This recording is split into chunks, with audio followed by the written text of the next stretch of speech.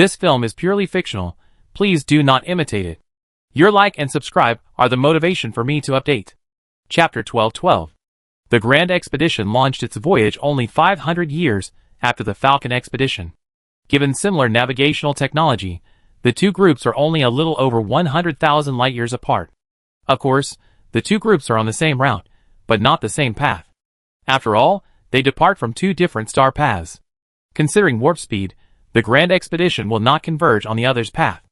The two paths diverge by approximately 1,000 light-years. This distance will increase as they approach the target star system, but they will never overlap. During the voyage, the Grand Expedition also deployed numerous probes for lateral detection, specifically to detect traces of the Falcon Expedition's warp speed. However, to conserve resources, these probes were not frequently deployed. The experience gained from previous voyages proved quite useful. As soon as the Grand Expedition organization set sail, the primary life forms of each civilization entered hibernation mode, evidently unwilling to waste their lives on such a slow and lonely voyage. The same was true for the scientific teams of each civilization.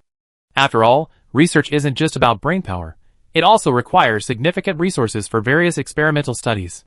During the Grand Expedition, the primary focus was clearly on navigation, with all supplies and resources allocated towards this endeavor.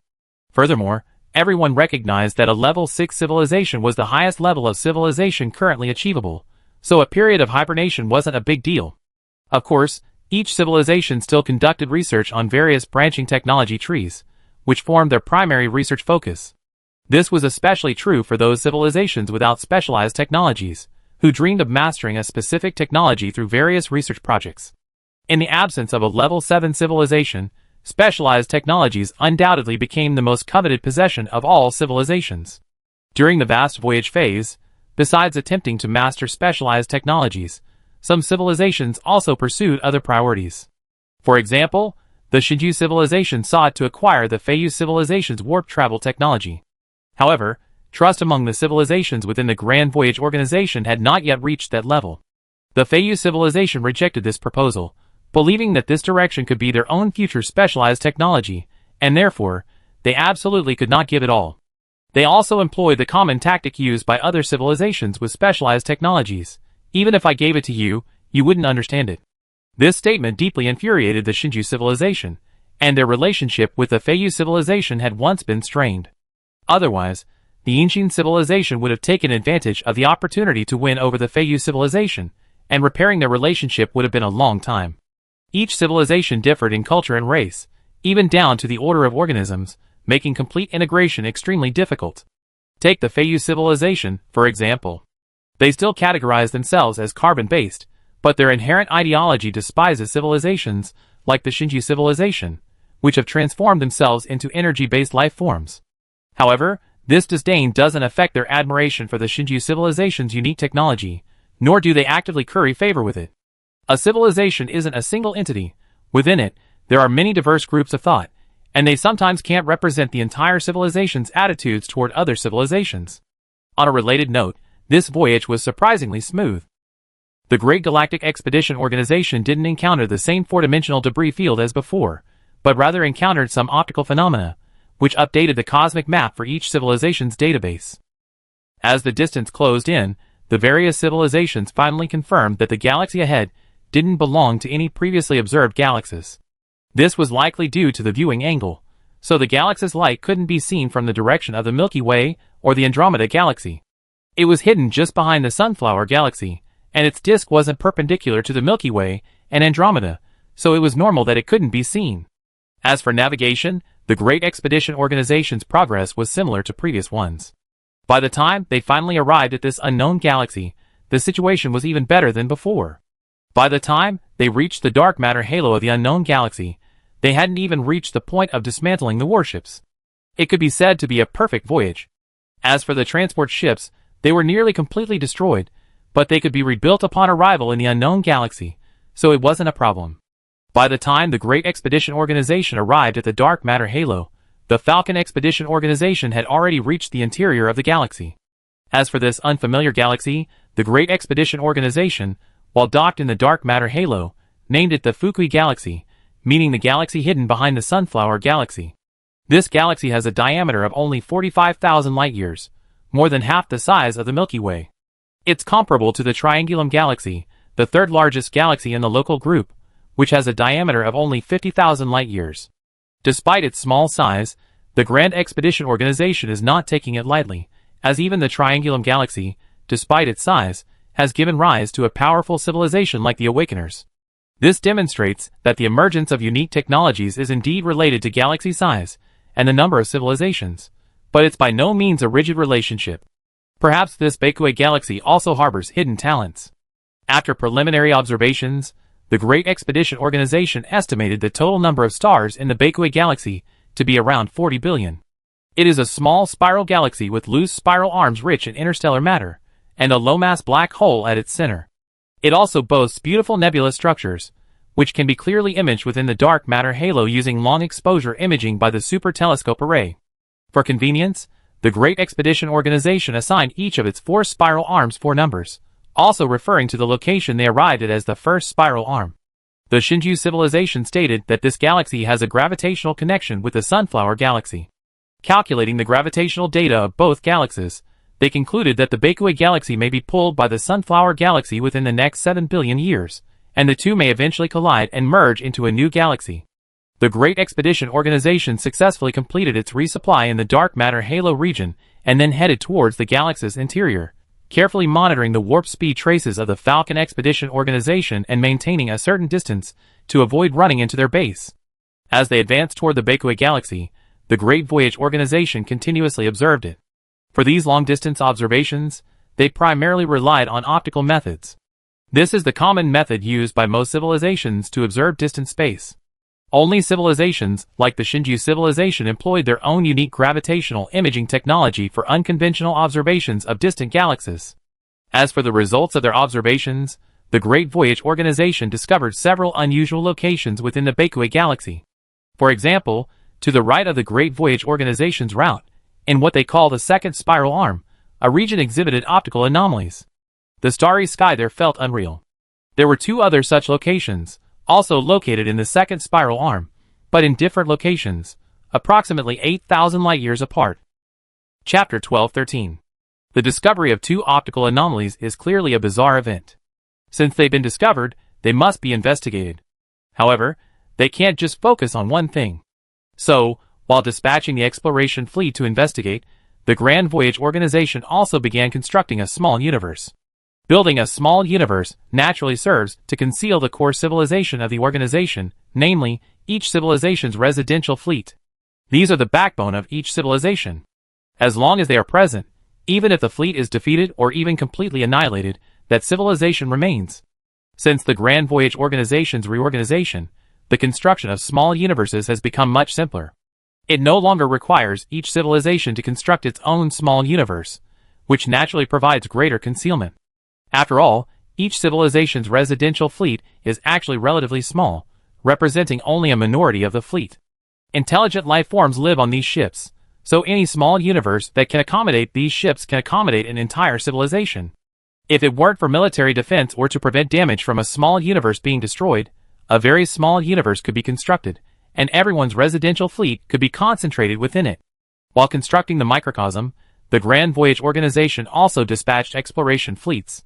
Some were sent to investigate optical anomalies, while others headed to other star regions for routine exploration, patrols, searches, and the search for traces left by the pioneers.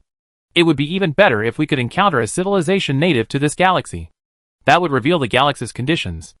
Is it a harsh environment like the Milky Way, a corrupted rule like the Andromeda Galaxy, or perhaps a galaxy-level microscopic demon with the potential for world destruction, like the Sunflower Galaxy? The civilizations that had departed from the Milky Way had already experienced this twice, so this sort of thing was a piece of cake for them. Ordinary level 6 civilizations didn't need any special instructions. They simply knew what to do. Human civilization, one of the 4 distinctive technological civilizations, had also dispatched numerous probes, but its role in this regard was still to wait for news and maintain command from headquarters. Even when human civilization wanted to deploy the Tianqin, the other technological civilizations were somewhat reluctant, as they felt it was more reassuring for the Tianqin to remain at headquarters. Even the Shinju civilization felt the same way. The Galactic Center civilization was even more aggressive. They seemed to be showing off their unique technology. Upon arriving in the Baekue system, they cheerfully told human, Shinju, and Awakener civilizations, "Just wait for my news. Your detection capabilities aren't as high as ours anyway." This made sense. Whether they admit it or not, the Galactic Center civilization's detection technology was indeed the most advanced among the group. Thus, they were primarily responsible for the detection of the two optical anomalies. Yes, but they're the primary ones. Humanity, the Divine Principle civilization, and the Awakeners, the three distinctively technological civilizations, aren't confident they go on their own. The reason isn't, of course, that they're worried about the Galactic Center civilization's exploration fleet being in danger, but rather that they want to prevent them from monopolizing any potential adventures at the optical singularity. Furthermore, we can't just rely on the Galactic Center civilization's one-sided account of the exploration. Otherwise, if they truly have some hidden agenda, everyone will be completely screwed. Although the three distinctively technological civilizations have recognized the Galactic Center civilization as the four of us, they still have many concerns about them. This barrier can only be fully resolved by integrating the Galactic Center civilization's residential spacecraft fleet and ensuring they can destroy them in one fell swoop.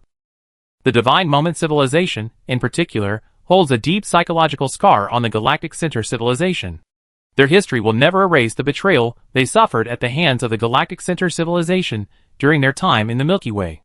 This galaxy is not large, only 45,000 light-years, so exploration progress is naturally much faster. However, this wave of exploration has been astonishing, with not a single advanced civilization discovered. If it weren't for the discovery of a primitive civilization in the first spiral arm, the Grand Expedition Organization would have almost believed that there were also galactic-level microscopic demons here. The Grand Expedition Organization is currently not particularly interested in primitive civilizations. The Awakeners paid some attention to them, but when they discovered they didn't meet the requirements of a fallen civilization, they dropped their interest. There are warp tracks within the galaxy, but they are pitifully rare. This could be due to the Grand Expedition Organization's initial exploration, or perhaps the galaxy is too small to have given birth to many interstellar civilizations. Both scenarios are possible simultaneously. In short, we have to wait a long time to understand the situation here. Many civilizations also speculated that the far-away galaxy, roughly the same size as the Triangulum galaxy, might share a harsh environment similar to the Milky Way, potentially harboring one or more powerful, level 6 civilizations. However, these matters had nothing to do with the Grand Voyage Organization. The four distinctive technological civilizations' current stance was, as long as the indigenous civilizations of these galaxies didn't cause trouble, they could be ignored. The Grand Voyage was the top priority. Since no other civilizations could be found, the Galactic Center civilization, as the lead civilization for the exploration mission, developed ulterior motives. They dispatched dozens of exploration fleets to the star regions, where the Falcon Voyage Organization might dock. Apparently, the Galactic Center civilization believed the Falcon expeditions had arrived here first, so they wanted to find them and inquire about their discoveries. Before they found the Falcon expeditions, a reconnaissance fleet consisting of reconnaissance vessels from the Galactic Center, human civilization, and the Divine Moment civilization, along with several Awakeners, finally arrived at the nearest optical anomaly. But this close-up exploration startled all four distinctive technological civilizations, for they witnessed a sight they had never seen before. From a normal optical perspective, the starry sky depicted by the optical anomaly was vastly different from ordinary space. Now, what the four distinctive technological civilizations saw was a picturesque star system. The four distinctive technological civilizations expanded their optical exploration perspective and discovered that the same pattern was true in other starry skies ahead, with several star systems transformed into canvases. On that canvas, the internal structure of every star, planet, and even comet was clearly visible. The rings formed by the temperature difference between the interior and exterior of each star could also be clearly observed. They were like stars and planets in a painting, as if flattened against the wall by some divine force. This is a two-dimensional space. The four distinctive technological civilizations were quite knowledgeable and recognized it instantly.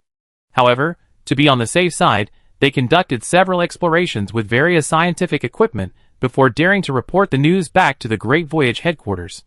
Back at the Great Voyage headquarters, the leaders and scientists of the four distinctive technological civilizations, having just received the news, immediately appeared in the virtual conference room for a meeting. A two-dimensional space. This was definitely a major discovery. More importantly, this two-dimensional space was vast. According to the information transmitted by the exploration fleet, It was at least 3,000 light-years in extent. With such a large area transformed into two-dimensional space, it's no wonder that the Great Voyage Organization detected its optical anomaly from afar. The Great Voyage Organization knew what two-dimensional space meant, having seen four-dimensional space. Most disturbingly, there were more than one such optical anomaly. This meant that, although this galaxy was small, it was highly likely that a civilization possessed the means to attack with two-dimensional force. An ordinary level 6 civilization would definitely not be able to do this, so the one who possesses this method must be either a level 7 civilization or a civilization with unique technology. Chapter 1214. Comparing the size of the two-dimensional area, it must be a relic of a level 7 civilization. After all, it covers an area of 3,000 light-years.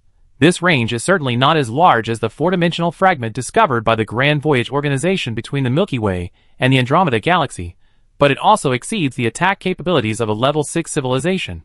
Level 6 civilizations with unique technologies do have ranged strikes, like humanity's quantum banishment strike, but they are nowhere near reaching thousands of light-years. So, upon first receiving this data, everyone assumed it was a remnant of a level 7 civilization. Other civilizations call this type of strike a two-dimensional strike, while humans call this unprecedented weapon a two-dimensional foil. Science fiction has described this weapon throughout human history as a piece of crystal-clear paper with no thickness. However, the precise method by which this unknown civilization achieved the two-dimensionalization of space remains to be determined, and perhaps even then, we won't know. We only know that the general principle is that one of the three dimensions of the macroscopic world is injected into the microscopic world, transforming the macroscopic world into two dimensions. The Great Voyage Organization had previously seen macroscopic four-dimensional space, but now it was two-dimensional space, the two being the exact opposite. In terms of four-dimensional space, the Great Voyage Organization had seen four-dimensional fragments and had encountered the Tiandu civilization, which possessed four-dimensional jump capabilities. They knew that a certain dimensional coding could allow for temporary entry into four-dimensional space, and it seemed that the Zhongxian civilization possessed such unique technology. Back then, the Xinju civilization upgraded their neutron battle star to defend against attacks from the fourth dimension. Now, seeing two-dimensional space, they were uneasy again. Technically, their neutron star is already vulnerable to dimensionality reduction. Neutron stars are products of a three-dimensional world, and everything they contain is three-dimensional. Dimensionality reduction, however, involves the laws of dimensionality. It doesn't matter what you are, as long as you exist within space, you be reduced to two dimensions. Unless they possess something similar to four-dimensional coding technology that can temporarily protect their three-dimensional structure from destruction, they be reduced to a mere painting, like the planets we see today. Well, we need a detailed two-dimensional gravitational structure. It looks like our neutron battle star will need some work. In the virtual conference room, the leader of the Xinju civilization, looking at the information from the exploration fleet, spoke with bitterness. Hey, I believe you can install a four-dimensional defense patch, but as for an anti-dimensionality reduction patch, it's not that we look down on you. Honestly, I think it's difficult for you to do it. That involves the application of dimensional laws, just like four-dimensional coding technology. It requires a natural talent for that kind of thing. I think you better not waste your time. You used it as an excuse to slack off last time. If anything goes wrong, don't even think of using it this time. The leader of the Galactic Heart civilization responded. Ever since the breakthrough in hidden detection technology, which was determined to be a unique talent of the Galactic Heart people, he spoke much louder in the conference room, twisting his five-pointed star-shaped body and blinking his four eyes as he spoke. Just because you can't do it doesn't mean others can't. The secrets of gravity are beyond your imagination. Don't talk nonsense if you don't understand. It makes you look ignorant. The leader of the Divine Principle civilization immediately retorted, giving the Galactic Heart civilization no face. Seeing the two civilizations poised to continue their feud, Yu Yuan quickly smoothed things over. All right. We're here to discuss two-dimensional space, not to argue. If anything unexpected happens, the four of us will have to work together. The leader of the Xinju civilization, of course. Our reputation is well known. It's just that some civilizations. The Ancient civilization, knowing they were being addressed, asked, "What do you mean?" The leader of the Xinju civilization said firmly, "It's nothing serious. I was just saying it casually. But I see you're asking as if you want us to tell you about your glorious history. Your previous leader was martyred by an electronic warship, so it's not surprising that your other leadership group doesn't know. So let's discuss your glorious history in the Milky Way. Awaken illusion. Hey you two, that's enough. You've both been intelligent beings for years, and you don't feel comfortable without a few words every time you get together. Let's first discuss how to prepare for the two-dimensionalization of space. After a pause, the Awakener illusion continued. While we may not necessarily be attacked by dimensionality reduction, since we encountered two-dimensional space here, we must prepare for it. Otherwise, it will be as disastrous as encountering four-dimensional space. Yuan took over. That makes sense. Furthermore, since we encountered this phenomenon, no matter how the two-dimensional space was formed, we must thoroughly investigate it. If its trace is left by a level 7 civilization, there might be remnants of a level 7 civilization in this galaxy. As Yuan spoke, the leader of the Shinju civilization was communicating with relevant scientists in his own civilization's private chat channel. Is there any way to make the neutron battlestar resistant to two-dimensionalization? A representative from the Shinju civilization scientific team immediately responded. We don't understand four-dimensional coding technology, and two-dimensional coding technology is probably also difficult. However, perhaps we can start with gravity. Two-dimensionalization, to put it simply, is to squeeze one of our dimensions into a microscopic curl. So, I think if we can lock the three-dimensional structure of the neutron battlestar through gravity, we might be able to resist two-dimensionalization to a certain extent. Oh! So it's possible? The Shinju civilization leader said excitedly. I can't guarantee it yet. This may take a long time, and perhaps even our current understanding of gravity is not enough. But regardless, we have to try hard. So the more parameters about two-dimensional space, the better. You know, we're dying to be near that two-dimensional space, so we can conduct mini experiments. Excellent. The Shinju civilization leader said on the internal channel, then returned his attention to the virtual conference room. He then announced that the Shinju civilization planned to send a scientific team, and hoped that the civilizations present would also cooperate to explore two-dimensional space.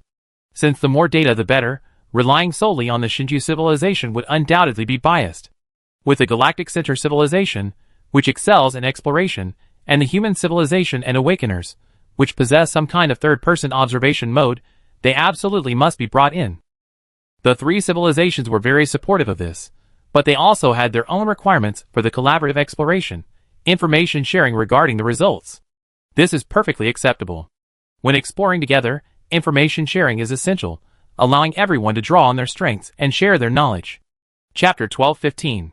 While the four distinctive technological civilizations were discussing matters related to the exploration fleet, the exploration team in the two-dimensional space transmitted another observation result to them via the Interstellar Network communication node. It was this information that furthered the four distinctive technological civilizations' understanding of the laws governing cosmic dimensions, and simultaneously increased their vigilance. The message consisted of a short sentence, roughly, two-dimensional space has been discovered to be expanding in all directions at the speed of light. The previously detected stellar canvas phenomenon is the result of the expansion of two-dimensional space. The core message was, two-dimensional space will expand on its own. This, Awakener Huan, as an all-rounder, muttered to himself upon receiving this news, how can this be? The three-dimensional universe is the result of the Big Bang. It should be the most stable spatial structure. If it is the most stable spatial structure, it should have the ability to recover. Just like those four-dimensional fragments, they are shrinking at the speed of light, but this two-dimensional space. The other three distinctive technological civilization teams also fell silent. Indeed, the four-dimensional fragments we encountered were shrinking at the speed of light. This means that where a four-dimensional weapon strikes, it will slowly revert back to three-dimensional space over time. The existence of four-dimensional space in the black hole regions of the Andromeda and Sunflower galaxies also proves that four-dimensional space requires energy to maintain. Furthermore, the Shinju civilization's theory of elastic spatial jumps can also indirectly reflect the stability of the universe's three-dimensional space. They have even put this theory to practical use, demonstrating the unique movement of the neutron battlestar, using spatial elasticity to build up energy and launch itself forward like a checkers puck. All of this undoubtedly informed the Grand Voyage organization of the stability of the universe's three-dimensional space. But now, the two-dimensional space was continuously expanding, something no one had anticipated. After all, according to common sense, it should have been shrinking since its emergence. With this sudden change in the situation, the ancient civilization lost interest in arguing with the Shinju civilization. Their leader, speaking on behalf of their team, muttered, "It seems we were wrong. We thought the two-dimensional space was most likely the work of a level 7 civilization, but now it seems not." The Shinju civilization leader also stated in a serious tone in the virtual conference room, It's most likely not the work of a level 7 civilization. After saying this, the Shinju civilization leader controlled the information display, displaying the visible two-dimensional area transmitted by the forward probe. Then, an indicator icon floated onto the star map as he desired. At the same time he said, "Look here, here, and here. If I'm not mistaken, the formation of this two-dimensional space must have begun here. This is the initial area." Detecting whether a two-dimensional space is contracting, expanding, or stable is actually very easy for a level 6 civilization. It can be seen, even through optical observation. If it were a large-scale dimensionality reduction attack followed by contraction back to the original three-dimensional space, then the planets in the original struck area should have been reduced to ashes, rather than the dazzling starry sky outside the two-dimensional space we see now. So the exploration team's conclusion must be correct. Yu Yuan also murmured, "If so, it must be the unique technology of the two-dimensional realm." The leader of the Silver Heart civilization sighed, "This is incredible. I never imagined such a powerful being could be hidden in this tiny galaxy. We don't know what kind of life form they are, whether they're a local civilization or a voyaging organization from another star system. It seems we can't avoid them if we want to safely search for the pioneer ruins here. Awake our illusion, I hope they can communicate well. At the rate at which two-dimensional space is spreading, we probably have less than 40,000 years left." He didn't want to touch the dimensionality reduction attack either. Judging from the current two-dimensional area, it was definitely a ranged attack, with an unknown initial range. The Silver Heart civilization team seemed to understand the Awakener illusion's implication. After 2 seconds of internal discussion, their leader spoke, "It seems we need to change our exploration methods. It's time for the civilizations within the organization to demonstrate their value." "Oh, you want them to test it?" The leader of the Divine Principle civilization turned his floating body towards the Silver Heart civilization team. The Silver Heart civilization stated, "First, find that civilization and attempt friendly communication. If that doesn't work, then we just let them test the waters. Being on guard is essential. We can't wait until the enemy is at our doorstep before becoming wary of an unknown civilization." The 3 distinctive technological civilizations all understood that the Silver Heart civilization's argument made sense. The Grand Voyage Organization is an organization, and the 4 distinctive technological civilizations aren't bodyguards. Other ordinary level 6 civilizations should also do what they can militarily. The 4 civilizations immediately agreed. As soon as they discovered that unknown civilization, they would have the level 6 civilizations in their organization contacted. On a related note, the discovery of the two-dimensional expansion of space has further deepened the Great Voyage's understanding of the universe's profound shattering flaws. Previously, there was the cosmic catastrophe of vacuum decay, and now there's the two-dimensionalization of space. Based on current observations, this two-dimensionalization will persist. The latest detection report from the exploration team ahead claims to have detected a massive energy reaction within the two-dimensional region. This suggests that the transition from three-dimensional space to two-dimensional space is a dimensional fault. It not only completely curls the macroscopic dimension down into the microscopic, but also releases a massive amount of energy. Based on current observations, some of this energy enters the microscopic realm along with the curled-up spatial dimension, while the rest seems to permeate the resulting two-dimensional world, serving as the source of power for its expansion and extension. Of course, this is only a rough conclusion reached by the Great Voyage Organization based on its own understanding. In reality, the mechanism behind the macroscopic dimensional reduction is likely even more complex, undoubtedly involving various quantum phenomena and numerous tachyon transformations. For civilizations possessing tachyon technology, know that tachyon lightsabers emerge from space and then return to space itself. There are also void weapons, which can transform matter into spatial matter. In other words, matter, macroscopic and microscopic space, energy, tachyons, and various fermions and bosons, they're all somehow connected. For a level 6 civilization, gaining insight into any of these phenomena could potentially lead to the development of a unique technology. Taken together, the representatives of the 4 distinctive technological civilizations in the virtual conference room couldn't help but wonder. The rules of dimensionality reduction, the endless two-dimensionalization of space, vacuum decay, and the modifications to the communication rules of the universe. What else? What exactly happened to this universe in ancient times? Furthermore, the dissolution of 4 dimensions occurs at the speed of light, and the fall of 2 dimensions also occurs at the speed of light. What secrets does this speed of light hold that are unknown to other civilizations? However, these are still distant future events. For the current Grand Voyage Organization, the most important thing is to accurately assess the power of the dimensionality reduction attack, as it can indirectly reveal the strength of the unknown Level 6 civilization. Chapter 1216. The Grand Voyage Organization must also complete the replenishment of its transport ships as quickly as possible and be ready to depart at any time. If time is truly running out, the search for the pioneers will be abandoned. The Grand Voyage Organization has obtained the Pioneer Star Map.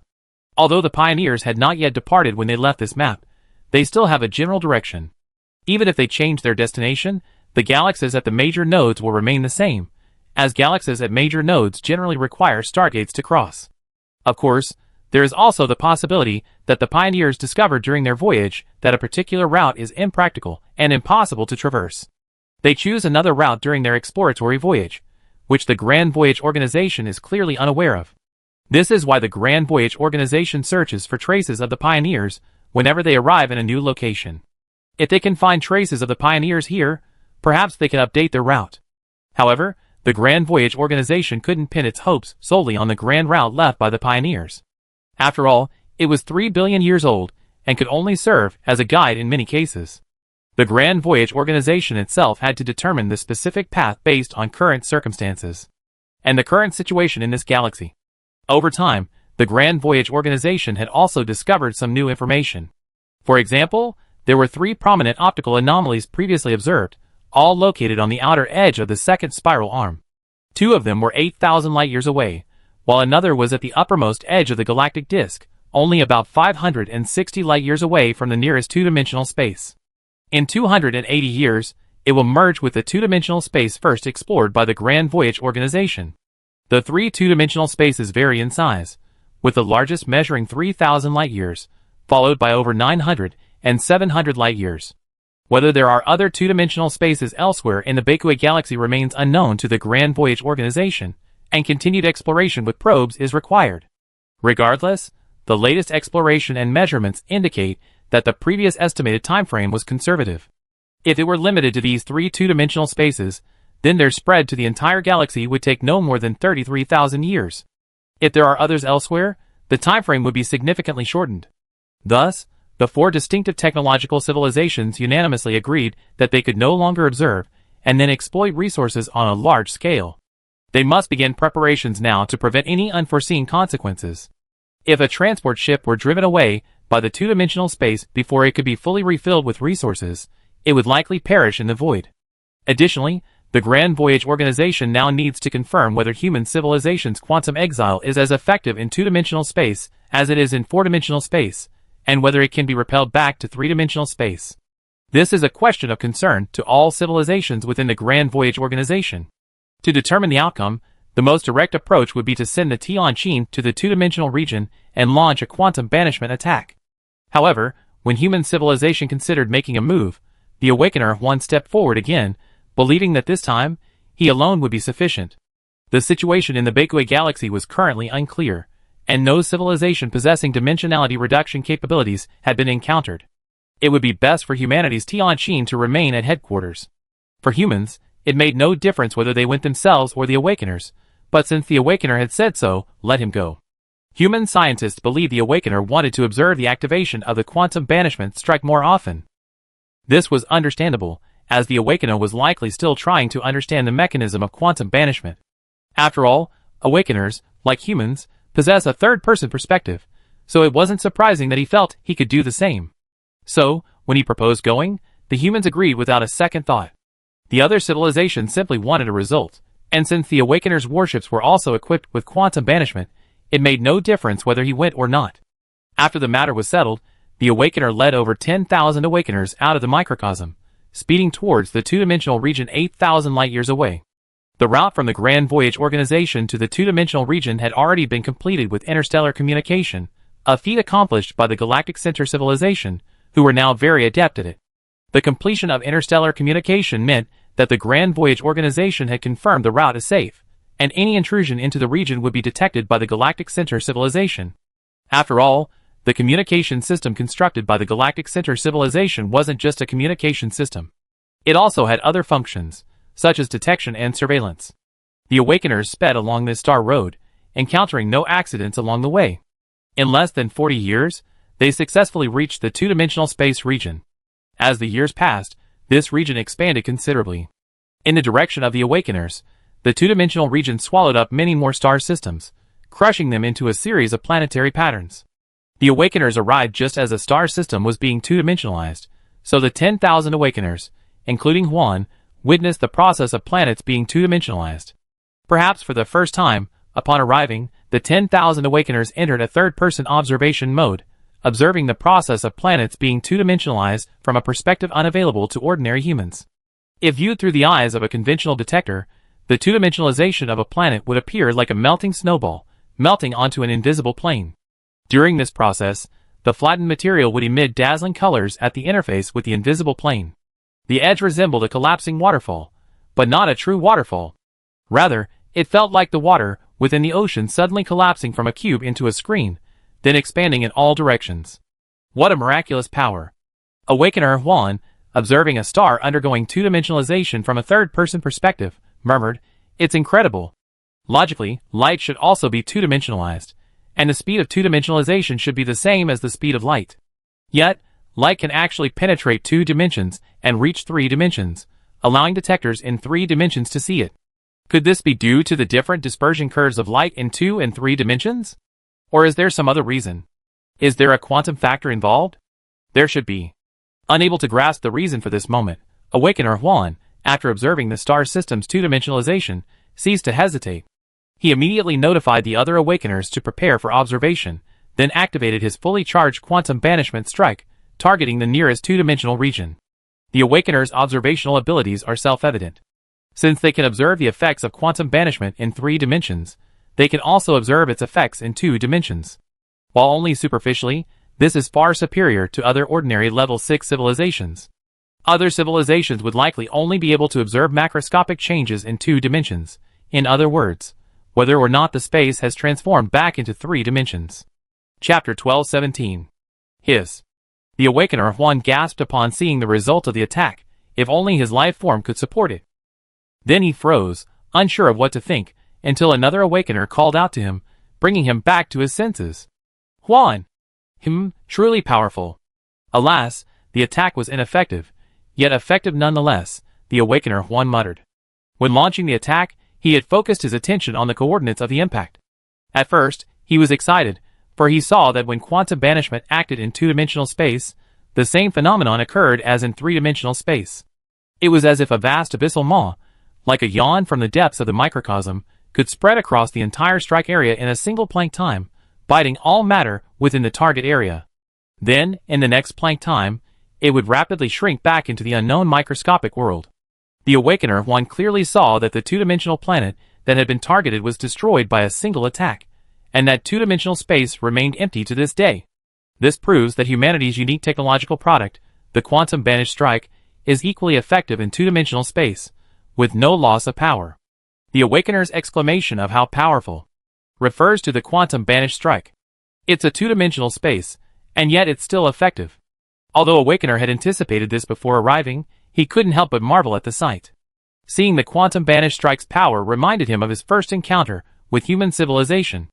It had only been so long, and yet human civilization had already grown to such a level, and their unique technological products were particularly offensive. These guys even had a third-person perspective, just like him. For the first time, Awakener Juan felt a surge of envy deep within him.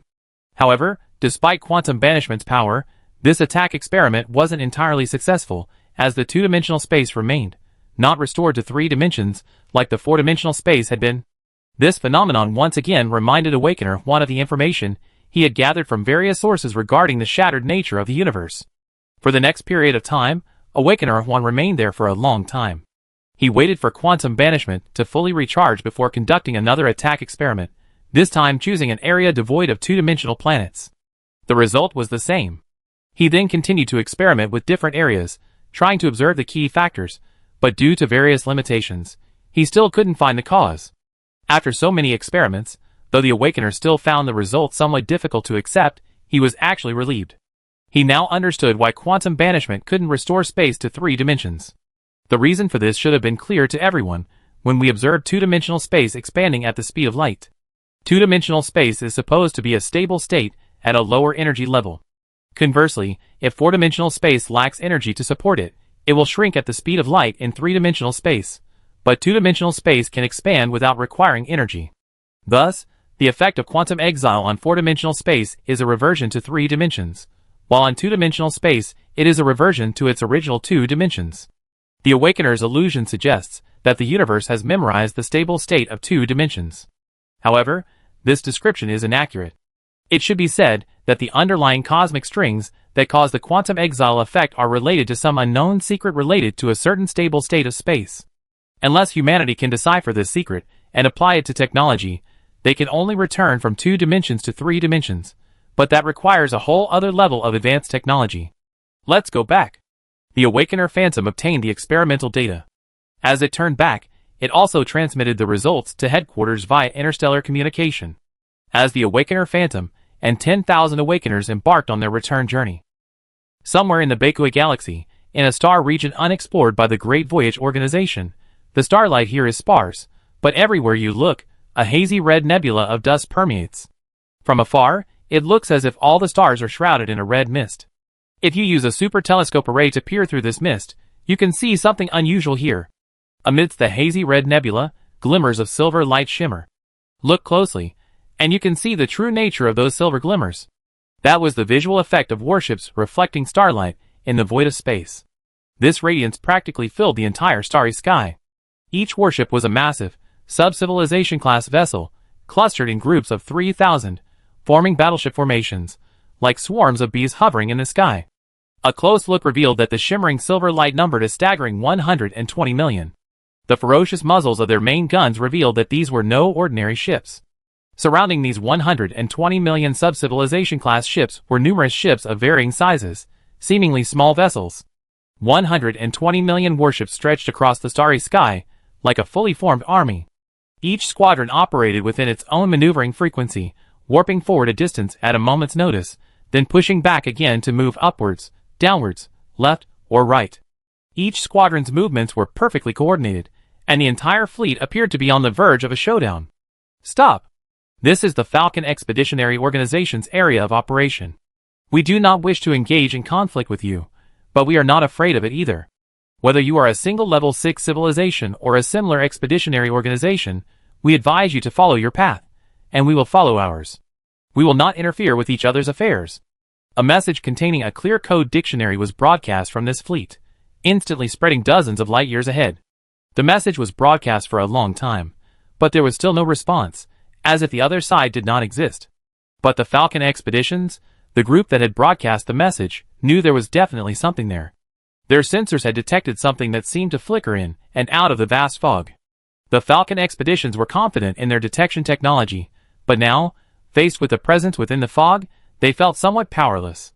According to the sensors' feedback, the unknown entity was sometimes detectable and sometimes undetectable. This was precisely why the Falcon Expeditions were so nervous, deploying so many warships to address the situation. Seeing no response from the entity, the Falcon Expeditions repeated the broadcast several times, ordering the fleet to be ready for combat at any moment. The newcomer was incredibly mysterious, and their concealment techniques seemed incredibly advanced. They were the most difficult entity to detect in the Falcon Expedition's entire history, forcing them to remain vigilant. After several repeated broadcasts, several messages appeared on the Falcon Expedition's internal communication channel.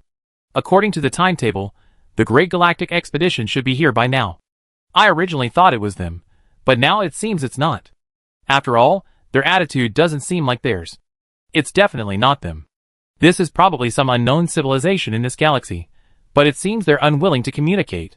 Could it be that their worldview is so different from ours that communication is impossible? It's hard to say. Chapter 12:18.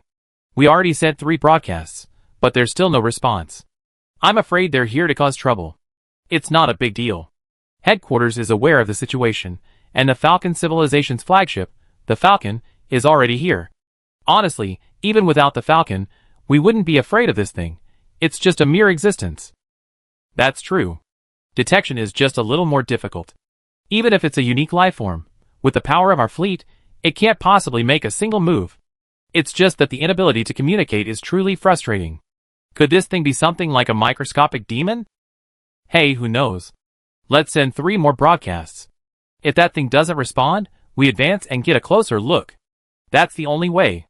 The sounds within the Falcon expeditionary fleet gradually faded until they died without a response. So they continued to advance, trying to get closer to see what the thing was. And so, the two, originally 30 light-years apart, quickly closed to 5 light-years. As if taking nothing seriously, the entity remained motionless even as the Falcon expedition's fleet closed in.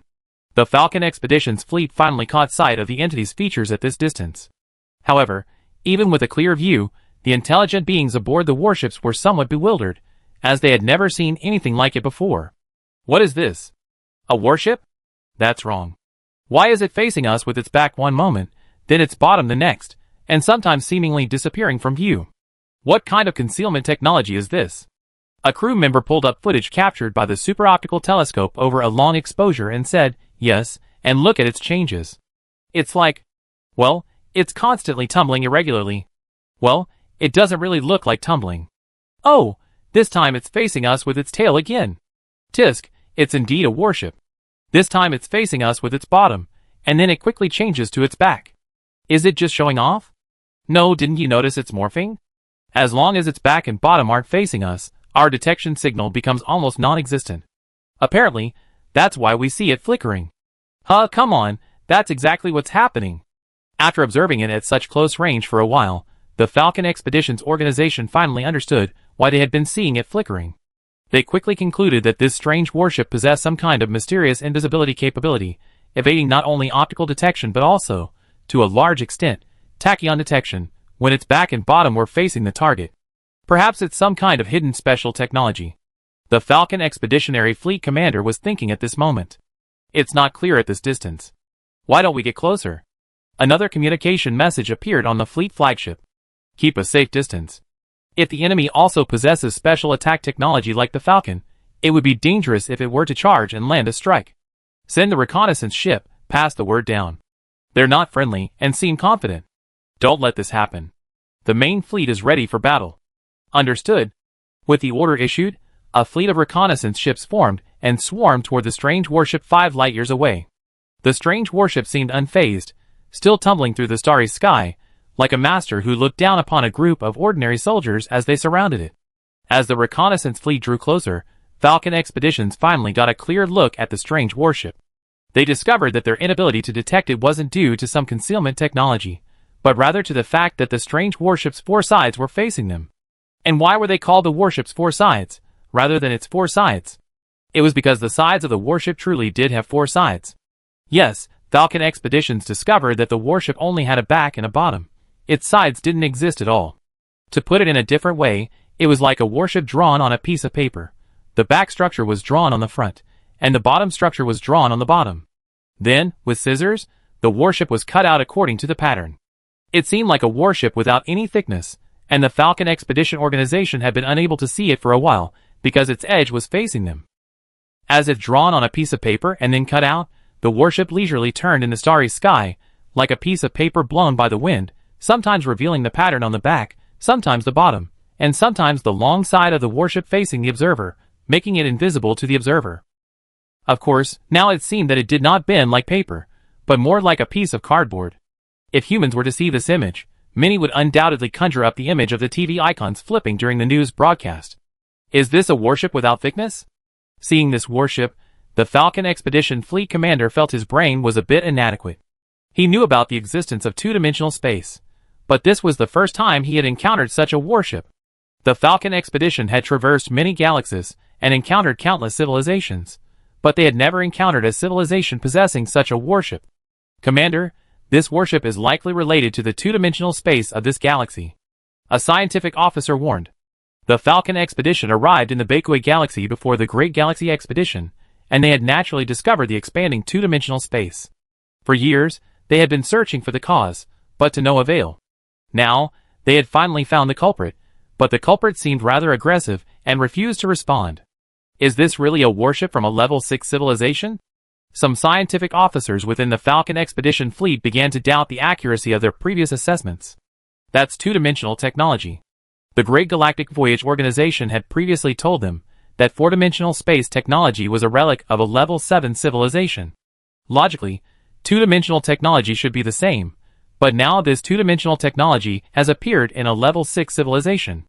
It seems that two-dimensional technology is the specialty of this unknown civilization. The Falcon civilization speculation is correct.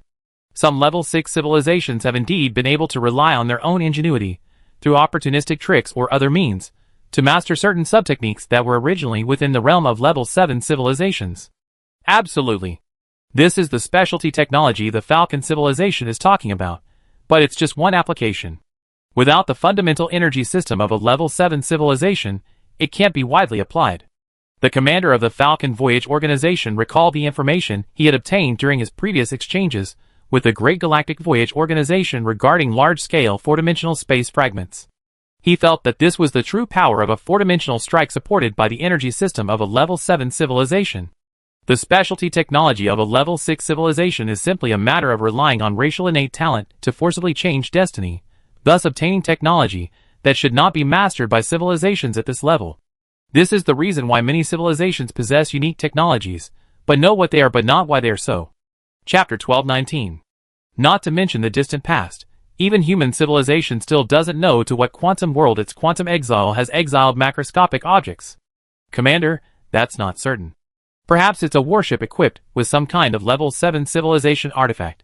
Perhaps the technology used to build the paper warship is level 7 technology. I heard that when we were communicating with the Galactic Grand Voyage Organization, they mentioned that they had encountered a level 6 civilization with a level 7 civilization artifact. They used that level 7 civilization artifact to achieve four-dimensional teleportation.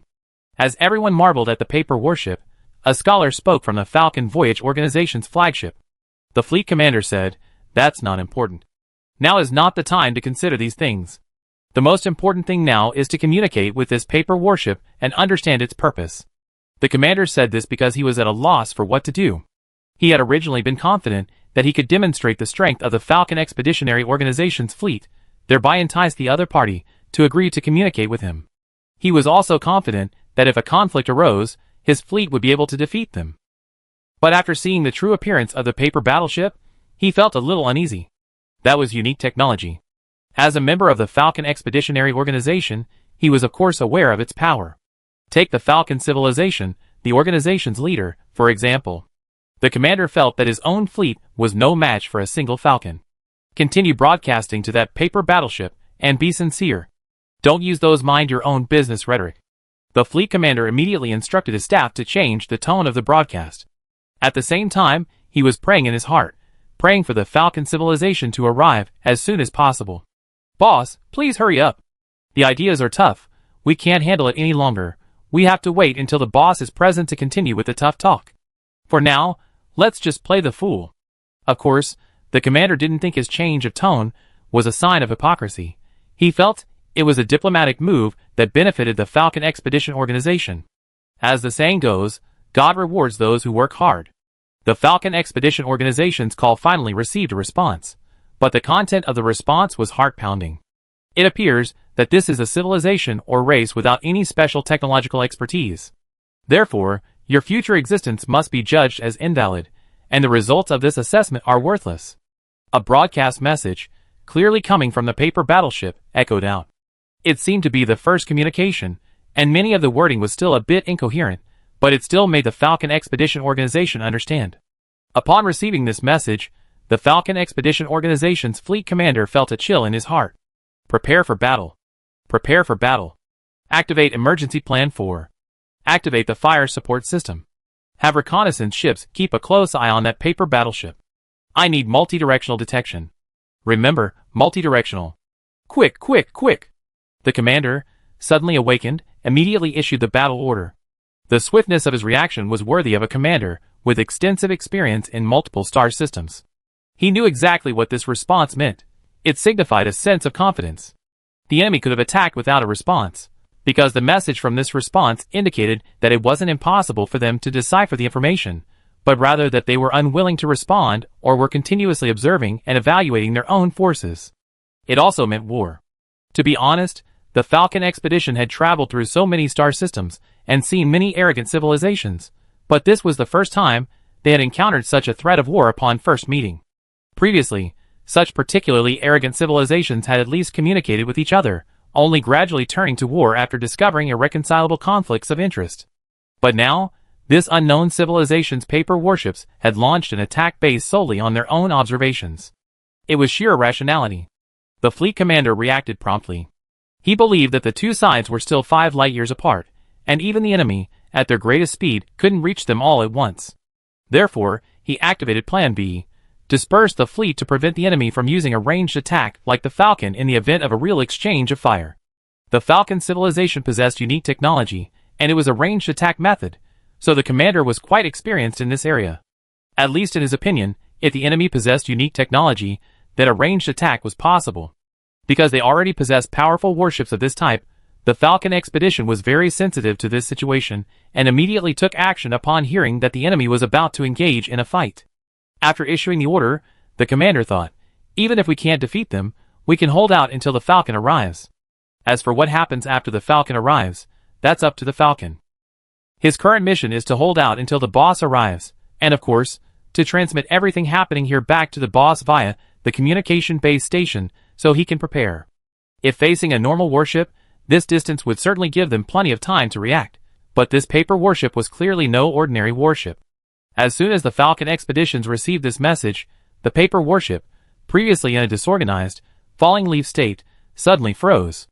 Then, its paper form stretched, becoming a long, narrow strip with one end larger than the other. From afar, it resembled an inverted triangle, its base perched in the void, its top stretched into the abyss of the cosmic background. Then, its form shifted again. The previously elongated piece of paper twisted at an angle, causing those observing it from the front to see its surface suddenly shrink.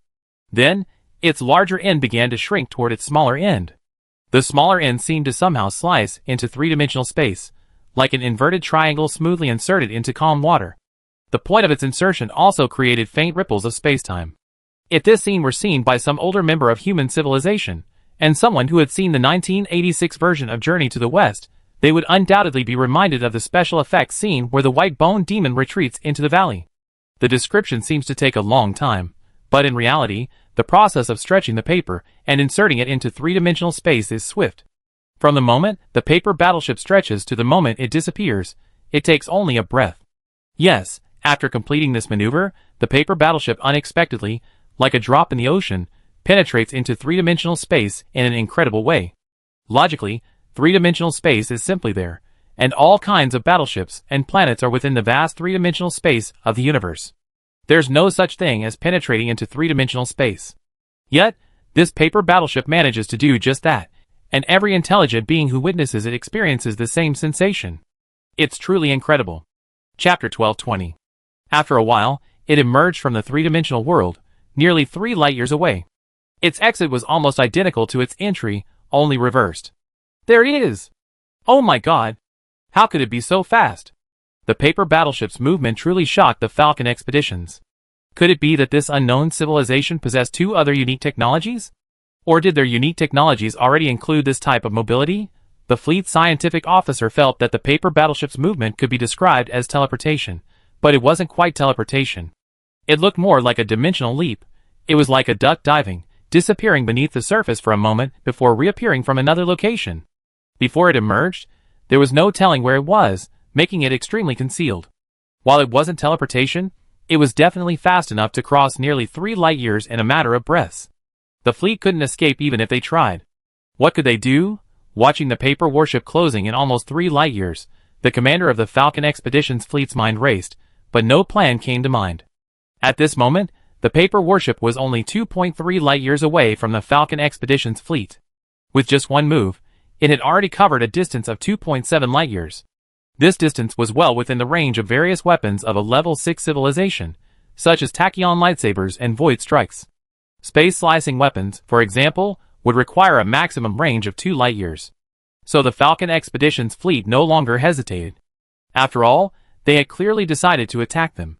How could they wait for them to attack them? After discovering the paper warship's teleportation and determining its location, the 120 million warships launched a salvo attack in small groups. Instantly, tachyon lightsabers crisscrossed the starry sky, and screens of light suddenly appeared.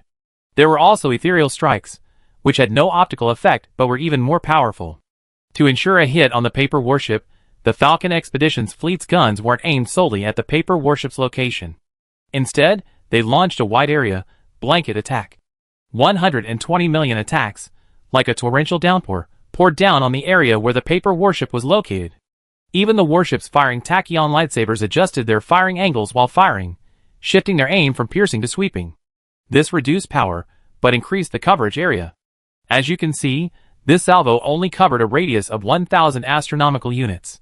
Yes, a salvo of over 100 million warships only covered an area of 1,000 astronomical units, but this was actually quite large, as the space occupied by warships was incredibly vast. 1,000 astronomical units is 25 times the distance from the Sun to Pluto. Even 100 billion warships could fit within this area, and not only would the space between them not feel crowded, but it would also be perfectly clear. Such a salvo would be more than enough to deal with ordinary warships, but it was a paper warship, a warship capable of teleportation.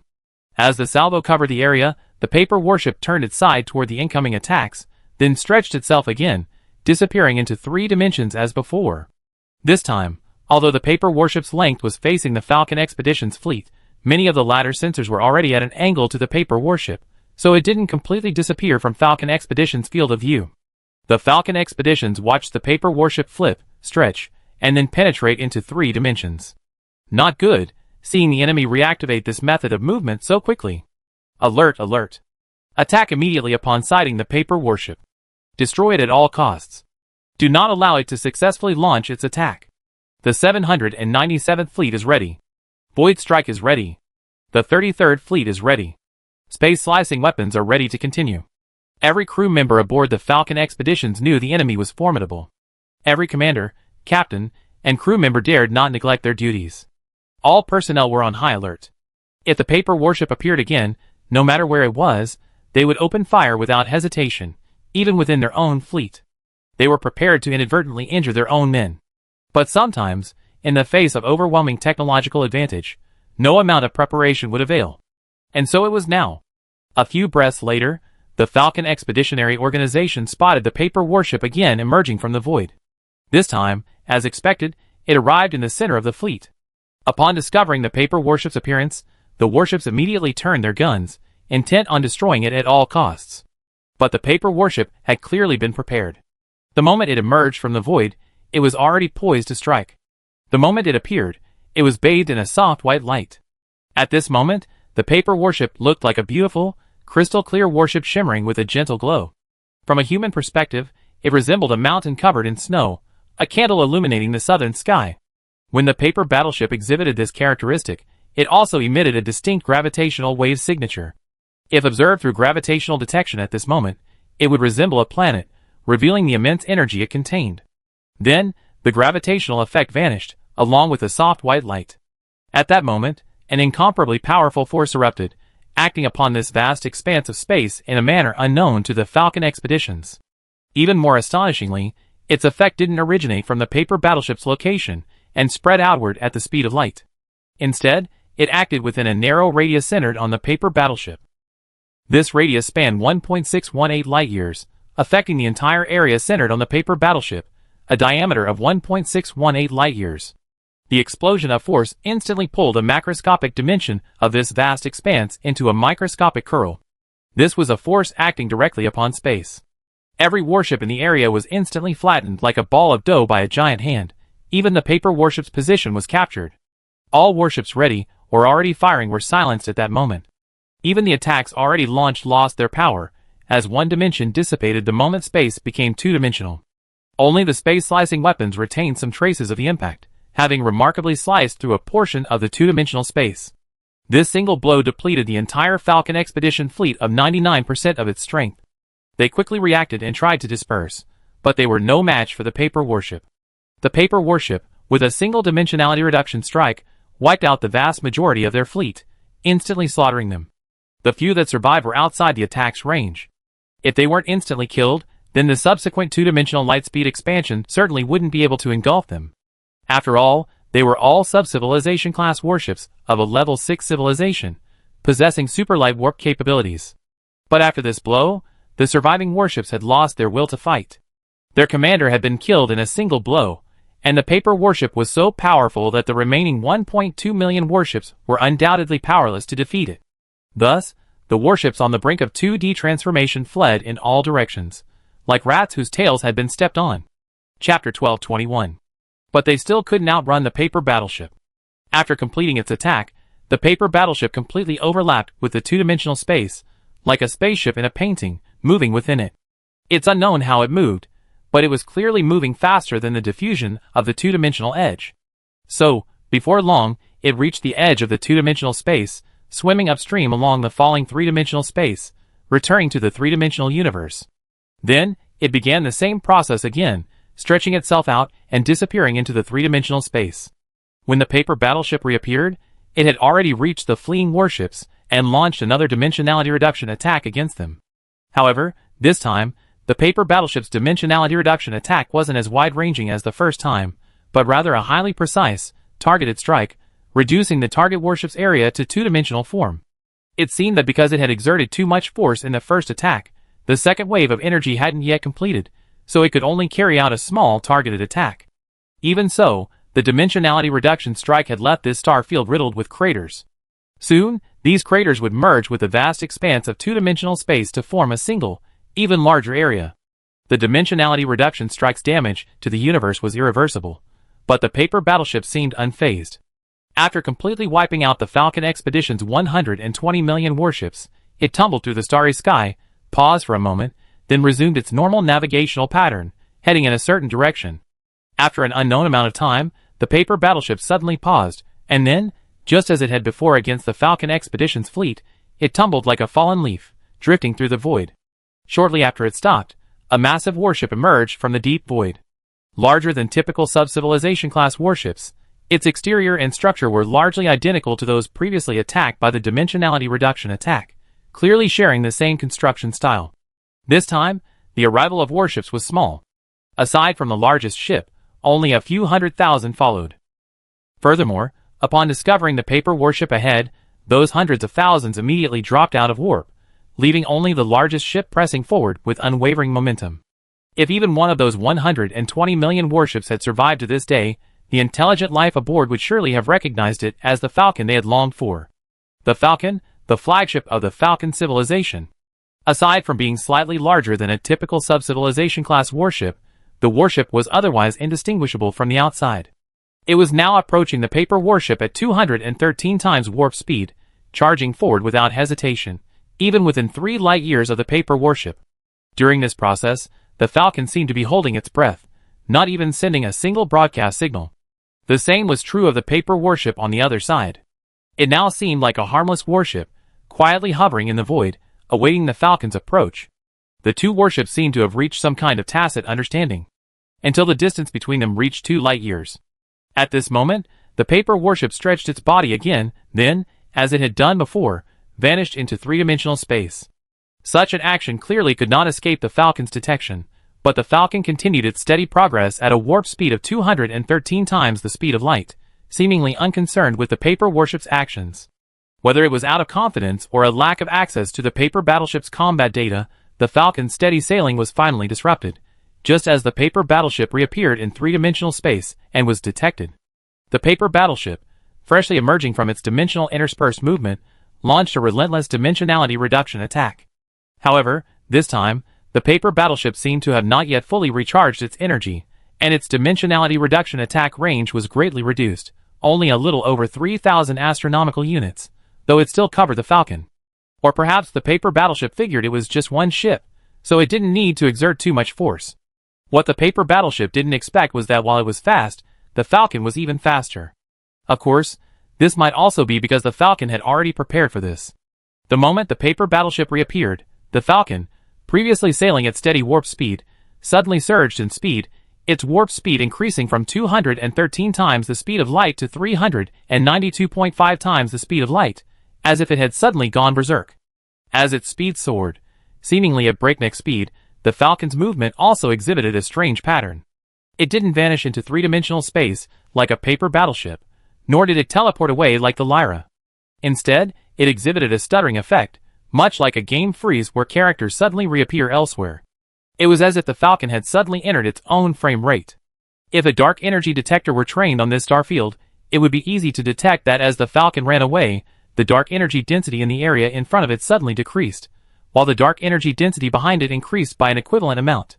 Then, it reappeared in the area of lower dark energy density ahead, completing a stuttering movement. After it completed its jerking movement, the dark energy in its area immediately returned to its original state, a state of dark energy calmness everywhere. It was as if the Falcon had exploited a loophole in the dark energy distribution rules, creating what appeared to outsiders as a jerking phenomenon. To put it in an anthropomorphic way, the universe was causing the Falcon to experience jerking in order to maintain the integrity of its dark energy rules. With this phenomenon, after several rapid jerks, the Falcon passed beyond the range of the paper battleship's dimensionality reduction attack. But the story wasn't over yet, for the Falcon hadn't come all this way to stage a desperate escape, but to eliminate the arrogant paper battleship in its report. Just as the Falcon was surging through the two-dimensional region, some kind of attack was launched. Behind the Falcon, the two-dimensional region where the paper battleship was located, including the three-dimensional space beyond it, was approximately 1 light-year long. Within the next Planck time, the dark energy density across the entire 1 light-year region increased in a step-like pattern, as if the dark energy had been suddenly compressed by some force. As the dark energy density increased, a grid of cracks suddenly appeared in this space, both the two-dimensional space within and the three-dimensional space outside, like glass before it shattered. Then, as if pulled outward from all directions, the entire space was pulled apart, fragments of space instantly shattering like shards of glass.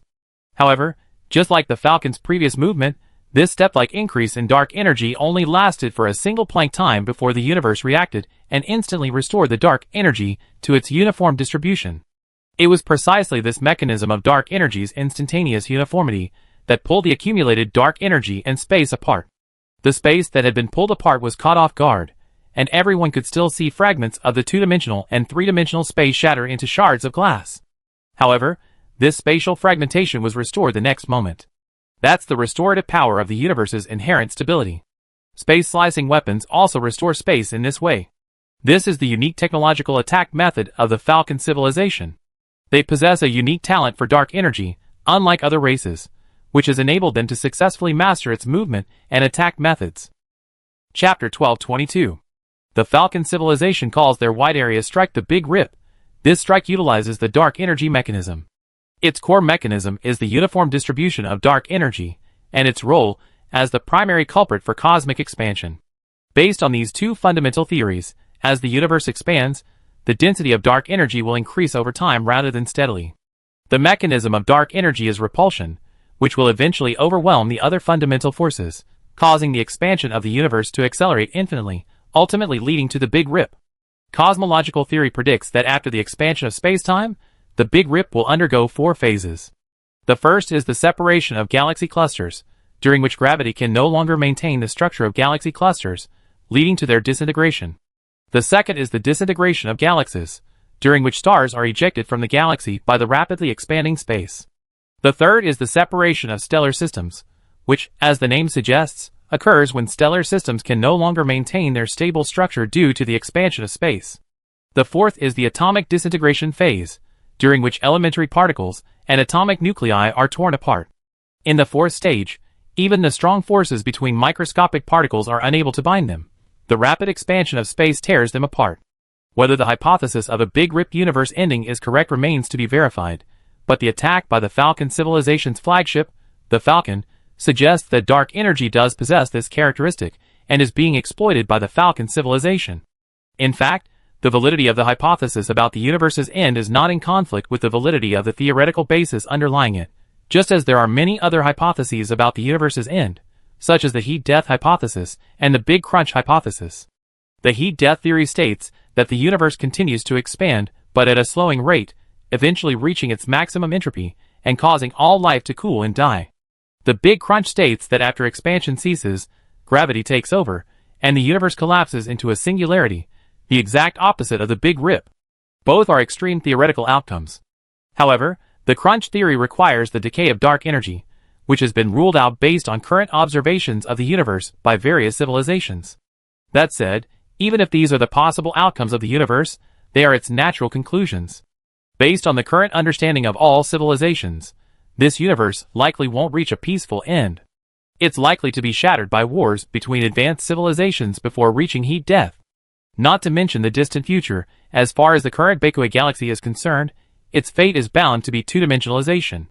A single level 6 civilization with unique technology could create such a cosmic catastrophe. A more advanced civilization could potentially transform an area of tens or even hundreds of thousands of light years into two dimensions with a single strike, or cause vacuum decay or other cosmic catastrophes. In short, everyone is no longer so shocked by the natural end of the universe. After all, everyone knows that this part of the universe is already in tatters. Even now, seeing the irreversible phenomenon of two-dimensionalization in the Bakeway galaxy, the civilizations of the Grand Voyage Organization are not worried, because worrying is useless. They have no ability to prevent it, and they may even be one of the cause of the disaster. This is foreseeable. Take the current situation of the Galaxy Grand Voyage Organization as an example. After witnessing the dimensionality reduction attack, each civilization will undoubtedly think of other powerful and unique technological methods of attack. In order to successfully reach the end of the Grand Voyage, everyone will undoubtedly do everything possible to improve their combat effectiveness. In the process, perhaps some kind of cosmic catastrophe-like attack was created. To survive, each civilization would inevitably seek to protect itself through force. This is the nature of the universe. You can't convince every other civilization with just words. Even if you don't want to harm them, you must ensure you're not swept away in a single blow. When it comes to sweeping away other civilizations in a single blow, both the paper battleship and the Falcon possess this capability. And now, the battle between these two top-tier warships has captured the attention of all civilizations. Yes, all civilizations. Although the battle between the two seemingly lasted only a single round, the resulting turmoil was so great that the Galactic Center Civilization's exploration fleet, originally searching for the Falcon Expeditionary Organization, spotted it from afar and immediately headed for the area. As luck would have it, they arrived just as the Falcon faltered and launched a massive rip-through attack. The Galactic Center Civilization's exploration fleet is quite professional, sometimes even risking their lives to get close enough to the scene to obtain first-hand data. Perhaps they believed their memories could be revived. Thanks to the dedicated work of the Galactic Center Civilization's exploration fleet, the Grand Voyage Organization witnessed the battle shortly thereafter. It can be seen that the Falcon's Great Rift attack had indeed taken effect. However, after the Great Rift, the two-dimensional space that had returned to its original form was still two-dimensional. Just as the two-dimensional space had been struck by quantum exile, it had already developed a certain form of stable structure. Unknown Civilization Flagship, I apologize for destroying your flagship without asking for your civilization's name. Honestly, you are indeed worthy of being named before our Falcon civilization. Having completed the Great Rift, the Falcon continued its rapid progress, but its warp speed had dropped from 392.5 times the speed of light to a more manageable 213 times, and its progress was no longer as jerky as before. Thinking it had already won, the Falcon continued its journey, broadcasting tachyon signals as if addressing nearby sensors. Apparently, they had also detected the Galactic Center Civilization's exploration fleet and knew their recent battle with the paper battleship had been witnessed. Since you possess warships as thin as paper, we shall call you a paper civilization. Rest assured, the Falcon expeditions will record the destruction of your paper battleship in our database. Of course, we will seek to settle this account with you later. You will be destroyed, but your paper battleship will live on in another form in the universe. As the Falcon was making its triumphant broadcast, a shadow suddenly emerged from the nearby void, seemingly swelling in the wind. The Falcon, with its detection systems constantly active, wasn't blind. It spotted the shadow as soon as it emerged. However, this sight sent a shudder through the hearts of the intelligent beings aboard. It was a paper battleship. How could it be possible? The crew of the Falcon found it hard to accept. They already hit it, so how could it not be destroyed? It had even approached them. Was it planning a counterattack? Humph. No wonder you're so confident. Turns out you're a civilization with unique technology. We were wrong about you. You're indeed worthy of dialogue with us, but... Once the paper battleship fully revealed itself, it immediately launched a counterattack, just as the Falcon civilization had predicted. However, as they launched their attack, they also simultaneously issued a tachyon broadcast. Chapter 1223. The Falcon also reacted promptly. They knew things were not going well when they spotted the paper warship reappear. They then saw the Falcon increase its warp speed to 392.5 times the speed of light, and its jerky movement pattern reappeared. After activating its berserk mode again, the Falcon civilization discovered that the paper warship wasn't completely intact. A top view revealed a missing corner of its wing. They also noticed that the missing corner was no longer a two-dimensional edge with no thickness, but a clearly detectable breach in the warship. Seeing this, the Falcon civilization's confidence soared. They had originally thought their attack had failed, but it turned out to have hit, but had avoided most of the damage.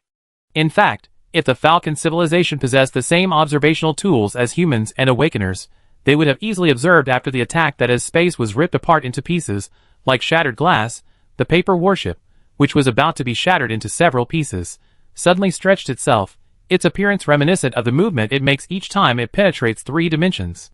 The difference was that this time it was even more slender, so much so that its entire hull had practically shrunk into one of the fragments. However, perhaps due to carelessness, unaware of the Falcon's powerful attack capabilities, its reaction was somewhat slow, and one of the ship's flanks was torn apart along with the space itself. It would have been a complete blast, but somehow, the paper warship managed to maintain its shape.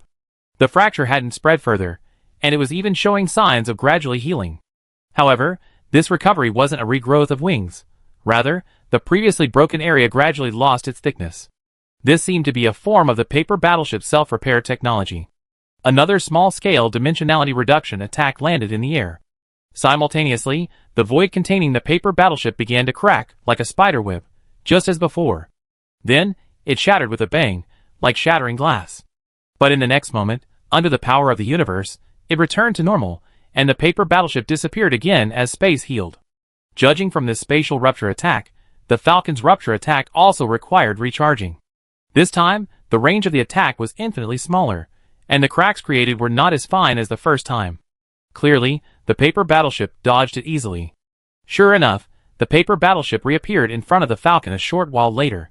However, this time, the paper battleship didn't launch a dimensionality reduction attack.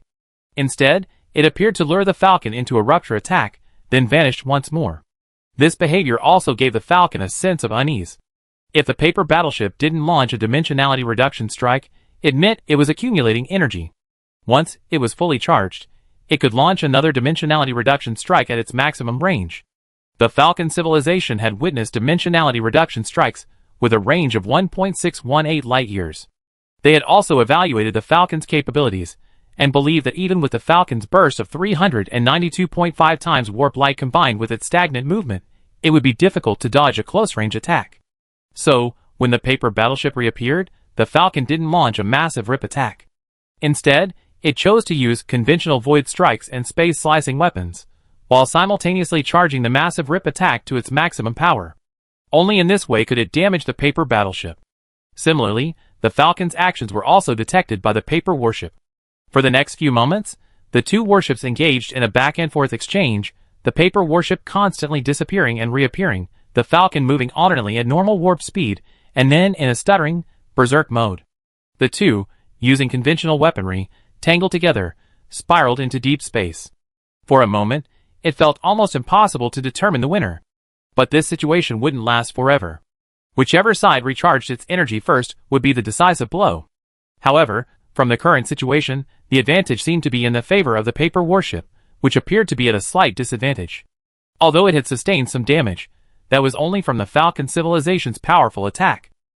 In other words, even if the Falcon civilization launched another full-strength attack, it would likely still dodge it, or lose another corner. On the other hand, the Falcon had no experience with the opponent's full-strength attack. Furthermore, the Falcon clearly had no ability to withstand dimensionality reduction. A single strike would kill it instantly. From this, it's clear that in the face of specialized technological weapons of mass destruction, almost all warships from level 6 civilizations are fragile. Even the warships equipped with specialized technological weapons are nothing more than glass cannons. Of course, I'm saying almost. Some civilizations' specialized technological products are remarkably tough, like the Shinju civilization's neutron battle stars. They're naturally immune to conventional attacks from electronic warships, and can withstand their ultimate attacks. While they were crippled, at least they weren't instantly destroyed. But now, neither the Falcon nor the paper battleships seem to possess this same toughness. The most frustrating thing is that both sides know the other is accumulating energy, yet they can only continue fighting. After a period of scrambling and fighting, each side discovers that the other's mobility is comparable to their own. If the other wants to run, they can catch up, and if they want to run, they can also catch up. Unless both sides tacitly agree to stop fighting, the battle will continue until one side is destroyed. As they engaged the paper warship, the falconers on the Falcon were apprehensive. They feared the enemy would fully charge up first, and then unleash a powerful attack. This is the only way. Reduce the attack range, then increase the precision and density of the strikes, leaving them with no escape. While jerking around, the Falcon launched a void strike at the paper warship that appeared ahead of it, followed by 3 more spatial rifts. However, the paper warship easily dodged it. This time, the paper warship still didn't launch a dimensionality reduction attack, but the Falcon civilization noticed a large gravitational wave reaction in the star field where the paper warship disappeared. It was as if there were hundreds of planets ahead, but where could these planets come from in such a void? Something's happening. The Falcon quickly burst into 392.5 times warp speed again, then rapidly turned in a jerking motion. As expected, just as they completed their evasion, they detected a large-scale spatial collapse in the starry sky ahead. It was clearly a dimensionality reduction attack, but not launched directly by the paper warships. Instead, upon their appearance, the warships released fragments of two-dimensional foil into the surrounding space, like a scattering of flowers. This was the phenomenon triggered by the activation of these two-dimensional foils. This was the paper warship's standard attack method. The two-dimensional foils were their pre-prepared cannonballs. As the paper warships moved rapidly, they were scattered like rubbish, transforming patches of the starry sky into 2 dimensions. The direct impact range of these two-dimensional foils, while not as large as those launched by the paper warships themselves, was still on the scale of 1 or 2 astronomical units. The key was their sheer number. As the paper warships continued to release the two-dimensional foils, the areas of dimensionality reduction they created would become one large area. If the Falcon hadn't reacted in time, it would have likely been sewn onto the isolated 3-dimensional island and effectively reduced to 2 dimensions. The 2 warships continued to exchange blows, racing along, and soon disappeared from the sight of the Galactic Center Civilization's reconnaissance fleet. Wherever the 2 warships passed, various two-dimensional pits appeared, like spatial traps, continuously expanding to form larger two-dimensional spatial regions. The continuation of this battle undoubtedly accelerated the countdown to the destruction of the Bakue galaxy. Chapter 1224. The 2 warships were moving so fast that the Galactic Center Civilization's reconnaissance fleet could no longer keep up. However, they refused to give up, dispatching a number of reconnaissance ships in the direction of the 2 ships, while another group headed towards the fleet led by the Falcon. Having finally found the Falcon Expedition Organization again, they naturally had to contact them. Although the Falcon Expedition Organization's attitude towards the Galactic Grand Expedition Organization had previously been less than friendly, that was the norm. After all, in that situation, offering friendly gestures was strange, as everyone knew. Their current purpose in contacting the Falcon Expedition Organization was, of course, to gain insights into the galaxy's situation through them. However, in this situation, the Falcon Expedition Organization had no energy to pay attention to the Galactic Center Civilization. Their fleet quickly followed the direction in which the Falcon and the paper warship had disappeared. Helplessly, the Galactic Center Civilization's reconnaissance fleet could only temporarily bring the news back to headquarters. Having received this information, the Grand Expedition Organization unhesitatingly dispatched its combined fleet, targeting the star region where the Falcon and the paper warship had disappeared. While this combined fleet might be called a fleet, it actually didn't have many warships. The largest number came from the Silver Heart Civilization, with 1 million warships, including the Galaxy. These warships were clearly the Galaxy's combat units. The Galaxy could actually carry 3 million warships as combat units, but this time, they clearly knew what they were facing and therefore didn't bring many combat units, as they wouldn't be useful. Besides the Silver Heart Civilization, the fleet consisted of only 2 warships, the Neutron Battlestar from the Shinju Civilization, and the Tianqin. This time, it was the turn of Awakener Huan, who had just returned to the organization's headquarters, and the other Awakeners to defend the home base. The Great Galactic Expedition Organization knew they would be facing the 2 other factions' most powerful warships, the Falcon and the Paper Battleship. Both were products of specialized technology, so they had no intention of leading a regular fleet, as a regular fleet would be useless. The reason the Galaxy, Lyra, and Neutron Battlestar were deployed together was because the Great Galactic Expedition Organization didn't want to fight a meaningless war. Of course, if negotiations failed, they would launch an all-out attack, destroying both flagships. Then, the world would be at peace. Awakener Huan had originally wanted to come, but he lacked teleportation. Even with a third-person piloting mode that allowed him to observe the enemy's attacks, he couldn't dodge them. Better to stay home and defend the home base. The Awakener civilization was a crushing force against ordinary level 6 civilizations, so everyone was relieved. In fact, if the Galactic Heart civilization's galaxy hadn't needed combat units, they would probably have only sent 3 warships this time. The formation for this expedition was meticulously planned, with the neutron battlestar at the forefront, the Galaxy and Lyra forming a triangular pyramidal formation to its left and right, and the Galactic Center civilization's million-strong warships trailing behind. Since the Galactic Center civilization had already scouted the route, and the Falcon Expedition Organization and the Great Galactic Expedition Organization's bases were not far apart, the fleet reached its target star region in just 3 months. This rapidity stemmed from the fact that the 3 civilizations, in addition to conventional warp speed, also employed their own unique technological methods of locomotion. The neutron battlestar would periodically perform elastic spatial leaps, while the Galaxy, with its millions of combat units, would pass through a series of 3-dimensional portals, moving at a speed resembling a school of dolphins leaping from the sea. Needless to say, the Lyra was undoubtedly utilizing quantum macro tunneling. However, when the 3 parties arrived at the target star field, they found no trace of the Falcon or the paper battleship. Instead, they discovered signs of destruction within the star field, with many star systems reduced to 2-dimensional canvases. This was clearly the work of the paper battleship, or perhaps the 2-dimensional foil it had thrown. Given the chaotic situation, the 2 must be nearby. As expected, the Galactic Grand Voyage Organization, with only a brief survey, had detected the presence of war waves a dozen light-years away. But now the waves seemed less intense, and it was unclear if the dust had settled. Are we too late? Yu Yuan, looking at the detection intelligence, frowned slightly, muttering, if the battle is already over, hopefully the Falcon civilization will win. After all, as organizations with whom they had contact and communication, the Galactic Grand Voyage Organization remained on the Falcon side. And so, the combined fleet continued its march toward the star field where the war had reverberated for a while, finally discovering the 2 opposing sides about 10 light-years from their front.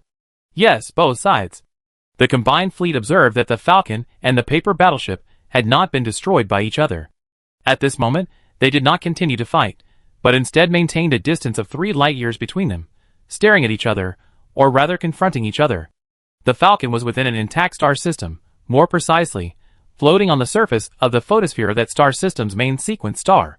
The paper battleship mentioned in the Galactic Center civilization's intelligence was quietly tumbling in space outside the star system, looking like a piece of paper with the back and bottom of the battleship painted on both sides.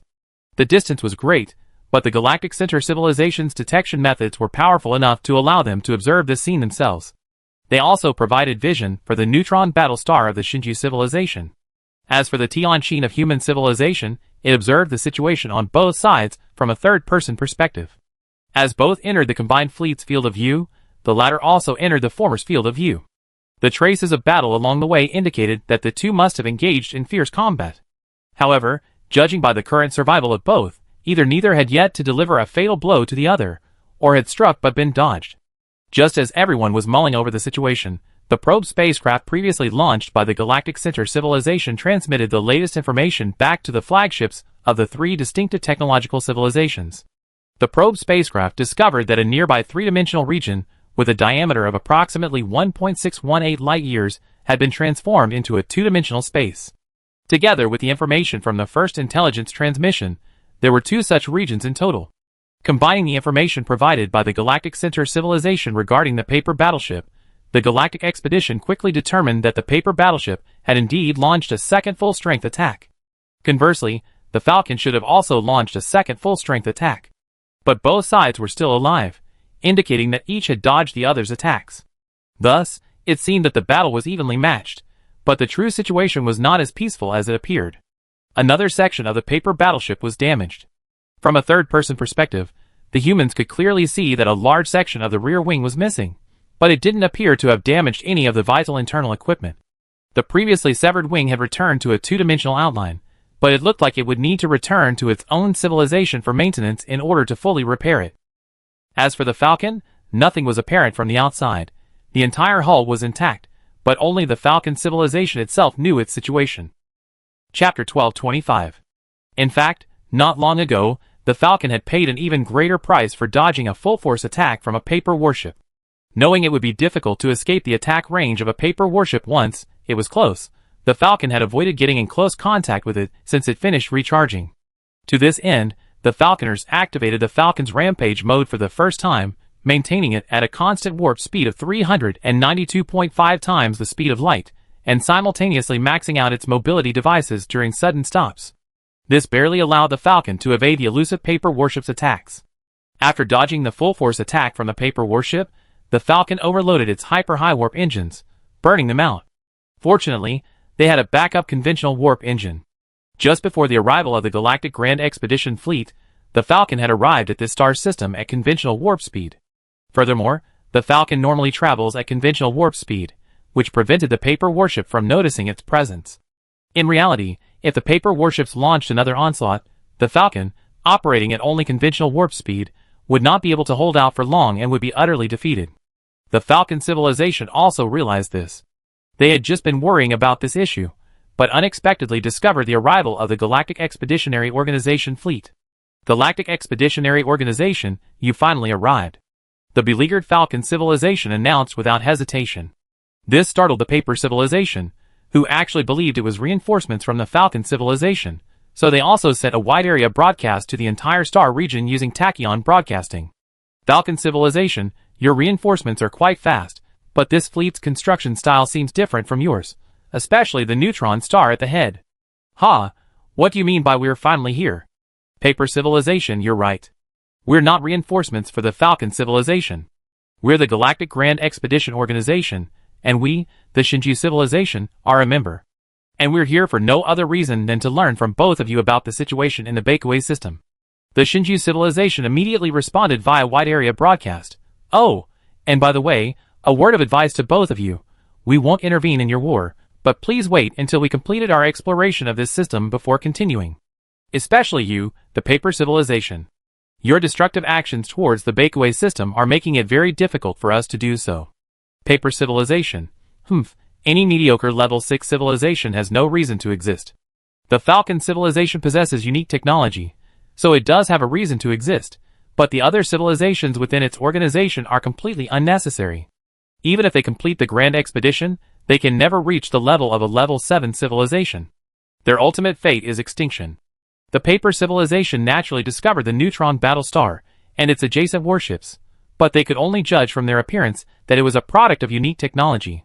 This prevented them from taking direct action, as they had previously done against the other civilizations in the Falcon Expedition Organization. However, they remained scornful of the Shinju civilization's sudden verbal attack. Shinju civilization? The Great Galactic Expedition Organization?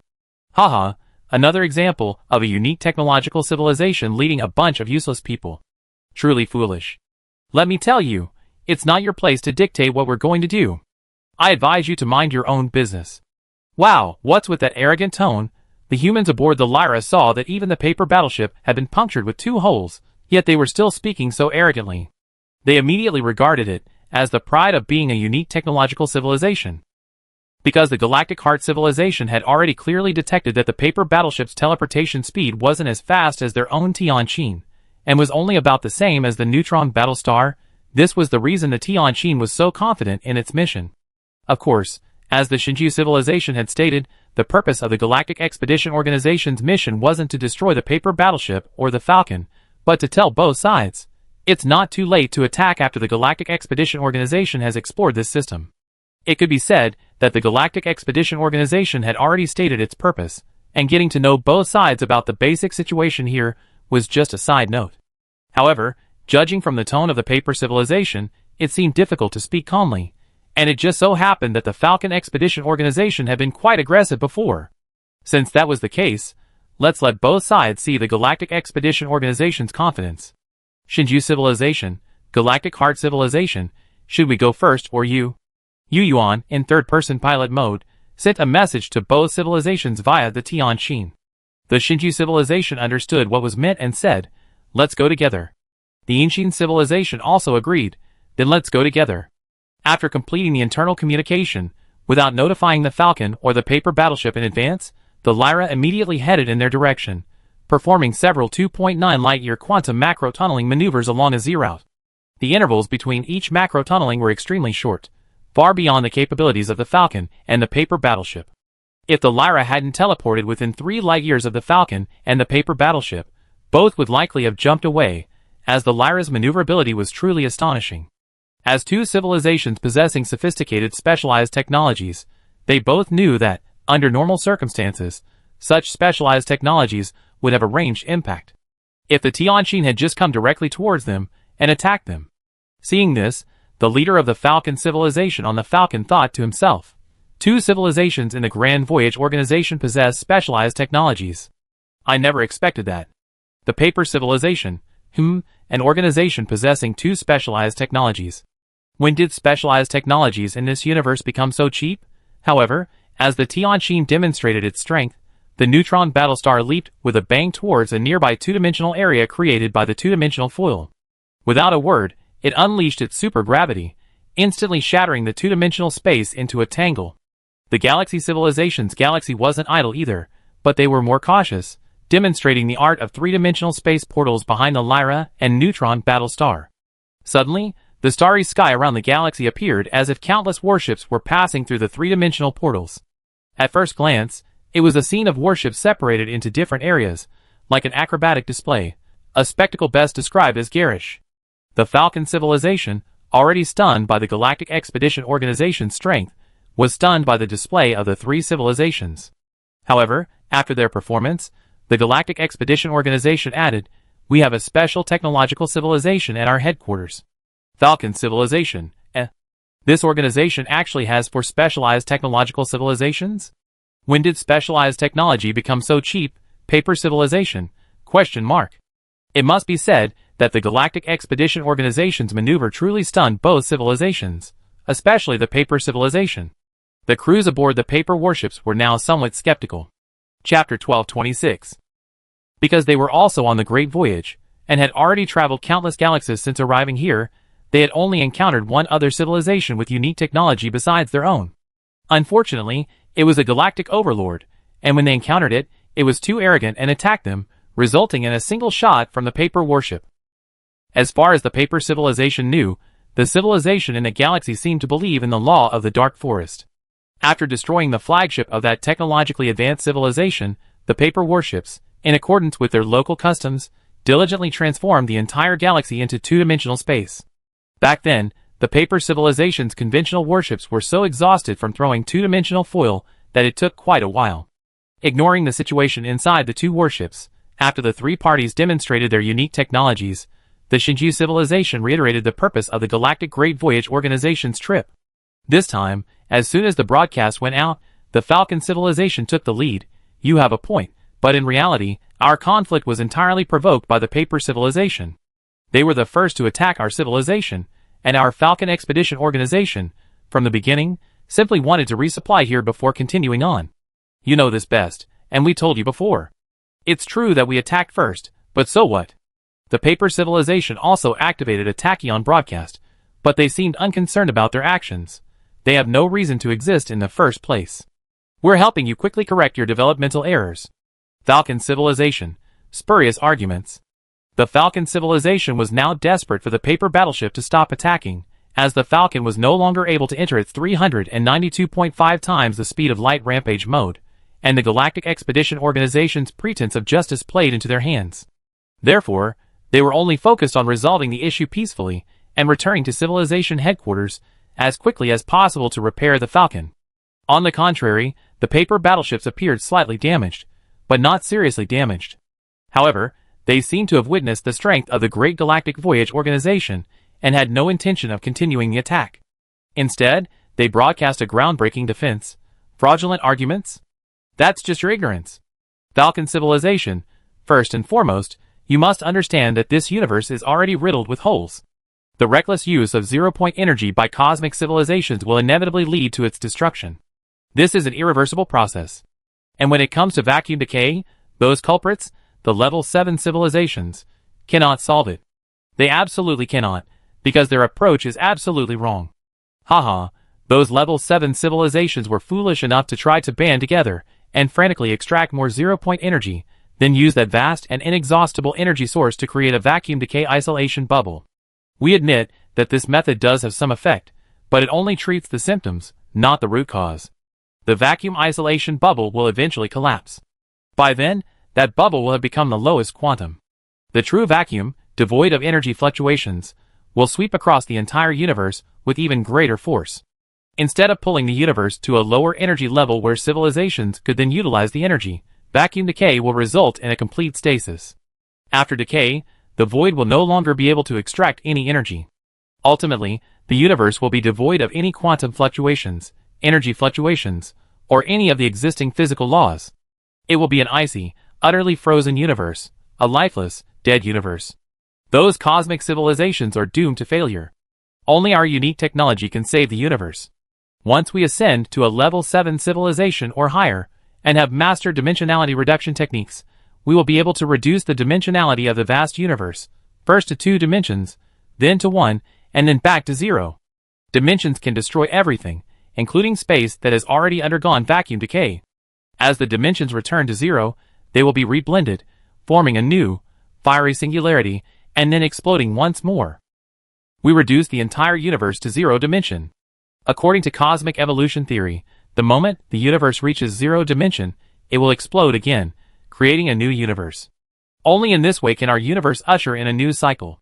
In this new cycle, whether we continue to exist as a civilization in the new universe or perish as remnants of the old universe at the moment of the universe's rebirth, it will be meaningful.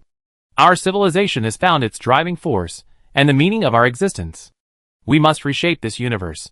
If a new civilization in the new universe explores the meaning of its own existence, if they understand the meaning of the universe, then the answer they receive will ultimately reveal that the purpose of civilization is to keep the universe in a cycle.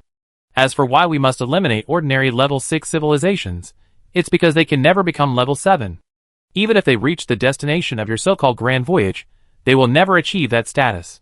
Such civilizations, remaining alive, will only waste cosmic resources and hinder the development of lower-level civilizations. In that case, it would be better to eliminate them all and reduce the dimensionality of all galaxies. As long as the area we reduce to is large enough, new civilizations will always emerge in the two-dimensional region. Even if we fail, those civilizations born in the two-dimensional world, upon discovering the existence of the third dimension in the universe, will continue to launch dimensionality reduction attacks, and the universe will eventually return to 0 dimension. So, for the future of the universe, we now formally invite you, civilizations with unique technologies, to join us in this great cause.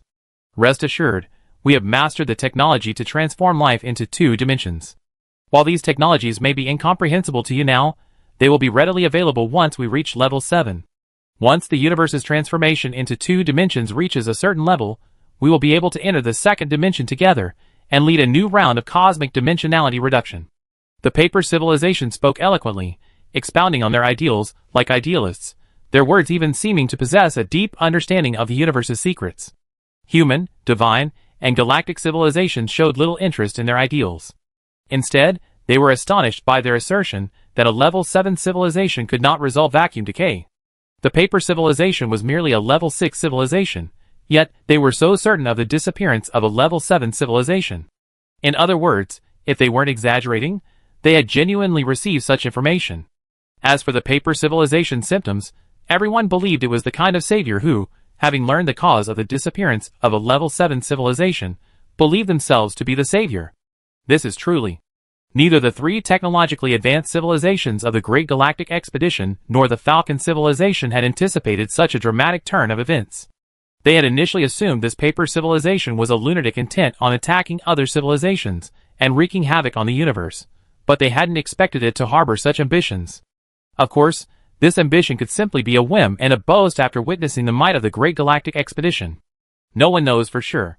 Besides this, everyone is currently interested in another point. The paper civilizations claim that ordinary level 6 civilizations cannot ascend to level 7. Is there something unknown about this? Why is the paper civilization so certain? Have they truly received some crucial intelligence from somewhere, or is this just a one-sided account? Chapter 1227. The paper civilization, having not yet reached the level of the carnivores, is here to comment on their affairs, a bit like a king, claiming to be supreme and destined to be king. But without commenting on their state of mind, or their so-called idealism, it's fair to say that their knowledge is indeed much greater than that of the Great Galactic Expedition organization. Perhaps this is due to their greater experience, or perhaps they obtained relevant information from the ruins of a cosmic civilization. The Falcon civilization is also interested in these matters, but they don't have a say right now. Of course, They probably know that the paper civilization might not understand what they say, so they just sit there and listen. At this moment, the Neutron Battlestar broadcast. There's no need to join you. We, the Galactic Grand Voyage Organization, have long stated that we're merely passing through this galaxy. We're here simply to prevent you from further destruction. Of course, we don't object to your two-dimensionalization of the Bakue galaxy, or indeed any part of the universe. We simply hope you wait until we're gone before taking action. I believe both of you have witnessed the strength of our Galactic Grand Voyage Organization. If we truly desired to destroy you, you'd be finished by now. I'm sure you also witnessed the power of our Galaxy Grand Voyage Organization's Lyra. We clearly tell you that this is one of our unique technologies. But if you believe the Lyra's only ability is rapid teleportation, you can give it a try. Alright, enough rambling. Besides simply passing through, we're here primarily to learn about the situation in the Bakue galaxy. Paper civilization, you should be more familiar with this galaxy. Have you encountered or heard of any messages left by an ancient level 6 civilization? The paper civilization didn't react excessively to the divine principle civilization's blunt confession. They calmly asked, how old? A civilization about 3 billion years old. 3 billion years ago? The paper battleship broadcast, to be honest, we only been here for a little over 5,000 years. Upon arrival, we immediately explored this galaxy. Upon discovering it harbored a dozen or so mediocre level 6 civilizations, we began decontamination. Apart from that, we didn't encounter any of the ancient level 6 civilization ruins you were looking for. Well, these guys. It turns out they done nothing but destroy ordinary level 6 civilizations since arriving here. They're just here to destroy and reduce their dimensionality. And what lofty ideals are you talking about? Even lofty ideals require real ability. To say a level 7 civilization is inadequate or a cosmic civilization is foolish requires reaching their level of accomplishment to be considered. But now, the paper civilization is just speaking freely. This civilization struck the Galactic Grand Voyage Organization as unreliable. They absolutely must not associate with such an unreliable civilization, lest they cause trouble someday and regret it too late. What about the level 6 civilizations in this galaxy? Do you know where they are? The Divine Matrix civilization demanded. We probably wiped them all out. Such a small galaxy has few level 6 civilizations to begin with, and they're not even striving for progress. What interstellar trade they were doing there? We completely wiped them out, the paper civilization stated bluntly. Unaware of their actions, the Divine Matrix civilization did not judge them, but continued to inquire about the pioneers. However, the paper civilization seemed genuinely unaware, perhaps lacking any interest in exploring. Focused solely on the issues surrounding their own dimensionality-reducing universe. The leaders of the Shinju civilization felt exhausted by such a civilization and simply remained silent. Helplessly, the leadership team of the Inchin civilization took over the conversation, shifting their inquiry from the search for pioneers to matters concerning cosmic civilizations. For example, they discussed the source of the information and whether they were certain that all level 7 civilizations were addressing vacuum decay. As for the cosmic issues, the paper civilization was extremely certain. According to them, the information came from the remains of a cosmic civilization, though they didn't know the specific level. It was there that they encountered a highly intelligent system, which informed them of a level 7 civilization heading somewhere in the universe to address vacuum decay. As for the previous assertion that the level 7 civilization would not succeed, the source of the information was also information left by that intelligent system. According to the paper civilization, that civilization was called the Observer Civilization, and they had left behind many records regarding level 7 civilizations. Observer Civilization? Inside the virtual venue of the Galaxy Voyage, Yuan stared at the information displayed on the screen, his mind lost. He felt the name sounded somewhat impressive. Where did you encounter the remains of the Observer Civilization? The Galactic Heart asked excitedly. Paper Civilization, a very distant galaxy. We can't tell you the exact location. Besides, the remains contain nothing but some information about a level 7 civilization. Hey, the Galactic Heart's leaders were disappointed that their plans had failed. However, they also knew that the remains were probably beyond the Great Voyage route, and even if the Galactic Heart knew, they couldn't return. So, they continued, we're very interested in the method by which the so-called observers leave their messages. Could you explain more? Paper Civilization, there's nothing to explain. That thing seems to be some kind of creation of the Observer Civilization, called the Observer. It appears to be a creation based on the principles of quantum entanglement, before quantum communication at a distance ceased to function. By the time we encountered it, it had long since lost the ability to contact its creator, So we don't know where the observer civilization is. Humph. A civilization that doesn't even update its own creations, we guess they're dead. Galactic Center Civilization. Some information we obtained indicates that in ancient times, a great war broke out between 7-level civilizations. That war gave rise to things like the Vacuum Zero-Point Energy Non-Proliferation Treaty. I wonder if the observer has any records of that. Paper Civilization. Of course there are records. The observer civilization was also a participant in that war. And the products of that war weren't just the Vacuum Zero-Point Energy Non-Proliferation Treaty, and directly caused quantum entanglement communications to fail in many star regions. Combined with the information you provided, we can now conclude that the observer is likely a neutral party. Of course, our information isn't solely from the observer. We received a lot of scattered information during our voyage, but the observer provided the most information. Combining all this information, we concluded that a level 7 civilization had traveled to a certain point in the universe to resolve the vacuum decay issue. It seems the observer was also there, but they wouldn't succeed. Ultimately, we have to take over. Chapter 1228. Trust us, it won't be long. Once we reach our destination and obtain the relevant experimental data, we'd be on our way to becoming a level 7 civilization. We then travel to other parts of the universe to search for vacuum decay regions and prove the validity of our ideas. We still say the same thing. Join us. We're not far from our destination. We are all civilizations with unique technologies.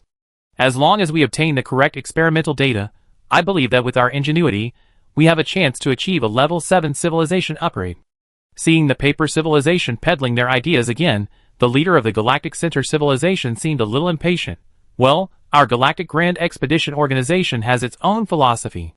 Cooperation is unnecessary. Besides, the Grand Expedition is still a long way to go. Even if we reach the Boötes continent, we still have a long way to go.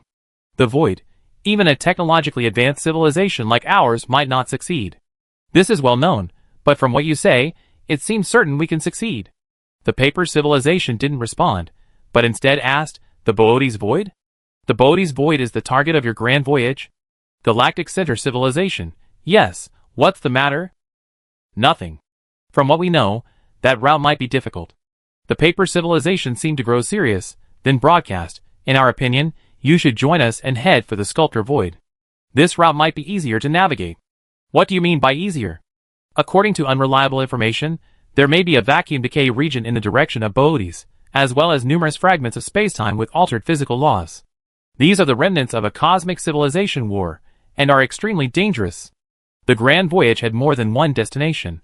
The Galactic Voyage Organization simply considered the Boötes Void larger and more likely. But the paper civilization seemed to have a different view on advancing to a level 7 civilization, just as they hadn't chosen the Boötes Void. The Galactic Voyage Organization certainly wouldn't change its mind based on a single statement, and neither would the paper civilization. After learning of their differing views, the paper civilization didn't invite the Galactic Voyage Organization again. They simply presented information about the level 7 civilization, and then announced their intention to leave. The paper civilization likely felt that this was too dangerous for the Galactic Voyage Organization, and as a gentleman, they wanted to leave as soon as possible. The Galactic Voyage Organization, having come to gather information, naturally had no objection. However, the Falcon civilization was quite critical. Their argument was, you, the paper civilization, are so excited to come and wipe out our entire fleet and then just walk away. How could such a thing be so easy? The paper civilization, unconcerned with any wrongdoing, declared, so what do you want? If you want to continue fighting, we fight you to the bitter end. We're only sparing you because of your unique technology. What else do you want? Both sides exchanged broadcasts, arguing fiercely. Finally, the human civilization repeated its message. If you want to fight or do anything else, wait until we're gone. For now, both of you, please put your affairs on hold. As they spoke, the Lyra leaped to the nearest star system, and launched a wave of quantum banishment strikes at both the paper civilization and the Falcon civilization. As expected, only such a blunt and crude way of speaking could convince the two civilizations. So, under the auspices of the Great Galactic Voyage Organization, a ceasefire agreement was signed between the Falcon civilization and the paper civilization. The matter of the destruction of a large Falcon voyage fleet was also shelved. Finally, a tripartite memorandum of understanding was also signed. The general meaning was clear: cease the dispute, and after the Great Galactic Voyage Organization leaves, you can do whatever you please. Perhaps under pressure, the paper battleship and the Falcon, after making a promise to the Great Galactic Voyage Organization, no longer hesitated and chose to leave. In the agreement, the Falcon civilization and the paper battleship also exchanged the location information of each other's primary civilizations, and pledged to accept detection by the Great Galactic Voyage Organization's reconnaissance ships before the Great Galactic Voyage Organization's departure. Of course, this wasn't a one-sided detection. Both sides also required that the star region where the Great Galactic Voyage Organization's primary civilization resided be within the field of vision of the Falcon civilization and the Paper civilization, and that they pledge not to attack each other. The Grand Voyage Organization also agreed. Clear information about each other's star regions would help increase mutual trust among the three parties, reduce suspicion, and thus avoid unnecessary war. In addition, the Falcon and Paper civilizations added a clause to the Trilateral Memorandum of Understanding. This clause essentially stated that when human Tianqin, Neutron Battlestar, and Galaxy were operating, they would be obligated to inform both civilizations of their targets and the star regions in which they were operating.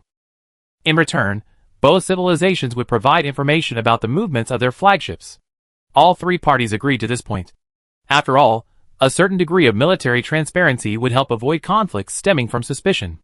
All three parties were civilizations or organizations that had fought their way through mountains of blood and seas of blood, and they understood that these demands were not excessive. The signing of this memorandum also marked the temporary stabilization of the Bakeway Galaxy. At least until the departure of the Galaxy Grand Voyage Organization, it would remain at peace. This gave the lower-level civilization some respite. But it was only a respite. If they could not leave the Bakeway Galaxy, they would eventually face the ever-expanding two-dimensional space. Following the principle of completing a good deed, perhaps once again seeking to recruit various vassal races for their own use, after the signing of the memorandum, the ancient civilization once again utilized its interstellar network system to quietly publicize the Bakeway Galaxy's imminent full two-dimensionalization. At the same time, the ancient civilization also quietly dispatched exploration fleets to promote concepts such as the Civilization Spark Plan and the Grand Voyage Plan to those Level 5 civilizations. Their purpose was self-evident: to secretly resume their traditional business behind the back of the Shinju civilization and recruit these civilizations as vassals. The Galactic Heart civilization, having tasted the sweetness of the unique technologies developed by their subordinate races, has never forgotten this. They also harbor resentment towards the Divine Thread civilization for forcing them to disband their subordinate races. Therefore, they now seek to restore their previous mode of operation in the Milky Way whenever they have the chance. It would be difficult for the four giants of the Galactic Grand Voyage Organization to secretly carry out such an operation. The Galactic Heart civilization's plan was discovered by the Divine Thread civilization at the very beginning. But the Galactic Heart civilization did not stop. Their slogan was, "Life is precious. Life in the universe should not be divided into high and low. All intelligent life should be rescued with all efforts. We are currently saving countless innocent lives in the Bakeway Galaxy." It must be said that the Silver Heart civilization's action was a savior for the lower-level civilizations in the Bakeway Galaxy, as they would have had a difficult time advancing to Level 6 before the Great Galactic Expedition Organization left the Bakeway Galaxy. On the other hand, upon returning to its host civilization, the Falcon immediately plunged into its microcosm, never to emerge again. The Falcon civilization is still reeling from the shock of this near-capsulation. Had it not been for the Great Galactic Expedition Organization's arrival, or the two massive ripping strikes that intimidated the Paper civilization, the Falcon would likely have been destroyed by now. The Falcon civilization is currently acting tough, claiming to wait until the Great Galactic Expedition Organization leaves before settling with the Paper civilization. However, in reality, they no longer have the confidence to confront the Paper warship. Therefore, after secretly taking the Falcon into its microcosm for repairs, they issued a strict order for the civilizations under the Falcon Expedition Organization to rapidly develop resources and complete their voyage preparations before the Great Galactic Expedition Organization departs. Clearly, they are preparing to flee. Meanwhile, the leader of the Shinju civilization, returning to headquarters after his refereeing duties, submitted a proposal to a meeting of the four major powers, analysis of the possibility of incorporating the Falcon civilization as the fifth member of the Galactic Voyage Organization. In their analysis, the Shinju civilization first affirmed the Falcon civilization's strength, claiming its approval, and then analyzed the pros and cons of absorbing the Falcon civilization for the galactic voyage. The meeting ultimately passed the proposal, and decided to express its intention to absorb the Falcon civilization at an appropriate time. If they agreed, the organization's 4 major powers would become 5. As for the paper civilization, the Galactic Voyage Organization knew they were powerful, but had no intention of inviting them. The reasons for this were varied. First, their idealism made it difficult for them to join an organization with divergent ideals. Second, the paper civilization's voyage destination differed from theirs. Third, their philosophy conflicted with the philosophies of many of the civilizations within the organization. And third, their arrogance and self-importance. The most important thing was the paper civilization's reckless throwing of the two-dimensional foil. Honestly, if they weren't heading to the Sculptor Void, but were instead on the same path, the Galactic Expedition Organization would likely be tempted to declare war on them. Of course, there were several reasons why the Galactic Expedition Organization didn't directly initiate a war. First, waging a war would be pointless, and second, fighting the paper civilization would be very troublesome, as the paper civilization possessed methods of remaining invincible. Thus, the Galactic Expedition Organization believed that this was the best outcome. Chapter 1229. Due to the current situation, no civilization opposed the Galactic Center Civilization's proposal. Even the Divine Moment Civilization proactively dispatched probes to help locate the lower-level civilizations in the Bakeway Galaxy. Other civilizations within the Galactic Grand Voyage Organization also contributed their efforts. Their goal was to locate the lower-level civilizations in the Bakeway Galaxy, inform them of the truth about the galaxy's impending two-dimensionalization, and invite them to board their spacecraft and leave the galaxy. In the years that followed, the Galactic Grand Voyage Organization encountered quite a few lower-level civilizations. After learning the truth, most of these civilizations believed in the Grand Voyage Organization and were willing to follow them out of the star region. Only a few, self-proclaimed vigilant civilizations, believed it was a scam. These civilizations, however, were primarily level 1 to 3 civilizations. Believing that the universe exhibited no unwarranted kindness, they believed the Grand Voyage Organization must have some ulterior motive, and therefore declined its invitation. The Grand Voyage Organization did not force its hand. As the saying goes, good words cannot persuade a damned spirit. If these civilizations did not believe, they could only fend for themselves. As for those civilizations willing to believe, the Galactic Center Civilization's plan was to secretly capture them and turn them into vassal races. However, the Shinju civilization immediately debunked their idea and expressed its firm opposition. At the same time, the Shinju civilization proposed a plan. Once a new galaxy was created, they would return these civilizations their freedom, allowing them to develop freely in their new galaxy. In the words of the Shinju civilization, this was to return hope to the universe. They believed that the Great Voyage Organization's voyages might not succeed, and that other civilizations should not be deprived of their right to develop. Instead, they should be allowed to develop freely, perhaps inheriting the Great Voyage Organization's will and standing on its shoulders to continue its progress. It must be said that while the Shinju civilization can sometimes be arrogant and look down on civilizations lacking unique technology, their actions resonated with most of the 6th-level civilizations within the Grand Voyage Organization, including human civilization. As the youngest 6th-level civilization within the Grand Voyage Organization, the Shinju civilization's actions reminded everyone in human civilization of the kindness shown to them by the Awakener and the shelter they had provided. If they had all been like the Galactic Heart civilization, human civilization might not exist today. While other civilizations didn't share the same legendary history as human civilization, they too had their own stories and moments of weakness. Therefore, when the Shinju civilization proposed its plan, they all expressed their support. Ultimately, the Galactic Grand Voyage Organization implemented this plan across all civilizations in its own name. While the Galactic Heart civilization was somewhat reluctant, they wouldn't foolishly oppose it knowing it would be futile. Furthermore, once this proposal resonated with all 6th-level civilizations, it had already established the Grand Voyage Organization's moral high ground. Thus, the Galactic Heart civilization not only had to accept the plan with all its might, but also placed itself in the position of initiator of the rescue plan. The Great Voyage Organization's method for transporting these lower-level civilizations was simple. They simply packed up the equipment and technological knowledge needed to rebuild their civilization onto a Level 6 transport ship, and their populations were housed together in a Level 6 residential spaceship. The lower-level civilizations weren't particularly large, so a Level 6 civilization could easily transport them all using only 3 or 4 sub-civilization-class spaceships. Thus, the Galactic Grand Voyage Organization simultaneously executed its life-saving plan and searched for the pioneers, all the while preparing for another voyage.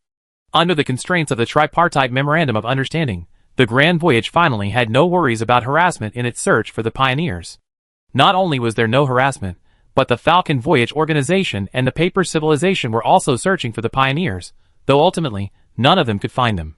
Perhaps the pioneers' traces had been obscured by the two-dimensional area. That wasn't a big deal, however, as the star map left by the pioneers showed this system as merely an intermediate supply stop. If they couldn't find it here, they could simply continue along their predefined star path. Once they reached the end of the marked route, they would find the pioneers' remains. After all, the pioneer star map was merely a predefined route, so if they could find a clue at the end, they might be able to figure out the pioneers' next move. If they couldn't find it, the Grand Voyage organization would have to find the path themselves. The life-saving plan went relatively smoothly. At the moment the Great Voyage organization set sail, they received calls from over 400 civilizations, including 10 level 5 civilizations, over 50 level 4 civilizations, and the remainder from levels 1 to 3. For the intelligent beings of these civilizations, crossing the galaxy was like a dream. They had never imagined that they would one day cross the vast sea of stars and begin a new life on such a distant shore. Of course, this new life was only possible for intelligent beings of levels 4 and 5 civilizations. As for the intelligent beings of other lower civilizations, from the moment they were fortunate enough to step onto a level 6 spaceship, they were destined to spend their lives on the journey. Because their life sciences rarely support them reaching the other side of the galaxy, the distance is so great that even the navigation technology of a level 6 civilization would take nearly 10,000 years. So, they could only record these experiences in their own civilization's history, so that the next generation and even the next generation would know their origins. Of course, the most important thing was to record the Galactic Grand Voyage organization. For these lower-level civilizations, this would be a legendary experience.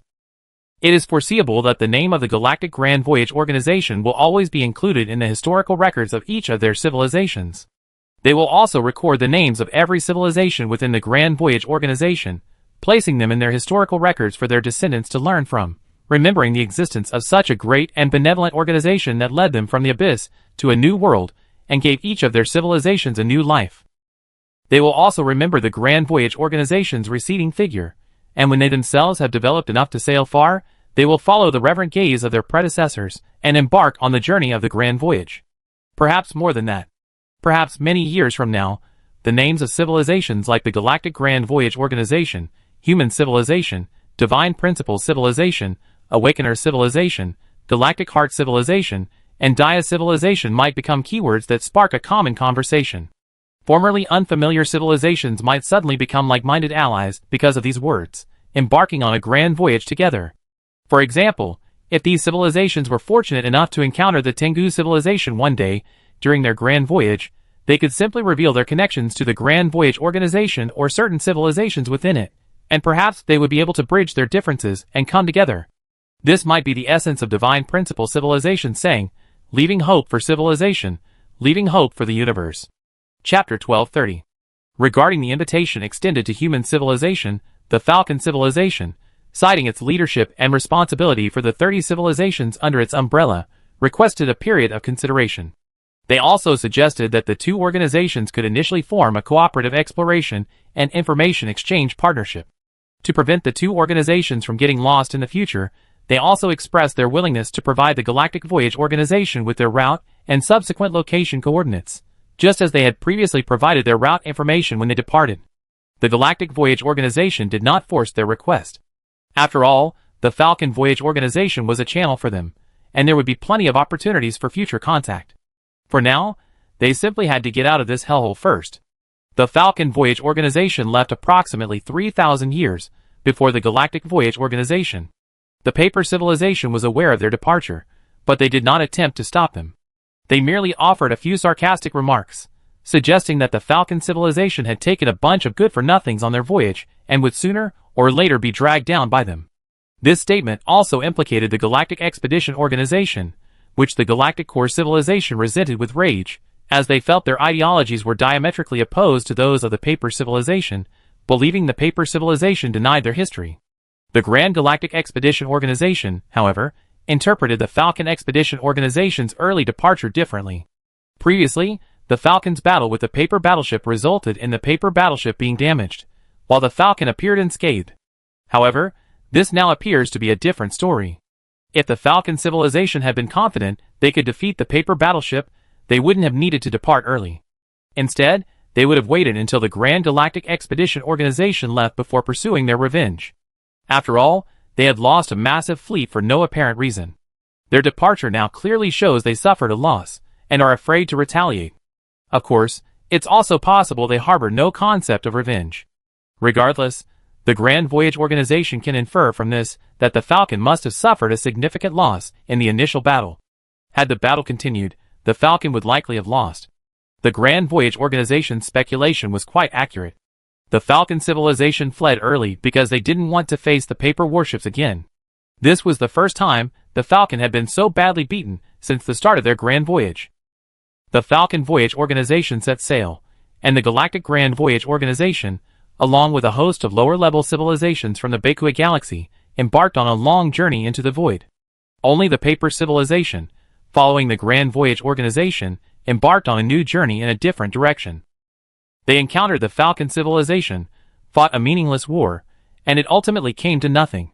Perhaps from this point on, the two civilizations will never meet again, but who can say for sure what will happen in the future? Thus time passed quickly. The Galactic Grand Expedition Organization had long since departed the Bakui Galaxy, sailing through the void and darkness for thousands of years. Commander Yu, there's a bug we can't fix, and we don't know what's causing it. On the Grand Expedition route, aboard the Tianqin, traveling at warp speed in the void, Chen Haiyu appeared before Yu Yuan in a virtual avatar. He immediately stated the results of the solution. Didn't its self-diagnosis system detect any anomalies? Yu Yuan frowned, looking at Chen Haiyu's virtual image. 3,000 years after the Grand Expedition fleet set sail, the Pioneer artifact aboard the Tianqin issued an anomaly alarm. This was the 150th anomaly alarm since humanity acquired the Pioneer artifact. Previous anomalies had been automatically corrected by the artifact's self-correction system, but this time, a bug remained. Did you follow the instructions? Yu Yuan asked with a heavy heart. Yes, Commander Yu, the engineers followed the Pioneer maintenance instructions exactly, but this time a bug has occurred. We can't find the cause, and the Pioneer's self-diagnosis system can't identify and eliminate it. We already used our most advanced computers to test it, but... Chen Haiyu lowered his head. As a computer scientist, he clearly understood the seriousness of the situation. He wanted to fix the bug through his own efforts and those of other scientific teams. But after decades of effort, he sadly realized that he simply couldn't understand why the Pioneer bug had occurred. Without knowing the cause, there was no way to fix it. Even more tragically, the engineers dared not perform any operations on the Pioneer beyond the maintenance instructions. Because this Pioneer system was installed on the Tianqin, it was humanity's only Pioneer system. If it failed, the Tianqin would lose its quantum macro tunneling capability. When this equipment was first acquired, human scientists knew it was 3 billion years old. But humans were confident they could maintain it for at least 1 million years. And yet, only a short time later, an insurmountable bug has appeared. Don't spread this for now. Keep it within the scientific community. Yu Yuan paced back and forth in front of Chen Haiyu's virtual image. After a moment, he continued, Alright, get back to work. Let me think about this. Okay, Commander Yu. With that, Chen Haiyu vanished from Yu Yuan's sight. After hanging up the video call with Chen Haiyu, Yu Yuan called Yu Nafeng and asked him about the follow-up research on the 9 Pioneer devices. When humans acquired the Pioneer artifacts, they also retrieved the 9 damaged devices. Since then, they've been assigned to the engineering department for various disassembly and research, with Yu Nafeng in charge. After so many years, Yu Yuan finally remembered this incident. Unexpectedly, after hearing the full story, Yu Nafeng's expression immediately changed from cheerful and sunny to one of anguish. Seeing this expression, Yu Yuan knew, needless to say, that nothing had been accomplished. Thinking about it, the 9 damaged devices were no longer crystalline, and they had been taken in the hope that they might discover something. But now it seems that human scientists were overthinking, or perhaps humans simply couldn't understand the Pioneer's unique technology. Yu Yuan wasn't surprised by this outcome. But this matter was truly enormous, so Yu Yuan immediately notified all relevant scientists and all high-ranking officials of the Interstellar government for an expanded meeting. The topic, naturally, was the irreversible bug in the Pioneer artifacts programming. Although there was only one key point, numerous topics arose for discussion. For example, how could humanity maintain the Tianqin's combat effectiveness after losing the Pioneer artifact? How could humanity repair the bug in the Pioneer artifact system? How could humanity further develop its unique technology? How could we assess the impact of the Tianqin's loss of quantum macro tunneling and the lack of alternative technology on humanity's position in the Grand Voyage organization? And so on and so forth. The unresolved bug in the Pioneer artifact has made humanity realize that it can't rely on it forever. It will eventually break down, and that day will arrive sooner than originally anticipated.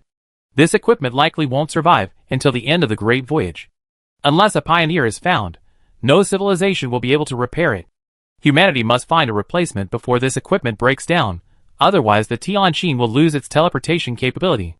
At present, it seems the most reliable solution isn't to fix the bug, but for humanity to delve deeper into its own unique technologies and find an alternative to quantum macro tunneling.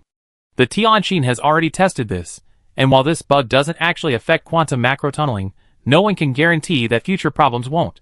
Similarly, no one knows when the second unresolved bug will appear.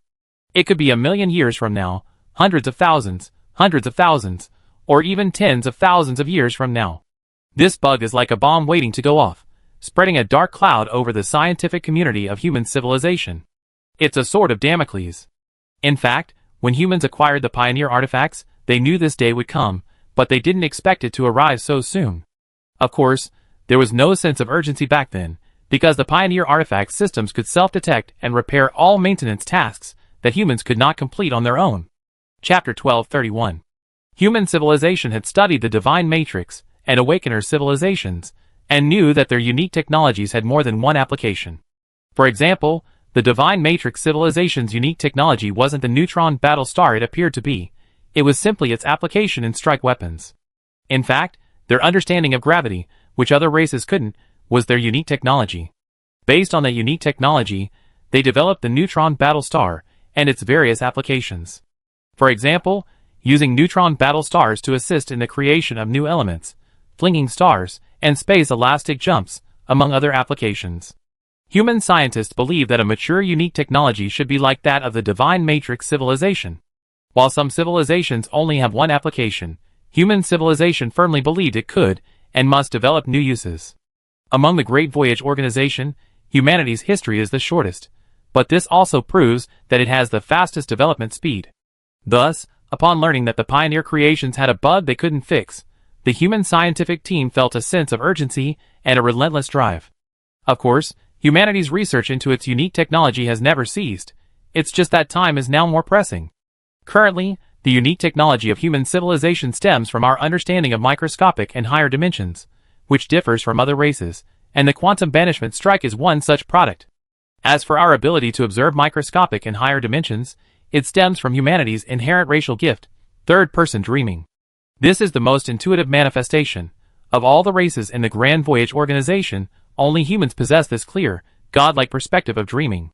However, without the aid of the Awakener, humanity would have to create a device capable of switching between first-person and third-person dreaming at will, and gaining clear control over their dreams. This process would be a long one. Humanity would first need to realize they were dreaming, then gradually work to transform it into lucid dreaming, and then attempt to control it, ultimately achieving complete control over the entirety of their dreams. And even after achieving this, it would only be the beginning. This is only the beginning of the ability to operate in third-person mode. Only with this ability, and with the creation of a device capable of third-person driving, would humanity be able to conduct such observations of microscopic and higher dimensions, and discover that they could comprehend things that other civilizations could not. This is a cascading process. Without any one of these steps, human civilization would never have discovered its own unique technological domain. It can be said that without the Awakener, humanity would likely be a second divine civilization, and would have to endure for a long time before developing its own unique technology. In this scenario, humans might not be able to control their dreams, as nearly everyone does now. That would require long training, and some might even be unable to master it due to insufficient technical support. It's conceivable that after such a screening, the number of top scientists with such abilities would be extremely rare. If this were the case, human civilization would undoubtedly struggle to develop a quantum banishment device, and it would be completely impossible for it to be able to provide one to the awakening civilization as it currently is. Of course, there's also the possibility that human civilization might develop third-person driving as its own unique technology. Now, human civilization must continue to delve into the realm of microscopic high dimensions, specifically the problem of how to move within them. Human scientists must find a way to enable Tianqin to rapidly travel within microscopic high dimensions. Currently, the most likely approach is to begin with quantum exile, seeking to detect and calculate the microscopic high dimension to which the target will be transported each time the string is plucked. Once the location is known, they can track and observe the connection between the string plucking operation and the microscopic high dimension, understand the connection, study the properties of that microscopic high dimension, and determine how it corresponds to the macroscopic dimension. Ultimately, they can find a way to return from the microscopic high dimension to the macroscopic dimension. Scientists already know that microscopic high dimensions correspond to macroscopic dimensions, and the corresponding area is quite extensive. Therefore, many scientists believe this research approach is feasible. Of course, not all scientists agree. Many scholars are focusing on the study of string combinations, believing that this is the essential issue. At the sixth level of civilization, the technology tree becomes even more complex. Those who achieve remarkable success in a single branch of science are considered top scientists in that field, and becoming a scientist is no easy feat. This is especially true for specialized technologies, which are inherently difficult to understand. Just because a species is gifted doesn't automatically mean every individual can comprehend them. To grasp such profound concepts, one must first be a professional expert. There are millions of humans, but how many Einsteins are there? Furthermore, sometimes, the emergence of a scientific giant who leads an era isn't guaranteed by a sufficient population base. Various factors influence the emergence. If every level of civilization has a great filter, then this is one of them. Lifespan technology is one of the essential technologies needed to overcome this great filter, ensuring that a talented scientist can continue to serve a civilization for a long time. In theory, with the navigation technology of a level 6 civilization, it's entirely possible for that civilization to thrive indefinitely, until its population fills the entire galaxy. But no level 6 civilization, either in the Milky Way or in the several galaxies along the way, has done so. Clearly, they noticed this, understanding that the emergence of great scientists who lead technological revolutions isn't directly correlated with the prevalence of intelligent life. Instead, it's more about those near mystical flashes of inspiration. Civilizations can only strive, and scientists can only continuously explore the cutting-edge scientific fields, constantly updating their knowledge, hoping that that flash of inspiration will be captured by their own subjective consciousness. This is the nature of human civilization today. Everyone understands the need for urgency, but scientific research truly isn't something that can be accomplished in a hurry. So, after Yuan chaired several rounds of meetings to adjust the main direction of future development, everyone returned to their usual tasks. Furthermore, now that the expedition was underway, all resources had to be diverted towards the expedition, even reducing scientific research supplies. Therefore, even if scientists were willing to work all night, they simply didn't have the resources.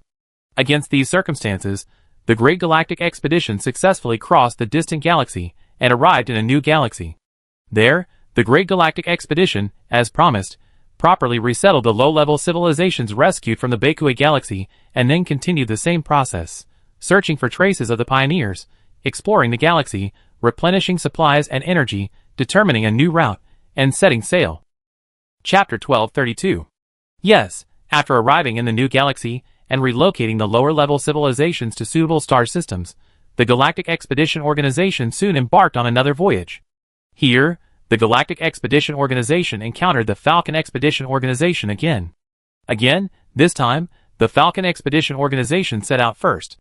Ever since being severely beaten by the Paper Civilization, the Falcon Expedition Organization has maintained contact with the Galactic Expedition Organization. This time, too, while they did not agree to merge with the Galactic Expedition Organization as the fifth leadership member, they tacitly acknowledged their friendly relationship with the Bank Expedition Organization. The Falcon Expedition Organization's two early departures also gave the Galactic Expedition Organization a taste of the pleasure of having someone else pioneer a route. As expected of an organization with numerous voyages, the Falcon Expedition Organization's experience is undeniable. The reason both organizations set out again so quickly was, first, because the Great Expedition was too far. Their goal was to embark on a great voyage, not to raid one galaxy after another. After discovering nothing noteworthy in that galaxy, they naturally set off again. Yes, while the conditions in this galaxy weren't as dire as those in the Bakui galaxy, the Great Galactic Expedition still found no trace of the pioneers. However, this galaxy wasn't located on a major route node, so the Great Galactic Expedition didn't pursue it any further. Of course, the galaxy's background also played a role. The two expedition organizations didn't discover any distinctive technological civilizations there, though they did explore several cosmic wonders. For example, the Phayus civilization within the Great Galactic Expedition observed and recorded some gravitational wave manifestations of the merger of two black holes during their exploration. The Dia civilization also discovered a star that had recently ignited nuclear fusion. The Alan civilization found the remains of an ordinary level 6 civilization. And the Do-type civilization observed a black hole devouring a neutron star. Overall, the two expeditionary organizations experienced nothing thrilling here. They arrived and departed in a routine manner, leaving no trace of their presence. As they set sail again, human civilization even wondered if the pioneers had experienced the same thing. This journey and the experiences in this galaxy were ordinary for the two expeditionary organizations, but for the lesser civilizations rescued from the Bakui galaxy, they were legendary experiences worthy of remembrance. They had truly found poetry and the distant future. Of course, poetry is the epic story of the continuation of civilization, and the distant future is also a place of blood and tears. But no matter what, they had finally arrived at a new world, where they would continue to thrive and multiply until they were able to leave. Based on the distance of this expedition, they still had approximately 2 million years. After 2 million years, the two-dimensionalization of the Bakui galaxy would have spread here.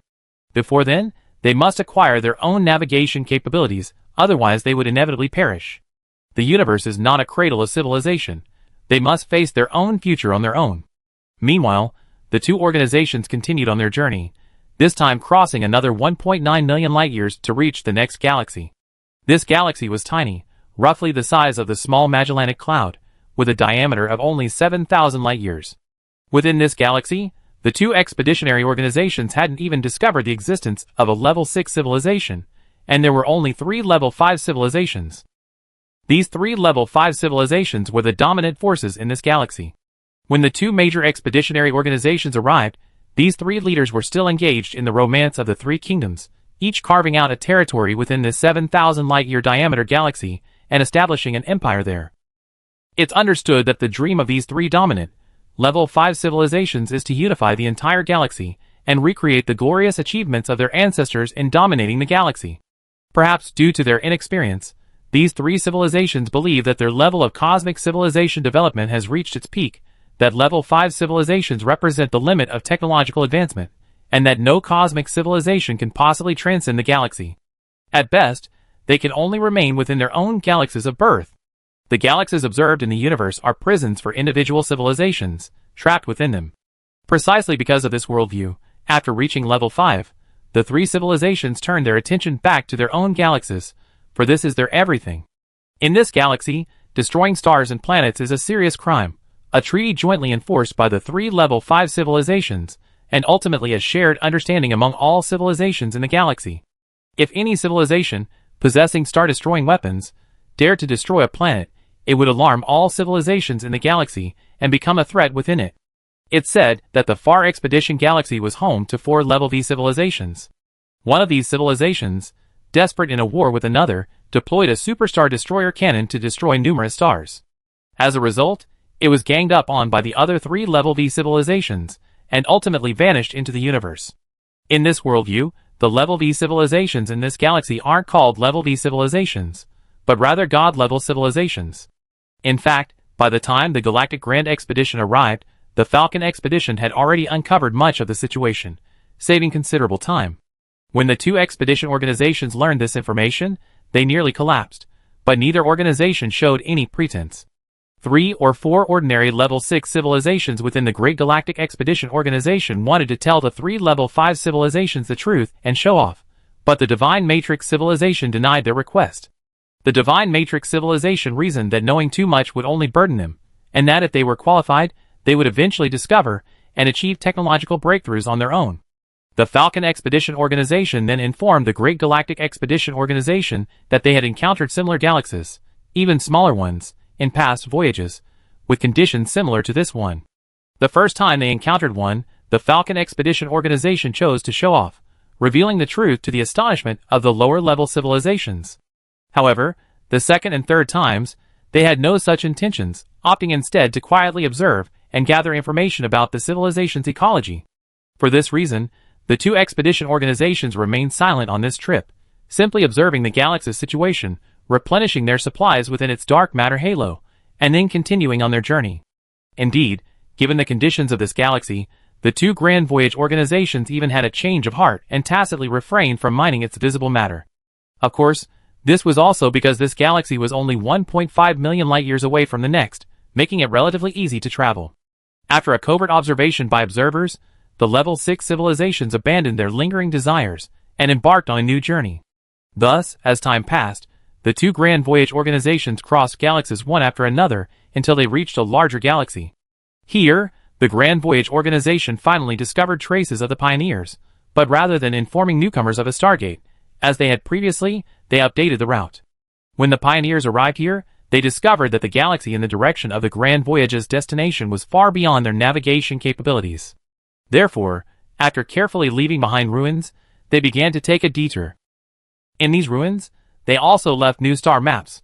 However, when the Great Voyage organization obtained this new route marking, they discovered that the relative position of the target galaxy that the pioneers detoured to 3 billion years ago had changed, and a Level 6 civilization could already cross it directly without having to detour through other galaxies. Chapter 1233. Child, do you see that star? Yes, Dad. It's so dim and small, much smaller and dimmer than the large disk next to us. I don't think it's as pretty as the two large disks in the sky, Dad. On a yellow planet, night had fallen. On a hill somewhere, two strange-looking creatures, one large and one small, sat on a rock. They gazed up at the brilliant stars in the sky, the larger creature seemingly telling the smaller one a story. Yes, it's not as pretty as the two large disks, but it has a greater significance than the two large voyages. The larger creature's vocal organs uttered strange syllables, while using one of their movable parts to point at a dim star in the sky. The small creature looked at the large creature with curiosity and asked, naively, meaning? Oh, is that what adults call our home?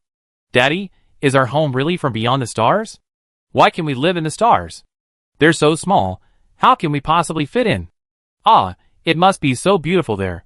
The large creature, unconcerned with the small creature's inquiries, simply stood there, gazing up at the sky. With a tone of nostalgia and reverence, he said, that star isn't actually just one star, but the light of millions and millions of stars. It's something vaster than any bright star in our sky. It's called the Milky Way, and that's our home. We really are from the stars. Yes, it was the Great Galactic Expedition Organization that brought us here. What is the Great Galactic Expedition Organization? Why did they take us away from our home? The small creature asked curiously. The large creature, still gazing at the stars, said slowly, they are a group of kind and friendly friends. They brought me to this beautiful home.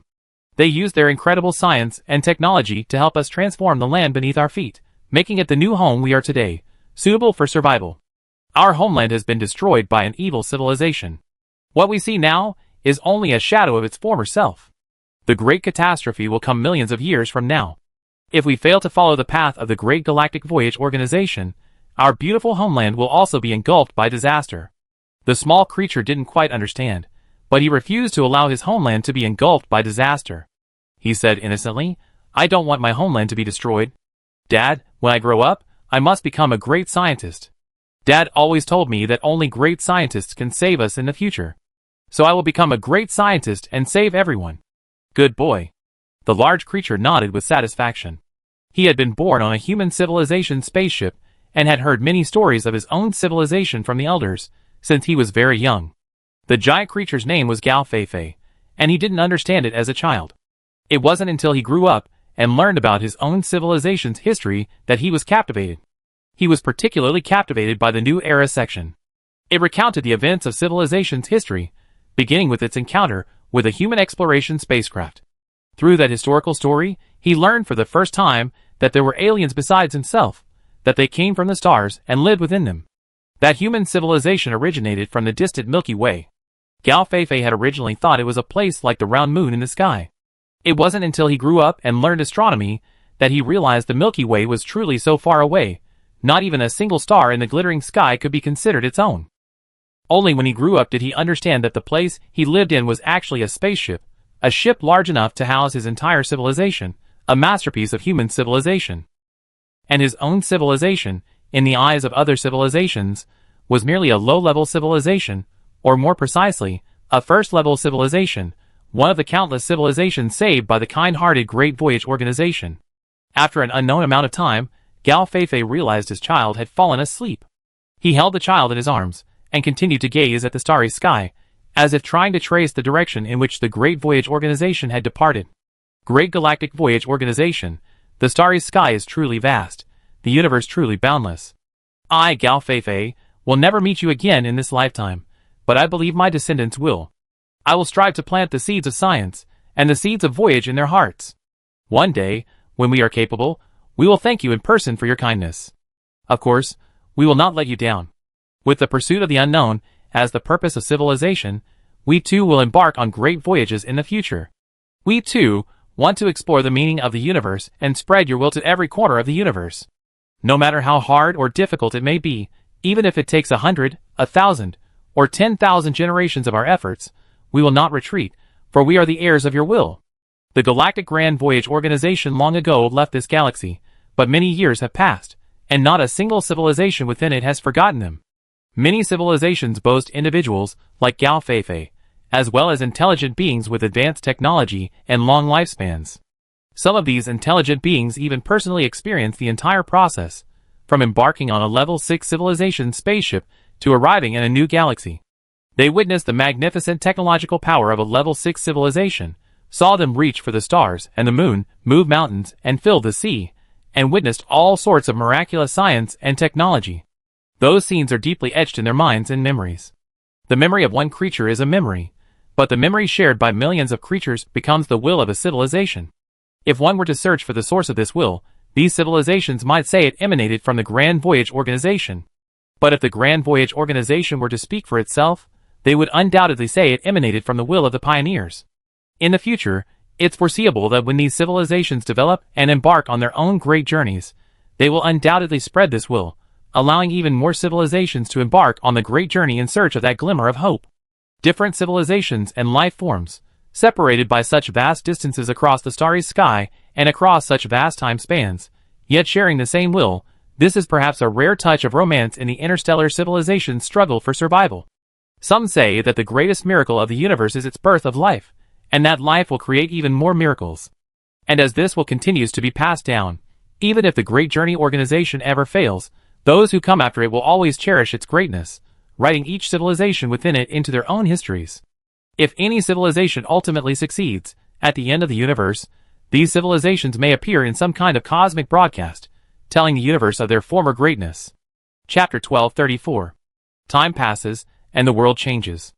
It's fair to use these terms to describe the transformation of galaxies in the universe.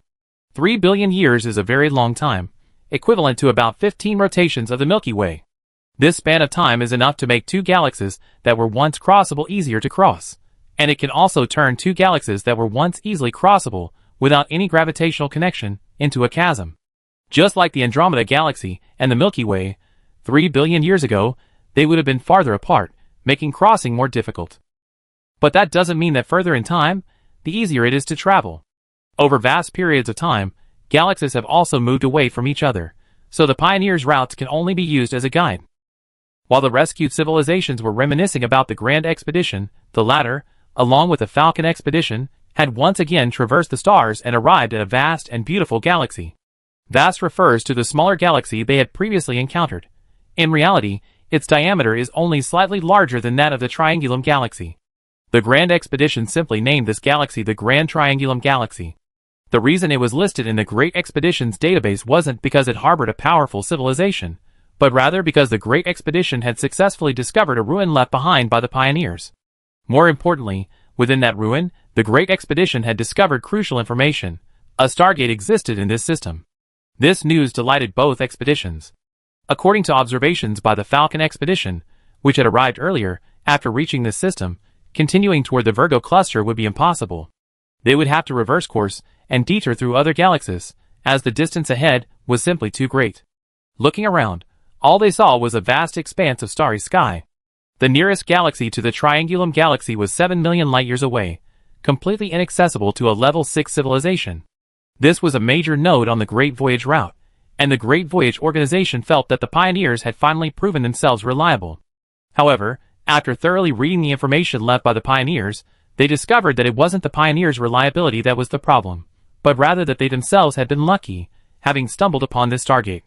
The bad news was that the Stargate was narrow, accommodating only 100 or fewer sub-civilization-class warships. The good news was that it was a two-way Stargate, allowing for both entry and exit, and it existed in three-dimensional space.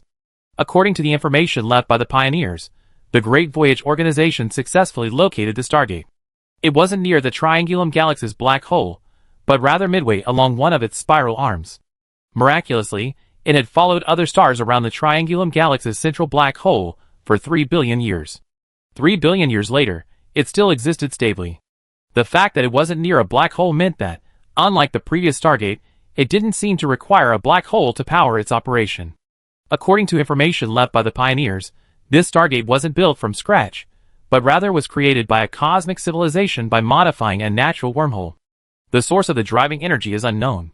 The Pioneers and the War Immortal civilization have studied it, but haven't figured it out. They speculate that it's likely some device capable of generating large-scale zero-point vacuum energy.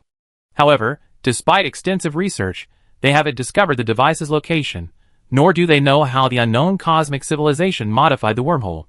This time, however, the Pioneers and the War Immortal civilization did leave behind some information that served as an exit, and they returned specifically to update the information after reaching the other end. According to information left by the Pioneers and the War Immortal civilization, this Stargate is divided into 3 sections. The first section exits in a remote, intergalactic void, approximately 8 million light-years away. The second section exits within a dark matter island, 7.7 million light-years from the first. The third section, with a tunnel spanning the longest, spans 14.4 million light-years and exits within a large galaxy. The Pioneers and the War Immortal civilization have extensively studied the 3 sections of this Stargate and believe that a cosmic civilization constructed this Stargate by linking together numerous, naturally occurring wormholes. These space-time wormholes range from active wormholes, connecting both ends, to dead wormholes with only entrances but no exits. These wormholes are randomly distributed throughout the cosmic void. It was this unknown cosmic civilization that modified and connected them one by one, forming the present Stargate. As for why this unknown cosmic civilization built the Stargate here, the Pioneers and the War Immortals have a hypothesis. Perhaps it was due to wartime needs. This Stargate was built by an unknown cosmic civilization for some strategic purpose. After the war, it lay abandoned until it was rediscovered by the Pioneers and the War Immortal civilization. Perhaps for this reason, the several entrances and exits of this Stargate are so well hidden, requiring navigating various three-dimensional mazes to find. According to the Pioneers, if it weren't for the War Immortal civilization's unimaginable mastery of four-dimensional space, they would have been unable to find this Stargate, and would have even gotten lost at other exits, ultimately trapped in the endless maze of space. This time, the Galactic Expedition and the Falcon Expedition owed a great debt of gratitude to the Pioneers and the War Immortal civilization, who had returned from their journey to the other side of the galaxy to leave behind this valuable information. This included information on how to find the maze entrance, how to navigate the spatial maze, and what precautions to take when navigating the winding Stargate tunnel. They also shared information on the distribution of civilizations in the vast galaxy on the other side of the Stargate. However, this civilization information was already 3 billion years old, making it of limited relevance at a 0.3 billion years later. After all, 3 billion years had passed, and the civilizations mentioned by the Pioneers and the War Immortal civilization had either perished or embarked on the Great Expedition. It was during this Stargate crossing that the Falcon civilization discovered that the so-called Pioneers and War Immortal civilizations that the Galactic Expedition had sought in the Bakeway Galaxy were truly formidable, having been powerful figures from 3 billion years ago. The Falcon civilization even had its Level 6 civilization search the database, but found no information on these two civilizations. Well, we blazed a trail, overcoming countless hardships to get here, and you, on the other hand, actually have predecessors guiding us. It seems you were guided by them when you came through the Stargate. It's really frustrating. This discovery made the Falcon civilization even more inclined to join the Galactic Grand Voyage Organization, but due to certain organizational considerations, they held back for the time being. However, after entering the Stargate, the 4 distinctive technological civilizations of the Grand Voyage Organization discovered that the Falcon civilization was more willing to approach them than before, even proposing collaboration on certain scientific research projects.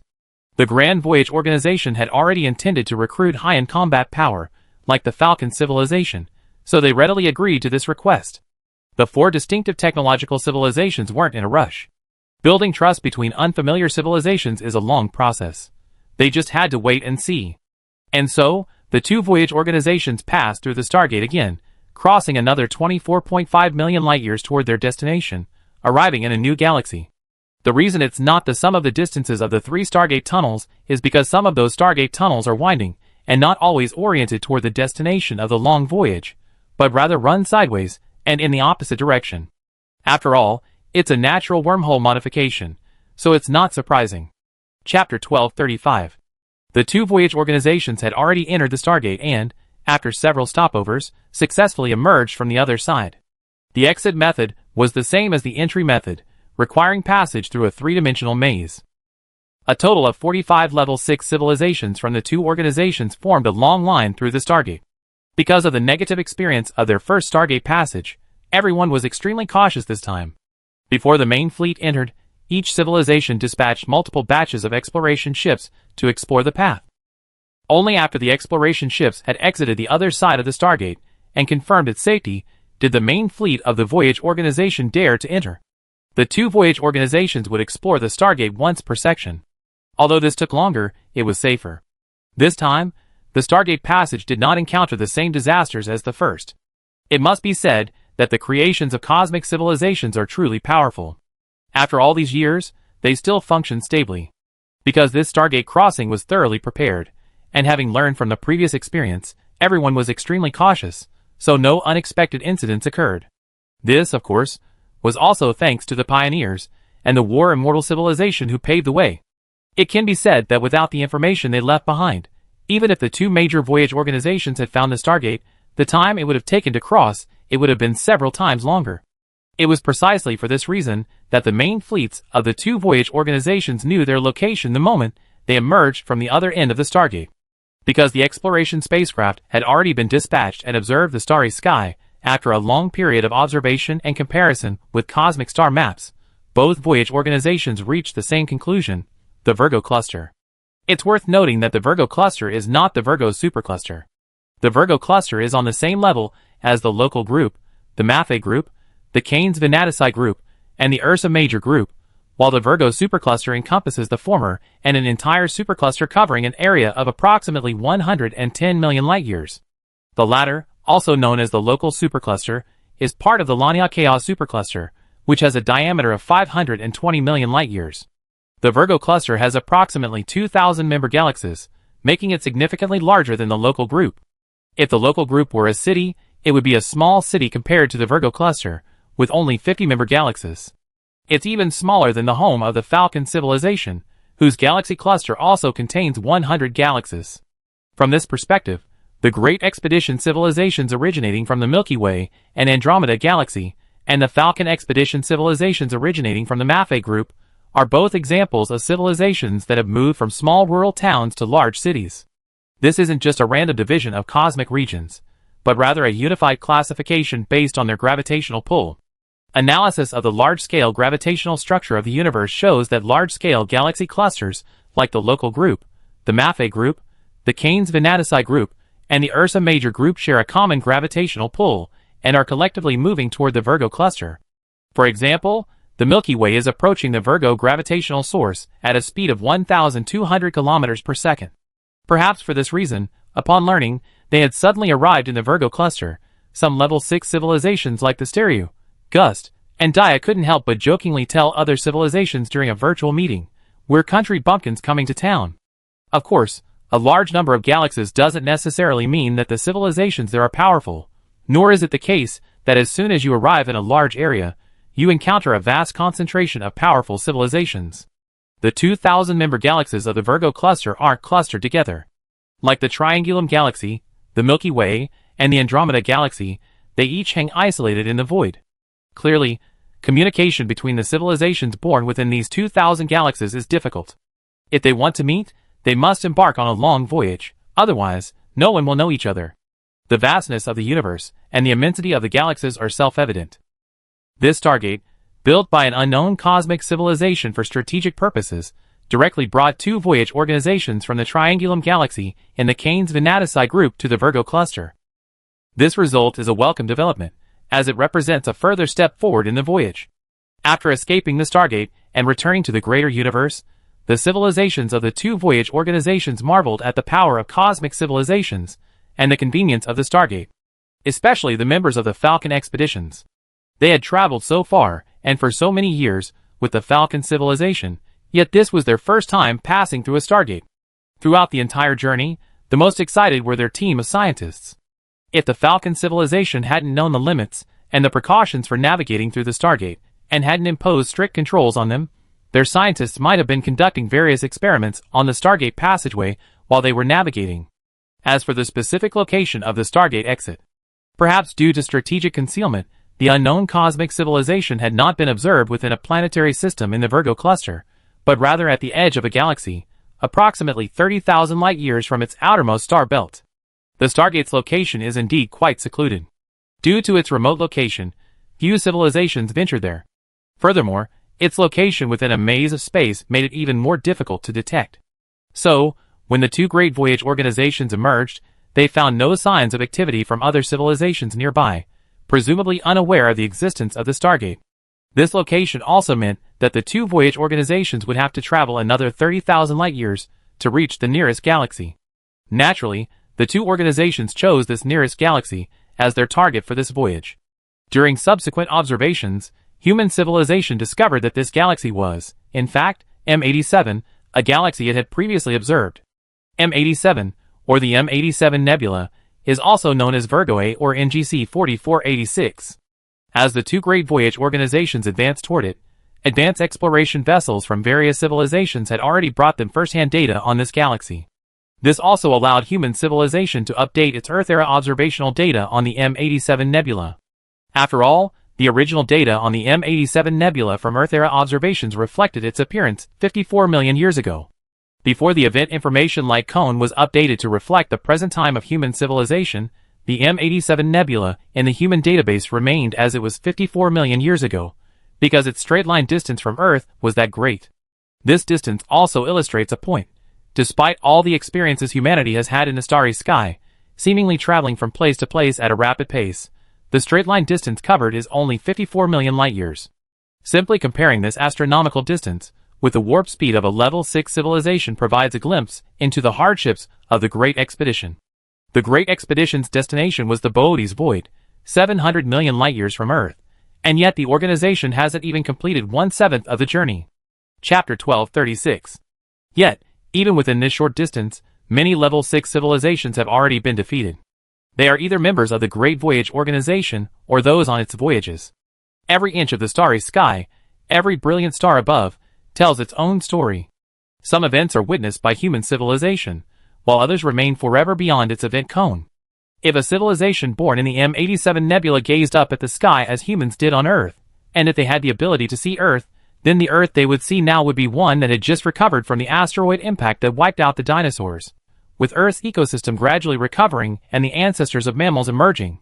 Superluminal travel is truly wondrous. If such a civilization with such exceptional observational capabilities truly existed, I wonder what they would think when they learned that the mammals they now saw had arrived at their home in warships, demonstrating a highly civilized demeanor. Perhaps they would point to the small mammals on Earth that had just emerged from their caves and ask humans, "Is that you? Why don't you look like me?" And humans might respond, "I'm standing right here in front of you. Look, I look somewhat like I used to." Unfortunately, due to limitations in observational capabilities, such a thing doesn't occur in the universe, or at least not at the level of a level 6 civilization. So, when updating observational data on the M87 Nebula, scientists in human civilization can only exclaim, "So that's what it is? It's changed so much in 54 million years. Is this its true appearance now?" And so on.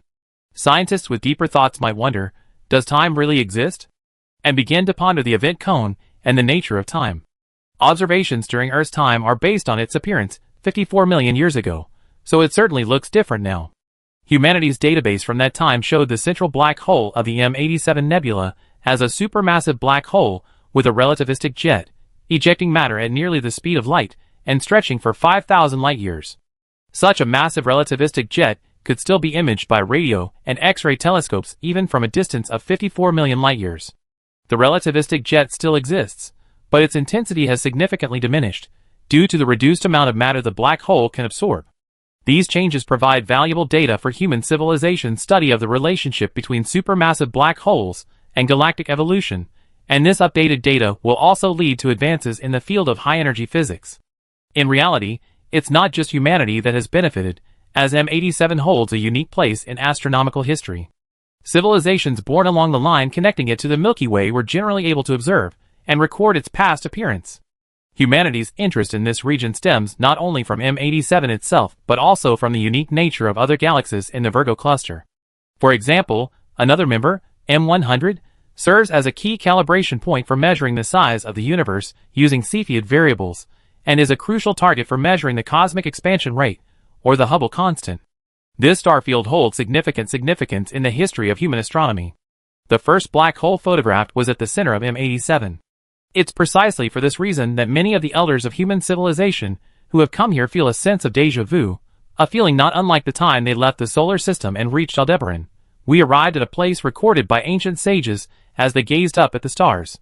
Whether it's Aldebaran or the M87 nebula, behind each name lies a story of ancient sages gazing at the stars. Perhaps those first curious glances at the stars destined future humanity to transform curiosity into a sail for a long voyage, to explore places they once could only gaze upon from afar. From Chang'e, who soared to the moon, to Quafu, who chased the sun, from the Kongming star in Aldebaran to M87 today, this is the romance of the universe, and also the triumph of a hint of curiosity hidden deep within wisdom. It is this curiosity, deep within wisdom, that has already set sail for the pursuit of knowledge. This galaxy is truly vast. Aboard the Tianqin, an astronomer explained to his colleagues, looking at the updated data. Data indicates that the supermassive black hole at the center of M87 has a mass of 6.5 billion solar masses, while the Milky Way's central black hole has a mass of only 4.4 million solar masses, and the Andromeda Galaxy's central supermassive black hole has a mass of only 100 million solar masses. However, its diameter is not much larger than the Andromeda Galaxy, only about 300,000 light-years. Yet, it possesses several times the number of stars as the Andromeda Galaxy. This is not a contradiction, as the universe is three-dimensional, and diameter is a parameter that extends across all three spatial dimensions. While astronomers from various civilizations marveled at the enormity of M87, a piece of news from quantum physics erupted like a thunderclap, sweeping across all civilizations of the Grand Expedition. No, even the Level 6 civilizations within the Falcon Expedition. The source of the news was the Galactic Center civilization. As a civilization that had only recently mastered its own unique technology, they were very proud of their expertise in detection and communication, often declaring themselves the eyes of the Grand Voyage organization in public virtual meetings. This pride had also led them, after repeated voyages across the galaxy, to develop a habit of exploring the starry sky ahead of other civilizations, such as by creating new star maps, correcting old ones, and, of course, their ongoing testing of communication systems. This news came from the communication system. During their first experiment, the Galactic Center scientists thought they had made a mistake. It was only after repeating the experiment dozens of times, and finding the same results, that they dared to report their conclusions to their leader. The Galactic Center scientists were astonished to discover that quantum entanglement communication over long distances had actually been achieved here. This news, transmitted at the speed of tachyons, spread across all civilizations in an instant. Consequently, the two major voyage organization civilizations immediately set out to verify the Galactic Center civilization's experimental results. Unsurprisingly, all experiments yielded the same result. Quantum entanglement could transmit effective information here at speeds exceeding the speed of light. Since the Grand Voyage organization had already learned from the pioneers about quantum entanglement long-distance communication, upon discovering its effectiveness here, the various civilizations immediately came to two conclusions. One was that real-time quantum entanglement communication had never failed here. The other was that it had failed before, but it had recovered. From this incident, the various civilizations also glimpsed the impact of the legendary Cosmic Civilization War. Cosmic civilizations were so powerful that they could actually change the laws of cosmic physics on astronomical scales, spanning tens of millions of light-years. Those awakened from their trances could not help but feel relieved that the only change was the effective superluminal information transmission laws of quantum entanglement, with little impact on the warships and life of the various civilizations. Otherwise, everyone would have been doomed by now. At this moment, many people unconsciously recall the paper civilization's warning, or rather, its own explanation of its reason for heading to the Sculptor Void. It seemed that the route to the Bodhi's Void was indeed difficult. Chapter 1237. After discovering that quantum entanglement communication over long distances had not failed, various civilizations began to develop communication devices based on the principles of quantum entanglement.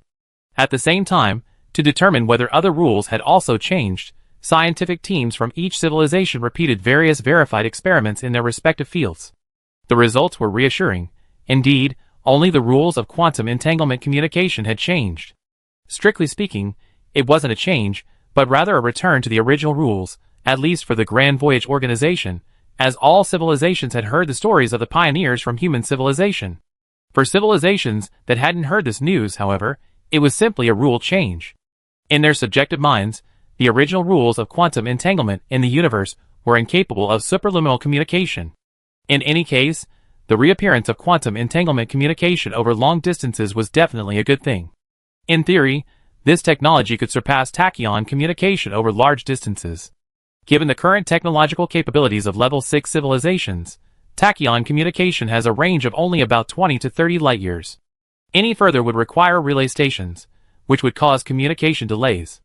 Quantum entanglement theory, on the other hand, promises real-time communication with no delay, and over infinite distances.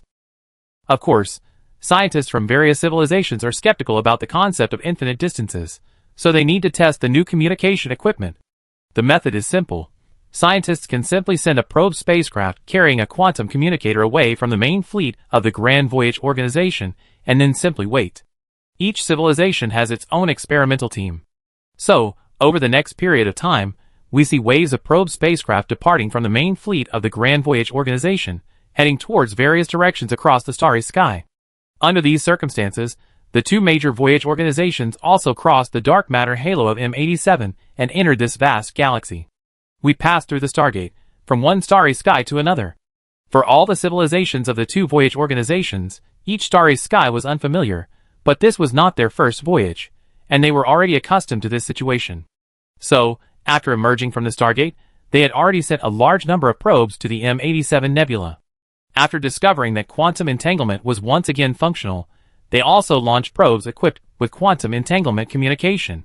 Over time, various civilizations discovered that quantum entanglement communication was indeed more convenient than tachyon communication, because its real-time communication range was far greater than that of tachyon communication. This eliminated the need for the laborious construction of various communication relay stations and increased detection efficiency. Every civilization added quantum entanglement communication modules to their existing exploration ships, warships, and various other spacecraft. Some more extreme civilizations even removed the tachyon communication modules altogether. However, out of habit or for safety reasons, most civilizations did not do so. Civilizations like the Galactic Center have only equipped their ships with quantum entanglement communication modules. For interstellar communication, they maintain their previous practice.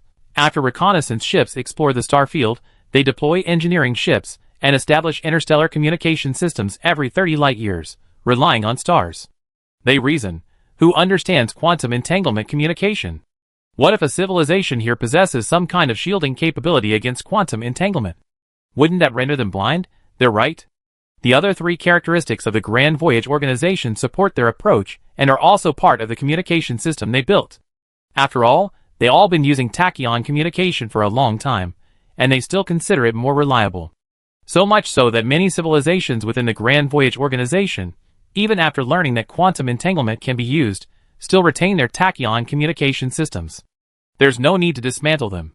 That said, based on previous experience arriving in new galaxies, the Grand Voyage organization expected they wouldn't encounter any civilizations for a long time, but this time, they were surprised.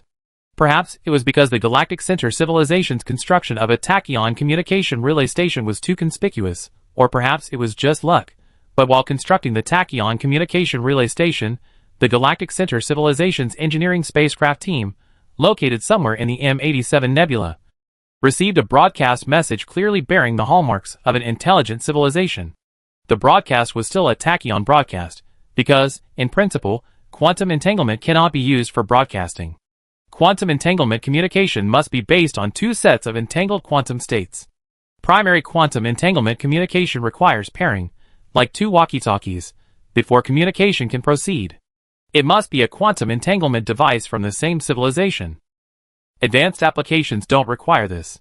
After communication is complete, they simply exchange various physical parameters of quantum entanglement, such as the communication identification spectrum. Then, based on the data provided by both parties, quantum groups with corresponding entangled properties are created and integrated into the quantum communication network. However, the Great Voyage Organization has conducted little research in this area. After all, in the region where we were born, quantum entanglement is not capable of long-distance communication.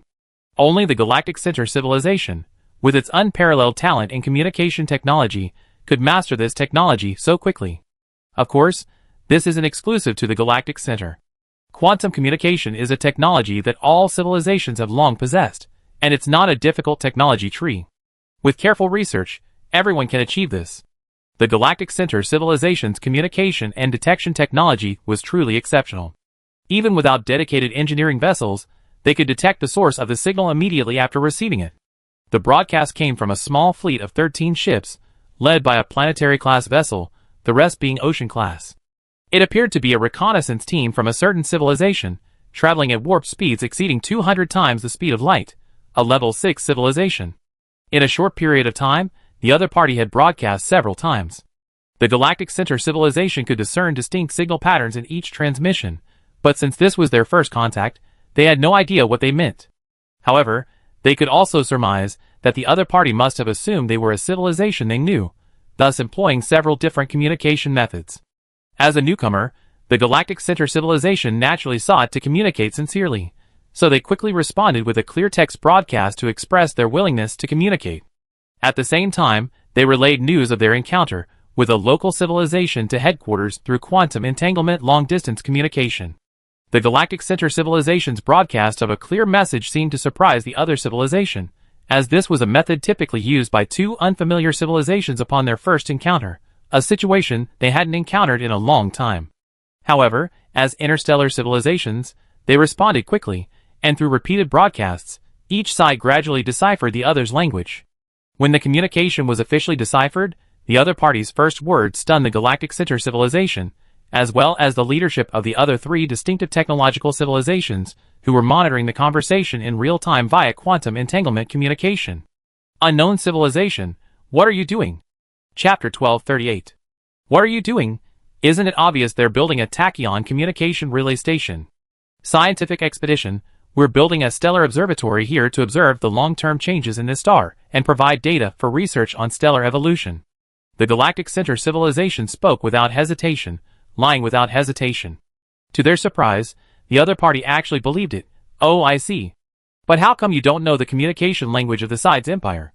If it weren't for the communications experts on our ship, we wouldn't be able to decipher your language.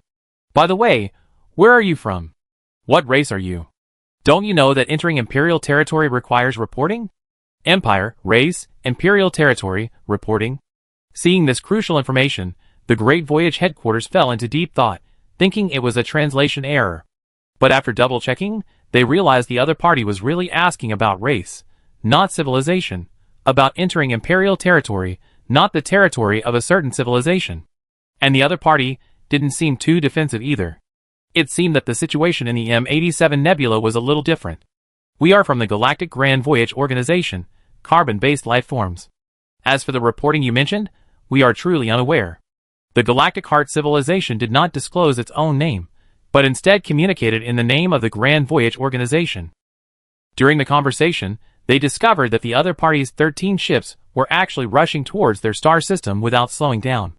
If such an action were carried out by warships, it would be tantamount to active provocation. Of course, if it were a warship, it would not have come so close. The Galactic Heart civilization was unaware, and the other party was actually somewhat confused. What's this Galactic Grand Expedition? What carbon-based life? Aren't we all carbon-based?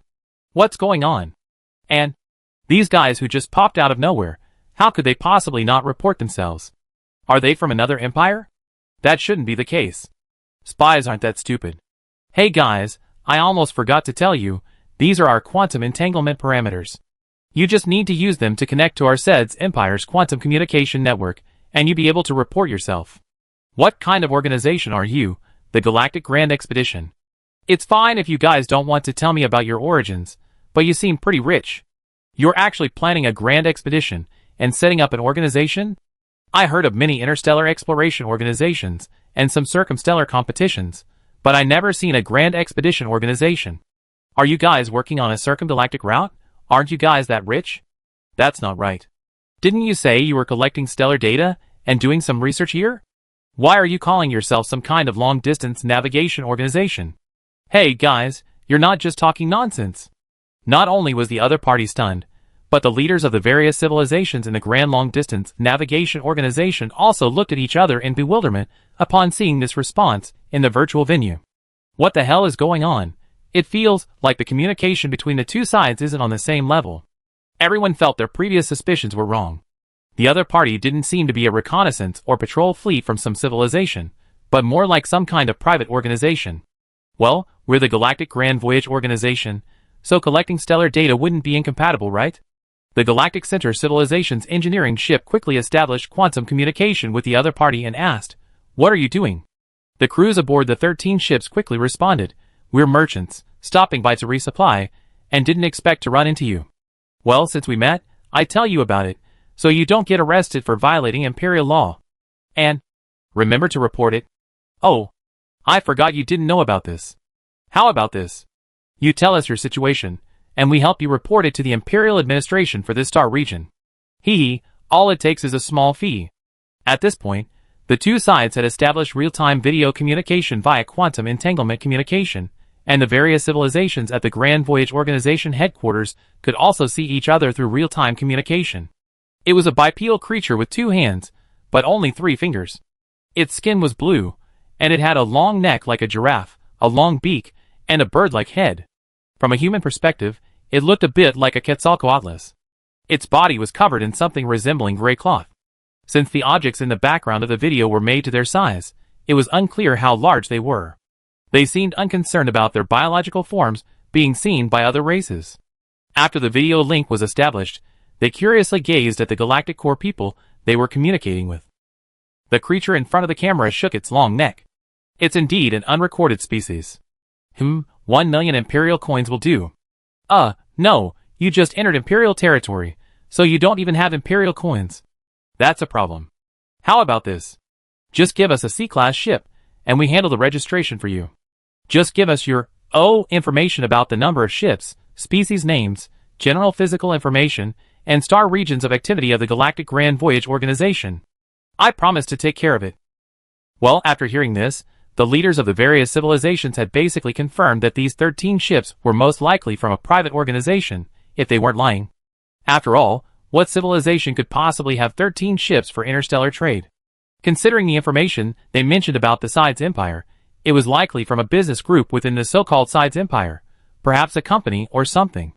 Speaking of which, the Great Voyage Organization has traveled so far, and generally, upon reaching a new star system, they encounter individual civilizations, and communication is at the level of civilizations.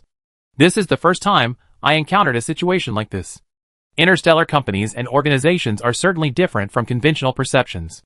After all, they're using spaceships for commerce, but it's unclear what they're doing. And from the other party's tone, we can roughly tell that the Sides Empire is likely an interstellar empire, and its territory is probably quite large. Furthermore, the M87 Nebula, or rather the star region where the Sides Empire resides, is likely peaceful and in frequent communication with other unknown empires. Otherwise, they wouldn't have mentioned any such reports. Based on this analysis, the 4 distinctive technological civilizations of the Great Voyage Organization believe that with such a large fleet, even if they haven't been discovered by the Sides Empire yet, they will undoubtedly be discovered once they enter its territory. Since this is the case, it's best to be frank. As long as the other party isn't as unreasonable as the Tiannu civilization, everything will be manageable. After making this decision, the Silver Heart civilization's engineering ship on the other side responded directly. "Okay, I give you a C-class ship as a handling fee." The long-necked creature in the video uttered something like laughter. "Great. I, Scar, have made you my friend. From now on, whenever you're in this star field or want to buy something, just mention my name, Scar. I wouldn't dare mention it elsewhere, but here, Scar still has some respect. By the way, what's your name, brother? What do you like to eat?" "Well, don't get me wrong, I, Scar, happen to have a friend on the planet Finer who runs a restaurant. Those doing interstellar business have their own dining environment, tailored to their species. I treat you to a meal as a courtesy. It seemed a C-class ship was very valuable to the creature calling itself Scar. Upon hearing the Silver Heart Civilization's agreement, its attitude immediately changed, and it even revealed its name. Chapter 1239. The Galactic Core people, who were constructing the Tachyon interstellar communication system, saw Scar's enthusiasm and, having received instructions from the Grand Voyage Organization, adopted what they considered to be a very friendly expression. From a human perspective, this expression wasn't friendly, but rather endearing. The Galactic Core person, who was video chatting with Scar, blinked his 4 large eyes, a little shimmeringly, and swayed his 5-pointed star-shaped body. Okay, Mr. Scar, you can call me Saya. Thank you very much for your hospitality, but there are quite a few of us. Are you sure you want to treat us to dinner? Scar said graciously, of course. I, Scar, always keep my word. Saya. Okay, Mr. Scar, here are the parameters of our living environment and the chemical composition of our favorite foods. Galactic Heart Saya continued blinking. Also, Mr. Scar, are you sure you want to report this to us? We do have quite a few to report, and I'm afraid your workload might be a bit overwhelming. How about we give you a few more C-class ships as compensation? Well, never mind, how about a planetary transport ship traveling at 213 times the speed of light? After all, you're in the business of commerce, and I think a planetary transport ship would be very useful to you. Saya is a genuine galactic heart, and she holds some power within her civilization. Especially after she discovered Scar and his group of aliens, she was promoted within the Galactic Heart. After all, she represents the Grand Voyage Organization, and the Galactic Heart civilization still values respect. It had to be said that Saya still had some conscience. Although Scar had asked for a C-class spaceship, she had assumed that the bosses would be as steadfast as usual and refused to report it, so she had agreed out of habit. She hadn't expected them to be serious about it, and now she felt a little guilty towards Scar, this generous alien. Scar, hearing Saya's words, was already brimming with excitement. Where did this organization come from? They're so powerful. They even mentioned a planetary transport ship right off the bat. That's a planetary transport ship. I, Scar, have roamed the stars for so many years, and I only just managed to get a single one as the flagship of my caravan. He remembered how nearly bankrupted he'd been trying to modify this planetary ship he found at a flea market. Those profiteers. A top-tier warp engine plus a tachyon cannon are selling for so much, claiming it's new from the arsenal. It's clearly secondhand. Scar suppressed his trembling body with excitement, saying to himself, calm down, calm down. I'm Scar, the savage Scar. This is just a planetary transport ship equipped with a 213X lightspeed warp engine. Seeing Scar remain silent, the aliens around him, who resembled him, anxiously poked him in the back with their Quetzalcoatl-like beaks and said, Boss Scar, Boss Scar. You better agree. That's a planetary transport ship. We're going to be rich. Feeling the pressure from behind, Scar suddenly woke up. He turned his gaze back to the starfish-like Saya on the other side of the video, and said with a trembling voice, Brother Saya, are you really willing to use a top-speed planetary transport ship as a reward? Saya blinked. She didn't care about Scar's address. After all, different races didn't necessarily have genders, let alone being able to identify themselves at a glance. I, Saya, do have some authority. Don't worry, it's just a transport ship. It's not a big deal. Hearing Saya's words, Scar was silent for a moment, as if contemplating something.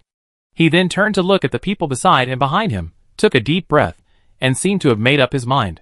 Brothers and sisters, I know what you're thinking, but you followed me across the galaxy for so many years, and you should know my character.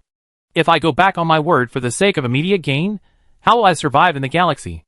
So, please, let me be willful for once. After speaking to the people beside him, Scar turned to the communication holographic screen and said to Saya, Brother Saya, I appreciate your kindness. I know you can definitely produce a planetary transport ship, but it certainly won't be easy. You should save the funds for your Grand Voyage event. If you need any supplies during the event, just let me know, and I take advantage of you. Given Brother Saya's kindness, I, Scar, absolutely cannot take advantage of you. Actually, the workload isn't that big. I already taken advantage of you by asking for a C-class spaceship. There's no need to discuss this further. As usual, if Brother Saya needs any supplies in this star field during the Grand Voyage around the galaxy, just let me, Scar, know and I take them all. You can contact me using this communication data. Scar looked determined. Seeing this, Saya gave up and sighed inwardly. You didn't want it, so don't blame me later. Okay, then, shall I send you the required ship data now? Yes, brother Saya.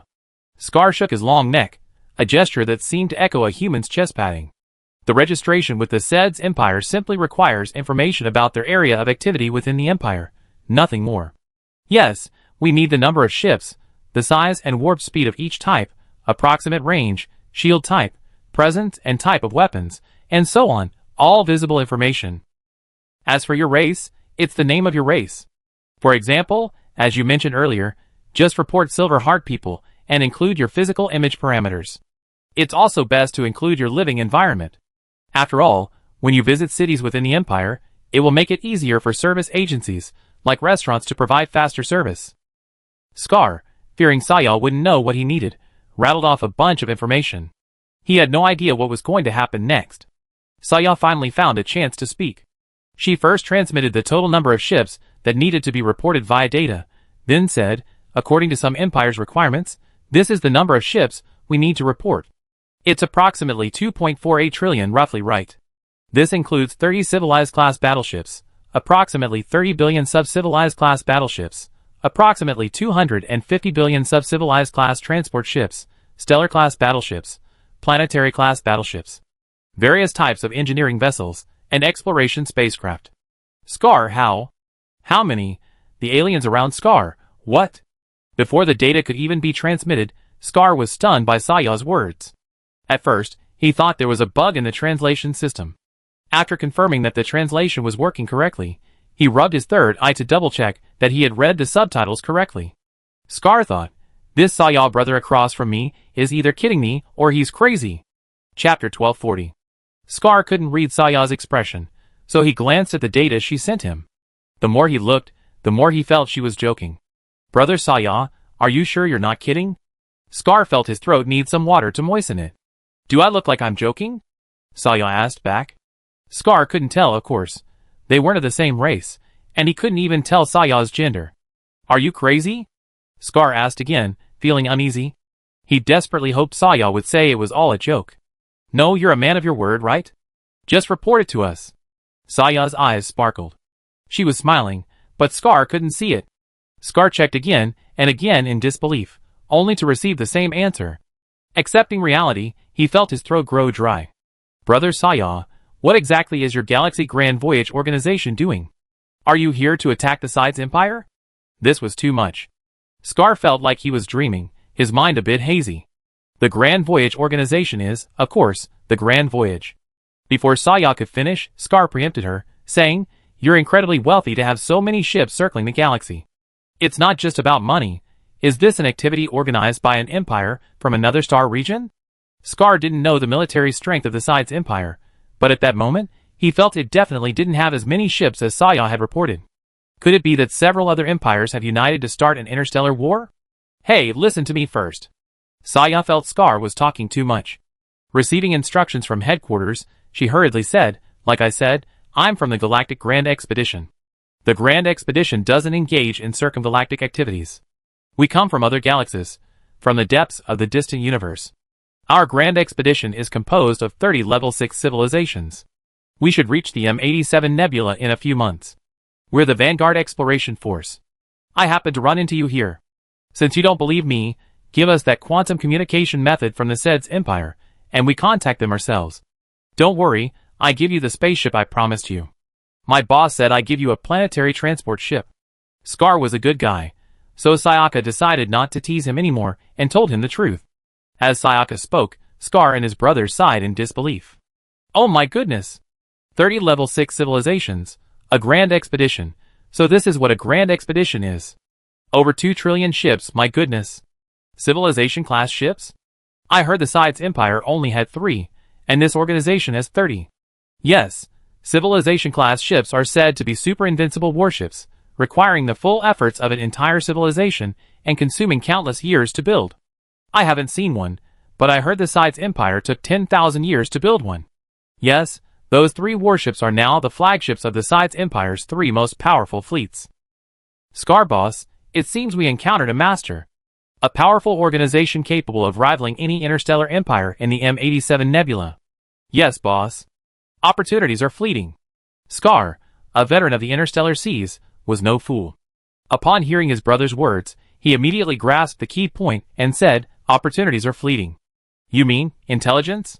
The man, resembling a caravan strategist, excitedly said, yes, boss Scar. Think about it. Hasn't this grand expeditionary organization just arrived in the 87 Nebula? Just like when we ventured into new star regions, when arriving in a new place, isn't intelligence the most important thing? If so, why don't we? Upon hearing this, the other aliens also came over, fearing Scar would not agree, and hurriedly urged, boss, this doesn't violate the rules of the Sides Empire. Even if it does, so what? As long as this great voyage organization recognizes us, it's fine. What have we been doing all our lives roaming the interstellar seas for? Isn't it all about wealth and glory? And what Rana said is right. Opportunities are fleeting. Even if we don't tell them, such a large organization will surely be able to easily obtain information about the various empires. By then, what we know will be worthless. Scar suddenly woke up at this. It was indeed true. So he quickly said to Saya on the other end of the video, Brother Saya, I, Scar, am a man of my words. I will report to you when I say I will.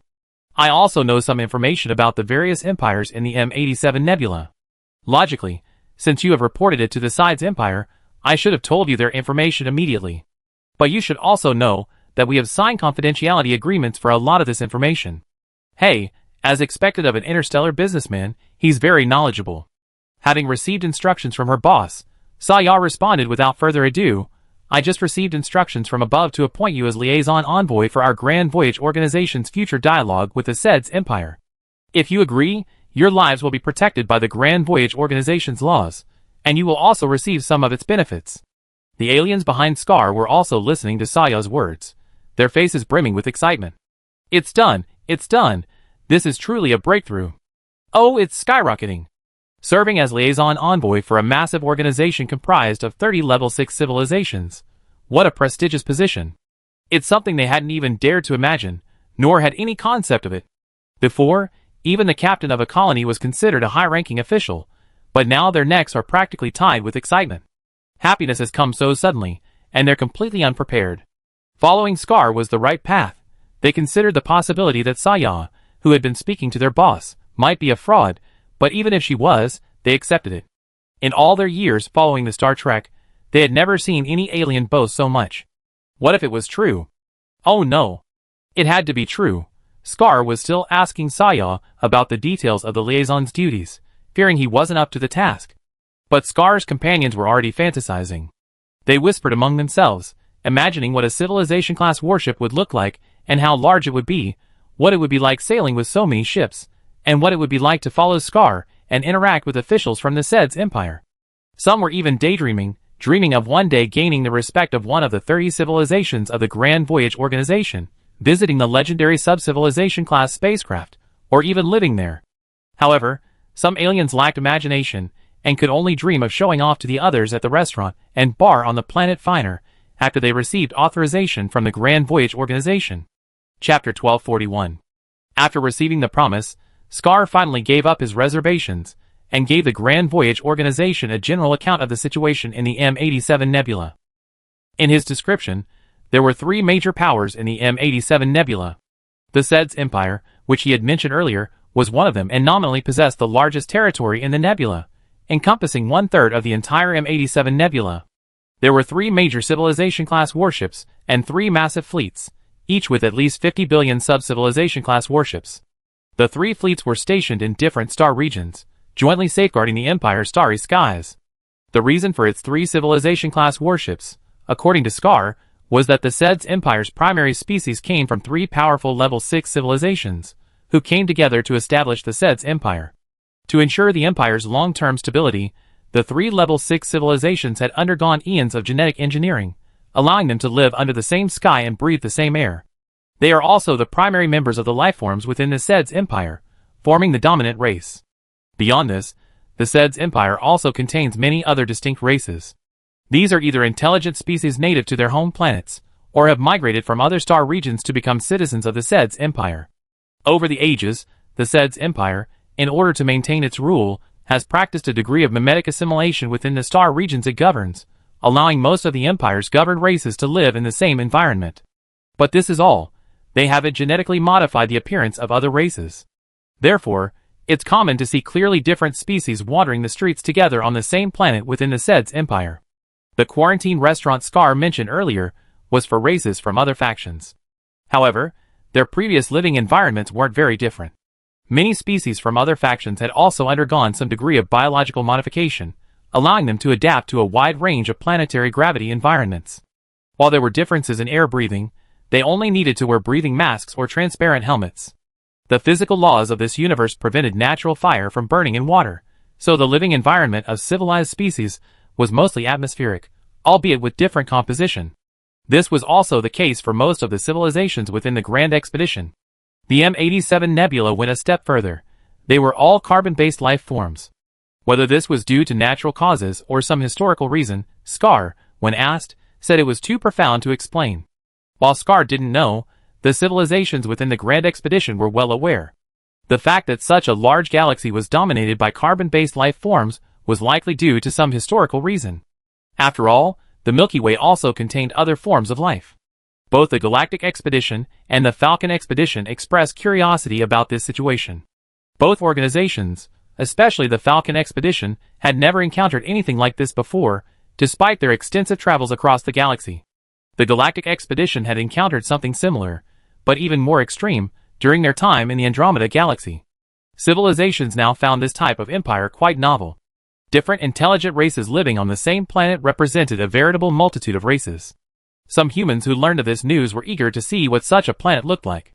They reasoned that with current human bioengineering technology, a visit to such a planet would likely require only a breathing mask. As Scar described the environments of the various planets in the Sed's Empire, some humans sighed, "This is how life should be for all races and civilizations in the universe." Of course, only some people. The leadership of the human interstellar government remained quite clear-headed. Space opera certainly satisfies some people's fantasies of a civilized cosmic society, but for human civilization, emerging from a galaxy ravaged by the Reapers and the Galactic Center Alliance, they still understand the cruelty of the universe. Furthermore, the Grand Voyage Organization's goal is the Grand Voyage, and each civilization within the organization has long understood the truth. Only by maintaining their own uniqueness can they develop unique technologies. So, even if the Grand Voyage Organization wanted to establish such a society, no civilization would agree. When asked whether the 3 civilization-class warships of the Sed's Empire were equipped with unique technologies, Scar's reaction surprised the others. He froze for a moment, then scratched his neck, implying that he didn't understand many military secrets. At the end, he even asked, "What is unique technology?" Regarding Scar's reaction, many civilizations within the Grand Voyage Organization speculated that Scar's knowledge level might be insufficient, or that, as a merchant, he hadn't seen much of the world and might not have access to things at this level of civilization. However, many civilizations also realized that the 3 civilization-level warships of the Sed's Empire likely lacked unique technology, or that the Sed's Empire lacked unique technology. This was intriguing. An empire with the largest territory actually lacked unique technology. Of course, this was just speculation at this point. The specific situation would have to wait for the arrival of the Grand Fleet and contact with the various forces in the M87 Nebula before a definitive conclusion could be drawn. Scar didn't actually know much about military technology. He focused more on broad matters, like the existence of the Sed's Empire, and the distribution of power in the M87 Nebula. The Sed's Empire, for example, was a settled empire. Within its borders, it housed many planets with intelligent life, with varying levels of civilization. However, due to the existence of the Sed's Empire, even those with lower-level civilizations likely possess some advanced artifacts. Things like warp drives were common, given their availability on the market. The Empire's territory was divided into numerous star regions, each with a military and political center star system. According to Scar, the Sed's Empire transformed many planets into habitable ones, and placed them within the same star system.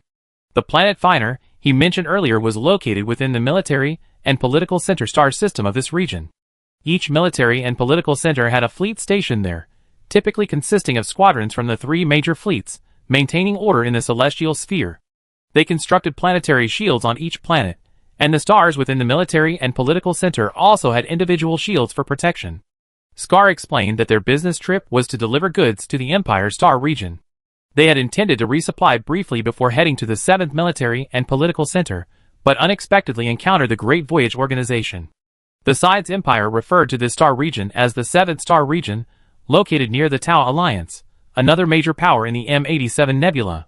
This interstellar alliance comprised 7 Level 6 civilizations, and its ruling star region encompassed approximately a quarter of the stars in the M87 Nebula. Chapter 1242. Sharing a similar territory to the Tua Alliance is an interstellar empire called the Gangiata Empire. Unlike other factions, this empire consists of a single dominant race, the Gangiatu. Sentient beings exist within its borders, but they are not considered members of the Gangiata Empire, as they lack the same citizenship as the Gangiatu. As intelligent beings, they can only work for the Gangiatu.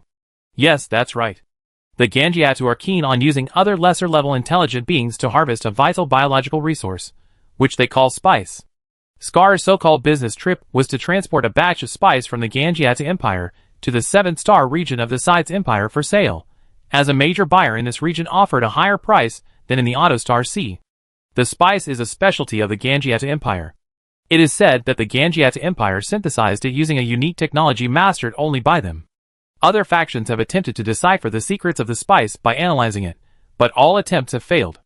Upon hearing this description, some civilizations within the Grand Voyage believed the spice was a unique technological product, others believed the Gangiata Empire possessed a unique skill, and still others believed it was simply due to a successful technological blockade. In response to these and other speculations, the Grand Voyage stated, "Just take the spice and study it, and you know for sure." Scar wasn't a scientist, but he had his own sources.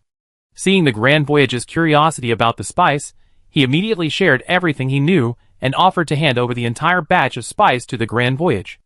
As for the buyer, who offered the high price, Scar said, "I'm about to become the organization's liaison, so what's the point of a bicycle?" As the saying goes, a man of insight is a hero. The leaders of the various civilizations in the virtual meeting were very pleased with Scar. In Scar's description, spice is a key ingredient used to create something that increases the lifespan of intelligent life, an indispensable ingredient indeed. Spice is something that all forces and empires need.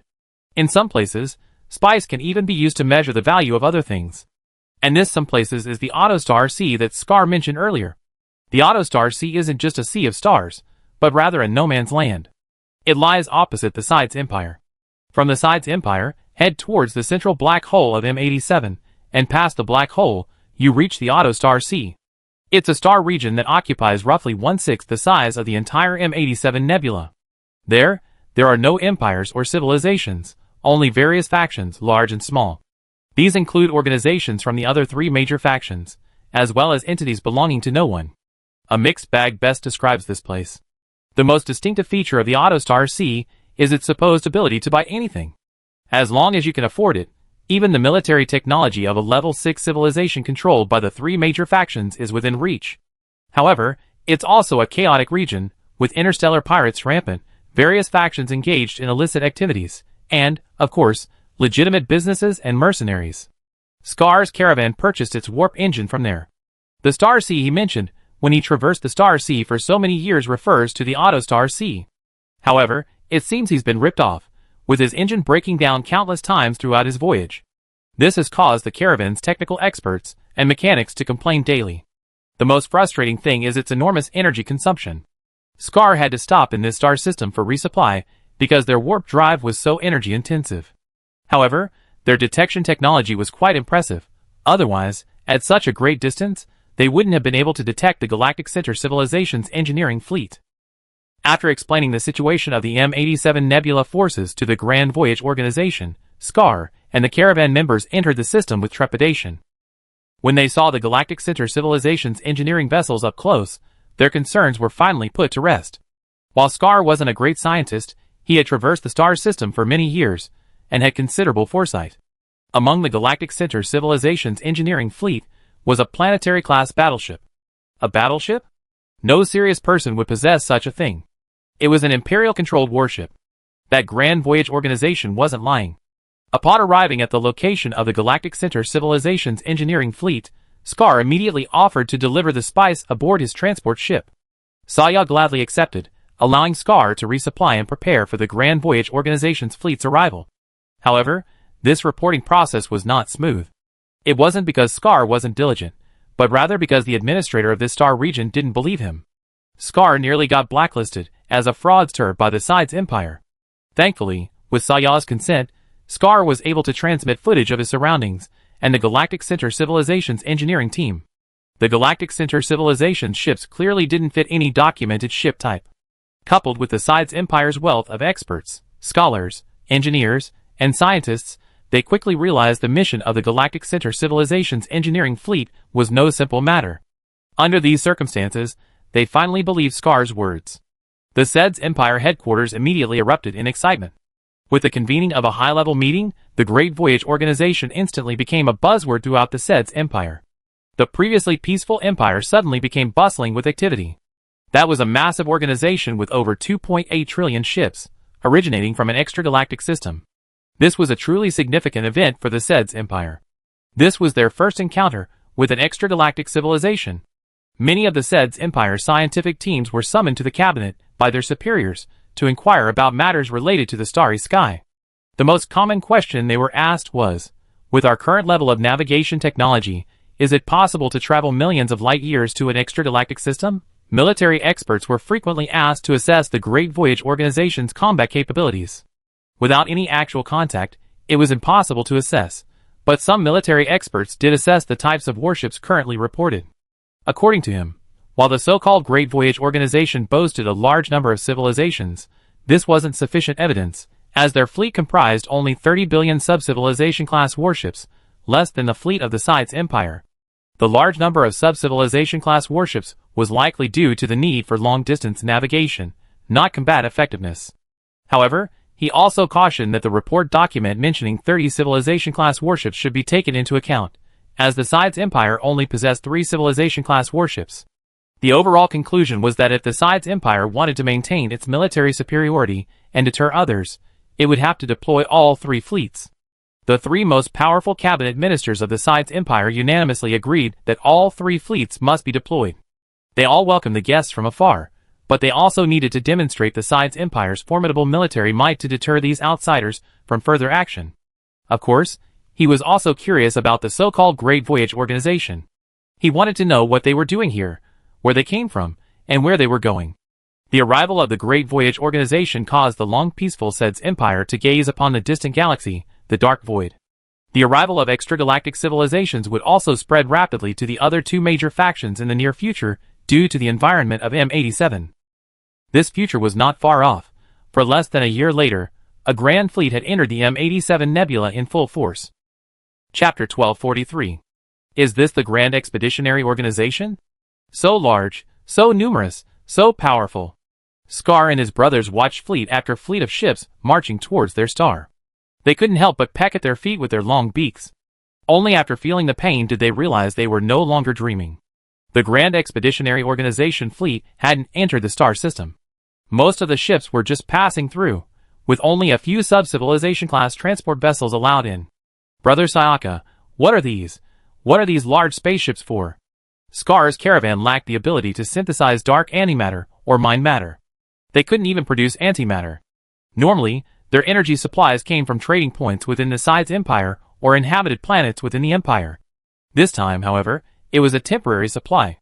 With nowhere to go, he could only mine interstellar matter and generate energy from heavy nuclear fusion to keep going for a while. He would wait until he reached the Fina system and buy some dark matter and dark antimatter energy packs for a resupply. Dark matter and dark antimatter energy packs are considered level 6 civilization materials, produced only by the SED's Empire or other large organizations with advanced technology. They're very expensive, but for a businessman like Scar, speed is paramount, so he has to use the highest quality energy packs. Otherwise, he won't be able to maximize the power of his expensive warp drive. I informed the organization of your situation. My superiors believe your supply rate is too slow, so they sent a transport ship to transport you. Also, stop mining for supplies. Send me your ship's warp drive parameters and energy docking port data, and the organization will directly arrange for energy resupply packs for you. After a pause, Saya added, Oh, did you see that sign outside that sub-civilization class transport ship? It's a planetary class transport ship. It's the reward the organization promised you. Here are the ship's specifications, sent to you. Hearing that the Grand Voyage organization had actually delivered on their reward, Scar and the others were ecstatic and quickly glanced at the specifications. 1 tachyon lightsaber main cannon, 1 Star Destroyer cannon, several matter-antimatter close and weapon systems, equipped with a true Void Shield dual shield system, a maximum warp speed of 213.75 times the speed of light, a fully loaded rated range of 30,000 light-years, and a payload. This is a transport ship, yet it carries so many weapons, and an unimaginable dual shield system. Scar and the other aliens were drooling, their eyes wide open. They thought this wasn't just a transport ship, it was a warship. How could it be insane? Is this for us? Scar asked in disbelief. Saya said casually, of course it's for you. It's just an ordinary transport ship from our galactic center civilization. The Grand Voyage organization has tens of millions of these transport ships, and they're just scraps from the fleet, consumables for the Grand Voyage. It's only because we have a Stargate on this voyage, otherwise they would have been used up long ago. Scar let out an alien curse. Such a treasure is actually an ordinary transport ship. The Grand Voyage organization is truly arrogant. Alright, the loading slots have been issued to you. Quickly follow the instructions and attach your ships to that sub-civilization class transport ship. We are leaving. Saya ignored Scar's shock and urged, in a moment, you'll be able to input the parameters for the planetary class transport ship according to your living environment. The ship's intelligence system will quickly generate the corresponding living environment. You can modify the control room settings yourself. The adaptive control module will automatically generate an operating panel tailored to your species based on your data. Right away. Scar felt like he had finally reached the pinnacle of his life. The rest was simple. Scar, as instructed, loaded his caravan's transport ships onto the Galactic Center Civilization sub-civilization class transport vessels, and then, along with the Great Voyage organization, sailed towards the finer star system, 800 light-years away. That was the military and political center of the 7th administrative sector of the Sides Empire. The Great Voyage organization had designated it as a future anchorage, from which to contact the indigenous civilization. Both voyage organizations believed that if they simply deployed their large fleets there, the Sides Empire would find them, eliminating the need for a search. This was indeed the case, and the Sides Empire was even more anxious than either of the other voyage organizations, as they had already received news that the fleets of the 2 voyage organizations had entered Imperial territory and were heading towards the finer star system. In terms of time, the assembly of his 3 fleets was far slower than that of the other. The Empire's territory was too vast, and the other side arrived too suddenly, leaving them with little time to react. What should be done? The Imperial Cabinet deliberated for a while, and concluded that the only solution now was to contact the Great Galactic Expedition Organization and establish communication with them, ensuring they remained there until their fleet had assembled and arrived in the 7th Administrative Sector. This was an unprecedented event, and the Sides Empire Cabinet believed that the Great Galactic Expedition Organization possessed military power comparable to the other 2 major factions in the M87 Nebula, and that such a force now existed within their own empire, posing an extremely high risk. A force so powerful that could shift the balance of power in M87 must be stabilized. And to stabilize such a powerful organization, even greater military might was necessary. Have you contacted the Great Voyage Organization? In a solemn assembly hall, 3 ministers of the Sides Empire eagerly inquired of the busy communications personnel. The Emperor of the Empire also sat on the throne, but the Sides Empire was a quasi-constitutional monarchy, with the Emperor holding little power, existing merely as a mascot. This time, the Emperor was brought over so that, after the communication was established, he could serve as the camera's mascot and symbol of the supreme leader, and speak with the other party. We made contact. The other party claims to be a liaison from the Galactic Great Voyage Organization, specializing in communications with the Empire, the communications personnel replied. At this moment, the intelligence personnel interrupted, saying, we analyzed the entity claiming to be a liaison. The data matches. It's an interstellar trader named Fervado, nicknamed Scar. He was the one who previously reported the Great Voyage Organization's data to the Empire. Turn the screen around. The 3 cabinet ministers said in unison. When the information switched to the large holographic screen, the 3 ministers peered closely at the data comparison, and saw that it was indeed the small interstellar trader Scar. In the past, such a being would never have appeared before them. After all, in front of the Sides Empire, he was nothing more than a small Karami. But things were different now. The 3 ministers were not fools. They knew the other party must have been instructed by the Great Galactic Voyage Organization. Now, this small Karami was backed by a powerful organization. Mr. Fervado, it's an honor to meet you. A cabinet minister politely addressed Scar in the video. The small trader's status had changed, so naturally, he couldn't be viewed with the same perspective as before. After all, he now represented the Great Galactic Voyage Organization. To treat him with disrespect would be to disrespect the Great Galactic Voyage Organization. A cabinet minister wasn't stupid and wouldn't do such a thing. Scar was delighted by this. He was a cabinet minister, a high-ranking figure in science, and now, he was politely addressing him as Mr. Fervado. How cool! This was such a great support. Scar really loves the Galaxy Expedition now, especially the girl named Sayaka. Although she is not good-looking and doesn't even have a long neck and a pointed mouth, she is really his lucky star. Chapter 1244. Scar had changed into a gorgeous outfit and tied a jet black, colorful tie around his long neck. His long beak was polished to a mirror-like shine. He knew he was speaking on behalf of the Grand Voyage Organization this time, so he had to present a good image.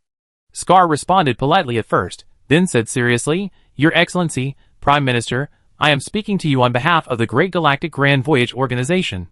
Please be advised that over 2.8 trillion ships of the organization are already heading for the Empire's 7th Administrative Sector, and will arrive in 3 years. Afterwards, the organization's Grand Fleet will be anchored in that sector. If you have any questions, please let me know, and I will convey them to the organization's leadership. We would like to speak with the Grand Voyage Organization's top leadership to discuss matters such as the Grand Fleet's anchoring area. This concerns the vital interests of both the Empire and the Grand Voyage Organization. Mr. Fervado will convey this message," said the Prime Minister. "My apologies, Prime Minister. Due to the Great Voyage, the organization's leadership has just emerged from hibernation and will need some time to recover. Furthermore, the organization has just arrived in the M87 Nebula and has many important matters to attend to. As for when they will have time, I don't know." Scar replied politely, but the content of his reply made the Imperial Cabinet Minister grit his teeth in anger. Scar's response was clearly not his own idea, but rather a directive from the Great Voyage. The two voyage organizations certainly needed to communicate with the Side's Empire, but everyone felt that the time was not right, as the organization still had too little information and would not have the initiative. Therefore, Scar was instructed to hold off until the Galactic Center Civilization's exploration ships had detected more information. Furthermore, the two voyage organizations must not only contact the Sed's Empire, but also the Tau Alliance and the Ganjiad Empire. They should gather information from various factions to determine the relationships between them, rather than relying solely on the Sed's Empire's own narrative. It would also be helpful to visit the Autostar C. The Grand Voyage Organization's presence there isn't just for route needs. They also need to search for traces of the pioneers. This is a consistent practice at every route node, and places like the Autostar C are generally better informed. Some information isn't readily available from the three major factions, but it's different in the Autostar C. Thus, at the behest of the Grand Voyage Organization, Scar became a temporary shield. For the next few years, whenever the Sed's Empire contacted the Grand Voyage Organization, Scar would answer the phone, finding various excuses to block direct communication. And Scar, worthy of being an interstellar trader, had, in that short period of time, used his liaison status to secure a significant transfer of Imperial currency from the Sed's Empire to his account. This, in turn, enriched him and his comrades, so much so that upon arriving in the Finistar system, they eagerly headed to Senna for a leisurely getaway. Scar still held value to the Grand Expedition Organization. They would need him when they reached the Autostar C, so they tacitly approved Scar's routine operation. Of course, to gather information quickly, Scar alone was far from enough. Besides sending their own probes for covert exploration, the Grand Expedition Organization also needed to find more Scars. And Fena is a great place. As the 7th administrative star system of the Side's Empire, this star system is undoubtedly prosperous. After the Grand Fleet arrived, the Galactic Center Civilization dispatched probes, along with Scar's 14 merchant ships, to the inner solar system. The Side's Empire has packed many planets into the Fena star system. The habitable zone alone is divided into several regions, with dozens of habitable planets orbiting main sequence stars in the same habitable zone, just like Earth's artificial satellites. Even the satellites of large gas giants have habitable planets. Fena, as the administrative center of the Fena star system, boasts unique architecture. Visible from space, in addition to ground-based buildings, Fena also boasts two rings, one large and one small, orbiting the planet like the outer ring of a gyroscope. Inside and outside these rings are tall buildings of various shapes. Aliens of all shapes and sizes lived there. After Scar docked his newly acquired planetary transport ship at the ring-shaped structure starport, he, along with his brothers and several others from the Galactic Heart civilization, including Saya, vanished into the alien sea. It was their free time, so they went off to eat and drink. Scar was pleased, but the administrator of the 7th sector of the Sides Empire was extremely nervous. Since the Grand Voyage organization had temporarily ignored the Empire, Scar and his group had become his primary focus, and he even organized a special welcome ceremony for them. Saya, the Galactic Heart civilian who had accompanied Scar to the ring-shaped structure, was particularly enthusiastic. There was no other way. The Imperial Prime Minister had instructed that the Grand Voyage organization must be stabilized until the arrival of the Empire's 3 major fleets. Of course, he had to sound out Scar's concerns, especially since Scar and his group also included Galactic Heart civilians, those who were genuine Grand Voyage organization members. Moreover, even if the Imperial Prime Minister didn't give instructions, the administrator of the 7th Star region wouldn't dare neglect the matter, as that massive fleet was currently anchored outside the Finistar system. However, the administrator discovered that the fleet outside the Finistar system wasn't as numerous as reported. It consisted of approximately 30 billion sub-civilization-class warships, and over 1 million sub-civilization-class transport ships, plus a number of various stellar-class and planetary-class vessels, not as many as reported. The administrator likely understood the reason. He was simply curious as to why such a large fleet contained a neutron star. That's right. The 2 major voyage organizations were extremely cautious, and naturally wouldn't send a cluster of residential spaceships or large-scale transport ships. Even back in the outer reaches of the galaxy, the 2 organizations had already established small universes in the void there, concealing their main forces. Therefore, aside from a small number of transport ships, all that entered the Sides Empire this time were warships. Thankfully, the fleet hadn't wandered off since arriving, which made the administrator feel confident that his position had been secured. And so time flew by. 400 years later, the 3 fleets of the Sides Empire, which had assembled and then rushed towards the Finistar system, finally arrived. The 2 grand expeditions also used this time to quietly expand their reconnaissance scope to the Autostar Sea, the Tau Alliance, and the Gangiata Empire. In terms of covert reconnaissance, the Grand Expedition focused primarily on the Galactic Center civilization, while the Falcon Expedition focused on a Level 6 civilization called the Tachyon civilization. Also during this time, the Grand Expedition analyzed the general purpose of the spice obtained from Scar.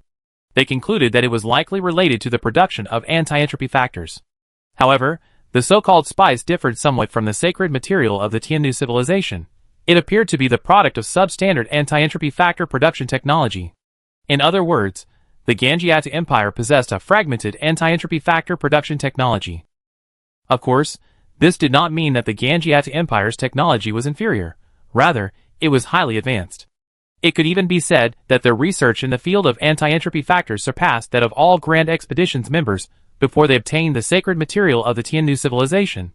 In the entire M87 Nebula, only the Gangiata Empire possessed this technology. Otherwise, spice wouldn't have become their specialty. The Great Voyage organization also learned that the Gangiata Empire possessed an upgraded weapon, allegedly recovered from an ancient ruin. It was extremely ancient, said to be at least 3 billion years old. It was thanks to this upgraded weapon that they were able to establish their imperial position within the M87 Nebula. It also deterred other empires from coveting their spice, allowing them to continue to trade their specialty. Upon receiving this information, the 4 distinctive technological civilizations of the Great Voyage organization immediately thought of the War Immortal civilization, which had embarked on the Great Voyage alongside the pioneers 3 billion years ago. Chapter 1245. There's so much overlap in information. It's definitely not groundless. At the same time, the Great Voyage organization has a new mission: to follow this trail and uncover information about the War Immortal civilization and the pioneers from 3 billion years ago. This is good news, at least better than searching other galaxies for thousands of years without finding any information or relics. The Great Voyage organization has implicitly accepted the pioneers and the War Immortal civilization as its forerunners. Anything left behind by these 2 civilizations will inevitably be considered by the various civilizations within the Great Voyage organization as belonging to them. It feels like our ancestors. The Level 6 civilizations from the Andromeda Galaxy, in particular, were extremely excited upon hearing the news that the Gangiata Empire possessed upgraded weapons. Several civilizations have already volunteered to the Great Voyage organization to investigate the Gangiata Empire. The 4 distinctive technological civilizations of the Grand Voyage Organization understood their feelings. They must have coveted the upgraded weapons. After all, they knew the source of the human flagship's teleportation ability. It was left behind by the pioneers of the Milky Way, and they were equally proud of the War Immortal civilization. Many civilizations were unaware that, within these civilizations, whenever the human flagship was mentioned, some would mutter why the War Immortal civilization didn't leave a legacy for them, a newly emerged civilization in the Andromeda galaxy. Now, the War Immortal civilization has indeed remained. Although not in the Andromeda galaxy, the civilizations that emerged from the Andromeda galaxy have already regarded the Gunyata civilization's upgraded weapons as their own. The Do-type civilization, in particular, had requested permission from the Great Voyage Organization to investigate, along with 2 other civilizations. Going alone wouldn't be a problem, but with their 3 remaining level 6 civilizations, they feared they wouldn't be able to gather any information and would instead be slaughtered by the Gunyata Empire. After all, judging by the 3 civilizations' actions, their true goal was to obtain upgraded weapons. However, the Great Voyage Organization headquarters approved their operation, hoping to gauge the Gunyata Empire's position. Directly asking for the secrets of their ultimate weapon would likely result in them not being forthcoming. Furthermore, the Great Voyage Organization also sought information about the War Immortal civilization, wanting to know where they and their pioneers had gone next, and why they had left behind such a valuable technological artifact in M87. But why M87 and not the Andromeda galaxy? What was the situation in M87 3 billion years ago that prompted the War Immortal civilization to take such a course of action? Maintaining a suite of specialized technological equipment is already a significant challenge for a level 6 civilization, much like modern human civilization, which needs to maintain its own specialized equipment while also balancing the needs of the Awakener's illusions. Because 3 civilizations' fleets temporarily departed, by the time the Sed's Empire fleet arrived, the 2 voyage organizations had only 27 billion sub-civilization class warships, averaging approximately 1 billion sub-civilization class warships per civilization. Of the 1 billion sub-civilization class warships, the remaining sub-civilization class ship quota was used entirely for transports. This was the optimal fleet structure developed by the Falcon Voyage Organization through countless voyages. The civilizations of the Grand Voyage Organization also drew inspiration from their fleet structure, resulting in the development of so many sub-civilization class warships. While the 2 organizations were still nominally separate, they were practically united. This was especially true after arriving in the Fina star system. The Falcon Expedition Organization's 15 level 6 civilization battle fleets also joined the Falcon civilization, coming within less than a light year of the Grand Expedition Organization's battle fleets. From the perspective of a level 6 civilization's technological sophistication, this distance effectively made them one. Before entering the M87 Nebula, the remaining 15 level 6 civilization battle fleets of the Falcon Expedition Organization were assigned by the Falcon civilization to orbit outside the M87 Nebula's dark matter halo and head toward the other side of the galaxy. There, they would await orders from the Falcon civilization. Once the order came, they would disguise themselves as another Grand Expedition fleet from a different direction, enter M87, and communicate with the Empire in that area. According to the Falcon civilization, this was meant to distract the imaginary enemy, preventing them from focusing their attention on this particular nemesis. This could sometimes have unexpected effects, such as enabling a counterattack after a war broke out. The Falcon civilization stated that this strategy had proven highly effective against many indigenous civilizations. When they first revealed this plan to the Great Voyage Organization, even the Galactic Center civilization gave them a thumbs up and cheered them on. A few months passed, and the 3 fleets of the Side's Empire finally arrived. The 2 major voyage organizations finally instructed Scar to stop obstructing them and share their quantum communication spectrum. Voyage organizations from deep space, we are pleased that you have waited here obediently. We are pleased that you have complied with the regulations and reported to us. We also welcome you from afar to visit the Great Side's Empire. As soon as the signal was connected, the universal communication channel for all civilizations received a message from the Side's Empire, along with a request for a holographic conversation. The 4 technologically advanced civilizations, along with the Falcon civilization, had already prepared themselves and were seated in the same virtual conference room. The moment the full conversation was established, images of people from the Side's Empire appeared before the leadership of all civilizations.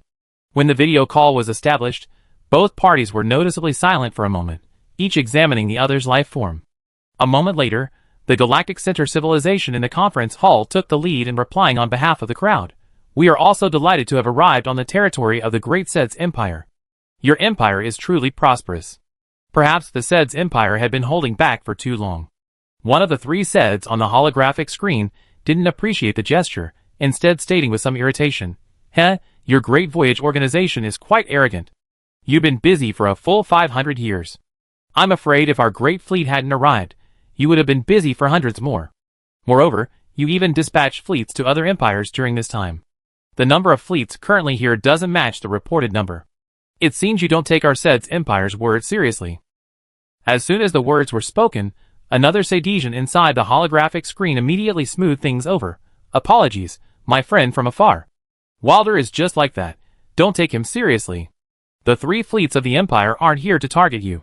It's our traditional Sedesian custom of welcoming distinguished guests. We like to learn where you come from, where you're going, and what you're here for. Most importantly, we want to know if there's anything we can do to help you, that's all. The three fleets of the Empire possess a total of 150 billion sub-civilization class warships, while the two voyage organizations currently possess only 27 billion. The disparity in numbers is significant, and the commanders of the three fleets of the Sed's Empire are naturally confident. However, they are also cautious. Without fully ascertaining the combat power of the voyage organizations, they dare not act too arrogantly, resorting to verbal probing tactics, playing both the good and bad cop. Chapter 1246. Of course, this wasn't just a verbal probing, because their three fleets hadn't slowed down since entering this star field. According to common sense from the two major teleportation organizations, the battle fleets of a level 6 civilization should stop at a distance of approximately 3 light-years, as any closer would put them within range of the other's unique technological capabilities. However, the three fleets of the Sed's Empire didn't stop. They simply crossed the 3 light-year warning line and headed for the teleportation organization's fleet. In fact, many ordinary level 6 civilization leaders of the two teleportation organizations didn't realize that their perception stemmed entirely from their organization's unique technological civilizations, specifically those capable of teleportation. This, over the years, had conditioned them to believe that 3 light-years represented an extremely dangerous warning line. Of course, tachyon lightsabers could reach 3 light-years, but at that distance, they posed little threat to sub-civilization class warships. So, upon discovering the reckless advance of the three fleets of the Sed's Empire, they were furious, believing them to be a deliberate provocation, a show of force. It wasn't a provocation, but a show of force was certainly a real one. The commanders of the three fleets of the Sed's Empire had already discussed this. From the perspective of the Empire's interests, a direct war was definitely not an option. They also didn't want to start a war with an organization of unknown origin and then be exploited by other Imperial forces.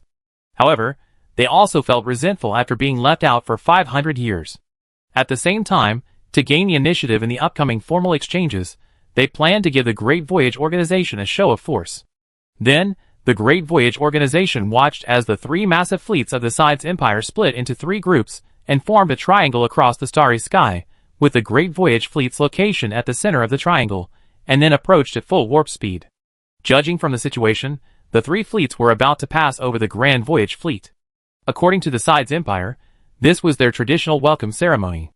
This attitude, actions, and words also made the 2 voyage organizations understand each other's intentions. Thus, within the virtual venue, the 5-party leadership groups of the 4 distinctive technological civilizations and the Falcon civilization exchanged glances, and finally, the Falcon civilization took the lead in expressing its position. The Sed's Empire doesn't actually harbor ill will toward us. How about the 5 of us teach them a lesson? Shinju civilization. How do you say that? Inshin civilization. We can dispatch the flagships of our 5 civilizations.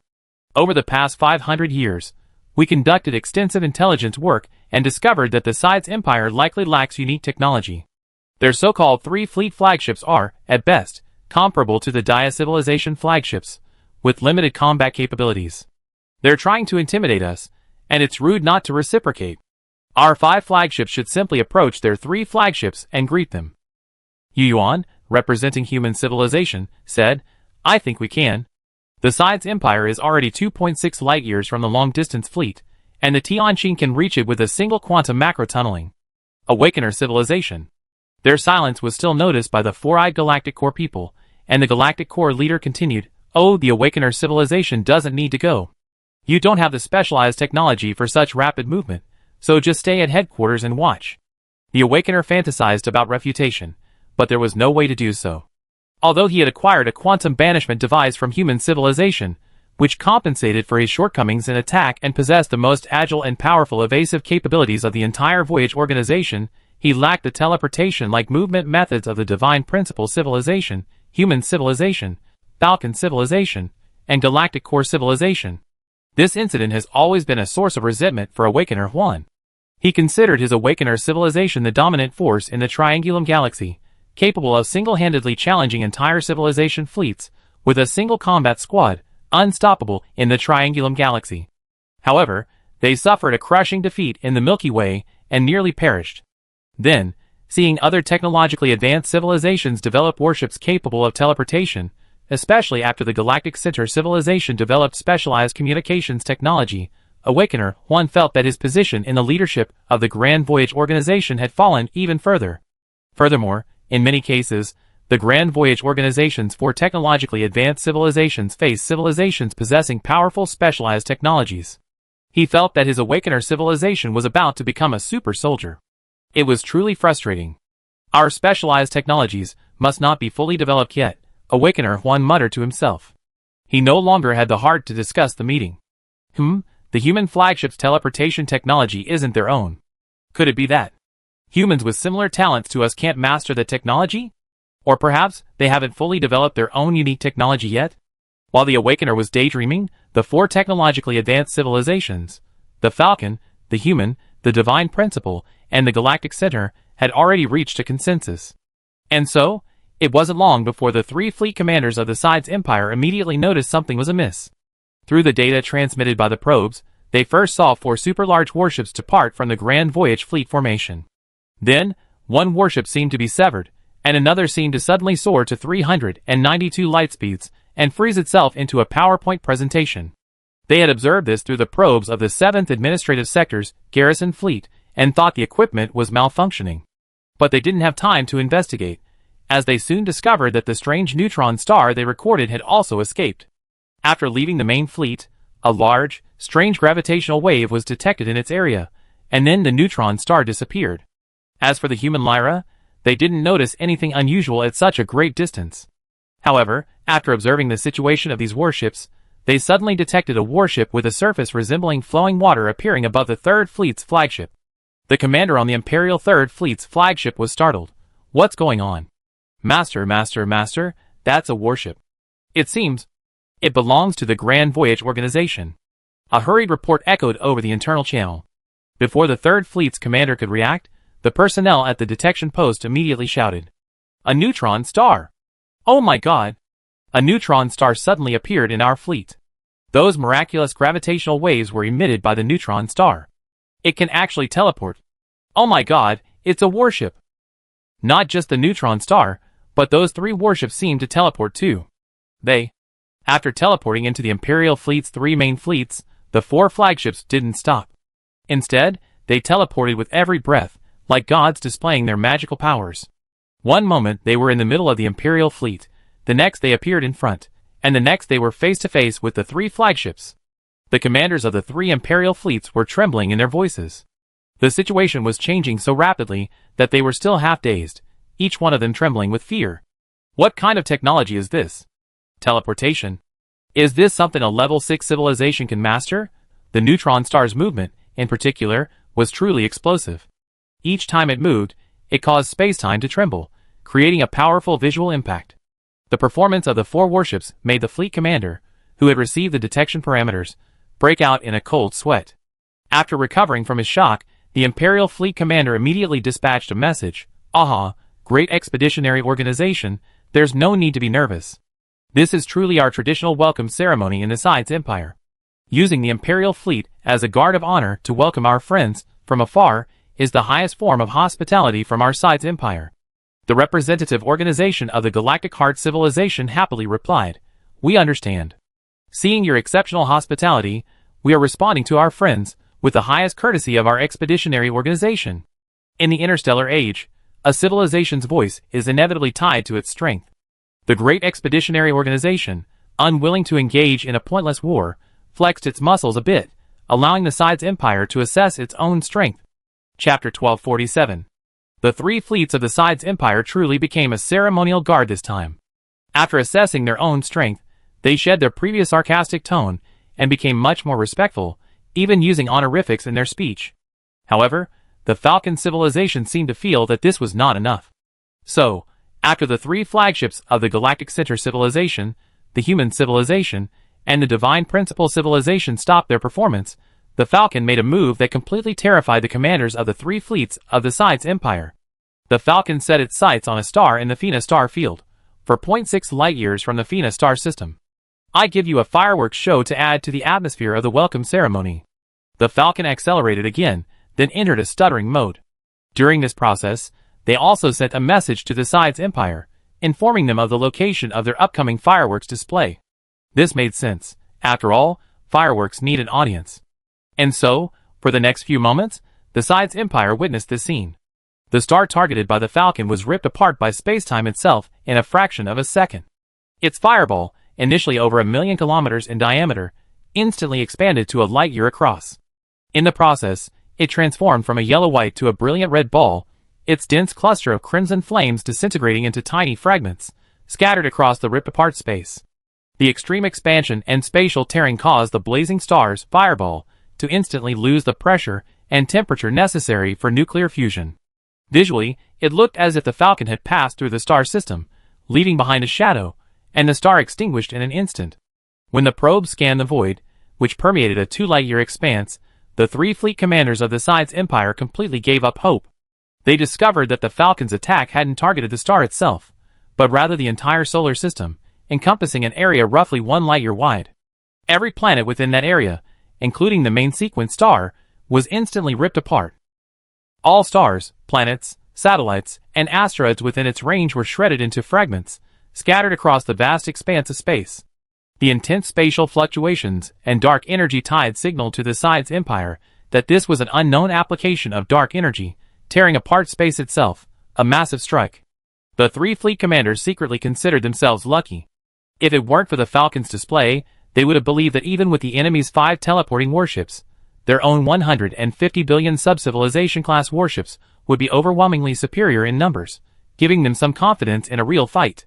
But after witnessing the Falcon's attack, they no longer held such a view. Numbers are meaningless against such an attack. The greater their numbers, the more exhilarating the slaughter. After all, they can teleport, so who can withstand such a blow? Most importantly, the Sides Empire is a settled civilization. Within its borders lie countless star systems, like the Fina system, inhabited by said citizens. If a conflict were to break out, these people would undoubtedly suffer. The Sides Empire doesn't believe its planetary shields can withstand such a blow. How do they possess ancient civilization technology? A fleet commander looked at the other two people on the holographic screen with a heavy heart. Another commander also said solemnly, "Sir Wilder, what do you think?" Wilder was one of the three commanders. He was well known within the Sides Empire for his interest in ancient technology, and was said to frequently collect information on this subject. It's definitely ancient technology. Wilder's tone was heavier than ever before. He looked at the other two commanders. This kind of area of effect strike can only be achieved with ancient technology, just like the dimensional weapons used by the Ganjiata Empire. Back then, the Ganjiata Empire obtained these ancient technological artifacts from the ruins of an ancient civilization. This so-called Great Voyage organization should be the same. They come from other galaxies, so they must have obtained artifacts from an ancient civilization somewhere. It seems the news coming from the Autostar Sea isn't just legend, but real. Even more alarming was the fact that the warships of the Great Voyage organization seemed to possess another type of ancient technology that seemed to teleport. What's the story? The other two fleet commanders asked curiously. They hadn't heard of any such news. Wilder paced back and forth for a moment. There's a story circulating among wandering merchants in the Autostar Sea. Far away, in the void lies a treasure coveted by countless civilizations. It's a treasure left behind by an ancient civilization. Whoever obtains it could unify the Autostar Sea and become one of the overlords of the M87 star field. They could even leverage ancient technology and the resources of the Autostar Sea to unify the M87 nebula and become the true master of the starry sky. Back then, I thought the so-called distant starry sky was within our M87 nebula. After the Gunyata Empire obtained that ancient technological artifact, I became even more convinced. But now it seems the so-called distant starry sky refers to the galaxy beyond our own galaxy. It seems this universe is far more complex than we imagined. There's also another legend about an ancient war between gods and demons. It says the demons came to the abyss and engaged in a fierce battle with the gods. Finally, the gods used the mighty forces of nature to drive their divine wheels, successfully driving the demons back into the abyss. The gods were also severely damaged after that battle. After the demons left, they returned and spread the seeds of life. Then, they stepped into the abyss, supposedly to seal the demons forever. A fleet commander interrupted Wild. Isn't that a myth from ancient times, when civilization was still in its infancy? Before hearing about the emergence of the Great Galactic Expedition, I also thought it was just a myth from an era of ignorant civilization. Wild was silent for a moment, seemingly connecting all the events and information in his mind. After a moment, he continued, "Don't you think the demons and myths are civilizations from extragalactic galaxies?" Wild asked himself, answering, "That must be the truth about the so-called demons and myths, and the gods are indigenous civilizations like ours, born in the M87 nebula." Stripping away the mythological trappings, I think the story goes something like this. In ancient times, in the past, an extragalactic civilization arrived and, for unknown reasons, engaged in a conflict with our local civilization. Our local civilization was clearly no match for them, and was forced to retreat to the region surrounding the central black hole. But our local civilization is no pushover. They appear to possess some ancient technology, and so, using the central black hole of M87 as a base, they constructed a defense based on this ancient technology. The billions of years of intense activity at our central black hole are likely the work of this local civilization. To maintain their defense, they poured vast quantities of matter into the central black hole, then used this simple method to. A crude method used the black hole's jets as a power source to propel the entire defense zone. Later, realizing they couldn't penetrate the defense zone, the extragalactic civilization, after resupplying, once again took to the stars and left the M87 nebula. After that battle, our so-called gods realized the vastness of the starry sky, that there are heavens beyond heaven and humans beyond us, and they too considered leaving. After ensuring the demons had departed, the gods returned to the universe and left behind their technological artifacts. If I'm right, those technological artifacts are the same ones the Ganjiata Empire had acquired. Chapter 1248. Listening to Wilder's analysis, which combined myths and legends with a series of information, another fleet commander also found it quite plausible. They agreed with Wilder's view that the Ganjiata Empire had acquired ancient technological artifacts left behind by the gods. He even suggested that spice technology might be a form of ancient technology. Another commander believed that this theory still had flaws, and its truth remained uncertain. However, one thing was certain. The starry galaxies beyond the Milky Way did indeed contain a wealth of ancient technology. A level 6 civilization seeking to advance further would likely need to continuously collect these technologies. Once sufficient quantities were accumulated, a quantitative shift would trigger a qualitative change, allowing the civilization to surpass its current level. He thought to himself, so this is the purpose of the Great Voyage Organization's so-called expeditions. We're a bit too narrow-minded. It seems that paper published by the Academy of Sciences back then, what was it called, was right. Our civilization's current level isn't the end of the road. The path to breakthrough lies in either mastering ancient technology ourselves or collecting more ancient technology from the stars. No wonder this Galactic Great Voyage Organization is so powerful. It turns out they already embarked on this path and acquired more than one type of ancient technology. It seems we must make the Empire aware of the seriousness of this matter. Our said Empire can't continue like this. We must change our strategy and explore beyond our own system to search for any remaining ancient technological relics. Well, before that, it would be best to obtain the ancient technological artifacts of the Gunyata Empire. It seems we need to discuss the spice issue with the Tau Alliance. They long coveted spices, and such a vital resource can't remain the exclusive domain of the Gunyata Empire.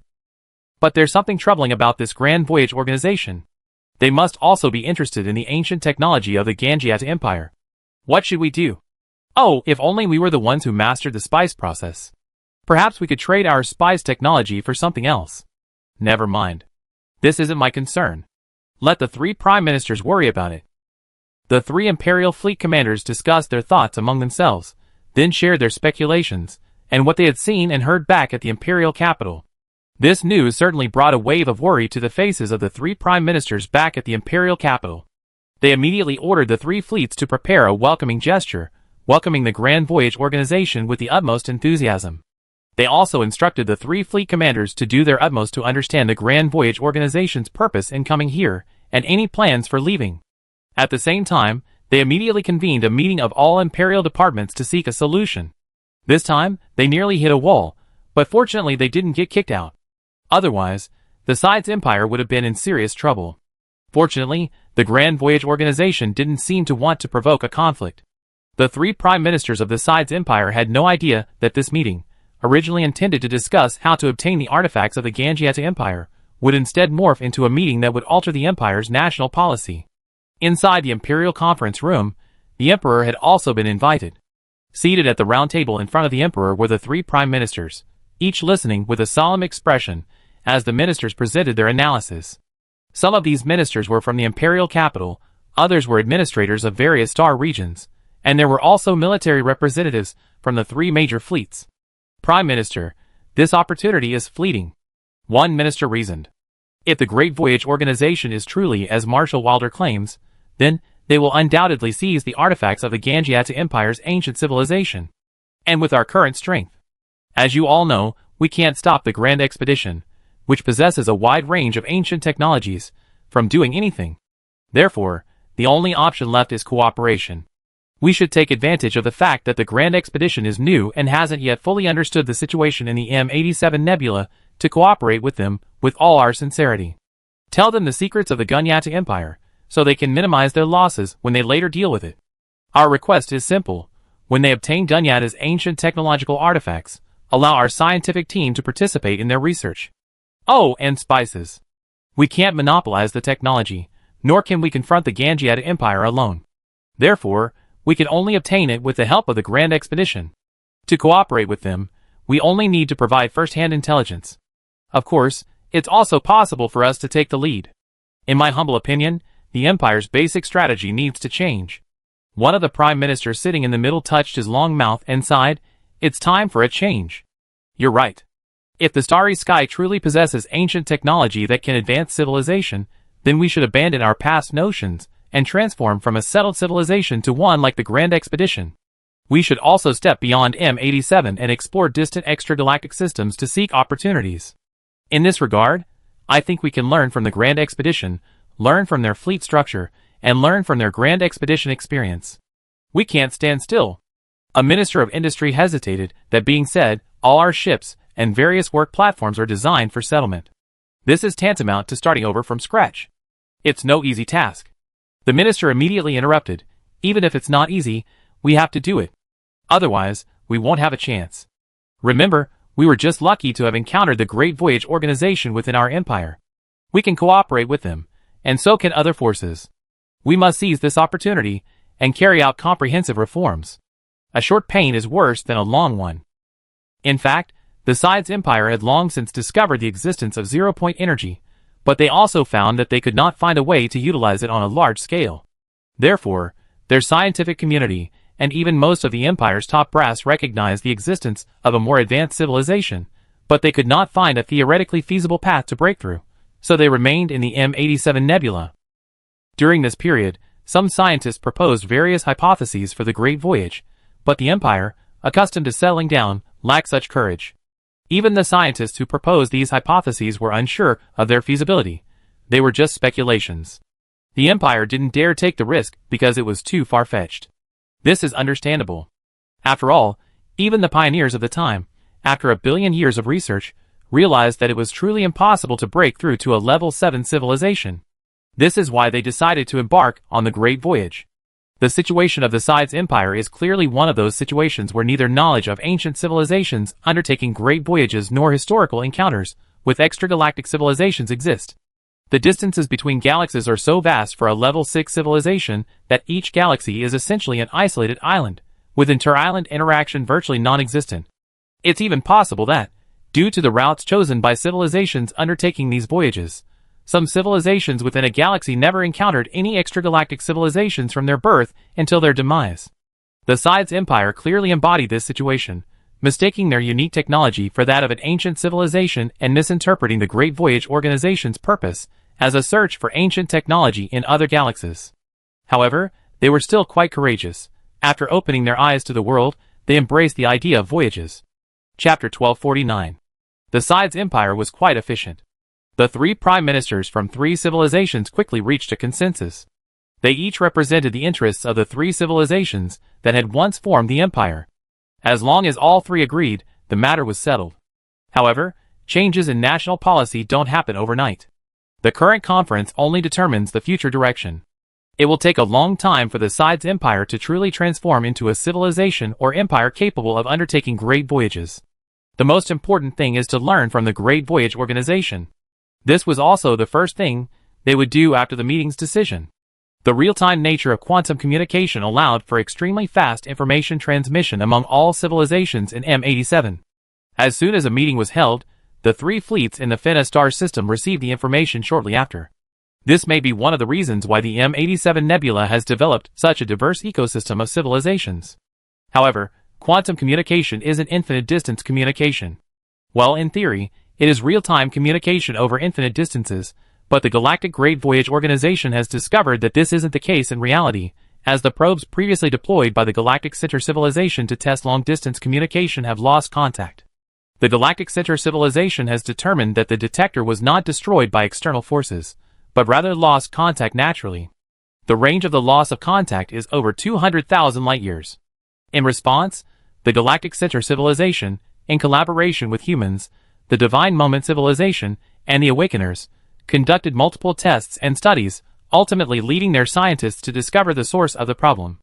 According to Galactic Center scientists, quantum entanglement is theoretically not limited by distance. While the theory is correct, in the real universe, it appears to be affected by the quantum bubble of space. Beyond a certain range, the two entangled quantum particles decohere. Miraculously, two entangled quantum particles do not actively decoherent. This phenomenon only becomes apparent when they are used for quantum communication. After numerous experiments and analyses, the Great Voyage Organization has arrived at a relatively reasonable conclusion. When a quantum system composed of two entangled quantum particles exceeds a certain distance, its entangled properties are affected by the quantum fields of the cosmic environment, leading to decoherence. Decoherence does not directly render quantum communication ineffective, because quantum entanglement communication involves not just one pair of entangled quantum particles, but many pairs. Numerous entangled quantum particles do not decohere all at once, so at a certain distance, quantum entanglement communication will initially experience information distortion. As the distance increases, the entire communication system will fail. However, for civilizations using quantum entanglement communication, this situation is easily resolved. Simply build a quantum entanglement relay tower within a certain range. The three major factions within the M87 nebula all do this, and they now theoretically possess real-time communication across the entire galaxy, as the delay of a single relay tower is completely negligible. Speaking of which, upon receiving the order, the commanders of the three fleets of the Sides Empire immediately sought cooperation with the Grand Voyage Organization. The highest-ranking council in the Sides Empire's capital also subsequently held direct talks with the Grand Voyage Organization. Since the Grand Voyage Organization claims to be a single organization, the Falcon Voyage Organization has not made any extraneous arrangements. However, to represent its own interests, they now participate in all Grand Voyage Organization external work meetings and negotiations virtually. The four distinctive technological civilizations were also pleased with this. Although the Falcon Voyage Organization had not yet formally agreed to join, their attitude had already indicated that they were not far from joining. This time, they also occupied the fifth seat reserved for them by the Grand Voyage Organization. On the other hand, the Sides Empire approached them proactively, attempting to gain the Grand Voyage Organization's support by offering spices and ancient technological artifacts from the Ganjiat Empire as bargaining chips, while also expressing a desire to learn from the Grand Voyage Organization's experience in long-distance travel. It was a pleasant idea. The Grand Voyage Organization already had a general understanding of the spice. It was simply a low-end version of the anti-entropy factor, not as effective as the anti-entropy factor manufacturing technology it already possessed. It was of little value to the organization. However, the four distinctive technological civilizations of the Grand Voyage Organization did not disclose their more advanced anti-entropy factor manufacturing technology, believing they could exploit this information gap. Instead, the Falcon civilization expressed great interest in the spices mentioned by the Sides Empire. This surprised the four distinctive technological civilizations. The Falcon civilization seemed desperate for this longevity technology, but they also knew that the Sides Empire was trying to get something for nothing with these two things that didn't belong to them. Furthermore, After learning from the 4 distinctive technological civilizations that the Grand Voyage organization possessed even more advanced anti-entropy factor technology, they resisted the urge. They therefore rejected the Sides Empire's offer to exchange this for the Grand Voyage's experience and knowledge. After the meeting, they proposed to the 4 distinctive technological civilizations that they could formally join the Grand Voyage organization, but the organization would provide them with access to their anti-entropy factor technology. The 4 distinctive technological civilizations felt this request was not excessive at all, nor did they think the Falcon civilization was extorting money or being self-righteous. This was because the technology had originally been acquired from the Tiannu civilization and was shared by the entire Grand Voyage organization, though the Falcon civilization was unaware of it. So, the Galactic Heart civilization, on behalf of the other 3 civilizations, feigned hesitation before finally agreeing. Perhaps because the Galactic Heart civilization acted so genuinely, the Falcon civilization expressed gratitude for their efforts and solemnly declared that they owed the Galactic Heart civilization a favor. However, once they truly understood the situation, they wondered how they would react. It seemed that the Falcon civilization truly desired the anti-entropy factor technology, which indirectly proved that anti-entropy factor technology was extremely rare even at the level of a 6th-level civilization. Since everyone could understand it, it wasn't a distinctive technology. However, based on the Grand Voyage organization's experience in research on distinctive technologies, the 4 distinctive technological civilizations all believe that there must be distinctive technologies in the field of anti-entropy factor research. The Tian civilization's sacred material manufacturing technology could potentially become a unique technology if further development were required. Unfortunately, the Tian civilization doesn't seem to have such a talent, or perhaps hasn't had enough time to cultivate it. This type of civilization is one that has advanced further than an average level 6 civilization in a certain field, but hasn't yet reached the level of a unique technology. 2 civilizations within the Grand Voyage organization currently fit this profile: the Dia civilization and the Feiyu civilization. The Falcon Voyage organization also has one, the Tachyon civilization. Their achievements in tachyon detection technology are almost on par with those of the Galactic Center civilization, which lacks unique technologies. The Falcon civilization highly values these civilizations, and the Tachyon civilization is also the second in command of the Falcon Voyage organization. After the Falcon civilization joined the Grand Voyage organization, they achieved the same status as the Dia and Feiyu civilizations, but remained direct descendants of the Falcon civilization faction. Chapter 1250. With the addition of the Falcon civilization, the Galactic Grand Expedition Organization welcomed its 5th distinctive technological civilization, and the Falcon Expedition Organization naturally disbanded. However, the other 29 Level 6 civilizations that had previously belonged to the Falcon Expedition Organization continued to express their affiliation with the Falcon civilization. This was normal. After all, the Falcon civilization had been with them for countless years, overcoming countless hardships and dangers. Regarding the situation in the M87 Nebula, the Sides Empire, despite being rejected by the Grand Expedition Organization, did not give up. During that meeting, they learned the Grand Expedition Organization's purpose and subsequently corrected their misconceptions about the Grand Expedition. This information was easily discovered, as the Grand Expedition Organization had not deliberately concealed it. Under these circumstances, the Sides Empire once again approached the Grand Expedition Organization for cooperation in the year 302798 of the Imperial Calendar, the 798th year since the Grand Expedition Organization arrived in the M87 Nebula. This time, the 2 sides reached an agreement. The Grand Voyage Organization agreed to disclose relevant information regarding the voyage route, including the existence of a Level 7 civilization and its unique technologies. In return, the Sides Empire would unconditionally support the Grand Voyage Organization in obtaining the Dimensional Strike artifact. Furthermore, the Sides Empire would share intelligence on various M87 factions with the Grand Voyage Organization, provide all information regarding the existence of pioneers 3 billion years ago, and facilitate planning for the Ganjiatsu Empire. Furthermore, the entire empire would be open to the Grand Voyage Organization, allowing them to freely explore traces of the previous generation of the Grand Voyage Organization. The Sides Empire also agreed to this, but they also requested participation in exploration missions and the sharing of information gained. Both sides achieved their goals and reached their first cooperation agreement. From then on, the Sides Empire began reforming its national policies, implementing reforms from top to bottom. They also began promoting the concept of the Great Voyage among the people of numerous star regions, attempting to change the people's inherent preference for planetary settlement. That same year, the Sides Empire launched its creation transformation plan. They planned to spend 500 years redesigning all of the Empire's creations, including warships, various spacecraft, and resource extraction platforms, to meet the needs of the Great Voyage. Then, they planned to spend another 30,000 years upgrading all newly designed creations, and completing the economic transformation suitable for the Great Voyage ecosystem. For a fully settled civilization like the Sides Empire, transitioning to a nomadic one is not easy. It requires a long-term plan. However, the Sides Empire was remarkably confident in this endeavor. After formulating this plan, they once again approached the Great Voyage organization. The Sides Empire was divided over the redesign of its ships and various technological artifacts. One faction advocated for independent design, while the other advocated purchasing existing ship designs directly from the Grand Voyage organization. Ultimately, the independent faction prevailed.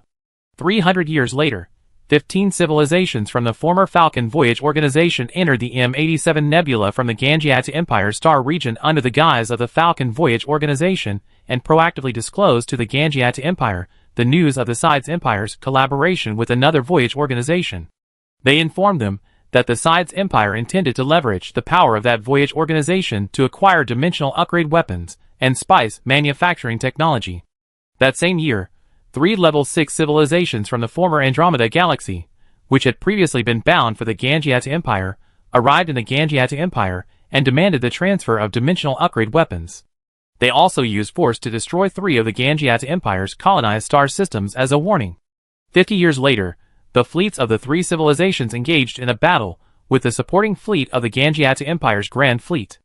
After losing nearly half their warships, they fled towards the territory of the Sides Empire.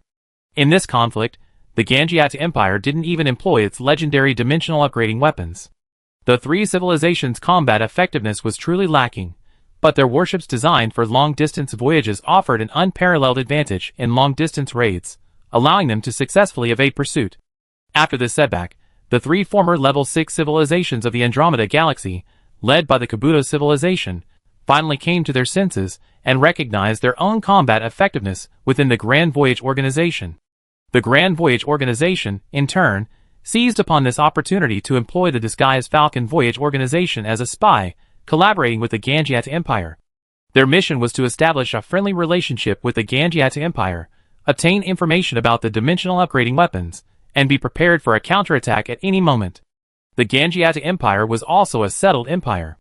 Pressured by the destruction of their colonized planets, they chose to cooperate with the disguised Falcon expeditions, attempting to leverage their power against the Sides Empire. After the defeat of the 3 Level 6 Andromeda civilizations, the Sides Empire issued a diplomatic condemnation. They also openly stated that the dimensional upgrade weapons originally belonged to the Grand Expeditions, a legacy left to them by the ancestors of those 3 civilizations, and urged the Ganjiati Empire to return them to their rightful owners. Unexpectedly, the following year, the Tau Alliance suddenly issued a public diplomatic condemnation of the Ganjiatu and Sides empires, accusing them of being pawns of extragalactic civilizations and betraying the interests of all intelligent life in the M87 Nebula. They then issued a propaganda call across the Autostar Sea, urging all forces in the Autostar Sea to unite and form a grand alliance, like the gods of ancient times, to defend the interests of all intelligent life in the M87 Nebula. After issuing this call, they immediately stated that the only way to fight the devil now was to seize the ancient technology left by the gods into the hands of the M87 Nebula itself, rather than giving it to the Ganjiati Empire, a traitor to M87, to the descendants of the devil. The Tau Alliance's actions were unexpected, but they seem to have failed to grasp the true reason for the rapid changes in the M87 Nebula situation, believing that the Ganjiati Empire and the Sides Empire were truly collaborating with 2 different long-distance navigation organizations as they appeared.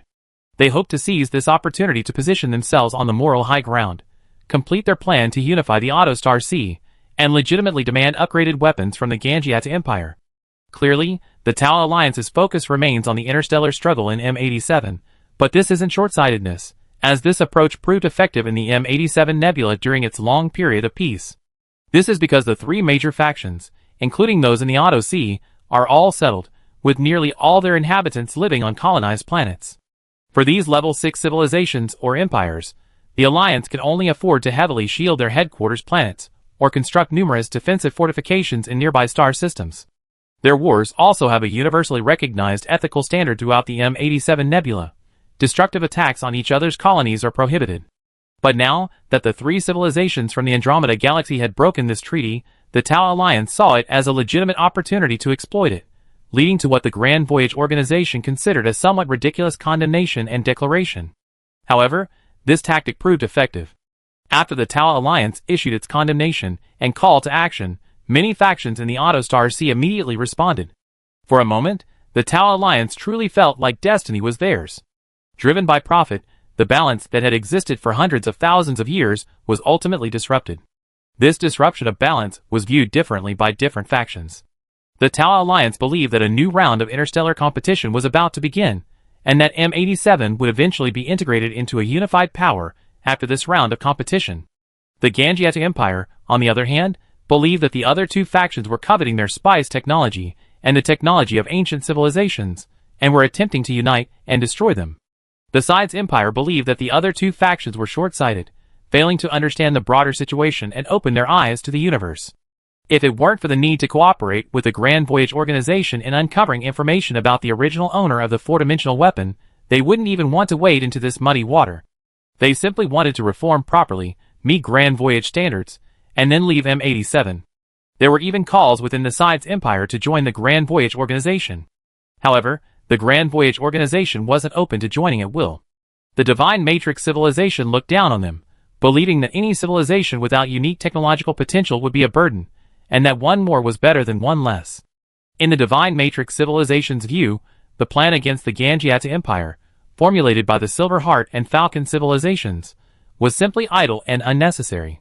If they were to come, they could simply drive the neutron battle star to the Gangiata Empire's capital starfield and ask. If they dared not to speak, they would be crushed. It was simple and easy. It seems that after the neutron battle star upgrade patch was completed, the Divine Matrix civilization had regained its confidence, believing that the upgraded weapon was no big deal. Unfortunately, the other four civilizations felt that, to be on the safe side, it was better to wait and see if the Gangiata Empire could use the upgraded weapon once to see the effects before making any decisions. Chapter 1251. However, to everyone's surprise, even as the surging undercurrents morphed into a whirlwind that disrupted the situation in the M87 Nebula, the Gangiata Empire still refused to deploy its upgraded weapon. The Sides Empire had already dispatched fleets for repeated explorations, as agreed, but the Gangiata Empire remained resistant. The 15 Level 6 fleets cooperating with the Gangiata Empire under the guise of the Falcon Voyage Organization also conducted explorations, but were unable to extract any information about the upgraded weapon from the Gangiata Empire. They only knew that approximately 400,000 years ago, the Gangiata Empire discovered the upgraded weapon within the ruins of a black hole region. From then on, with that weapon, they became one of the three major powers in the M87 Nebula. This was confirmed by the Sides Empire, and they reported the same thing to the Grand Voyage Organization. It was said that even after the Gangiata Empire became one of the three major powers, they clashed with it over the spice issue, but their dreams were crushed by the upgraded weapon. According to the Sides Empire, the weapon was mounted on the flagship of the Gangiata Empire. The 7 civilizations that united under the Tau Coalition were united by this weapon, even before the three parties had reached these agreements. It can be said that in an equal battle of fleets, neither empire could match the Gangiata flagship. Fortunately, everyone knew to avoid the enemy's attack and attack where it was most vulnerable. No matter how powerful the Gangiata Empire's flagship was, it was still just a flagship. The fleet it brought with it was indeed invincible, but it was impossible for a single flagship to defend the entire starry sky. In terms of conventional fleet combat power, the Sides Empire was still the strongest, which was one of the reasons why the Sides Empire had the largest territory. Therefore, in the subsequent war, the Gangiata Empire finally compromised with the other two major powers, ultimately reaching a peace agreement. Since then, the Gangiata Empire has never used dimensional weapons again. While the Sides Empire, adhering to its agreement, continued to test the Gangiata Empire, the Tau Coalition, on the other hand, was striving to unify the forces of the Autostar Sea and seek to incorporate it for its own benefit. Under normal circumstances, such actions would have been stopped by the Gangiatu and Sides Empires, but now the two empires simply did not have the time. The Gangiata Empire was busy resolving the crisis of the siege, continuously increasing its reconnaissance fleet along the imperial border and accelerating the production of reserve fleets in its factories. The Sides Empire, on the other hand, was carrying out a comprehensive reform of its creations, aiming to complete its complete transformation before the Great Voyage Organization left. Since its application had been rejected by the Great Voyage Organization, the best and safest way to join the Great Voyage Organization was to join it. If you won't let me join, then I follow you. The Great Voyage Organization's performance gave the Science Empire hope. They believed the Great Voyage Organization would not proactively attack them. The Great Voyage Organization wasn't some ruthless organization, or one with extreme ideologies. Naturally, they didn't have a habit of wiping out other civilizations without warning. Of course, if the Science Empire were a fallen civilization, the situation would be more complex. They would undoubtedly be used as tools by the Awakeners, and then potentially annihilated by the Divine Principle civilization. The latter, in particular, would have been tempted to attack a fallen civilization if the Awakeners hadn't needed them. They believed that fallen civilizations were a waste of cosmic resources, and that their survival was better served by their destruction, leaving room for the development of a new generation of civilizations. According to the Divine Principle civilization, this is what they call leaving hope for civilization and a future for the universe. Unfortunately, the Awakeners have already personally conducted explorations into the territories of the three major factions, and none of them are considered fallen civilizations. It's unclear how the Awakeners determined this, but they claim that such civilizations are incapable of awakening and unable to increase their populations. There has been no significant progress in searching for traces of the pioneers. The Great Voyage Organization, in conjunction with the Science Empire, has been searching within their territory for a long time, and while they have found several ruins of extinct civilizations, they clearly aren't pioneers. They aren't even level 6 civilizations. The Science Empire also stated that since its founding, no ancient civilizations have been found within its territory, and even microcosms are rare. In other words, the only relevant information currently available is from the Ganjiat Empire. The Great Voyage Organization has no alternative but to intensify its plan, continuing to mobilize the Science Empire and its 15 disguised level 6 fleets. However, as all-out war loomed, the Ganjiat Empire still held back from launching a single-dimensional strike. Their flagship did appear, but it served only as a deterrent and command center. Desperately, the Great Voyage Organization mobilized its 25 level 6 fleets, along with 2 fleets from the Science Empire, to form a fleet of 125 billion warships, targeting the Ganjiat Empire's capital star system. Further on, the 15 level 6 civilizations, following the Falcon civilization's instructions, repeatedly urged the Ganjiat Empire to deploy its flagship to deliver a fatal blow to the invading fleet, thereby restoring Ganjiat's prestige. However, the Ganjiat Empire's actions were astonishing. They first strongly condemned the Science Empire's collusion with foreign forces to provoke war, then mobilized their fleets in response, appearing determined to annihilate the invading enemy. But behind the scenes, they repeatedly appealed to the 15 level 6 civilizations under the Falcon civilization for help, demanding their full assistance in overcoming the crisis and promising spice-making technology as compensation. Those 15 level 6 civilizations were also confused, so they focused on the upgraded weaponry, hinting that the Ganjiat Empire should deploy ancient technological artifacts to deter the enemy and boost morale. They also said, "We are collaborating with the Ganjiat Empire because we have heard that the Ganjiat Empire possesses upgraded weaponry. We must side with the victor and hope that the Ganjiat Empire will demonstrate its formidable combat capability through concrete actions." The 15 level 6 fleets under the Falcon civilization only numbered 15 billion warships, far from comparable to the local empire. However, in this situation, the Ganjiat Empire truly needed their support. Thus, the Ganjiat Empire finally declared to the 15 civilizations that if they offered their full support in this war, victory would be assured, as their flagship, the Ganjiatsu, would be deployed at the opportune moment.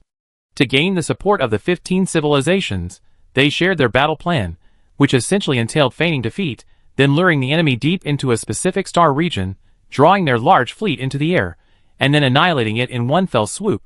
The Ganjiat Empire also informed the 15 level 6 civilizations that they had spread information through their spy network that the administrative planet in that star region contained information on spice manufacturing technology, ensuring they would be duped. At that point, if they could lure them into that star region, ideally concentrating them within a 1.618 light-year radius, the Ganjiat could then strike them all with a single strike. Once the 1.618 light-year figure had been revealed, the Great Voyage Organization was completely convinced that the Ganjiat Empire possessed the upgraded weaponry of the War Immortal civilization. They were just confused about the endurance of the Ganjiat Empire, because after years of information gathering and contact with the two empires, The Great Voyage Organization already knew the situation of the Ganjiata Empire. Chapter 1252. In fact, 300,000 years ago, the Ganjiata Empire was extremely brutal in its dealings with its enemies, disdaining to hide its true intentions. Its flagship, the Ganjiatu, frequently used dimensional attacks during the wars of that year, annihilating numerous fleets from other factions. This is how the Ganjiata Empire established its reputation. Even after that, whenever interstellar pirates attacked caravans carrying spices within their empire, the Ganjiata would frequently launch dimensional attacks, threatening the interstellar sea. It was precisely because of this that subsequent factions dared not covet the spices. The Ganjiata's fame endured for 300,000 years. However, now the Ganjiata seems to have become timid. It's unclear whether this is due to the long-term nature of the M87 nebula, or if there's something else going on. If it weren't for the numerous forces and intelligence reports confirming that the Ganjiata Empire indeed possessed artifacts of the War Immortal Civilization, the Great Voyage Organization would have suspected they were deceiving. In the ensuing period, several more rounds of conflict erupted between the two sides. Once again, the side's empire's death squads even launched a lethal assault on the Ganjiata's fleet. However, the Ganjiata preferred to evade the enemy with its fleet rather than intervene and deliver a dimensional strike. This behavior was deeply puzzling. When confronted with the questions of the 15 disguised civilizations, the Ganjiata Empire resorted to using its previous battle plan as an excuse. This behavior further aroused the suspicions of the 15 civilizations. When news reached the headquarters of the Great Voyage Organization, the Shinju civilization once again taunted the Galactic Heart and Falcon civilizations for their timidity. Furthermore, they had created such a large-scale event, provoking the M87 Nebula War. They were truly two disasters. The Silver Heart civilization and the Falcon civilization refused to give the Divine Matrix civilization any scorn, declaring, "If you can, go ahead." I go. The Divine Matrix civilization contacted the human civilization without further ado, stating that they wanted the Lyra to accompany the Neutron Battle Star. The two flagships would head directly for the Ganjiata Empire's capital Starfield, forcing the Ganjiata Empire to hand over all information regarding the Pioneers and the War Immortal Civilization. The Silver Heart civilization, however, stated that the Lyra was the Grand Voyage Organization's most powerful warship and that such a battle was unnecessary. They would only feel more comfortable with the Lyra stationed at the Grand Voyage headquarters.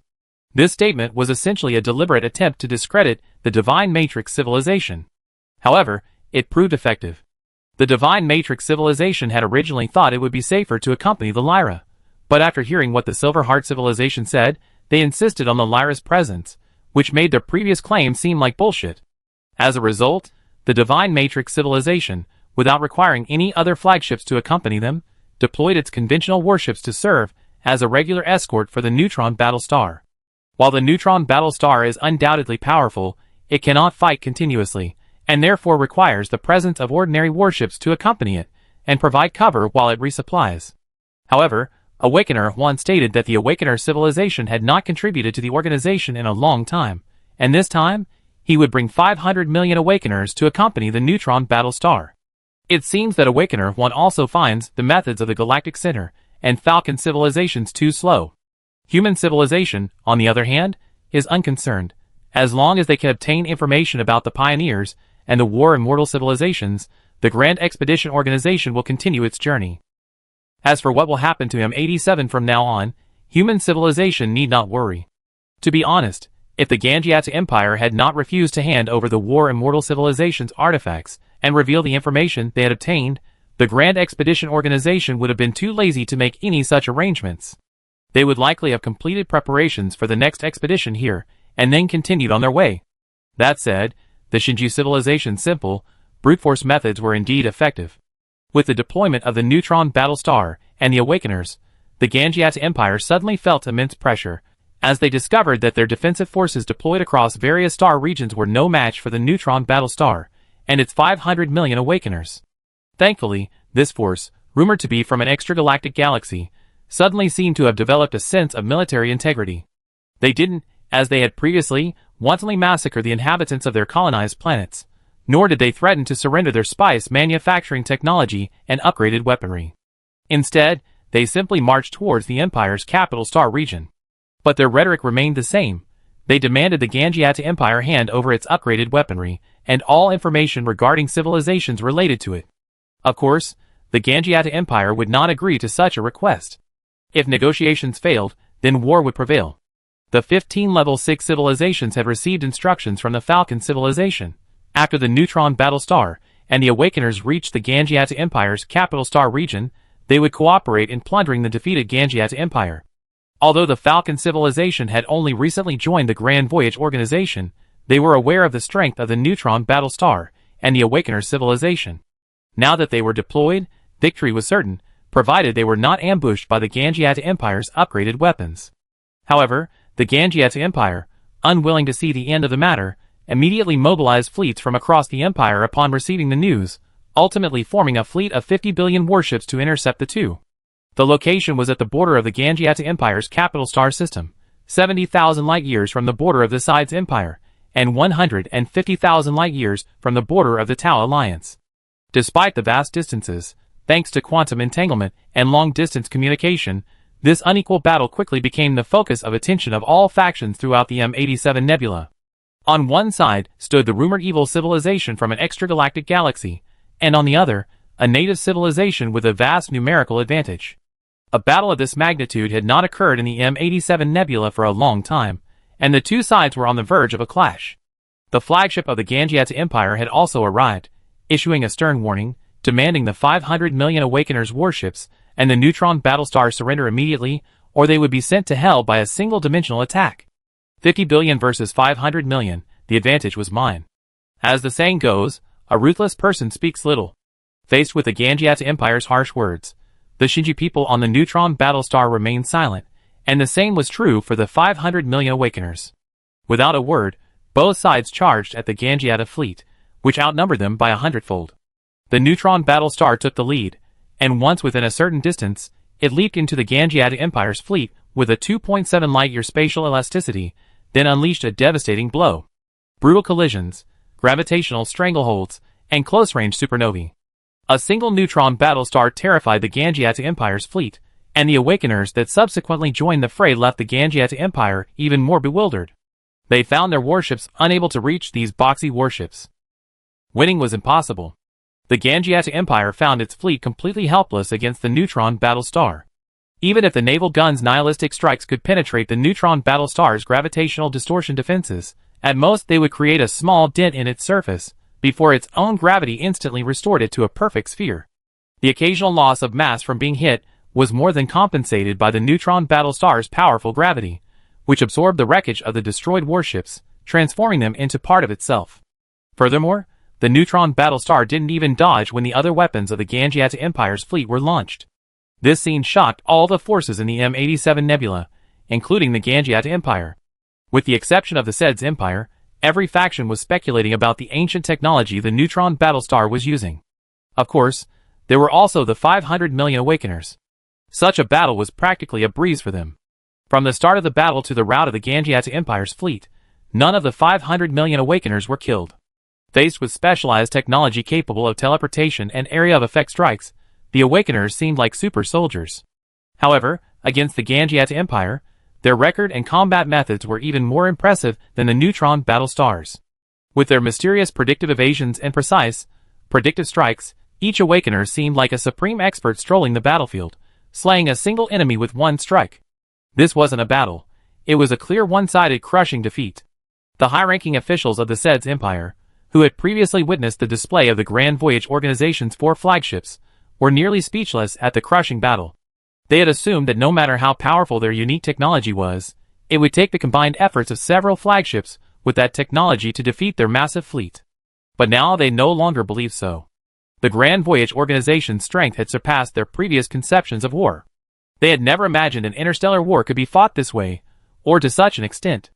The high-ranking officials of the various civilizations of the Tau Alliance, single-mindedly focused on the interstellar struggle within the M87 Nebula, were also left with a shudder. After witnessing this battle, the leaders of the 7 Level 6 civilizations within the Alliance felt insignificant and humbled.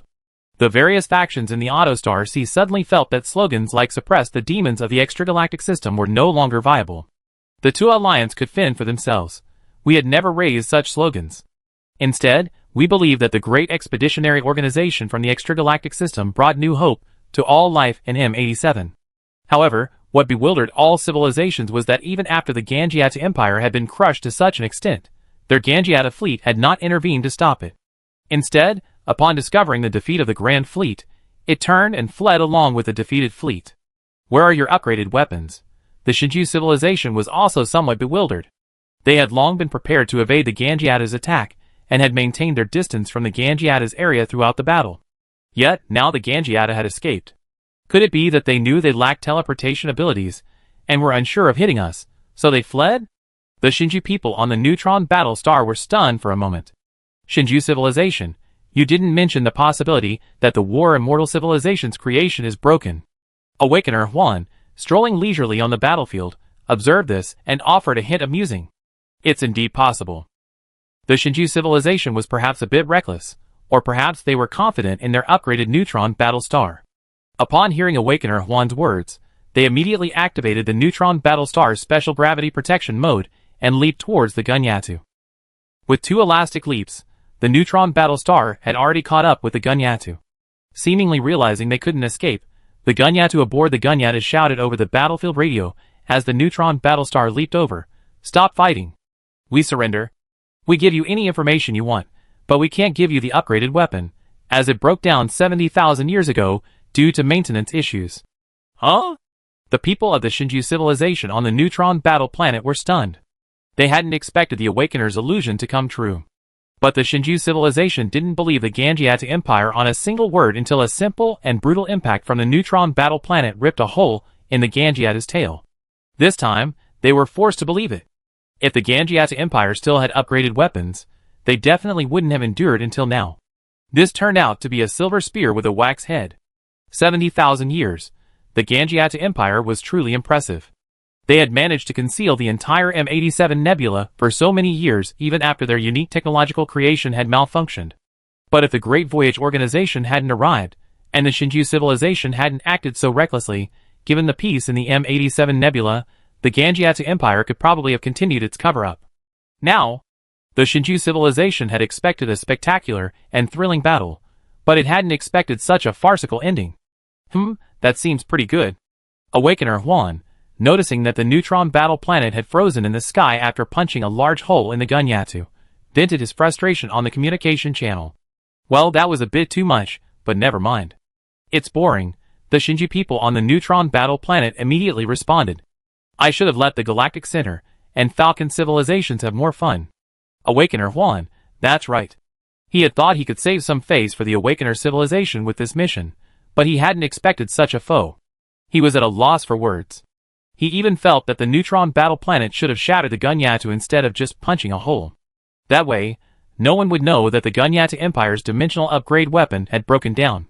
Forget it. Let the Silver Heart and Falcon civilizations clean up the mess. We're leaving now. Awakener Huan, feeling bored, said this before withdrawing from the battlefield with the other Awakeners. The Falcon and Silver Heart civilizations had been preparing for a long time. He hadn't even arranged for the Falcon civilization to deploy 15 spy civilizations. The subsequent investigation of the Ganjiata Empire's information could be left to these two. They would surely handle it. The Silver Heart and Falcon civilizations, upon receiving the latest intelligence, were somewhat speechless. The Ganjiata Empire's actions made them feel inferior.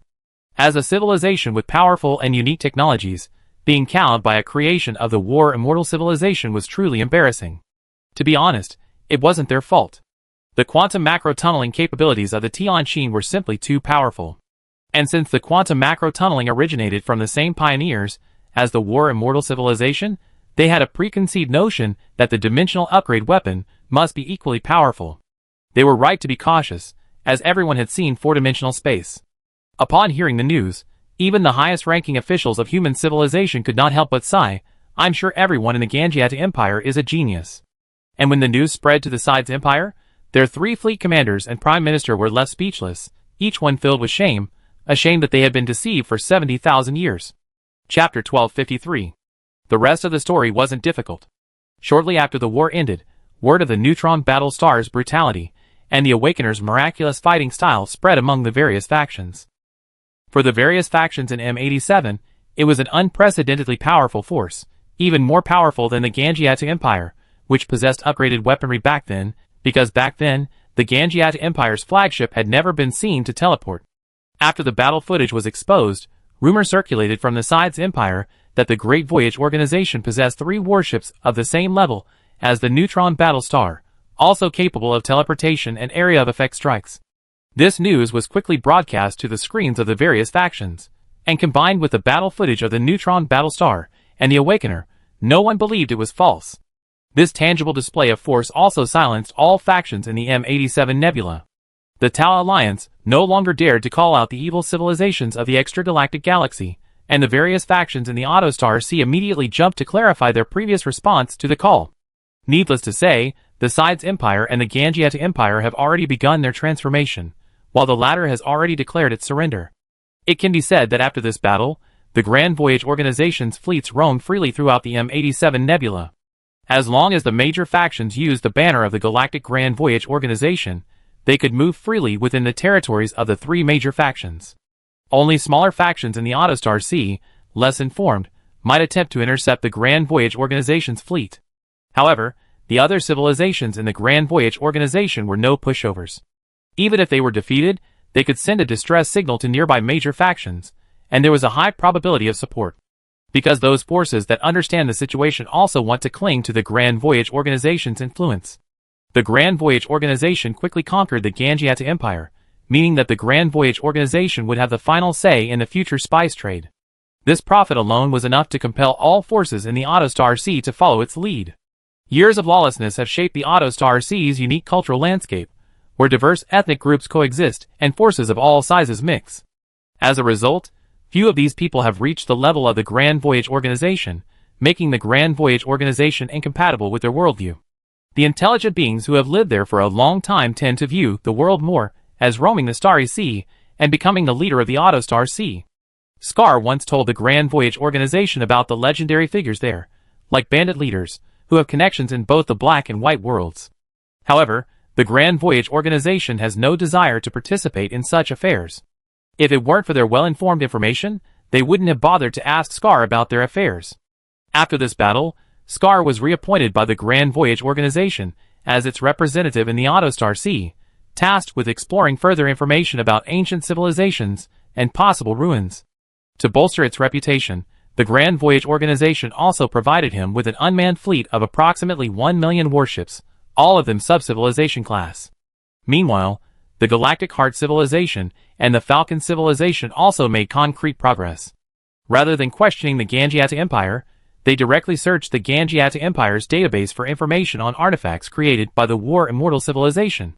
Directly accessing another civilization's database was undoubtedly a serious offense, but with the surrender of the Ganjiat Empire, the Silver Heart Civilization and the Falcon Civilization naturally had no concerns. Neither civilization foolishly merely retrieved data about the War Immortal Civilization. Instead, they copied all of the Ganjiat Empire's data, naturally including the spice manufacturing technology. Remarkably, this spice manufacturing technology wasn't something the Ganjiat Empire had obtained from the ruins of a certain civilization. It was something they had developed themselves. Its theoretical basis was indeed related to anti-entropy theory, which filled a gap in the Grand Voyage Organization's theoretical understanding in this area.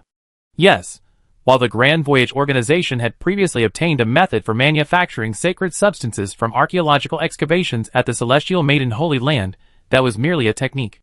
The Grand Voyage Organization's anti-entropy factor manufacturing technology was developed by rote copying the sacred substance method, a truly practical approach to transforming theory into technology. After research, the Ganjiat Empire's spice technology was indeed determined to be a secondary technology to sacred substances, but the Ganjiat Empire possessed complete scientific research data and theoretical foundations. This was a real benefit for the civilizations of the Grand Voyage Organization, and every civilization needed it. The Falcon Civilization, in particular, held a celebration banquet after obtaining the theoretical and technical information. When the boss eats the meat, the younger members must have a few sips of the soup. Therefore, the 5 distinctive civilizations of the organization decided to share the complete technical and theoretical knowledge regarding spice with all civilizations under it. In terms of effectiveness, longevity potions made with spice can generate anti-entropy factors in intelligent life forms, but their effects diminish over time, lasting only 1,000 years on initial use. However, they possess a unique characteristic not found in sacred substances. Their effects can be cumulative. With continued use, the decline of the anti-entropy factor within intelligent life forms will slow.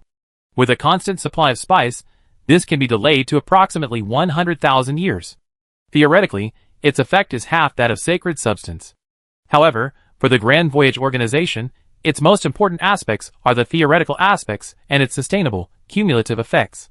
After obtaining technical information related to spice, the 5 distinctive technological civilizations of the Grand Voyage organization organized several collaborative technical research projects. The goal was to compare and integrate the spice and sacred substance technologies to develop a new generation of anti-entropy factor technology, extending the lifespan of intelligent life to over 500,000 years. This is a research project in which all civilization scientific teams are participating, as it determines whether everyone can survive to reach the Grand Voyage's destination. It must be said that not only are genes selfish, but the self-consciousness that takes the initiative is equally selfish. Genes instinctively seek only the survival of their offspring, but the intelligent main consciousness is different. It wants to see the results in its own generation. In the lower stages of civilization, where life spans under 100 years and there's no hope, it's fine, and everyone forces themselves to be indifferent to life and death. But if everyone has a lifespan of 500,000 years, with the hope of increasing it, then the future is promising. Civilized organizations are still embarking on great voyages. Any intelligent life that yearns for the unknown of the universe and the existence of more advanced civilizations hopes to survive until that time and enjoy the technological advancements of that time. Life is short, and such a wondrous universe is truly captivating. Chapter 1254. As expected, the information regarding the War Immortal Civilization was recorded in the Ganyatu Empire database. According to the information, the Ganyatu Empire indeed discovered a dimensional upgrade weapon in a mysterious microcosm near the event horizon of a black hole. The owner of the dimensional upgrade weapon, as expected, was the War Immortal Civilization. It took the Ganyatu Empire nearly 3,000 years to complete its exploration of the microcosm and obtain the dimensional upgrade weapon. This was because the microcosm contained numerous spatial mazes separated by fragments of 4-dimensional space. The Ganyatu Empire expended immense effort in exploring this microcosm, and many Ganyatu perished in the process. Fortunately, the black hole was located within the Ganyatu Empire's territory, and as a result, their exploration was not discovered by other forces. The Ganyatu Empire also learned the truth about the so-called legend of gods and demons from the remains of the War Immortal Civilization. That event occurred 3 billion years ago, when the pioneers, who had formed an alliance, and the 9 civilizations of the Andromeda Galaxy crossed the starry sea to the M87 Nebula. The powerful alliance of these unique technological civilizations filled them with optimism, a feeling that, united, they could reach the end of the Great Voyage unimpeded.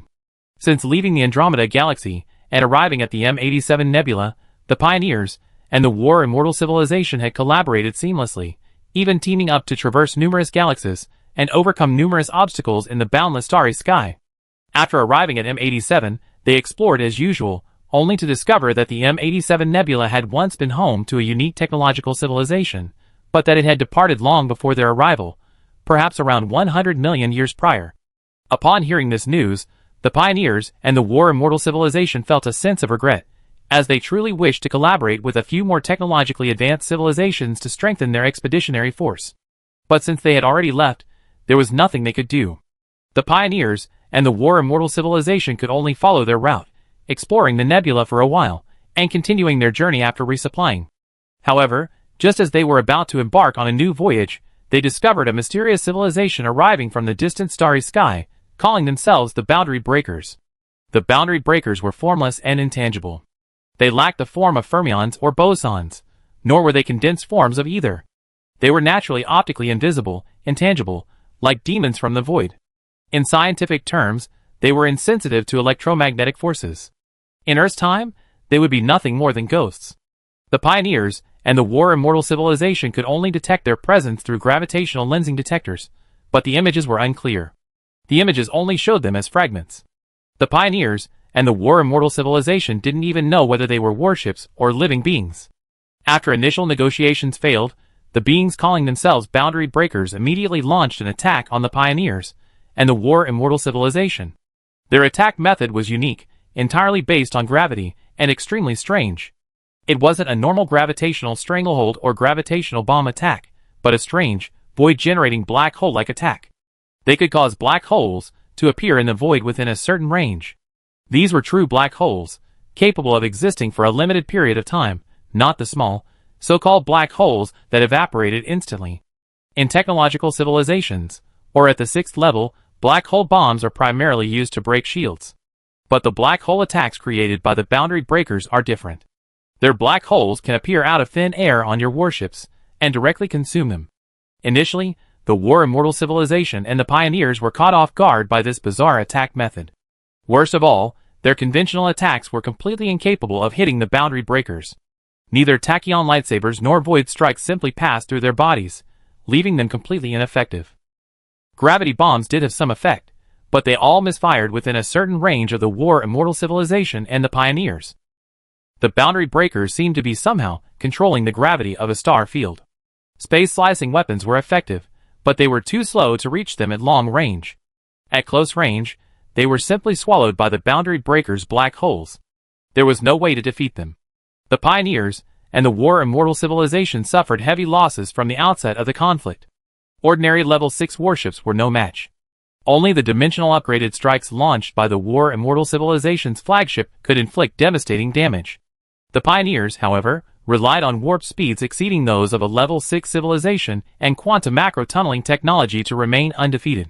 The pioneers and the War Immortal civilization had once believed that the boundary breakers possessed some unique gravity-related technology and had conducted extensive research. But as the war progressed, they discovered that this was not the case. For they finally discovered that the boundary breakers were not a technological civilization in the traditional sense, but rather a group of unique life forms. They seemed to have been born in a dark matter world, surviving and growing there, and then growing to the level of a level 6 civilization. Finally, they discovered that the gravitational anomalies in their own world were actually visible matter. Of course, in the eyes of the boundary breakers, visible matter should be dark matter. The boundary breakers were incredibly numerous. The combined fleet of the War Immortal civilization, the 9 Andromeda Galaxy civilizations, and the Far Voyage group, comprised of the pioneers, outnumbered them. In conventional combat, they were no match for the boundary breakers, and thus, from the outset, they were overwhelmed by them. It was a unique war. Because the boundary breakers' electromagnetic force was invisible to most civilizations, the pioneers and the War Immortal civilization were simply hacking at the air. The indigenous civilizations that witnessed the war firsthand called the boundary breakers demons and devils, which eventually evolved into demons in mythology and legend. With demons from the abyss, the pioneers and the War Immortal civilization, visible and tangible civilizations, naturally became gods, and over time, their war evolved into a battle between gods and demons. The pioneers and the War Immortal civilization group had no idea how the boundary breakers came into being, or why they suddenly attacked them. But after the initial chaotic phase of the war, they gradually discovered how to deal with them. The strategy was to force their warships to close in on the enemy, then strike with space-slicing weapons. This process of closing in on the enemy was the most devastating for the pioneers and the War Immortal civilization's Farsail group, as they would be devoured by the black holes that suddenly appeared within their warships. To resist the boundary breakers, the Farsail group's conventional warships were like warriors braving a hail of bullets, defending the battle line with their flesh and blood. The Farsail group attempted to stabilize the front line with this strategy, allowing their main force to depart the M87 Nebula along their planned voyage route. However, this backfired. They soon discovered that the boundary breakers were also on their target route. If they engaged the boundary breakers after leaving the M87 Nebula, the resources wasted in the war would be enough to cause the Farsail group to perish in the void due to insufficient resources.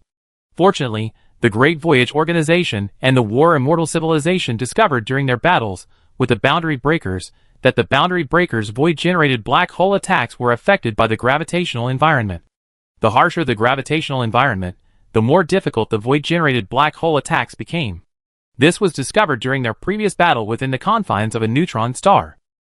So, with their escape route cut off, the pioneers and the War Immortal civilization resolutely chose to break out towards the black hole at the center of the M87 Nebula, intending to use the black hole's gravitational environment as a barrier to fight the boundary breakers to the death, seeking a glimmer of hope.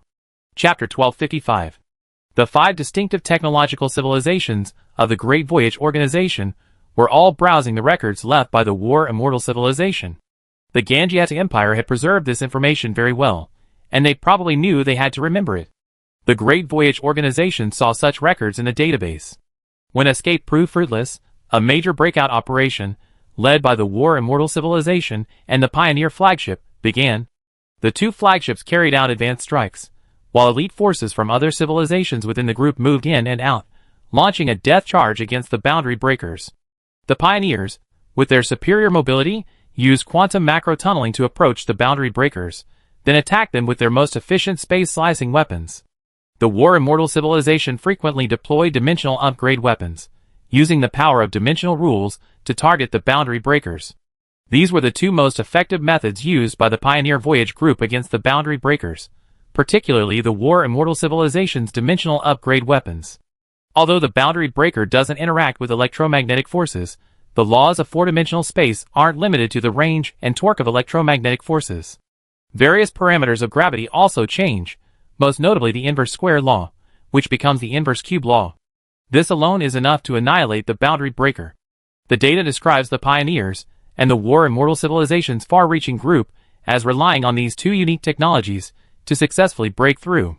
After reaching the central black hole region of M87, the far-reaching group began an era of combat based on black holes. According to their descriptions, the boundary breaker eventually pursued the far-reaching group to the vicinity of the M87 black hole, engaging in several battles there. However, the outcomes were reversed, with the far-reaching group winning each battle. This is because in the region of such a supermassive, extreme celestial body, the boundary breaker's void-generating black hole-like attack is greatly weakened. Gravity was their only means of attack. Once restricted, their combat effectiveness would undoubtedly plummet. But for some unknown reason, the boundary breakers didn't give up immediately. They gathered more boundary breakers outside, while also periodically launching raids on the far-distance groups within the black hole region at the center of M87, disrupting the Pioneers and the War Immortal Civilization's efforts to recover their strength. This was clearly not a viable solution. To more steadily pursue industrial production and restore their civilization's strength, the War Immortal Civilization proposed a bold plan, coinciding with the black hole's recent discovery, which the side's empire had only recently made. The War Immortal Civilization proposed a black hole engine plan and implemented it alongside the Pioneers. They would push nearby stars toward the black hole, feeding it. As a result, the M87 black hole, which had been gradually stagnating, quickly became an active celestial body. An extremely active celestial body. At that time, the central black hole of the M87 nebula appeared to civilizations in other galaxies as a quasar, possessing an immense accretion disk and jets. The War Immortal Civilization used the black hole's jets as an engine, continuously generating kinetic energy from them, and then converting it into the energy needed by the entire Far Ocean group. Level 6 civilizations certainly had the ability to mine other energy sources, but this method was the cheapest for them at the time. They could use this inexhaustible energy for many purposes, such as building ships, charging large weaponry, and constructing large four-dimensional barrier zones to prevent boundary breakers from invading. Ultimately, the Pioneers and the War Immortal Civilization used this strategy to gain a firm foothold in the black hole area, fending off wave after wave of boundary breakers' attacks. Eventually, the boundary breakers realized they couldn't break the Great Voyage group's shell and reluctantly left. However, they didn't leave immediately. Instead, they engaged in several schemes with the Pioneers and the War Immortal Civilization Voyage group. They pretended to leave M87, but remained in hiding. Thankfully, the Pioneers and the War Immortal Civilization Voyage group weren't fools. They deployed probes to investigate, and only after confirming the boundary breakers' departure did they return to the M87 nebula. By that time, for them, 500 million years had already passed in the universe. In other words, the boundary breakers had spent 500 million years waiting for them. However, for the Pioneers and the War Immortal Civilization Voyage group, due to their proximity to the black hole, time flowed at a different rate. After returning to normal time and space, the Pioneers and the War Immortal Civilization remained in M87 for nearly 100 million years, recovering their strength and exploring the boundary breakers' departure direction to avoid encountering them on subsequent voyages. After this crisis, the War Immortal Civilization finally considered the newcomers in the Andromeda Galaxy. Before embarking on a new voyage, they diligently developed a unique set of technological equipment and sealed it near a black hole. Their original intention was to ensure that the newcomers could utilize their unique technological weapons, thus preventing them from being swept away in a wave of boundary breakers. It must be said that the War Immortal Civilization was truly influenced by the Pioneers, especially their practice of leaving something behind for the newcomers. This equipment, needless to say, was the same dimensional upgrade weaponry, or four-dimensional strike weaponry, that the Ganjiat Empire had obtained. Unfortunately, it fell into disrepair and broke down. The records also mention boundary breakers numerous times. According to the War Immortal civilization, boundary breakers are dark matter creatures possessing extremely high intelligence, and not to be described as civilized. However, unlike most intelligent life forms in the visible matter world, they do not need to be cloaked in technology. Instead, they continuously grow as they gain a deeper understanding of gravity, ultimately becoming boundary breakers. The boundary breakers are called boundary breakers because they discovered the visible matter world. In other words, boundary breakers were originally unaware of visible matter, just as technological civilizations were initially unaware of dark matter creatures.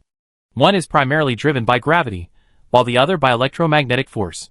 They live on different planes, practically without any intersection. Until one day, the technological civilization of the visible matter world discovered dark matter and mastered its utilization. From that moment on, whenever a technological civilization in the visible matter world mined dark matter, the creatures of the dark matter world would find their homes vanishing into thin air. Finally, at a certain juncture, a dark matter lifeform emerged that discovered visible matter. As time passed, and their control over gravity grew, they finally discovered that visible matter itself possessed intelligent life. And it was those despicable, intelligent beings in visible matter that were destroying their beautiful home. This was intolerable. The beings in the dark matter world finally couldn't stand it anymore and decided to gather powerful beings from their own world to form an alliance, break free from the shackles of the dark matter world, and march into the visible matter world to destroy the creatures that had destroyed their home. These dark matter beings were the boundary breakers. Chapter 1256. Such a being exists. In the virtual conference room, the Falcon Civilization leadership sighed as they looked at the information retrieved from the Ganjiat Empire database. The Falcon Civilization leader nodded in agreement, feeling that joining the Great Voyage was a good decision. Otherwise, he might not have known such news. Honestly, he envied the Great Voyage for having such a senior figure. It seemed that the Pioneer and War Immortal civilization had something special.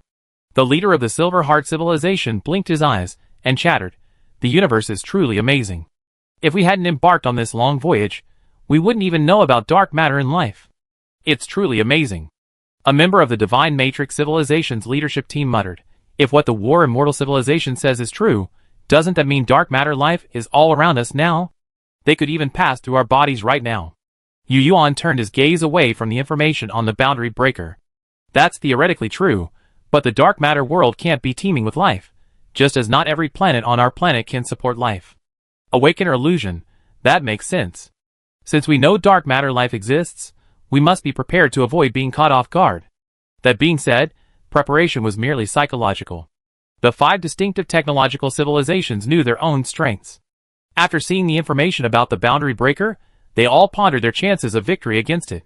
Because if the boundary breaker is really as the War Immortal civilization said, then there is a high probability that we will encounter it, and it must be a technological civilization. No, it should be the mortal enemy of all civilizations in the bright material world that have mastered the technology of dark matter development.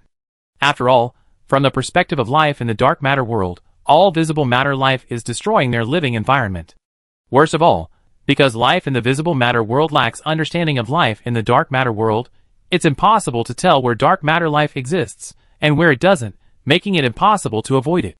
However, the 5 major technologically advanced civilizations aren't particularly worried, as they all believe their specialized technologies should be able to deal with boundary breakers. The Divine Matrix civilization, in particular, believes its neutron battlestar can handle it, as information left by the War Immortal civilization indicates that boundary breakers cannot launch void-borne black hole attacks in the ultra-strong gravity environment. The Divine Matrix civilization is very confident in its gravitational technology.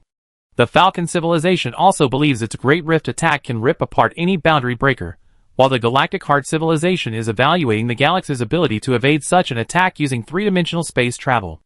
And the Awakener, Juan, is wondering if his third-person observations can see boundary breakers, and whether there are any signs of the void-borne black hole attack. If so, there's nothing to worry about.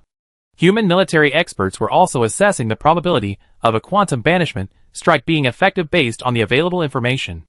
The 5 major technological civilizations all expressed that it would be great if they could study a living boundary breaker, but alas, none existed.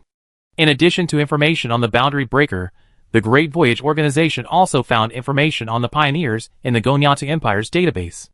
However, this information wasn't about updated star charts for the long-distance voyage, but rather records left by them and the War Immortal Civilization regarding the effectiveness of quantum entanglement long-distance communication.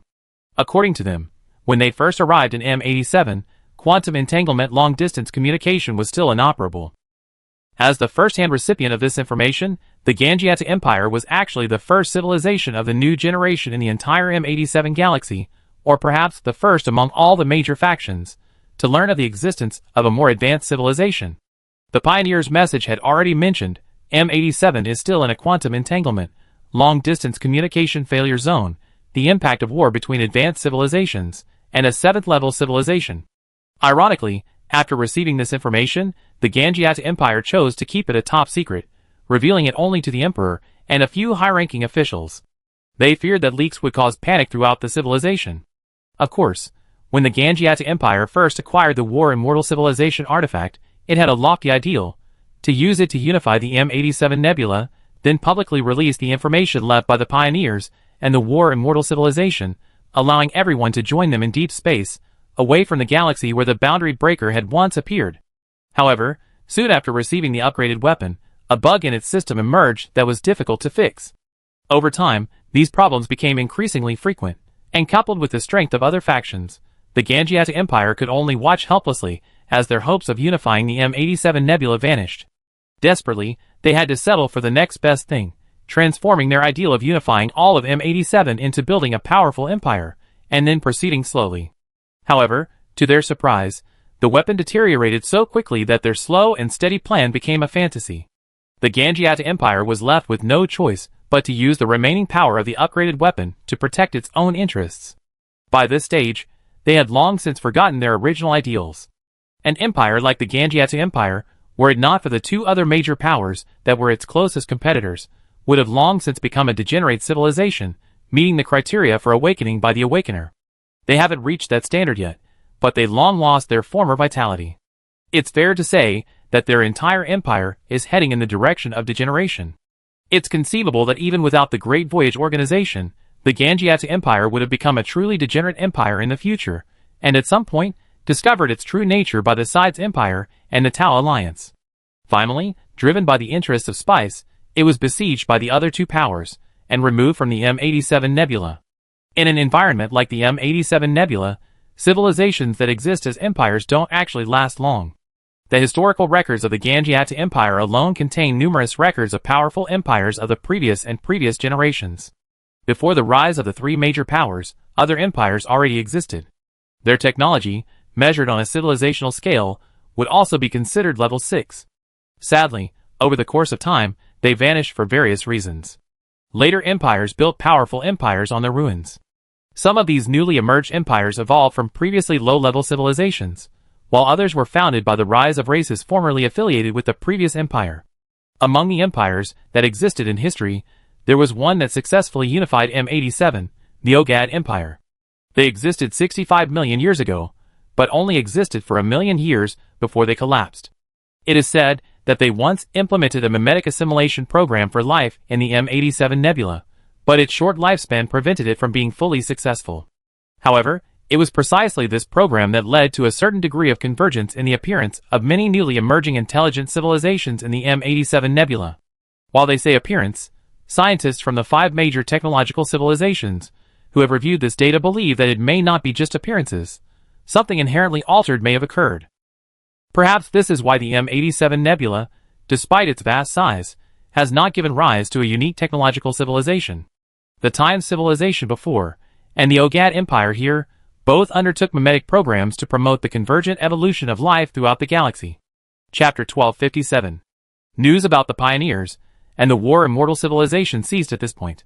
They also did not, as they had previously done, write down the specific galaxies they would be heading to on star maps for future generations. The civilizations of the Great Voyage Organization speculated that perhaps the appearance of the boundary breaker had given them second thoughts, or perhaps the information received by the Gonyatu Empire was incomplete.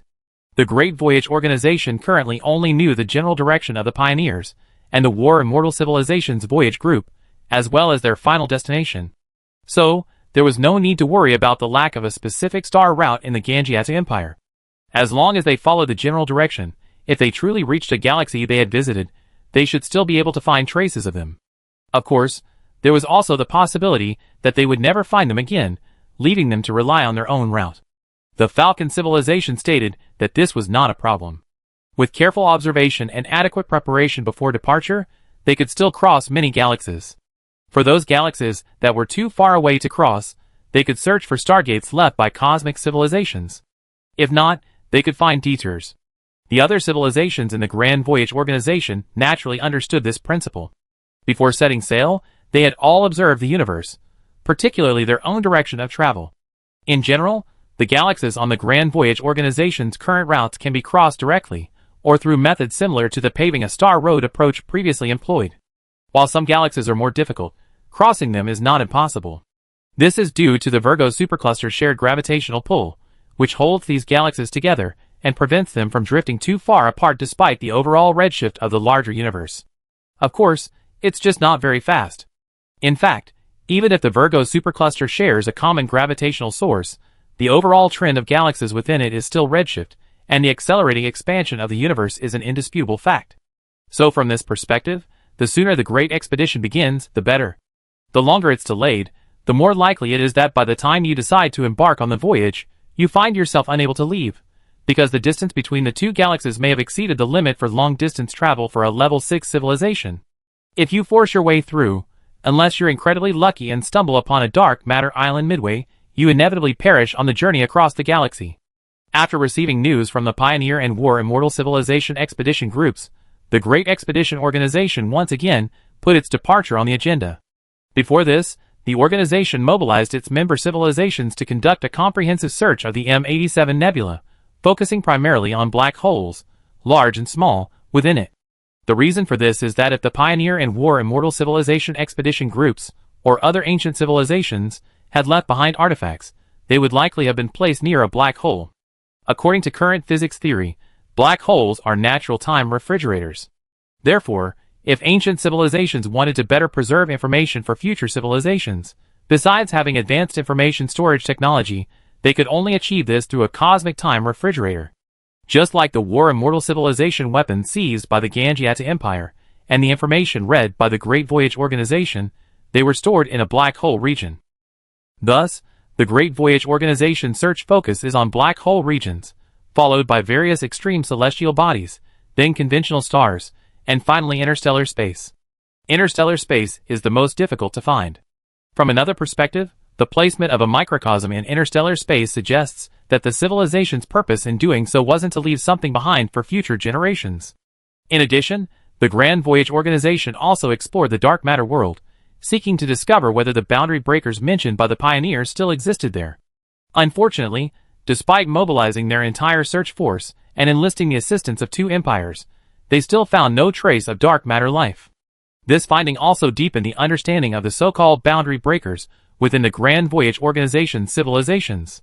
They believed that dark matter life should exist widely, but only by reaching the level of boundary breakers could it transcend the boundary between the dark matter and visible matter worlds, influence everything in visible matter, and be discovered by technological civilizations in the visible matter world. If this conclusion is correct, then any galaxy could potentially give rise to boundary breakers, something the Grand Voyage Organization must be mindful of. Time in the interstellar world always passes quickly. Hundreds of years passed quickly, and during this time, responses from the search and exploration fleets began to arrive, along with messages from the 3 major forces to the Grand Voyage Organization. The Ganjiata Empire had surrendered, and their exploration capabilities were naturally utilized by the Grand Expedition. The Sides Empire had effectively sided with the Grand Expedition, so they were also contributing to the Grand Expedition's efforts. They also participated in the exploration fleets dispatched to various locations within the M87 star field. Because they were a local civilization, they had a more detailed understanding of the distribution of celestial bodies within the M87 star field. With their assistance, the Grand Expedition's exploration efforts were significantly more effective. Unfortunately, aside from the information received from the Ganjiata Empire, the Great Expedition Organization never discovered any further remains of the pioneers or the War Immortal Civilization. No other remains of level 6 or level 5 civilizations were found, likely because the three major powers had already exhausted them. After all, a peaceful galaxy like M87 is in no shortage of exploration and adventure teams. Of course, it's also possible that the three major powers and the various civilizations simply couldn't find them. This was truly regrettable, but there was nothing anyone could do. Time slipped by quietly. During this time together, the Sides Empire knew the Great Expedition Organization was about to depart. They applied countless times to join the organization, but were consistently rejected by the Divine Principle civilization. The reason was that the Sides Empire had been constrained by the memes of the ancient Ogard Empire, and would never be able to develop unique technologies. The Falcon civilization also had little regard for them, believing, as before, that civilizations without unique technologies or possessing some aspects of development beyond those of a typical level 6 civilization would never be able to break through to level 7, even at the end of the Great Expedition. However, they appeared friendlier than the Divine Matrix civilization, at least on the surface. If they hadn't known that the Ogard Empire had meme-assimilated the entire M87 65 million years ago, the Falcon civilization would have been quite willing to accept the Sides Empire, just as they were with their other level 6 civilizations. The Sides Empire would undoubtedly have been dissatisfied, believing that the Great Voyage Organization was looking down on them. Why would they conclude they had no potential based solely on meme assimilating? They were so confident in developing their own so-called unique technology. However, despite repeated rejections, the Sides Empire didn't give up. They persisted in applying for membership at regular intervals. Perhaps their persistence impressed the Divine Matrix civilization, which finally relented. However, they didn't agree to join, but rather promised to provide the Sides Empire with a clear path forward. They said they could follow the Great Voyage Organization, and were given 50,000 years to prove themselves. If they could achieve technological advancements superior to those of ordinary civilizations in certain areas, they could join. Chapter 1258. The Sides Empire was ecstatic upon receiving this promise. They had initially considered secretly following the Great Voyage Organization, but now they could do so openly. Although it was only 50,000 years, the Sides Empire's top leaders and scientific teams were confident. After learning of the Shinju civilization's agreement, they even solemnly stated to the Shinju civilization, "Although we have been memetically modified, we will definitely be able to break through the so-called memetic limitations, return to our original selves, and then surpass the level of an ordinary level 6 civilization in one fell swoop, mastering unique technologies." Confidence is a good thing, but blind confidence is not. The Shinju civilization was not impressed by such bold statements, as they knew how difficult it was to master unique technologies. A mere 50,000 years? Dream on. Do you think you are a human civilization? Thinking of human civilization, after the Shinju civilization agreed to follow the Sides Empire, their scientists suddenly remembered a hypothesis they had proposed long ago in the Milky Way, and they brought it up with the Sides Empire. The result terrified everyone in the Sides Empire, from the Emperor and Prime Minister to the governors of various star regions, especially when they learned that the Galactic Center civilization also agreed with this experimental hypothesis. The Shinju civilization spoke lightly, but it wasn't a joke. They directly told the Sides Empire to report the locations of all inhabited planets, and then sent neutron battle stars to destroy them one by one, killing all the civilians on the inhabited planets. This might allow the Sides Empire to break free from the shackles of the ancient meme, and perhaps even gain control. To prove that their hypothesis wasn't just the brainchild of their scientists, the Shinju civilization cited human civilization as an example, saying that after the destruction of their home planet, some unknown racial will emerge, allowing humanity to master unique technologies in a short period of time. Initially, the Sides Empire was skeptical, but after receiving confirmation from the Galactic Center civilization, the Awakeners, and even human civilization itself, they finally came to believe the truth. Even the leaders of the Falcon civilization acted like gossip, inquiring from civilizations beyond the Milky Way about human civilization's past.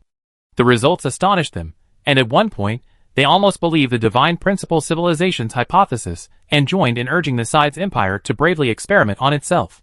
For a time, the Sides Empire remained utterly silent, fearing that these lunatics would literally reduce their people's colonies and home planet to dust. It was truly terrifying.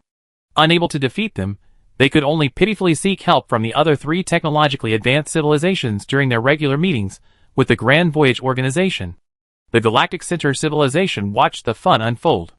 Fortunately, human civilization ultimately felt uncomfortable with this experiment. After all, it was they who had their home planet bombed, and now it was being used as an example. So, they spoke up for the Sides Empire, which persuaded the Divine Threads and Falcon civilizations to reconsider the idea. Oh no, it was just the Divine Threads and Falcon civilizations. After the meeting, the leadership of the Falcon civilizations privately discussed the possibility of experimenting if they encountered a suitable civilization in another star system. The Awakeners, of course, sided with humanity. This was a minor incident before the Great Expedition Organization departed. After the exploration yielded no new discoveries, the Great Expedition Organization considered the matter over and, after the Sides Empire completed its industrial transformation, embarked on another voyage. After all, they had promised the Sides civilization, so they naturally waited. The Sides Empire finally embarked on the great voyage as they had hoped. Although they could only follow, they were content. After all, finding a route on their own would be tantamount to half-death for them, with no experience in long-distance sailing, not to mention the various dangers and other powerful civilizations and organizations they might encounter along the way. The Sides Empire had long since lost its former arrogance. During their civilizational transformation, they had long since realized the power of the Great Voyage Organization. Especially after they had modified their fleet into a structure suitable for the Great Voyage, they even had the potential to defeat the Dia civilization. There was also a civilization called the Alan civilization. The Sides Empire even made a special effort to learn more about the Alan Empire's structure. They discovered that this civilization was led by a super-intelligent computer. Within the Alan civilization, this computer was called the Great Prophet. The other civilizations in the Great Voyage Organization referred to it as Alan. After learning about the Alan civilization's control over its warships, the Sides Empire began to believe that their own combat effectiveness was inferior to that of the Alan civilization. Indeed, changes in the cosmic communication environment have catapulted the Alans from a level 6 civilization with a somewhat unusual leader to a leading force within the organization. With the implementation of long-distance communication, the Alan superintelligent leaders can directly control the fleet in real time from vast distances, utilizing multi-threaded combat control, greatly enhancing the fleet's combat effectiveness. In the Great Voyage Organization, aside from the 5 technologically advanced civilizations, only the Dia civilization can claim to rival the Alans. Regarding the fact that after leaving the M87 Nebula with the Great Voyage Organization, the Sides Empire has also referred to this year as the first year of the Great Voyage. It must be said that the Sides Empire is truly ambitious, surpassing any other force in the M87 Nebula, at least in the eyes of the Grand Voyage Organization. Almost all civilizations within the Grand Voyage Organization look down upon the other civilizations in the M87 Nebula. If it weren't for their years of information-gathering assistance, the Divine Matrix civilization would have even attempted to annihilate them before leaving. After leaving, the Sides Empire officially changed its name to the Sides civilization. Yes, they were originally composed of 3 level 6 civilizations, but now they prefer to unite more closely, merging into a single civilization. As for the other 2 major forces, they chose not to leave. They felt that even if they left, they wouldn't be able to join the Grand Voyage Organization. Furthermore, rather than leaving now, they preferred to remain in the M87 Nebula and develop their unique technology. At least that's what they stated before the Grand Voyage Organization left, though whether they were telling the truth remains to be seen. It's worth noting that Scar also left with the Great Voyage Organization, but he embarked on the Great Voyage as a member of the said civilization. For an alien seeking business, who no longer wished to remain in the M87 Nebula, this was a welcome outcome. Furthermore, influenced by the pioneers and the war immortal civilizations, the Great Voyage Organization, before departing, established a hidden microcosm near the central black hole of M87. They established several testing mechanisms and left behind several unique technological documents. The 5 major technological civilizations each left a copy of their unique technological documents, awaiting the opportunity for those who are destined to discover them. Whether or not they can understand them is another matter. It's highly likely they won't, but it does offer a glimmer of hope for those who come after them. Chapter 1259. When there's no tiger in the mountain, the monkey becomes king. The Great Voyage Organization departed, and the Sides Empire, transformed into the Sides civilization, followed suit. The M87 Nebula could never return to its former state. The Sides Empire's departure left a vast void in the M87 Nebula. Those civilizations that remained would surely not miss this opportunity. Forces formerly residing in the Autostar Sea emerged one after another, vying to claim the former Sides Empire's territory, claiming every inch of it as their own. And soon, scenes of interstellar warfare unfolded. A new empire, or even multiple empires, would emerge, and M87 would be plunged into a prolonged era of interstellar warfare until one empire could once again unify the entire galaxy or re-establish a certain military balance of power. But none of this concerned the said civilization. They could only watch from afar as the vast M87 gradually shrank and vanished from view. Strive to look forward. New paths awaited them. The said civilization had made up their minds. They simply gazed at the receding M87 nebula from afar, never feeling a longing for their homeland or hometown. They felt their destiny lay in the distance. Traveling through uncharted star regions, touring isolated cosmic islands, we set foot on those magnificent stars, journey through those majestic nebulae. Space travel, what a romantic experience. Following the Great Voyage organization, the said civilization arduously reached the galaxy closest to M87. After a brief resupply, they set out again, embarking on a journey through the vast void. After 8,000 years, the people of the said civilization awoke from hibernation, greeted by a new galaxy, something called M101 or something. The people of the said civilization thought, this time, we probably stay here for a while, just like when the Great Voyage organization came to our M87. However, before they could confirm whether this galaxy was M101 or some other, they received another message from the Divine Hour civilization, stating that they would only be resupplying, repairing any ships that needed maintenance, and replenishing any that had been used as fuel, before continuing on their journey. Then began another long voyage through the dark void, another nearly 8,000-year voyage. After safely arriving at their next stop, the Great Voyage organization, as they had done the previous time, notified the said civilization, restocked their supplies, and set sail once more. Thus, a journey lasting nearly 9,000 years began again. The said civilization followed the Great Voyage organization on voyage after voyage, passing through galaxies that had previously appeared in telescopes. Initially, the said civilization was filled with longing for the great expedition, believing it to be the most romantic endeavor a civilization could undertake. But as they followed the Great Expedition organization through star system after star system, the initial novelty gradually wore off. They discovered that the Great Expedition wasn't quite what they imagined, not quite as romantic as they imagined, especially when navigating the dark void. The feeling of being in the middle of nowhere brought them back to the days of their first interstellar voyages, but this type of voyage instilled a sense of loneliness, as the starry sky almost completely vanished, unlike the visible starry sky of interstellar voyages. The journey itself was not what they had imagined. The grand expedition seemed perpetually on the move. They saw little of the splendor of the starry sky, but the endless void seemed ever present. Amidst the endless sighs of admiration from the people of the said civilization, the grand fleet arrived at a new galaxy, a mere 30,000 light-years in diameter. The grand expedition remained here for a while longer, as they needed to lay out a star path before continuing their journey. The said civilization also participated in its construction. This was their first time participating in star path construction. During this experience, they witnessed the Falcon civilization's familiarity, the astonishing industrial capabilities of human civilization, and the multifunctional uses of the Shinju civilization's neutron battle star. They discovered that each civilization in the grand expedition understood its role and limitations at every stage, and each seemed to possess its own strengths. For example, the Feiyu civilization, whose status among the Grand Expedition civilizations was second only to the 5 technologically advanced civilizations, stemmed from their possession of warp drive technology, which other civilizations lacked, resulting in the most fuel-efficient warp drive. Ships of equal quality have the longest range from the Feiyu civilization. They are the largest engine supplier to the Grand Voyage organization, and almost every civilization in the Grand Voyage organization purchases warp engines from them. I guess that's what we thought was ancient technology back then, what they call unique technology. When the people of the said empire first heard of the Feiyu civilization's capabilities, they assumed it was unique technology. Later, they learned that they didn't meet the criteria for unique technology. This was what the Divine Matrix civilization had told them.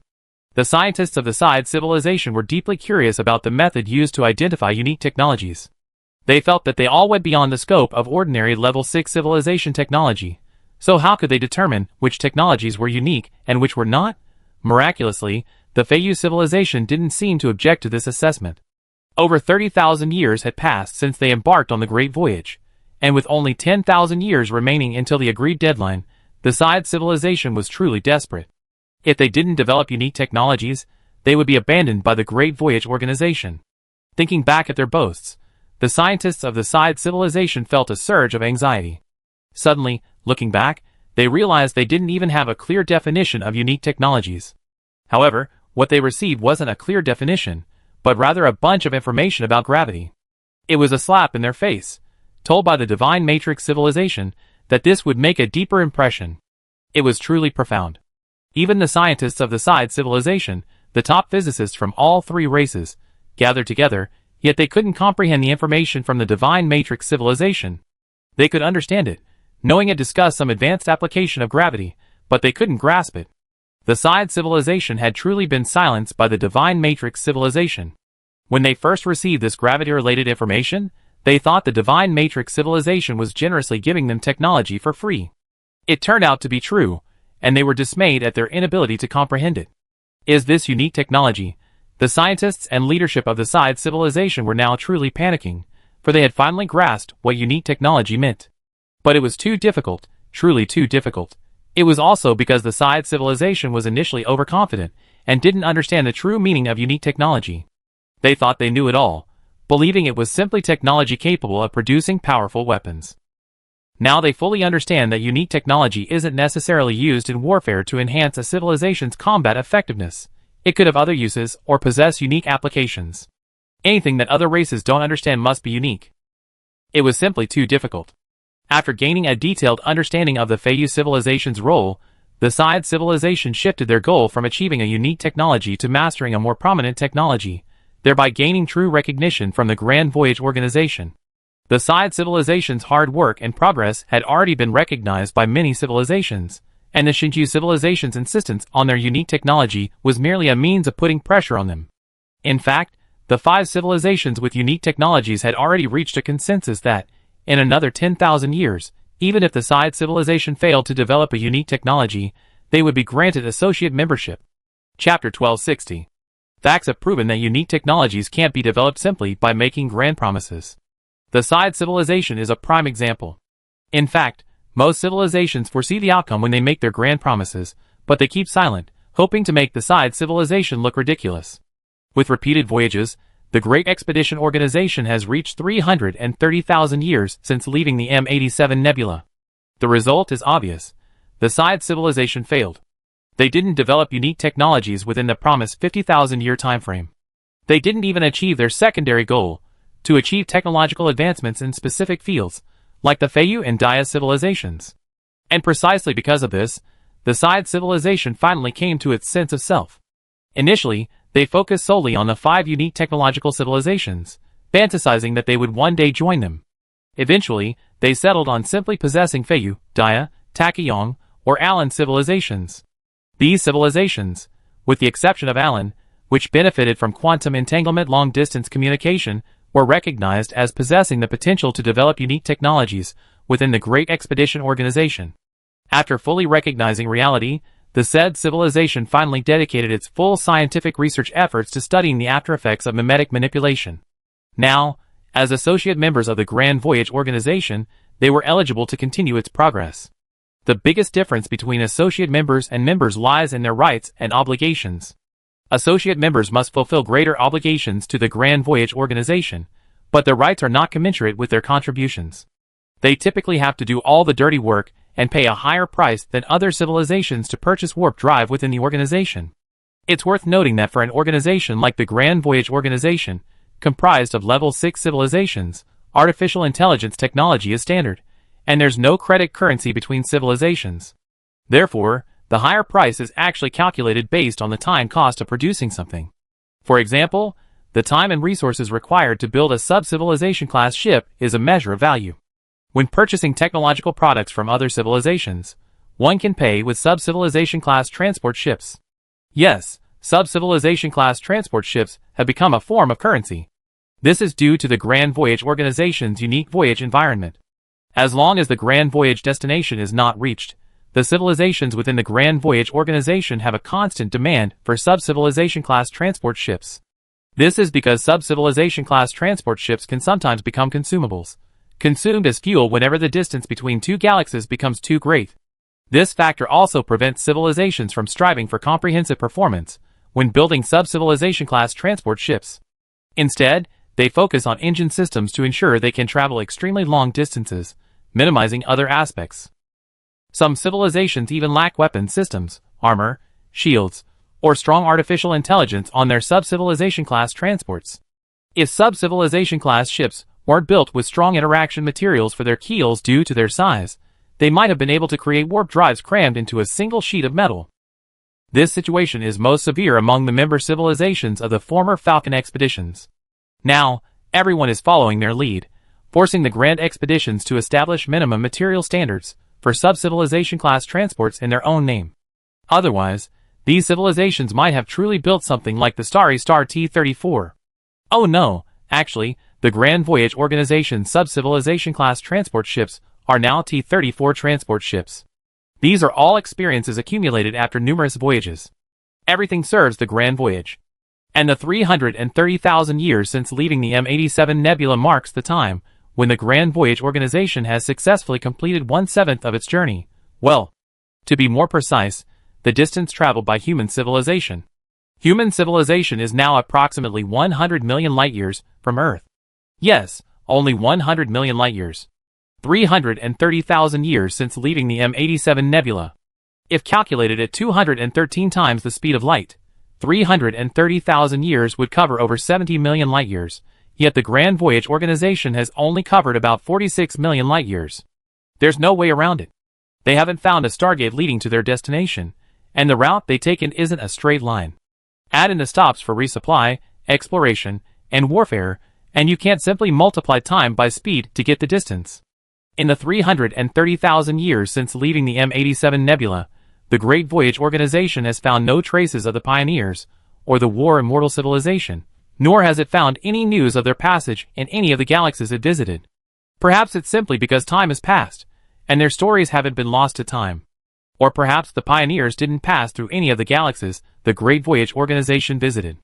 In short, in the 330,000 years since leaving M87, the Great Voyage Organization has found absolutely no information about the pioneers, despite searching for them in every new galaxy they visited. Perhaps because they had frequently detected pioneers before, the 330,000-year absence of news has led some members of the Great Voyage Organization to even suggest that the pioneers and the War Immortal Civilization may have perished somewhere. Of course, such talk was reserved for private conversations. When communicating with other civilizations, these civilizations didn't dare to speak openly in virtual venues. Even the Falcon civilization now admired the pioneers and War Immortal Civilization of 3 billion years ago, collectively referring to them as pioneers. For the Great Voyage Organization, those 3 billion years ago were indeed worthy of the title of pioneers. In response, the Divine Matrix civilization said, "They were pioneers, and we are also pioneers for those who come after us. Even if we can no longer find the pioneers and leave no information, we should try to leave information for those who come after us, whether it be a sentence, a star map, or a feasible route." For the past 330,000 years, the Great Voyage Organization has followed the Divine Matrix civilization's instructions. Whenever they arrived in a new galaxy, they would devote some of their regular resupply efforts to finding a black hole and creating a microcosm nearby to preserve information about the Great Voyage. This had been the case for 330,000 years.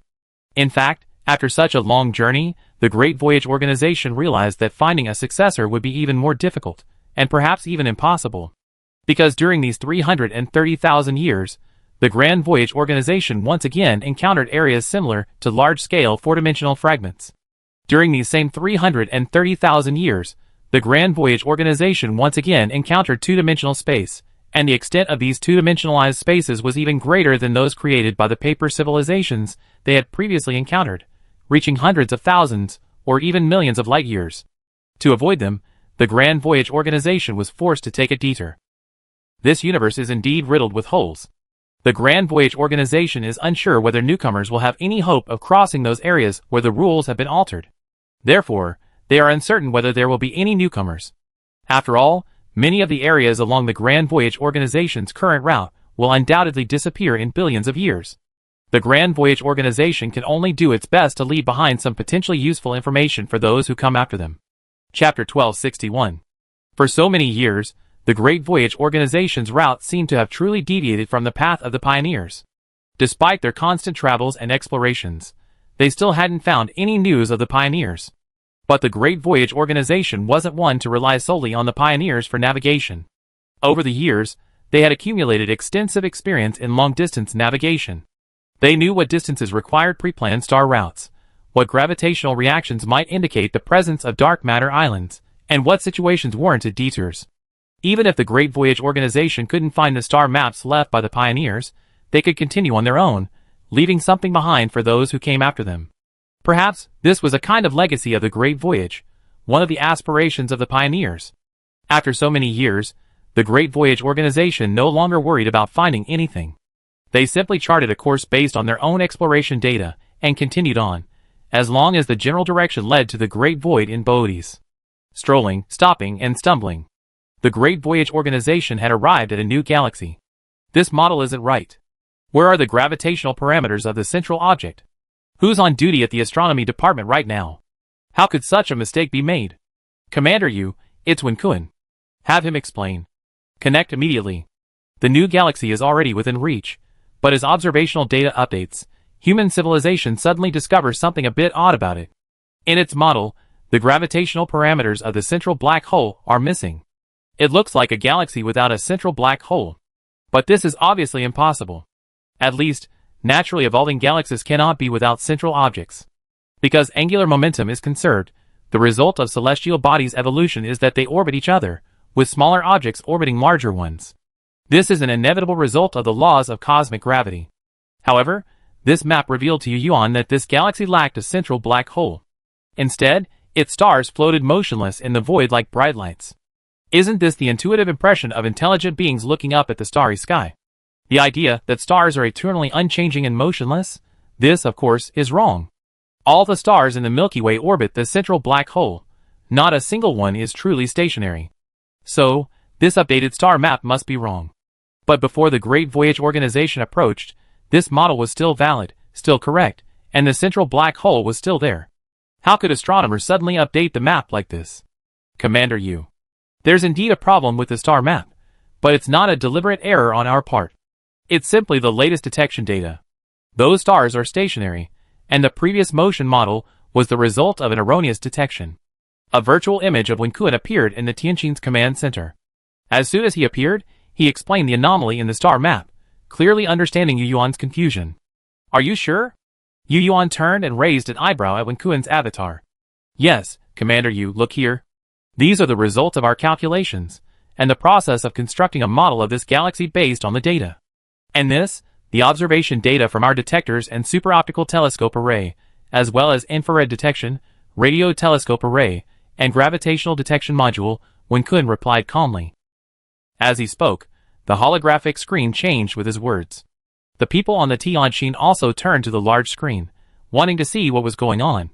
This galaxy had appeared normal during previous observations, but just as the Grand Voyage organization was about to enter, the observational data suddenly changed. Is it haunted? How could interstellar space possibly hold such a thing? What the hell is going on? How could this happen? This data is correct? It can't be wrong. Even if the detectors are faulty, they can't all be wrong. That's unscientific. What the hell is going on? Could the laws of physics have changed? Have we entered a region with different physical laws? Well, that seems possible. Perhaps the laws of optical physics have changed. What do you mean by a change in the laws of optical physics? We're a level 6 civilization. Can't you have some basic physics knowledge? If the laws of optical physics really were changed, how could we still be standing here unharmed? It would have to be a complete, catastrophic event.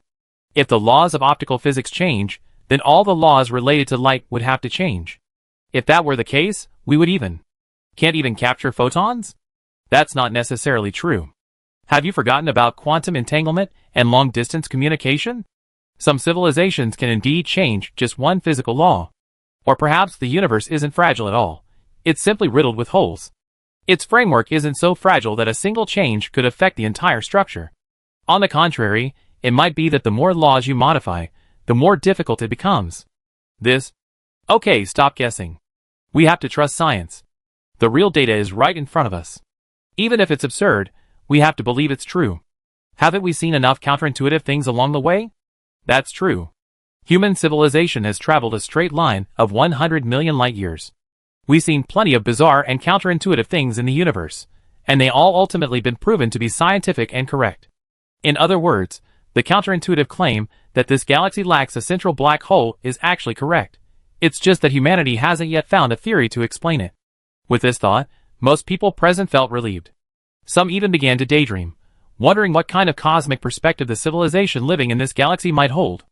If a civilization hadn't left the galaxy, a civilization born in this galaxy would probably assume that the structure of distant galaxies was similar to this one. Yes, it must be so, just like we believe other galaxies have central black holes, but now we encountered one without one. But astronomer Wen Kun wasn't so optimistic. He felt there were too many contradictions. For example, if this galaxy truly had no central black hole, as currently observed, and all the stars were stationary in the void, wouldn't that mean there was no mutual gravitational pull? Only this explanation made sense.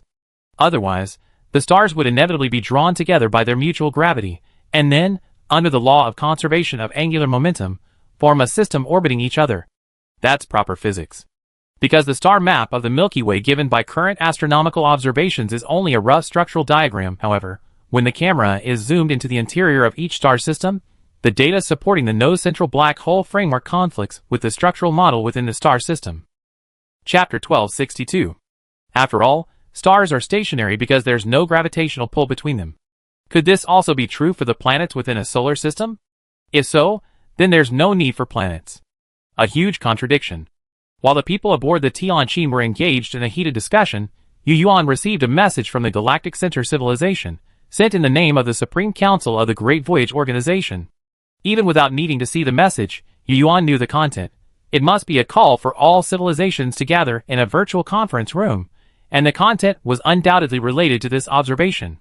Without hesitation, Yu Yuan immediately notified scientists from various fields to enter the conference room via a virtual link. As expected, upon entering the conference room, he heard news about the planetary system before him via the holographic translation system. It was the people of the Galactic Center Civilization speaking, claiming they had also discovered an anomaly, or perhaps even discovered it before humans. The Great Voyage fleet was now less than 10,000 light-years from this unknown galaxy, and the probes of various civilizations had already moved even closer. It was precisely because of this, and the discrepancies in observations from different locations, that each civilization discovered this contradictory phenomenon. This meeting included not just the 5 distinctive technological civilizations, but all civilizations within the organization, totaling 46 Level 6 civilizations, 15 from the former Galactic Grand Voyage Organization, 30 from the former Falcon Grand Voyage Organization, and 1, the Side Civilization. Yes, the Side Civilization has successfully joined the Galactic Grand Voyage Organization as a full member. In the virtual conference room, delegations from the 5 distinctive technological civilizations, Humanity, Divine Principle, Falcon, Awakener, and Galactic Heart, gathered around an oversized round table. Behind them sat, reclined, squatted, floated, and sprawled out, one by one, the other members of the delegations. Individual civilizations have different forms, so naturally, it's impossible for all to sit like humans. I'm sure you noticed. There's something strange about this galaxy. That's the purpose of this meeting. We suggest we first clarify the cause before the Grand Expedition fleet continues its advance. What do you think? The leader of the Galactic Center Civilization spoke first. Agreed. Agreed, but we can't just stop and do nothing. Fleet headquarters should have the spacecraft carrying the telescope array continue its advance until it finds that optical anomaly. Well, that's what we do. We should also dispatch a scientific research team. We must obtain data on the region between here and the new galaxy. We need to conduct experiments there to ensure that space is safe. That's right. Okay, that's what we do. The Galactic Center Civilization, which at first proposed the proposal, concluded. Actually, we already have a rough idea of the unknown node. All civilizations need to do is dispatch scientific research spacecraft to cooperate in the experiments. We already mapped out the nodes in space where the experiments will take place. If the 4 of you have no objections, we send them directly. The 5 distinctive technological civilizations all agreed, and the matter was finalized. As the foremost civilization in exploration technology, the Galactic Center Civilization naturally presided over the exploration meeting. As the saying goes, every profession has its own specialization. The meeting then entered its second phase. During this phase, proposals were presented not just by the 5 technologically advanced civilizations, but by all civilizations in the room. Of course, the focus wasn't on discussion, but rather on the exchange of observational data between scientists from various civilizations, as well as their respective perspectives on these conflicting phenomena. The focus of the discussion was how to construct a self-consistent galactic model based on current data. To ensure that the detection data aligned with conventional understanding, many civilizations propose models of quiescent galaxies. Gravity, for some unknown reason, is bounded at a certain distance, so that individual stars are not pulled by each other and remain suspended in the void. As for models of the structure within stellar systems, some civilizations believe that conventional gaseous and rocky planets exist within them, but they simply float there like stars, neither rotating nor revolving. Other civilizations believe that small planets do not exist at all, and that rocky planets should be floating in the dark void like stars, but are currently too far away for civilizations' detectors to detect them. Admittedly, if the hypothesis of a shortened gravitational range is followed, the second theory seems more plausible. In general, scientific teams from various civilizations agree that the new galaxy is located in a star region where the laws of gravity have been modified. However, not long after, the latest detection data from the Galactic Center civilization left scientists from various civilizations even more perplexed. The Galactic Center civilization has already located the exact location of the optical transition point. After a probe passes over a certain region, it will observe the gravitational effects of a planetary system without a central black hole. However, if it passes before that region, where the Grand Voyage Organization's fleet currently stands, it will observe the gravitational effects of a galaxy with a central black hole. The problem is, research teams from various civilizations have also conducted various scientific experiments beyond that region, but have found no deviations. Even the laws of quantum entanglement and long-distance communication, which are of great concern to everyone, remain unchanged. This is very strange. Could it be that only optical observation showed changes? How could this be possible? It's so contradictory that it's completely inexplicable. Since detection yielded no results, then rush into the galaxy to take a look. This was the only solution that all civilizations, confused by these contradictory observations, could come up with. Of course, all civilizations did just that. However, when their probes actually entered the interior of the so-called new galaxy, they were all stunned by what they observed. The civilizations were stunned to discover that when their telescopes peered into the galaxy, they saw nothing but floating stars, just as everyone had previously thought the detections were abnormal. To be precise, they only saw the light of luminous stars and pulsars, which were suspected to be extreme objects, with no signs of planets. There's something wrong with this galaxy. It doesn't seem to exist. Seeing this unexpected phenomenon, the civilizations of the Great Galactic Expedition understood what was going on. There must be something wrong with the galaxy's light source. This phenomenon was observed by more than one probe telescope. All instruments that entered the galaxy observed the same phenomenon. Moreover, upon discovering this phenomenon, some civilizations immediately realized their mistake and sent their probes toward a star suspended in the void, only to find that they had passed through it unhindered. This sight prompted the scientific teams of the various civilizations of the Grand Voyage Organization to realize a serious problem. This galaxy was most likely a false one, seemingly merely the result of some kind of optical projection. It also amazed all scientists. What kind of technology could create such a large projection, and crucially, a full-scale projection? Probes entering the galaxy could see the starry sky from any direction, but the bright stars above were all fake, allowing the probes to pass through it freely and unimpeded. Looking at the latest detection data, scientists from the various civilizations of the Grand Voyage Organization were perplexed. This truly seemed like a holographic projection of the galaxy. But why? Why did it exist? Which civilization had created it? What was its purpose? All of this remained a mystery. Chapter 1263. The Grand Voyage Organization was still unsure, but this discovery was enough to deter the civilizations within it from any rash action. Therefore, each civilization remained in place as planned, deploying more probes and research teams to investigate. The deeper they explored, the more alarmed the Grand Voyage Organization's civilizations became, as the results revealed that this was indeed a fake galaxy. Every star within the galaxy was fake, seemingly composed of holographic images, but the technology used was clearly superior to that of the holographic technology used by the various Level 6 civilizations. After exploring each star, each civilization evaluated the collected data, and concluded that they were incapable of producing such a holographic image. Yes, all Level 6 civilizations present here possess holographic technology, and are proficient in its daily lives. However, creating such a realistic planet in such a vast cosmic environment was beyond the reach of any of them. First, it was due to its sheer size, and second, it was due to energy supply issues.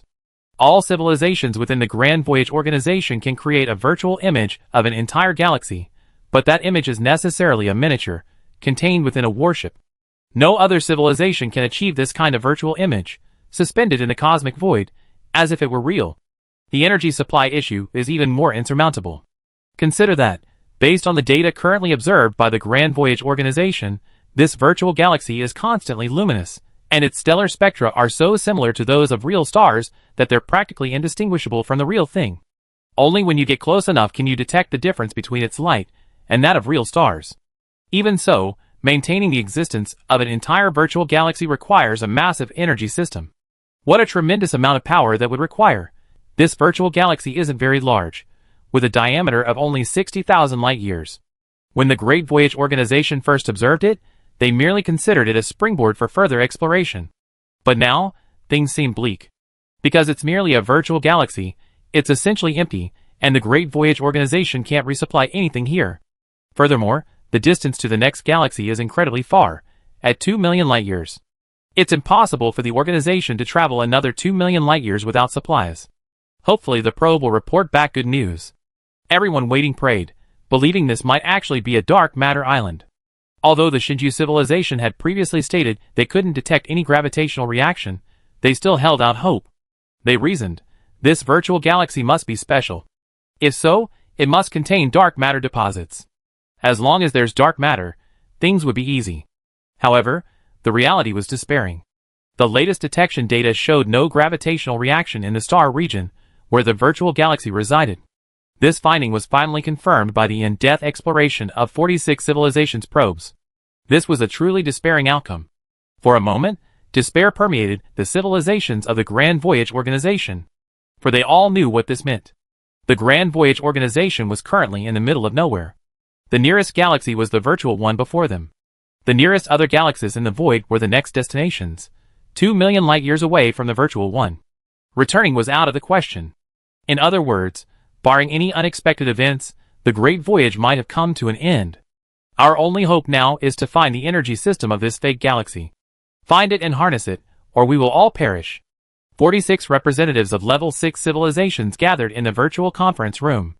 This time, it was the Awakener Illusion who spoke. The representatives of these civilizations also felt that this was the only solution. Perhaps we have another, less elegant solution, Yu Yuan said at this moment. Seeing the representatives of all civilizations looking at him, Yu Yuan pondered for 2 seconds before continuing. We currently have enough fuel on hand to accelerate to the speed of light. Brute force acceleration to conventional light speed. Then, we could shut down our engines and let the fleet drift. After 2 million years, we reached the next galaxy. The leader of the Galactic Center civilization blinked his eyes. That won't work. We don't have a 2 million year hibernation system. Or rather, our hibernation system isn't powerful enough to operate for 2 million years. Most importantly, the hibernation system requires energy. Even if we could slumber for 2 million years, the remaining energy on board wouldn't be enough to keep it running that long. The Galactic Center civilization is right. We're doomed, the leader of the Falcon civilization said, expressing pessimism. Actually, if we were prepared, committed to this method of navigation, and modified our ships accordingly, I think we could still cross 2 million light-years. But the problem is, we're not prepared for this. It's a completely different system from our conventional long-distance voyages, and we can't possibly be prepared. No one anticipated the existence of such a galaxy in the universe. The leader of the Shinju civilization said firmly, "What's the point of saying so much? There are only 2 paths. One is what the Awakener Illusion suggested, find the source of energy in the virtual galaxy, and devise a way to harness it. The other is what the leader of human civilization suggested. If the first path truly isn't feasible, then we have no choice but to pursue the second.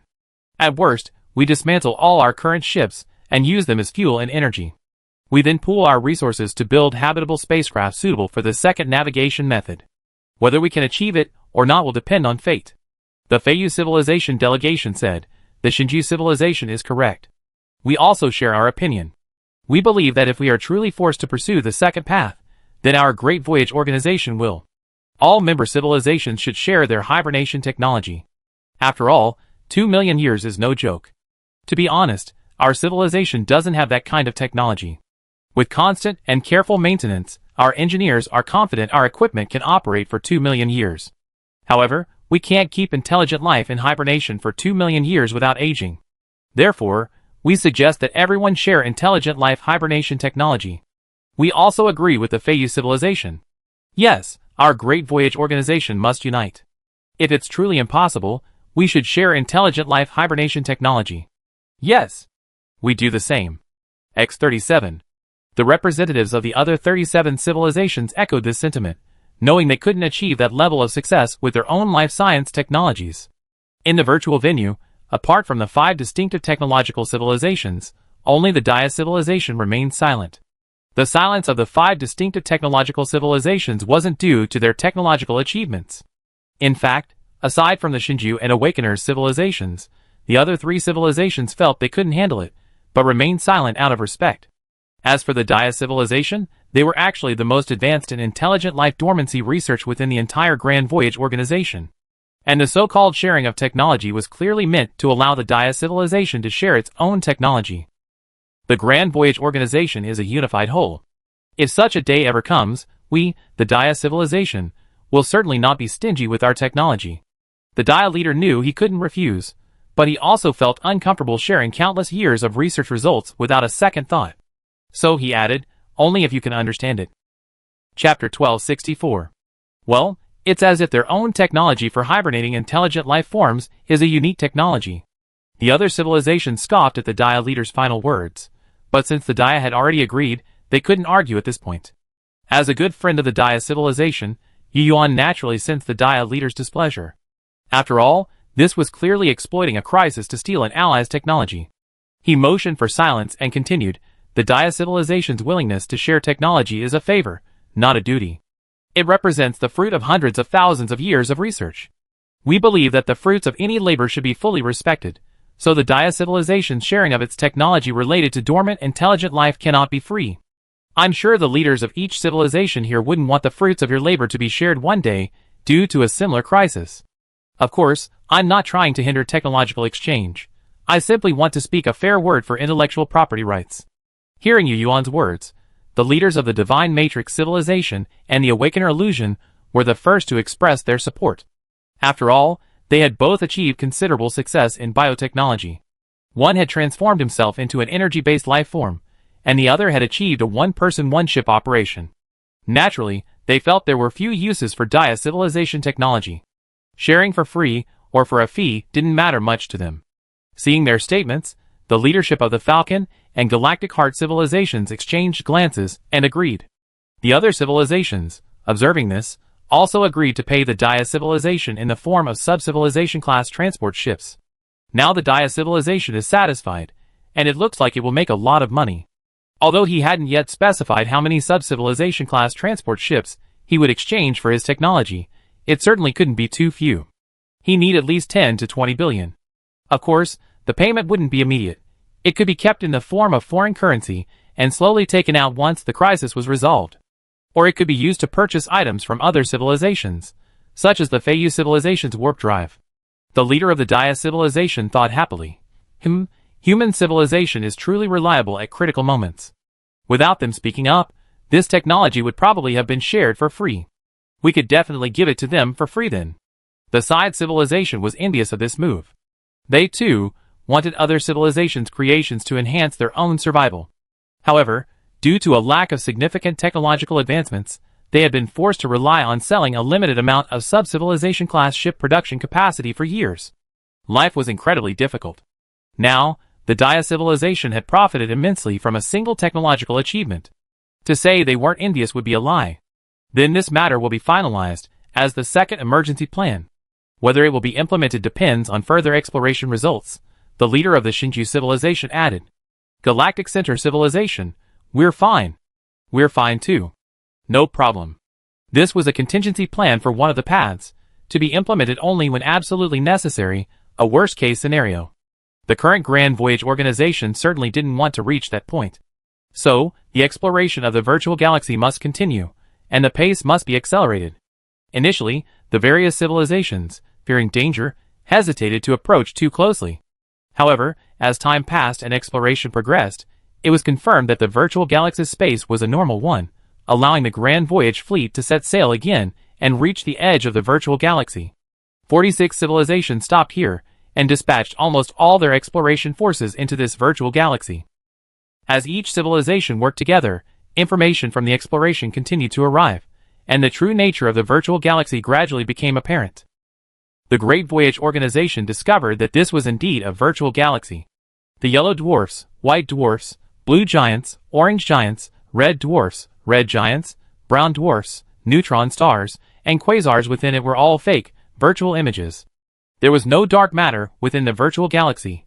There were no dark matter islands. The Great Voyage Organization's plan to mine dark matter for energy was thwarted. In their search for the energy system of the virtual galaxy, the Great Voyage Organization initially targeted the galaxy's center. It turned out that the Great Voyage Organization was right. The galaxy's energy supply system lay at its center, but unfortunately, it was not a black hole, and the Great Voyage Organization's plan to extract negative energy from the black hole's negative energy field was also thwarted. Hopefully we can find energy. From within their respective civilizations, the leaders of each civilization watched as the probe gradually approached the center of the virtual galaxy. Everyone, including the aliens, prayed in their hearts that something might be found. Perhaps a mysterious entity had heard their prayers, and there truly was something at the center of the virtual galaxy. From a distance, it appeared as a black sphere, but up close, it transformed into a glass bead emanating a rainbow of colors. It truly resembled a glass bead, as it wasn't particularly large, only 10 kilometers in diameter, smaller than the neutron battle star of the Shinju civilization. When the civilizations increased the magnification of their telescopes, they could even see the appearance of stars emerging on the surface of the shimmering glass bead. Close observation revealed that these stars were actually miniature versions of the stars within the virtual galaxy. This must be the energy source. Seeing this scene, the people of various civilizations were certain. What was puzzling was that the various detectors hadn't detected any high-energy reaction on the colorful glass sphere, completely contrary to its behavior. And this was exactly what the civilizations least wanted to see. No energy reaction meant no energy could be extracted from it. What to do? In the virtual conference room of the Great Voyage Organization, the leaders of various civilizations were already discussing. How about we try to blow it up? Well, let's study it first. See if there's any way to figure out what it is. Who knows how much energy it holds? Let's study it first. It could support the projection of an entire galaxy. Maybe it's the legendary vacuum zero-point energy, a technological creation of a 7th-level civilization. We might not be able to blow it up, and even if we did, we wouldn't be able to utilize its energy. That's the truth. The noise in the conference room gradually faded, but at that moment, the leader of the Falcon civilization let out a surprised cry. Huh? This artifact looks a bit. Wait a minute, let me search our database. Oh, upon hearing this, the representatives of the civilizations looked sideways. The search was quickly completed, and then everyone excitedly said to the leader of the Falcon civilization, it really is. Human civilization, Divine Principle civilization, and Galactic Center civilization. You should remember what the paper civilization told us about the observer. This artifact matches their description of an observer artifact. If we're not mistaken, then it could truly be an observer civilization creation. An observer civilization creation? Most of the leaders of the civilizations in the meeting room looked puzzled. Clearly, they had never heard of the observer civilization. But for the 5 distinctive technological civilizations, the name of the observer civilization was no stranger. It was the level 7 civilization that the paper civilization had mentioned.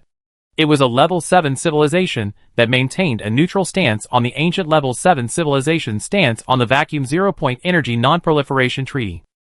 The paper civilization had obtained much information about the ancient battles between level 7 civilizations from the relics they left behind. The other civilizations within the Grand Voyage Organization heard about the observer civilization from the 5 distinctive technological civilizations. However, they didn't feel any admiration for the observer civilization, as it was a level 7 civilization. Instead, they thought it was a scam. Why would they create a virtual galaxy in the void? Isn't that just a scam? Chapter 1265. You say that creating this virtual object here might have no impact on cosmic civilizations, but isn't this specifically designed to entrap the Great Voyage civilization? The 5 distinctive technological civilizations of the Great Voyage remained silent.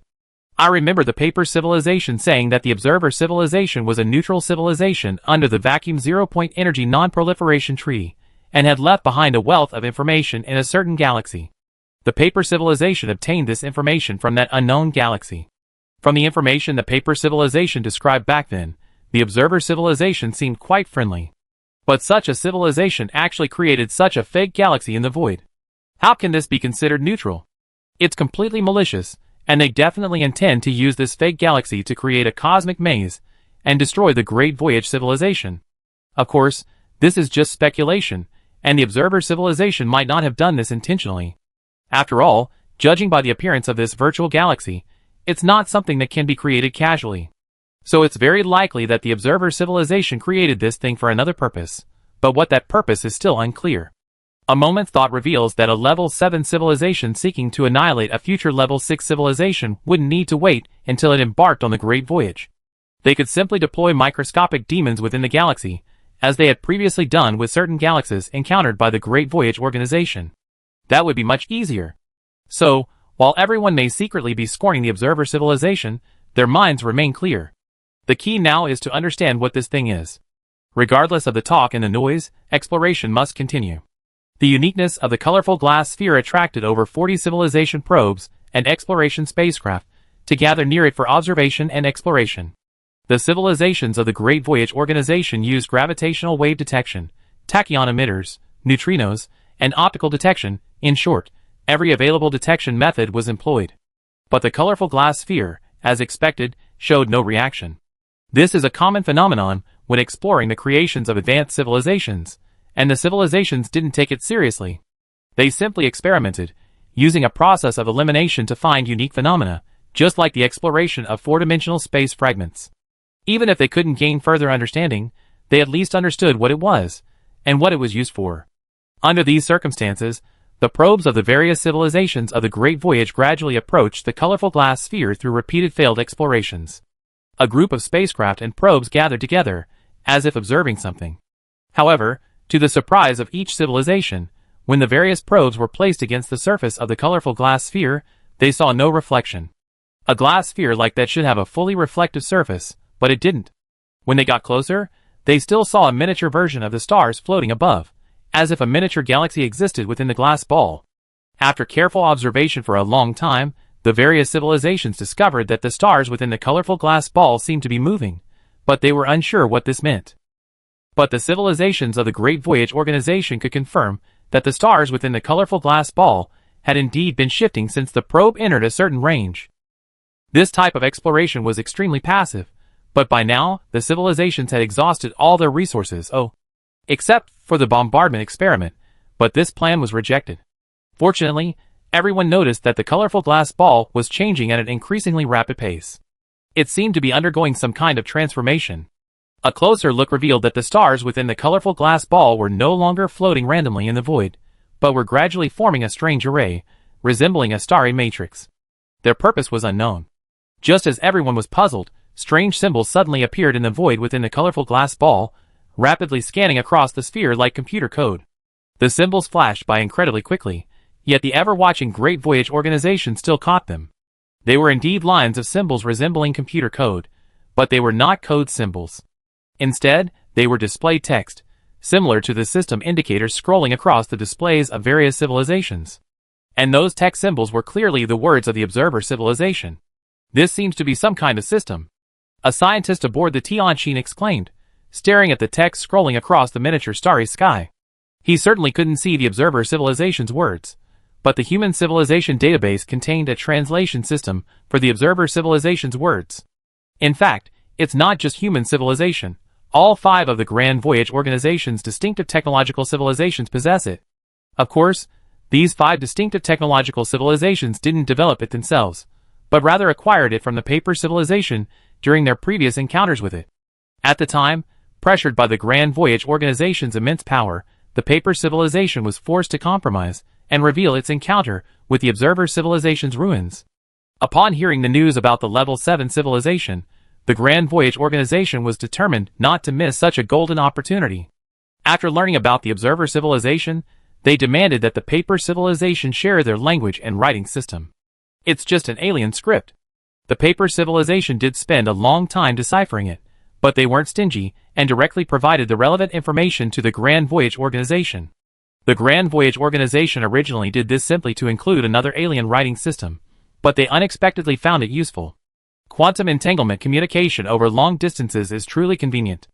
After the detector detected the changes in the colorful glass ball, they were also synchronized to the main bodies of the Grand Voyage Organization civilizations. Each civilization also shared data, watching the system scroll by, translated into their respective languages. Observer Civilization. Lanyat Ka Observation Pose 313 starting up. Self-testing. Test completed. Starting up. Searching for user commands. No user command found. Detecting automatic observation system. Connecting to the system completed. Retrieving database information. Verifying time parameters. Comparing observation parameters. Node observation station data sent. Attention, error report. No node response. No node network communication signal. Error code XW4530. Entering offline mode, enabled. Observer records, database update, target search results as follows. Identified as a post-war, new generation civilization, unknown civilization 1, unknown civilization 2, unknown civilization 3, unknown civilization 4, unknown civilization 5. Generating civilization numbers, generating observed civilization database, unknown civilization 1, record number 186411714, civilization level, Interstellar. Starting 4D scan. 4D scan results. Target is an unmanned exploration spacecraft, species unknown. Linking to the observer network system to update relevant data.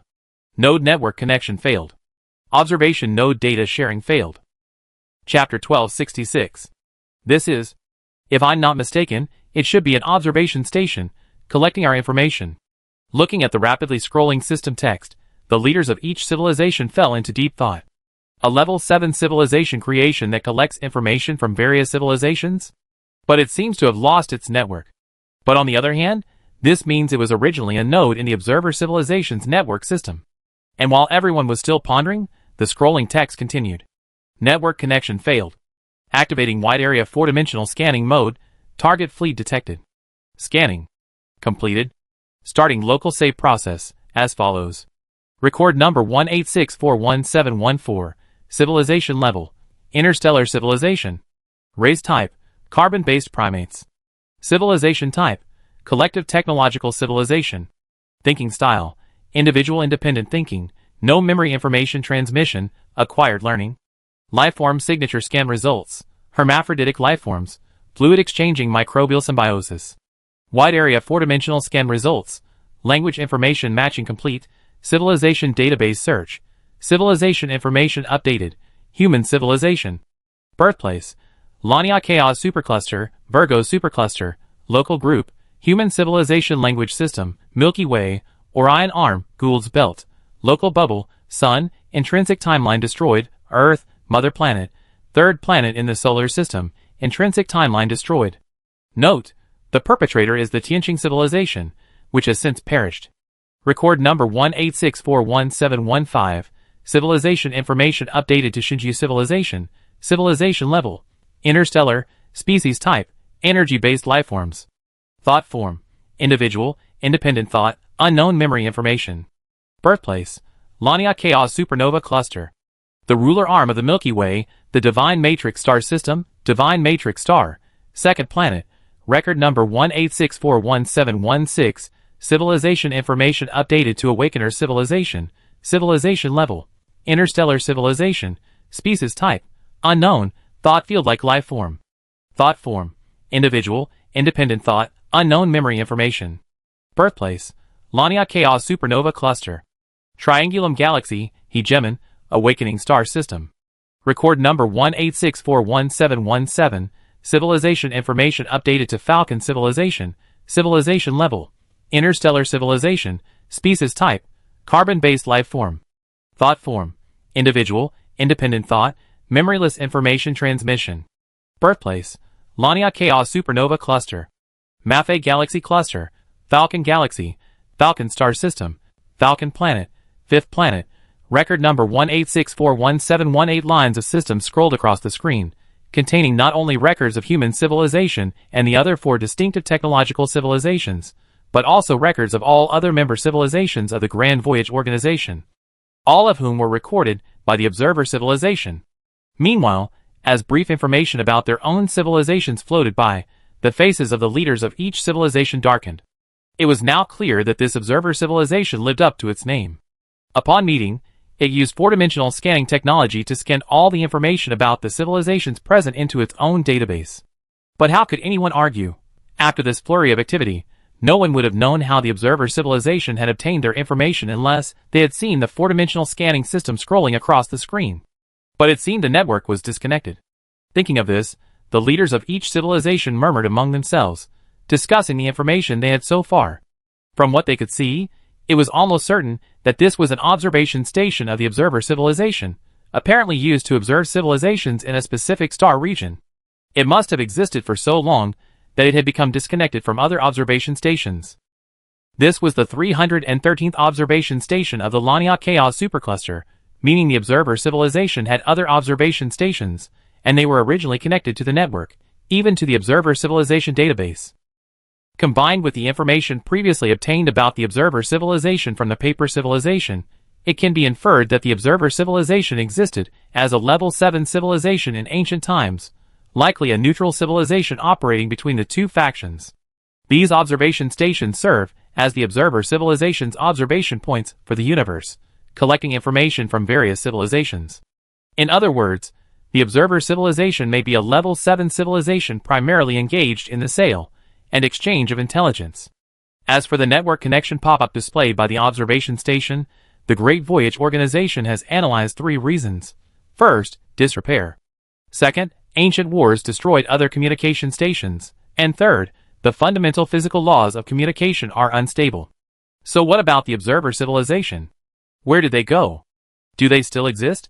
The Grand Voyage Organization couldn't know this. After seeing these information records and discovering they were being scanned, each civilization tried various methods to communicate with the iridescent glass ball, but received no response. The observer civilization didn't seem to have equipped its creations with intelligent communication systems like the pioneers had.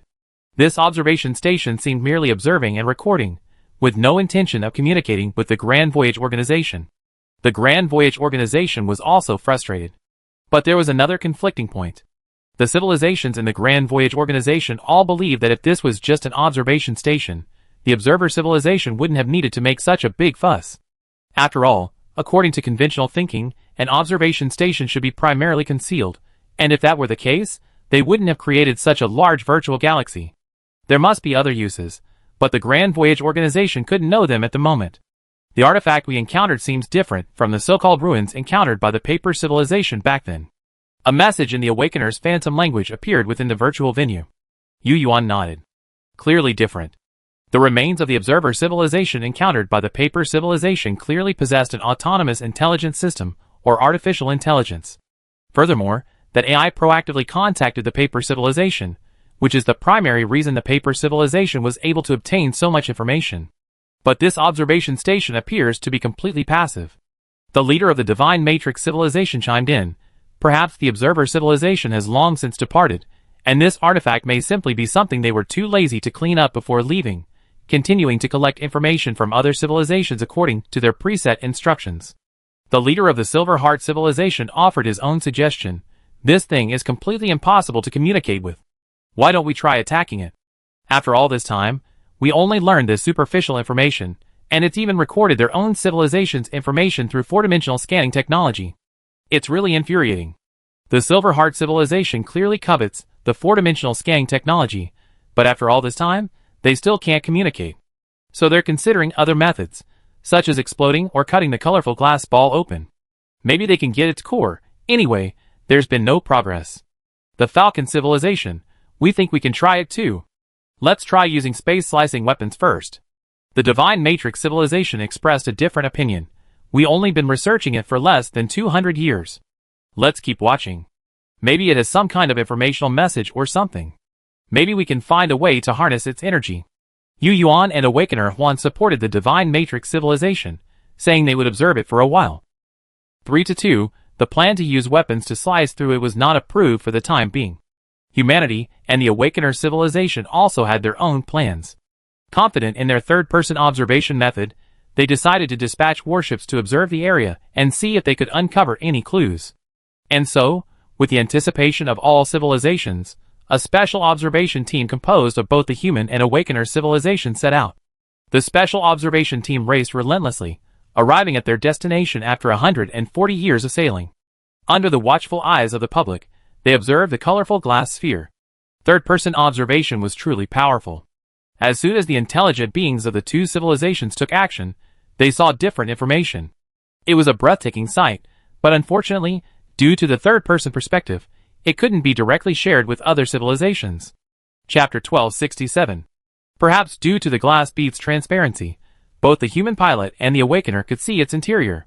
This sphere, only 10 kilometers in diameter, was ablaze with stars and boundless expanse. This single glimpse was truly breathtaking. It was truly astonishing. Within, blazing stars hung in the void. Due to the third-person perspective, the pilot could clearly feel the surging energy emanating from them. This glass sphere seemed to enclose the entire virtual galaxy. Mount Sumeru fits within a mustard seed, the macrocosm concealed within the microcosm. The human pilot exclaimed in amazement, and the awakener, who had come with him to explore, was also stunned. It was truly inconceivable that such technology could contain the stars within this tiny 10-kilometer diameter sphere. Even knowing about humanity's quantum banishment attack, the awakener still found it difficult to believe. This is a true technology that combines the macro and micro. It's filled with stars, but it seems they aren't the energy source that sustains a virtual galaxy. Perhaps because the interior of the glass sphere is so vast, humans and the awakeners can't see it, but they can all feel the surging stars. In other words, if the glass sphere is cut open or exploded, the contents will be released, and the Grand Voyage Organization will then have no shortage of supplies. Even after hearing their report, the Grand Voyage Organization headquarters still finds it somewhat incredulous. Many civilizations believe the surging stars within could be a false illusion, just like the virtual galaxy. Furthermore, the colorful glass sphere is clearly a three-dimensional sphere. Even in third-person perspective, it's impossible to see through the three-dimensional barrier, so this isn't scientific. That made sense. So, humans and the awakeners dispatched more warships to observe the glass sphere for decades. In the end, almost all observers concluded that it undoubtedly contained a vast number of stars.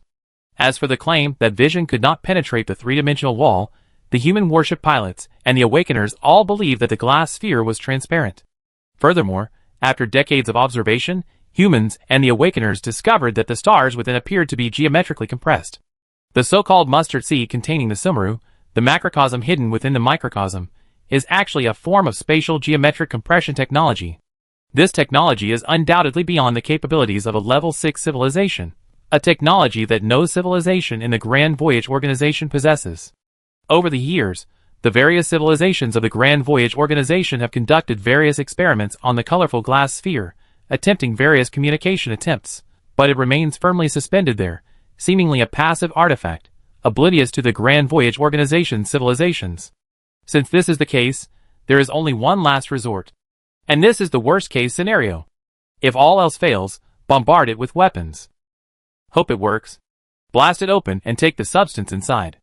Just do it now, there's no other way. But we can't just attack directly. After all, it's a creation of a level 7 civilization, and there might be unforeseen dangers.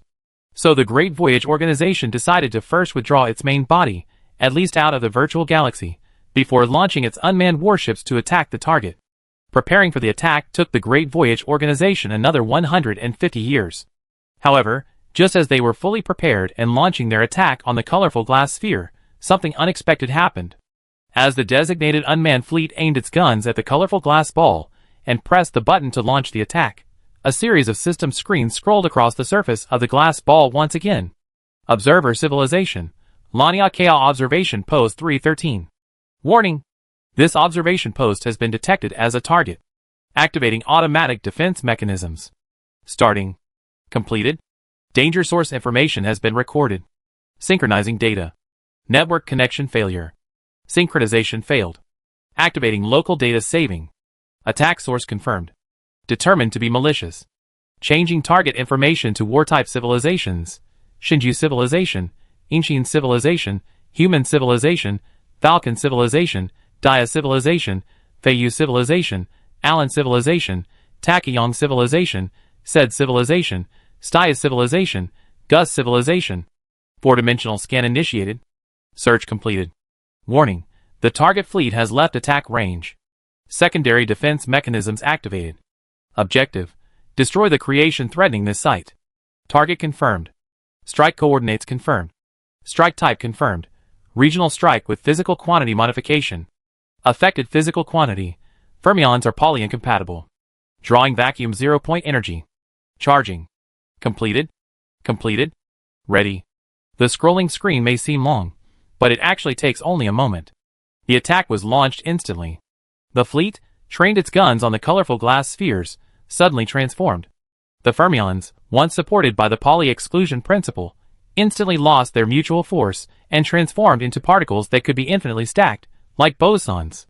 Electrons, protons, neutrons. All particles within range instantly lost their original physical laws, becoming utterly chaotic. Then, under the influence of other physical quantities still in effect, they transformed into a chaotic system. Under this level of rule change, the entire fleet instantly transformed into a fermionic paste. The entire structure previously supported by Pauli exclusion instantly collapsed, becoming a tangled mess of bosons, like photons, each one within the other. Atoms remained atoms, protons remained protons, neutrons remained unchanged, and electrons remained electrons. Only the original rules governing their interactions had been altered. Thus, the structure they had once supported collapsed. It felt like a towering building instantly disintegrating into a pool of mud. A paste. Every particle in the entire fleet was reduced to a turbid mass. The change in rules had thrown them into chaos, and this arbitrary alteration of a single physical quantity also left the newly formed rules riddled with loopholes, rendering the new system indescribably bizarre. The Great Voyage organization merely witnessed its unmanned fleet's instantaneous loss of contact. Sensors located near the fleet's location, using unconventional detection methods, saw the event. These sensors, after transmitting their observation signals, were also affected. The Great Voyage organization lost sight of the interior of the virtual galaxy because, before this, all creatures within it had been annihilated by the self-defense mechanisms of the iridescent glass spheres. If the civilizations within the Great Voyage organization had not exercised caution and withdrawn from the outer space of the virtual galaxy before launching the attack, it is estimated that this wave of attacks would have annihilated the entire Great Voyage organization. Chapter 1268. What the hell? Outside the virtual galaxy, the human pilots and awakeners, gazing at the starry sky in third-person perspective, couldn't help but utter the curse words of their respective civilizations. What the hell is this? Some kind of diabolical attack. All the detectors in such a large area suddenly vanished. And that sudden transformation of the entire unmanned fleet into an indescribable mess. Could it be the legendary physical law attack? The leaders of the civilizations reviewed the information records, and found it was indeed the case. The observer civilization's observation station self-defense mechanism had activated, and a wave of attacks destroyed all the Great Voyage organization's creations within the area. Thanks to quantum entanglement long-distance communication, the scrolling message of the colorful glass ball had been successfully transmitted back. What should we do? Muttered a member of the Level 6 civilization delegation in the virtual conference hall. All civilizations in the Great Voyage organization were shocked by this wave of rule changes. They had anticipated the unpredictable consequences of attacking the colorful glass ball, but they hadn't expected it to be so severe. This strike range must be 30,000 light-years, practically covering the entire virtual galaxy. We only have a small fleet. Is such a blast necessary? This reminded the civilizations of the Grand Voyage organization of the four-dimensional fragments they encountered between the Milky Way and the Andromeda Galaxy. Those fragments were also enormous, some tens of thousands of years old. The defense mechanisms of the observer civilization's observation station are also capable of striking at this range, meaning that the civilization that created that four-dimensional fragment was at the same technological level as the observer civilization. 0-point energy of vacuum? What a formidable force, capable of triggering widespread changes in the laws of physics. It's truly incredible. The various civilizations also discovered that they seemed to be blacklisted by this observatory. This was terrible news. The good news was that the observatory couldn't connect to the internet, and the information it had blacklisted, including the Great Voyage organization, could only be stored locally on its servers. It seems we can't get in, the leader of the Dia civilization muttered silently. The situation was becoming increasingly clear. After the initial rule attack, the Great Voyage organization no longer dared to enter this area. Firstly, because of the rule changes, and secondly, because everyone was blacklisted by this observatory. Even if the rules hadn't changed, entering would likely have been a death sentence. So what else could they do? They had to find another way to deal with the voyage. The Great Voyage organization didn't regret their actions. Because the observatory was essentially incommunicable and inaccessible to them, using force to destroy it was a desperate measure. Unfortunately, their defenses backfired. Given this, there was no hope of receiving supplies from the virtual galaxy. Leaving here meant finding another way. The only option was to activate the previous emergency plan, a hard flight, or rather, to drift away at a snail's pace. We didn't anticipate the situation would be so serious. The only solution now is to activate the emergency plan, Dia Civilization, a representative's voice echoed from the virtual conference hall. The Dia Civilization leader had already prepared himself. Don't worry, at this point, this is the only solution. We won't be stingy. After this meeting, I order our Academy of Sciences to share the relevant hibernation technology with you. Well, that's all we can do. After a long silence, Yuan looked up at the assorted aliens in the virtual conference room. The supply route is cut off. There's no need to complain at this point. The most urgent thing is to look forward and strictly follow the emergency plan. The leader of the Shinju civilization followed suit. Yes, you all belong to the leadership team of one civilization. We've been on the Great Voyage together for some time now, and we all understand the hardships and difficulties of the Great Voyage. This is just one of many difficulties. I believe our Great Voyage organization will overcome these difficulties and continue on. Don't be stingy with your current transport ships, warships, and so on. Dismantle them if necessary. As long as we can reach the galaxy 2 million light-years away, we have everything back. Otherwise, everything will be over. Listening to the words of the Shinju civilization leader, the leadership groups of the various civilizations nodded silently, knowing that it was pointless to think about anything else now. It would be better to think carefully about how to utilize existing resources to build a fleet capable of crossing 2 million light-years in near light speed. Hibernation technology is crucial, ensuring everyone survives the journey. Instrument maintenance during the voyage is also paramount. Before setting sail, each civilization must streamline its fleets, pooling its existing resources to create a vessel suitable for the eternal rest of its own species' lifeforms. The Grand Expedition has no other choice but to accelerate using conventional navigation and drift across. Because warp travel consumes energy throughout the journey, the Grand Expedition, having already completed a journey exceeding 200 light-years, is unable to continue, and can only rely on its remaining resources to find another method for further travel. The conventional navigation technology of a level 6 civilization can support sublight travel, which is the only hope for all civilizations now. After this meeting, the Dia civilization, as agreed, shared its technology for long-term hibernation of intelligent life. While other civilizations were digesting this technology, they were also optimizing and upgrading their own fleets. Each civilization dismantled its sub-civilization class transport ships and converted the resulting material into energy or other materials, using them to build new habitable spacecraft for their people's eternal rest. 2 million light-years. It's simply too far. The Great Voyage organization can only do its best to resist the forces of time. Yes, the forces of time. It's true that the Great Voyage organization's fleet possesses conventional sublight travel capabilities. The Superstar Destroyer cannon technology has proven that they possess the technology to accelerate themselves to very near the speed of light. And when massive objects travel at very near the speed of light, the clock slows down and the ruler shrinks. This has been proven, and it's true. According to this logic, if the Grand Voyage organization's fleet were traveling at a conventional speed very close to the speed of light, the flow of time would slow significantly. At the speed of light, time would stop. Therefore, the Grand Voyage organization wouldn't need to spend much time at all to cross a distance of 2 million light-years at conventional speeds, or very close to the speed of light, thus eliminating the need for long-term sleep technology. This is known to anyone who understands the effects of relativity, the effects of clock slowing and ruler contraction, and the twin paradox. But is this truly the way to understand the effects of relativity? Chapter 1269. To truly understand the effects of relativity, one must begin with an understanding of four-dimensional spacetime. According to the current cosmological theories of the various civilizations of the Grand Voyage organization, the universe they inhabit is a three-dimensional universe, and adding time creates four-dimensional spacetime. And within this four-dimensional spacetime, the effects of relativity have indeed been proven to be correct. Humanity, even during the Earth era, has conducted relevant experiments, proving that Earth's spacetime is curved, and that the flow of time for satellites orbiting Earth is slower than that on Earth. This is also true. Let's return to the Grand Voyage organization's navigation. Now, various civilizations have learned how to navigate. Simply put, they use conventional propulsion to propel their fleet to extremely close to the speed of light, then shut down their powerful magnetic propulsion engines and let the fleet drift to its destination.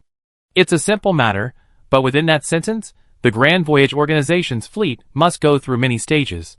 During this process, they will experience two changes in their proper time axis.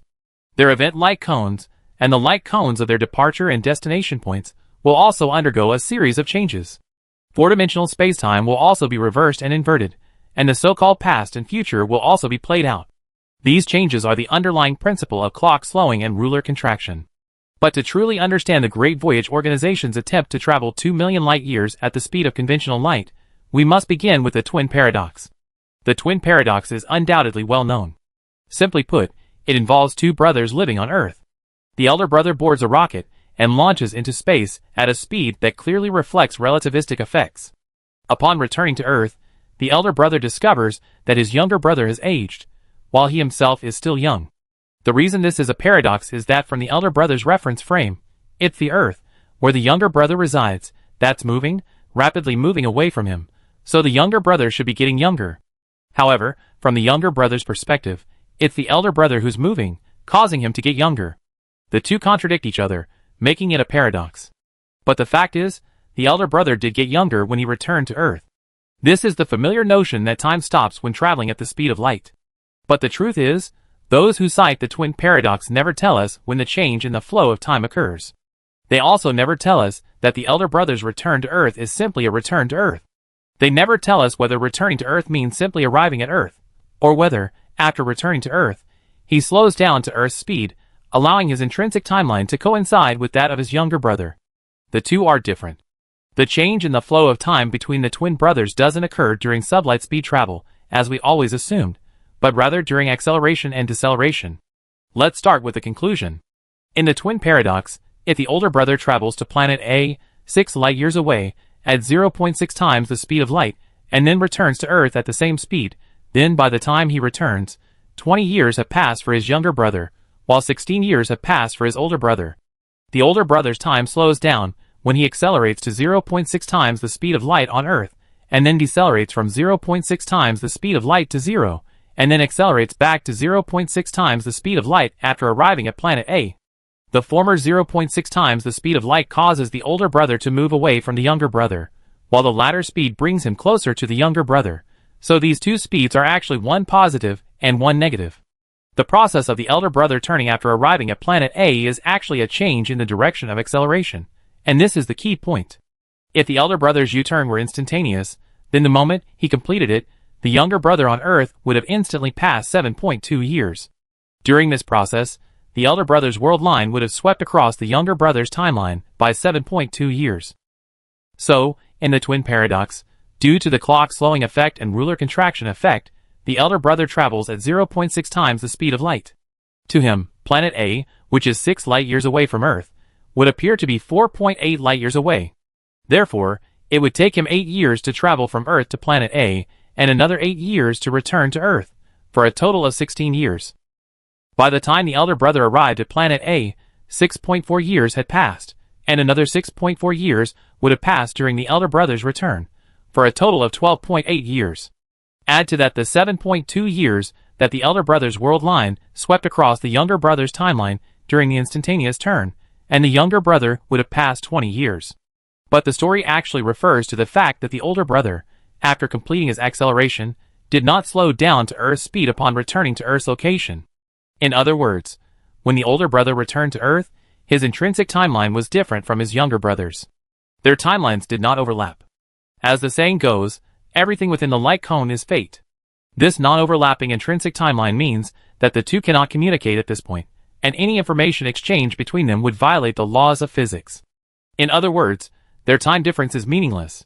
In reality, assuming both were 20 years old when the older brother set out, then from a God's perspective, the younger brother, the 36-year-old brother, would see upon returning to Earth is actually the 40-year-old brother from another timeline. Their encounter could only occur from a third party, God's perspective.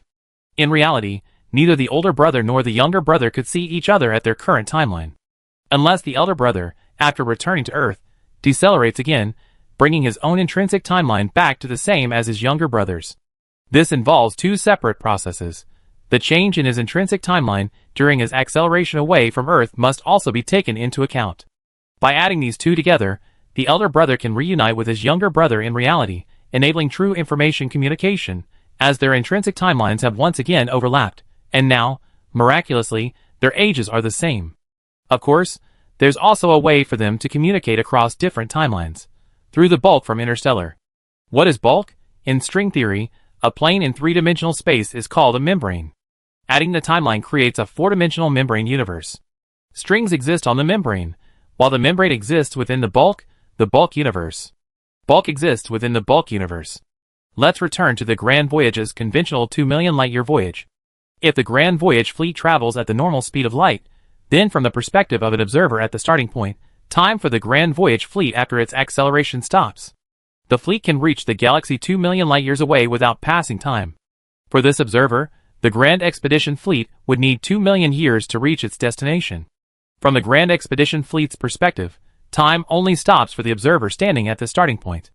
After completing the acceleration, the Grand Expedition fleet's own time flows at a normal rate, but the destination 2 million light-years away is no longer 2 million light-years away, but 0 light-years away. Crossing a distance of 0 at a normal time rate naturally requires no time for the Grand Expedition fleet, so it arrives at its destination instantly.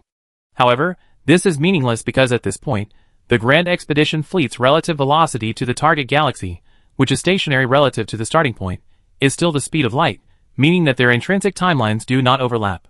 The Grand Voyage fleet would then have to pull its own intrinsic timeline back to coincide with the intrinsic timeline of the destination, which is stationary relative to its origin. In this process, the destination world line would span the Grand Voyage fleet's timeline by 2 million years. For the Grand Voyage fleet, these 2 million years actually pass minute by minute on its own intrinsic timeline, not in an instant. This is because the speed of light is constant. No matter how fast you travel, the speed you measure is the same. As long as the Grand Voyage fleet remains within the principle of the constancy of the speed of light, its intrinsic timeline remains normal, and time continues to flow at a normal rate. If the Grand Voyage fleet immediately turns around and returns to its origin, then communicates again with the observer at its origin, it would need to realign its own intrinsic timeline with that of its origin, similar to the process of arriving at its destination. However, this is somewhat different from the slowing down of satellite time when orbiting Earth, or the speed of time for objects near the strong gravitational pull of a black hole. In both cases, acceleration is directed toward the celestial body, Earth in the former case, a black hole in the latter, and both are constantly present. However, for interstellar fleets, acceleration is not always present, and the direction of acceleration is not always toward the destination. This is why the Grand Voyage organization requires the hibernation technology of the Dia civilization. All civilizations in the organization know what is going on. Chapter 1270. After hundreds of years of preparation, the civilizations of the Grand Voyage organization finally completed preparations for a regular voyage. All civilizations dismantled their sub-civilization class transport ships, including old habitation ships that no longer met current needs, and instead constructed habitation ships equipped with long-term biohibernation chambers. One person, one chamber. Everyone prepared for a regular voyage. This was also done to maximize the preservation of the fleet and ensure the Grand Voyage organization's military strength. Civilizations that had experienced many grand voyages knew that military strength must not be lost. Thankfully, the previous intergalactic journey was not too far, and the Grand Voyage organization still had some supplies left for fleet transformation. Now, hundreds of years later, the majority of the Grand Voyage organization's fleets have become warships, with each civilization possessing approximately 1 billion sub-civilization-class warships. The remainder consisted of habitation ships, engineering and factory-type ships, and biosphere ships. The biosphere ships were still carried, but they no longer had biohibernation chambers. Furthermore, if something went wrong, such as running out of energy mid-journey, they would be the ones to be destroyed during this conventional voyage. There was no other way around it. In such a situation, each civilization would prioritize preserving its own people and fleets. The plants and animals within the biosphere could only be allowed to reproduce as much as possible. If they could survive to reach their destination, it would be great. If they couldn't, they would have to give up. The Grand Voyage organization set out again under these difficult circumstances. For this voyage, the fleet of 46 civilizations was significantly reduced, with only approximately 50 billion ships, a stark contrast to the usual fleets of tens of trillions. If it weren't for the distinct shipbuilding styles of each civilization, outsiders might have considered them all to be a single civilization. The Great Voyage presents a host of dangers: spatial dimension fragments, areas of disrupted rules, powerful indigenous civilizations, powerful other voyage organizations, hostile civilizations, ruins and traps, and now, a virtual galaxy. This is pure deception without retribution. Although they knew the observer civilization hadn't done it intentionally, each civilization still harbored some resentment. After discovering it was a level 7 civilization creation, everyone envisioned gaining some benefit from it. Unfortunately, not only did they gain nothing, they couldn't even uncover any specific information about the enemy. They were left with nothing. But that's how the Great Voyage works. Once the decision was made, none of the civilizations complained. The Side civilization, the last to join, was the first to begin construction upon receiving the organization's directive. The magnetic thrust, driven by level 6 civilization technology, roared silently. Wave after wave of powerful force propelled 50 billion ships to sublight speeds, pushing the fleet's intrinsic timeline away from the timeline of the virtual galaxy. The destination, too, grew shorter and shorter as conventional speed increased. A wondrous relativistic effect was manifesting on the Grand Voyage Organization's fleet, but the civilizations operating at sublight speed were oblivious.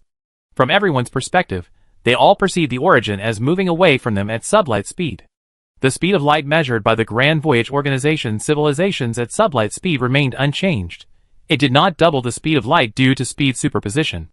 Photons emitted from distant galaxies also continued at the speed of light. This was undoubtedly counterintuitive, but the universe was truly marvelous. In reality, if there were a large-scale teleportation organization, or an entire galaxy moving away at the speed of light relative to other galaxies in the universe, then civilizations living within the two planetary systems would all believe their time was normal, and their own time flow would necessarily be normal. However, if two such galaxies truly existed, they would be equivalent to worlds with two different timelines. Unfortunately, such two galaxies do not exist in the universe. Almost all galaxies in the universe are relatively static, so their intrinsic time axes are almost parallel. Yes, almost, but not completely parallel or coincident, because they are located in different locations.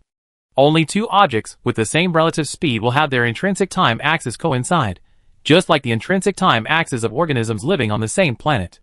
Cosmological theory suggests that due to certain regions of the universe, such as the Great Mast, galaxies in different areas move at different speeds.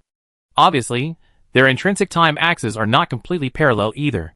However, it is certain that the intrinsic time axes of all objects have a single direction, from the past to the future. So-called cosmic time only applies to the majority of galaxies, with relatively slow relative motion. It seems that time is truly an illusion. Without the movement of matter, one could argue that time doesn't exist. Of course, the civilizations of the Grand Voyage Organization haven't done much research on time. They don't even know whether the concept of time is due to the movement of matter, or whether the constant speed of light implies the flow of time, or whether the change in time is caused by electromagnetic forces. Year after year, year after year, the Grand Voyage Organization, embarking on its voyage at a normal pace, ultimately encountered numerous problems. The ravages of time won't let you off the hook just because your timeline doesn't align with the universe's. Equipment and instruments will age, and malfunctions will. Even if the Grand Voyage Organization was prepared, losses were inevitable. And amidst all this, the very thing human civilization feared most came to pass. On the 200,000th year of the Grand Voyage fleet's departure, Yuan, awakening from hibernation, learned that the Pioneer artifact had developed two more unfixable bugs. The good news was that it could still be used, albeit with increased risk. By the millionth year, the Pioneer artifact had accumulated 1,000 bugs. Its quantum macro tunneling system, undergoing a self-check, reevaluated the safe distance for quantum macro tunneling, reducing the original nearly 3 light-years to 2 light-years for humans. Humanity could continue to instruct the system to conduct quantum macro tunneling beyond 2 light-years, but that could result in the loss of parts of the warship, its personnel, or something else. Humanity didn't dare take the risk. After all, if the lost object was a human head, it would be disastrous. Things were getting worse and worse. By the time the Grand Voyage fleet was aligning its own intrinsic timeline with the intrinsic timeline of its destination, the Pioneer artifact had already encountered 2,000 unfixable bugs, and the protection program had once again determined the safe quantum macro tunneling distance to be 1.5 light-years. Human scientists were helpless. In fact, human civilization was already lucky. If it weren't for the Pioneer artifact's powerful self-repair system, it would have been unusable long ago. But despite this, the situation grew increasingly dire. This also made humanity realize that in the near future, the Pioneer artifact would be gone, and the Lyra would eventually lose its quantum macro tunneling capability. It's easy to go from frugality to luxury, but it's difficult to go from luxury to frugality. Human civilization would certainly be psychologically unacceptable to this outcome. While other civilizations would not be shaken from their position in the top 5 of the Grand Voyage organization if they learned of it, humanity's standing within the 5 would inevitably decline, and the Lyra would no longer be the organization's most powerful battleship. Most importantly, the Grand Voyage organization's overall combat effectiveness would also decline. Research into a method of locomotion based on its unique technology was urgent. The pioneer creations, once thought to have a long lifespan, were nearing the end of their lifespan due to this wave of routine voyages. Chapter 1271. With the technological support of the Dia civilization, the intelligent life forms of nearly all civilizations within the Grand Voyage organization successfully crossed nearly 2 million years of time. From the perspective of the cosmic membrane, the Grand Voyage organization fleet lifted its feet and crossed 2 million light-years. Then, as it decelerated, its destination's world line swept across the intrinsic timeline, instantly allowing the Grand Voyage organization to travel nearly 2 million years. It was as if the end time's fast-forward button had been pressed, swiftly synchronizing with the destination's time.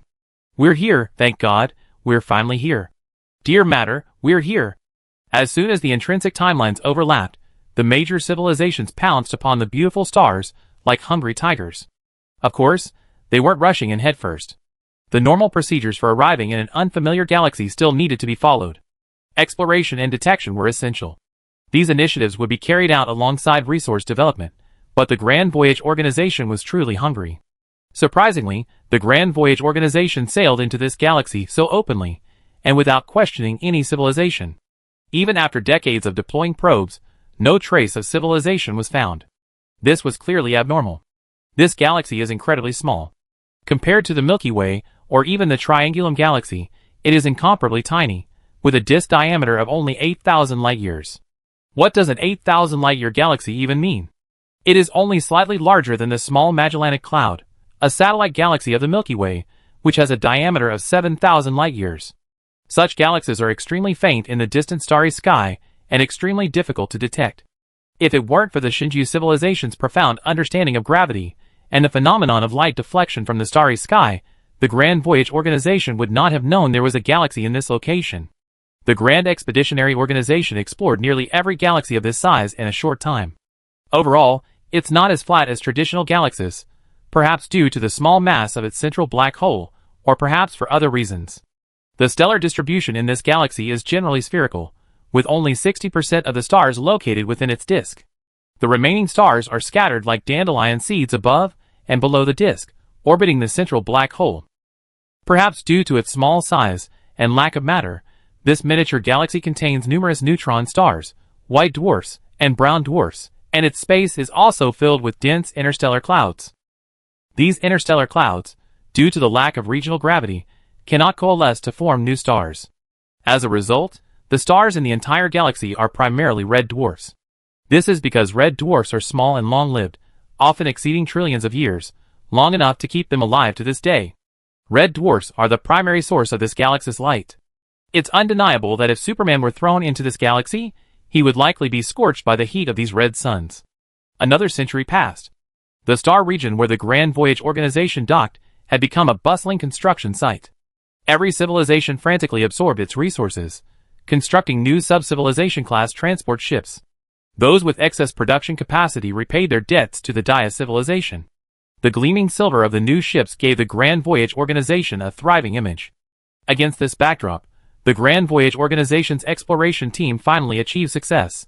They discovered an intelligent civilization, though it hadn't yet reached the first level of civilization. It did, however, develop nuclear weapons. According to the information sent back by the exploration team, that civilization had experienced a nuclear war. They seemed to have experienced the baptism of nuclear war, and had been established in the ruins of that war. It seemed to be a civilization just one step away from mastering controlled nuclear fusion. They possessed artificial satellites and a massive space station, or more accurately, a space fortress. After unilateral information decryption, the civilizations of the Great Voyage organization learned that the space fortress was called the Sky Dome by that civilization. On an even more distant satellite, there was another base, which they called the New World. The people living on that satellite base called themselves New People, and referred to those living on their home planet as Old People, referring to their home planet as the Old World.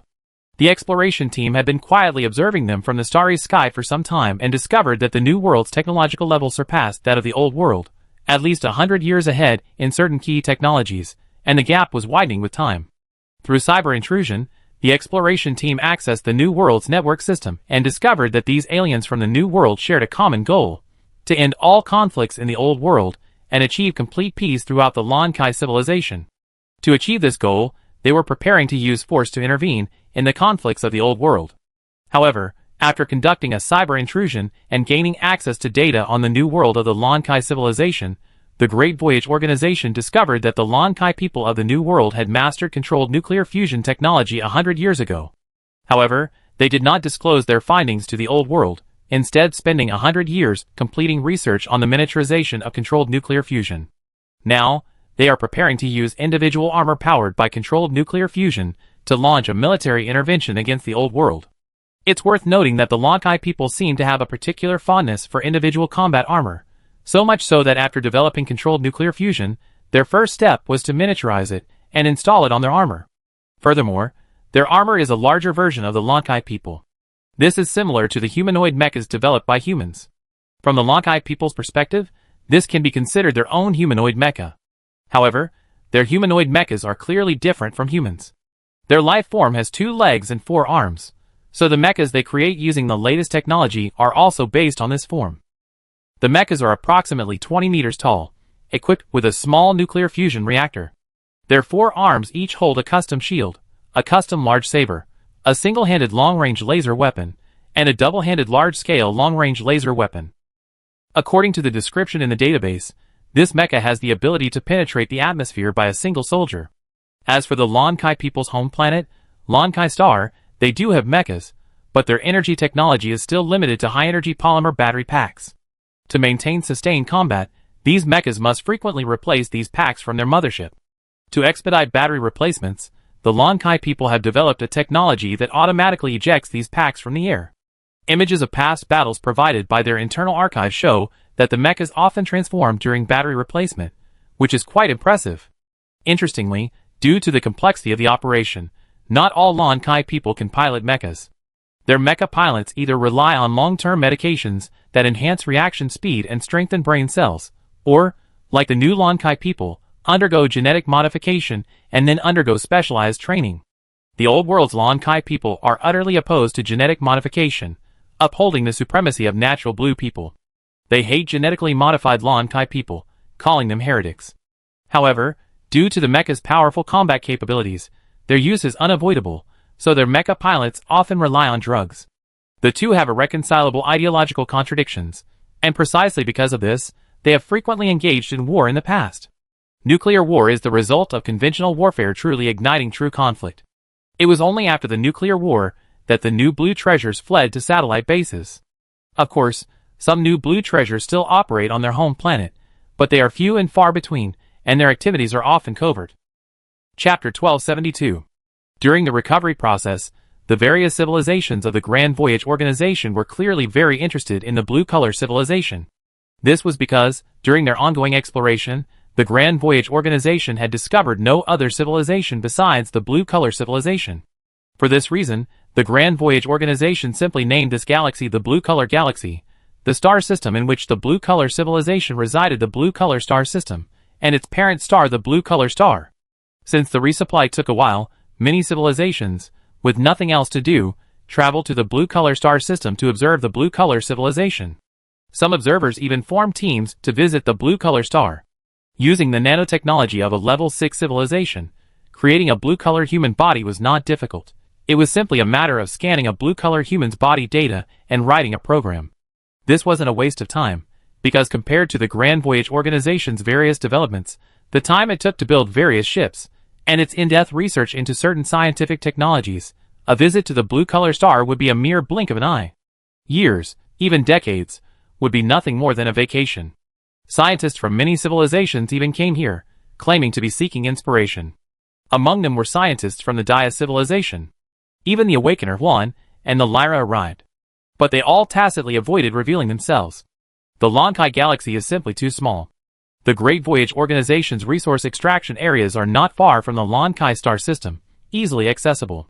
The civilizations that visited watched the Lan-Kai Civil War with great interest, akin to a group of powerful figures watching a fight between children.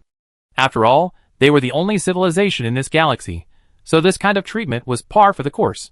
In the worldview of the Lan-Kai people, their knowledge of aliens and other civilizations is essentially zero, roughly at the level of the human Earth era.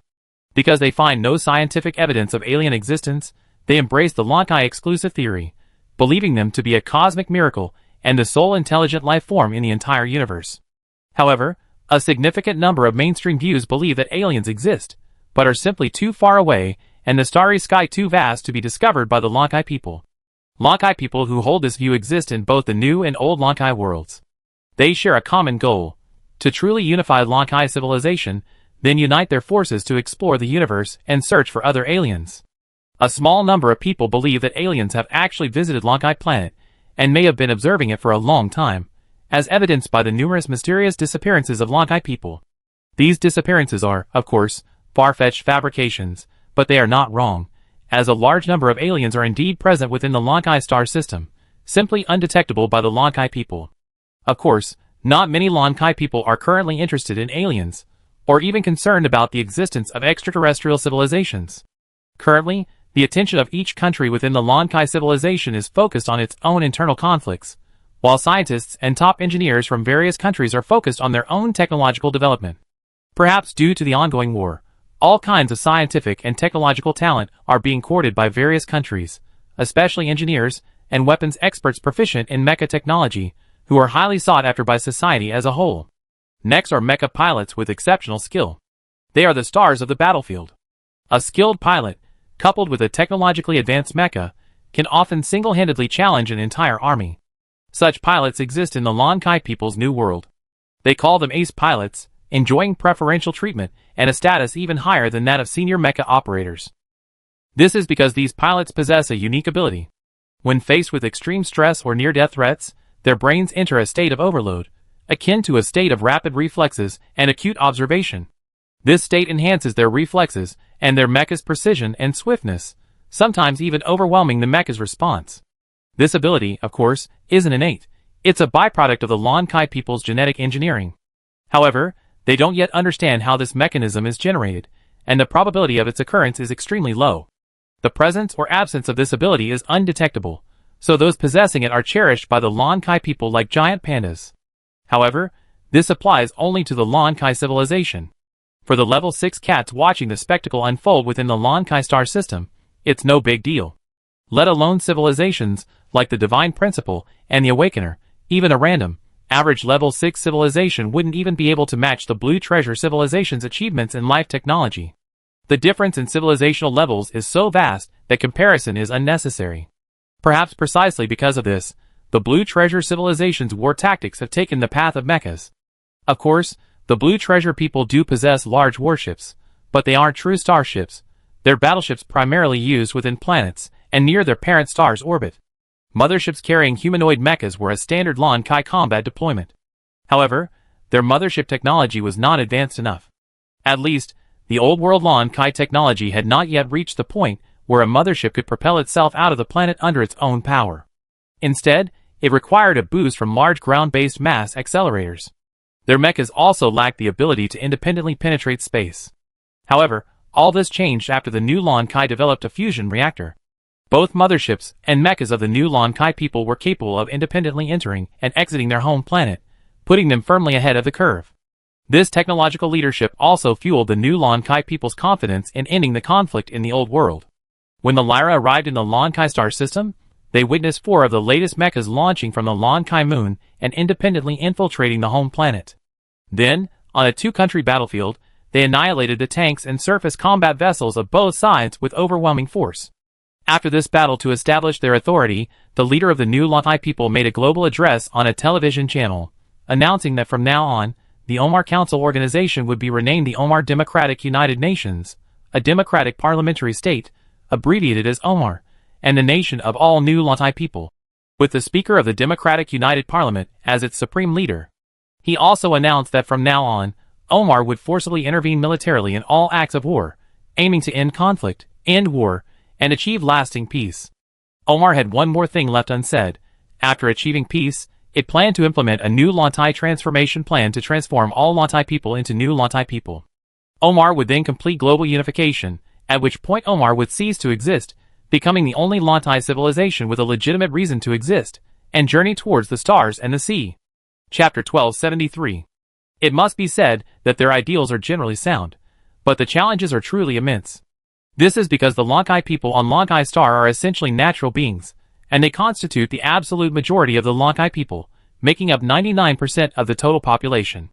Of the three major powers on Lankai Star, two are absolute advocates of the natural Lankai people's ideals. These two nations are also the two largest in terms of territory and population in the world. However, there is a small nation located in the equatorial ocean that is tolerant of the new Lankai people, and allows them to operate legally within its territory. Although this nation is small, its military might cannot be underestimated. It is the third most powerful military nation on Lantai Star, and its surface fleet is the world's largest. Unfortunately, due to its geographical limitations, they are resource poor, requiring almost all strategic materials to be imported from the northern and southern continents. Fortunately, the Space Mass Accelerator is being built on their territory, providing a steady stream of financial income. This nation is called the Kingdom of Orin. Lankai Star's unique geographical structure makes it the most suitable place in the world for the Space Mass Accelerator. Large ships seeking to travel into space must come to the Kingdom of Orin. For this reason, the Kingdom of Orlan generally maintains a neutral stance. The two continents of the northern and southern hemispheres are home to numerous nations. Unlike the two powerful nations in the northern hemisphere, the southern hemisphere is home to a multitude of nations, large and small, and this is also where wars most frequently break out. However, the Oma Kingdom's previous military intervention wasn't targeted here, but rather on the northern hemisphere continent, a war between the two most powerful nations in the northern hemisphere. It could be said that this military intervention served as a public lesson to the nations of Lankai planet, and it also successfully achieved its goal of deterring the world. After all, the two nations recognized as the most powerful militarily were left defenseless, and the enemy had only 4 mechas, a truly incredible defeat. Against this backdrop, many members of the Great Voyage Organization civilization secretly traveled to Lankai Star for sightseeing. Yu Yuan heard that the Awakener of One had also gone, so he decided to see the exotic scenery as well. Of course, the original body didn't actually travel to the planet. Instead, they used advanced nanotechnology to create a body in the image of a Lankai person. Using remote shared viewing technology, they controlled the body's movements, just like a real person. The Great Voyage Organization didn't really care which faction within the Lankai civilization ultimately emerged victorious. However, since this galaxy seemed to be the only intelligent civilization in existence, the Great Voyage Organization, upholding its pioneering values, wanted to spread the Great Voyage's ideas in their spare time. However, they couldn't just give away the technology directly. The Great Voyage Organization planned to leave something behind on a distant planet in the Lankai star system. For example, the human civilization suggested creating a black square monument, with its 3 sides constructed to a precise ratio of 1:4:9, with no room for error. Once completed, the black steel would be placed in a suitable location for the Lankai people to discover, inspiring their fantasies of a higher civilization and guiding them on the Great Voyage. The Great Voyage intended to demonstrate to the Lankai people the power of scientific arrogance in this way. Perhaps, upon seeing the black steel, the Lankai people would cease their internal divisions and instead develop a united will, turning their gaze to the stars.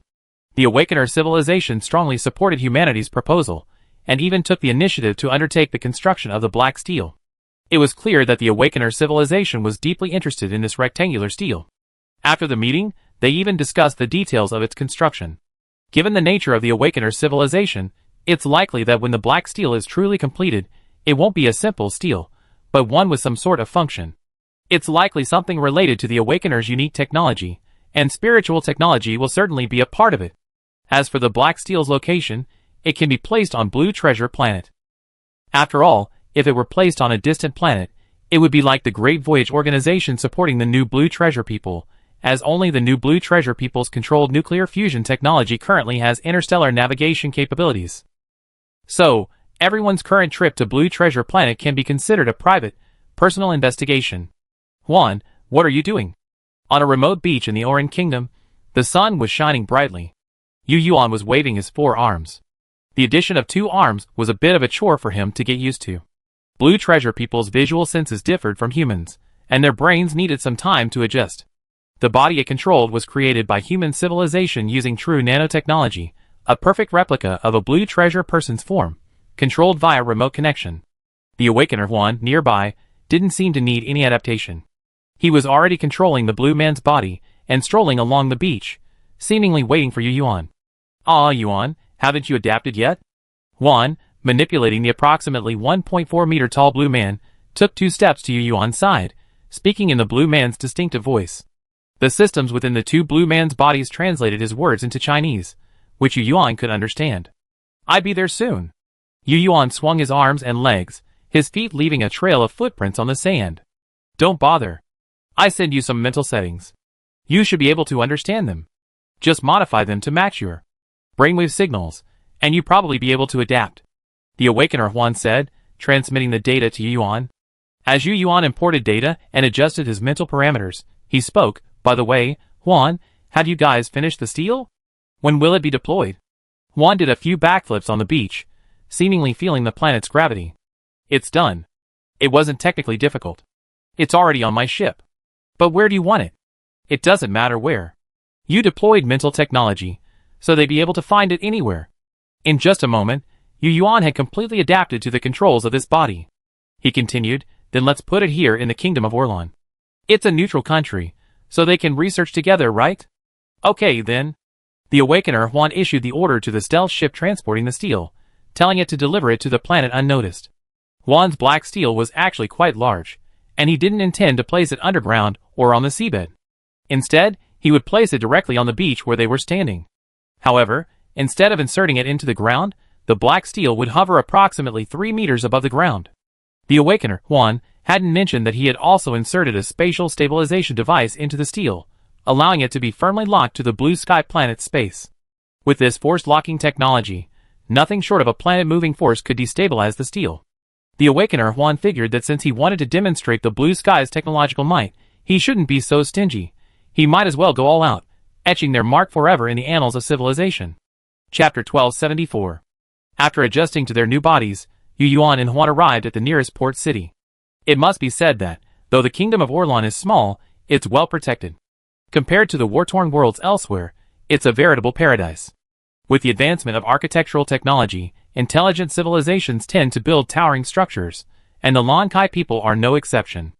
Arriving in this port city, Yuan felt like stepping back into Earth, even though the flora and fauna on this planet differed somewhat from Earth's. The sky was clear, with colorful clouds and a gentle sea breeze. Watching the bustling Lon Kai people on the streets, Yuan and Juan watched with interest. "I have to say, Yuan, this is truly a way to relax. Real things and virtual things really do feel different." Juan surveyed the street stalls selling strange fruit. It was a purple fruit, a specialty of Lon Kai Star, sweet and juicy to the Lon Kai people's palates. "Actually, our home planet is more beautiful, but this place has its own unique charm. It makes me feel like I've been transported back to the 22nd century. Well, except for those mechas hauling containers on the bund." Yuan followed Juan's gaze to the fruit stall, then raised a finger to point at the 4-armed mechas at the harbor, loading cargo from a cargo ship.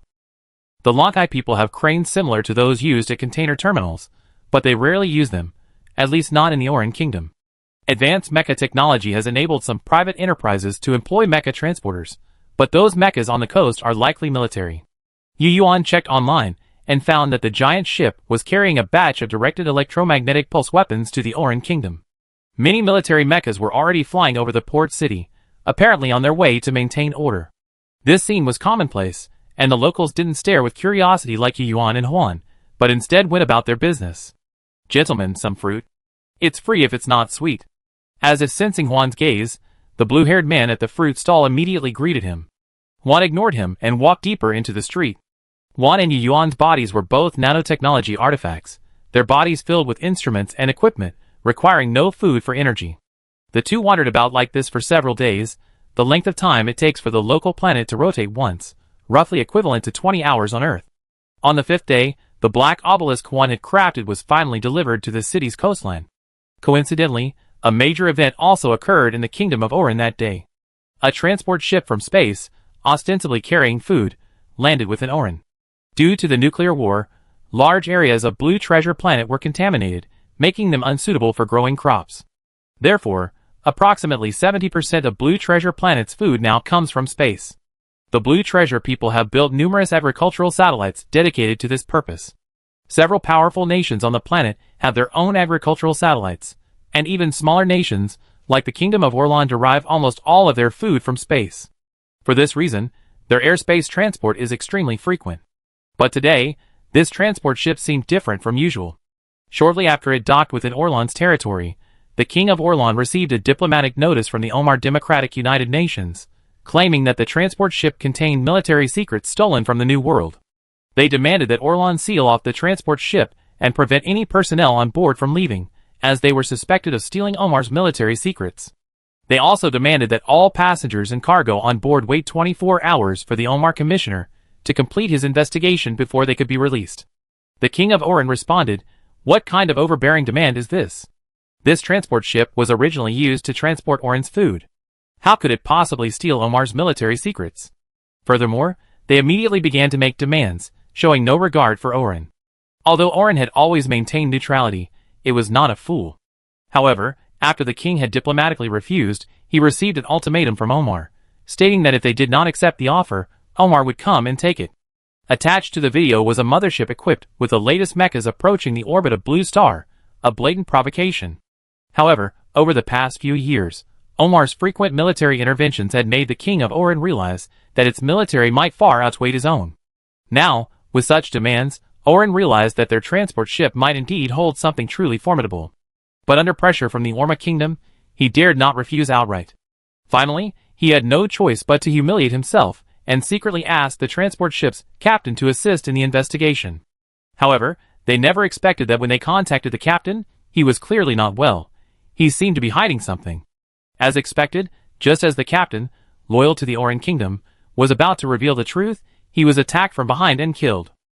This incident immediately alarmed the Oran kingdom military, and within a few hours, the Oran navy surrounded the transport ship and designated everyone on board as terrorists, except for the former Oran kingdom officials.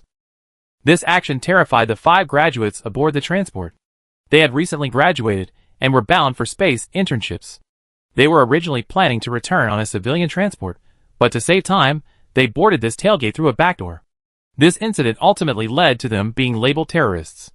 Life is unpredictable. Among these graduates, one named Sally's life was even more unpredictable.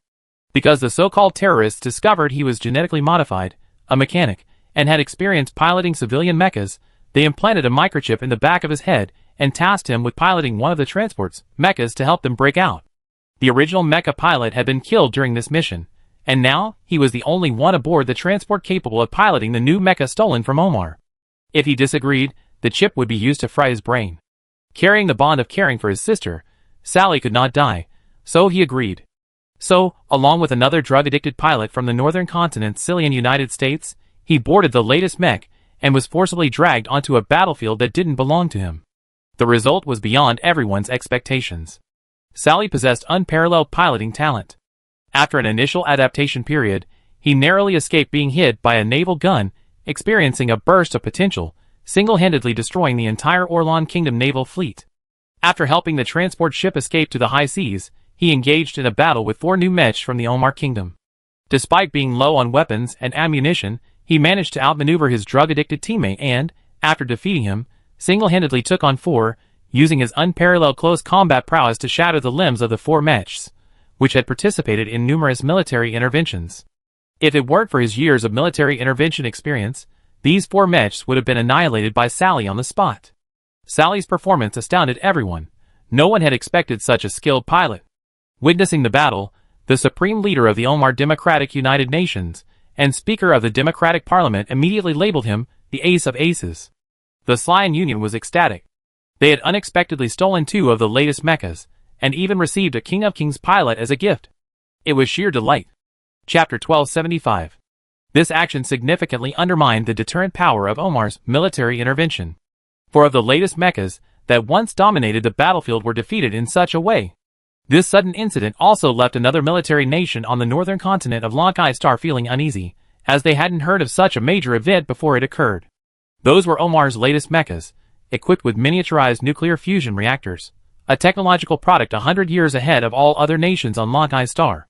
Yet, The Surai Alliance had managed to steal them. This intelligence and espionage capability was truly mind-boggling.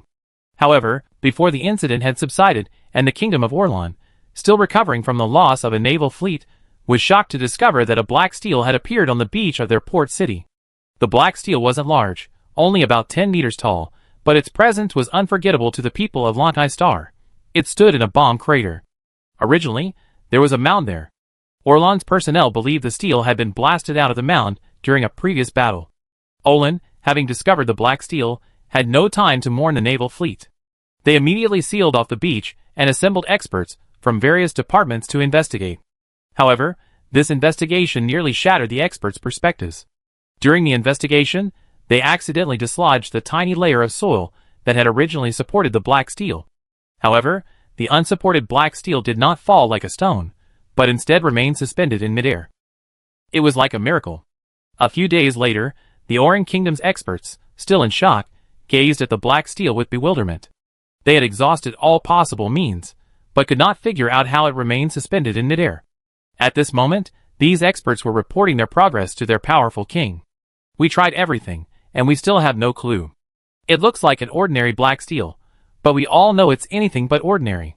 King, what about its age? Have you determined it? The researcher spread out his hands.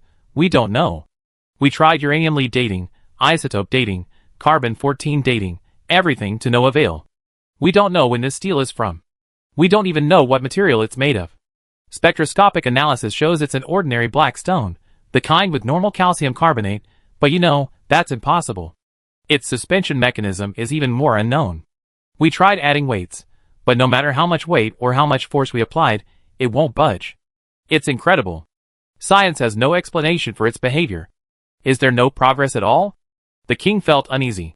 This thing was still being kept secret, but he wasn't sure how long it would remain so. He had originally hoped that by being close to the water, he could discover something before other countries discovered it, but now it seemed less than ideal. Not really. The expert's words rekindled the king's hope. We found the ratios of its three sides to be 1 to 4 to 9, absolutely precise and without error. We used the most precise measurement methods and still haven't found any error. What does this mean? The king asked, somewhat puzzled. The expert remained silent. Everything created has its own inaccuracies, my lord, but this black stele possesses none. This means the ancient civilization that created it used it to demonstrate a kind of technological prowess. Well, at least for now, I still believe it's technological prowess. What do you mean? The expert, knowing the king was referring to his final question, explained, because we discovered that when we approached this stele, we seemed to be deeply captivated by it, sometimes even experiencing hallucinations. For my part, I once saw vast galaxies within it. It seemed to be trying to tell us something, but I couldn't see it clearly. Sorry, I don't know if that state was a dream or a vision. Anyway, after seeing that scene, I felt like I hadn't slept in 2 days, completely exhausted. But it seemed to possess some kind of magic that kept drawing me in. It was both magical and strange. I wasn't sure if it was science or some kind of divine power. The starry sky? Yes, a strange starry sky. One we never seen, but I'm certain it must be the real starry sky of the universe. Don't ask me for proof, I don't have any. It's this black stele that tells me those starry skies are real. And I can sense it, as if it's telling us that the civilization that created them came from the depths of the universe far, far away. Every time I stare at this black stele, I feel something deep within me awaken. I'm willing to dedicate my life to the starry sky, and my future must also be there. It feels like something is calling me from the starry sky. The expert spoke solemnly, but the king seemed to think they were talking nonsense. He had no interest in the starry sky, but rather a strong fascination with aliens. He continued to ask many questions about the possible existence of aliens. The answer was a resounding yes. Every expert, scholar, and staff member present firmly believed that aliens must exist, and that the black stele was created by an ancient civilization. Some experts, who had repeatedly experienced dreams about the stele, told him that the stars seen from the black stele were actually a star map. The king thought these people were crazy because he realized that what these experts were seeing was actually a dream. It was unbelievable that scientists could believe what they saw in dreams. So, King Orin sent a new group of experts to conduct the research. Before they came, they specifically warned them not to believe anything they saw from the stele, especially not to believe in illusions in dreams. The experts responded confidently. Less than 10 days after arriving at the monument and working on it, they, like the previous group, or convinced their future lay in the vast sea of stars, and they had no doubt about what they had seen within. It was as if they were possessed. The civilizations of the Great Voyage organization witnessed all of this, each one seeming to recall their own experiences studying the creations of the observer civilization.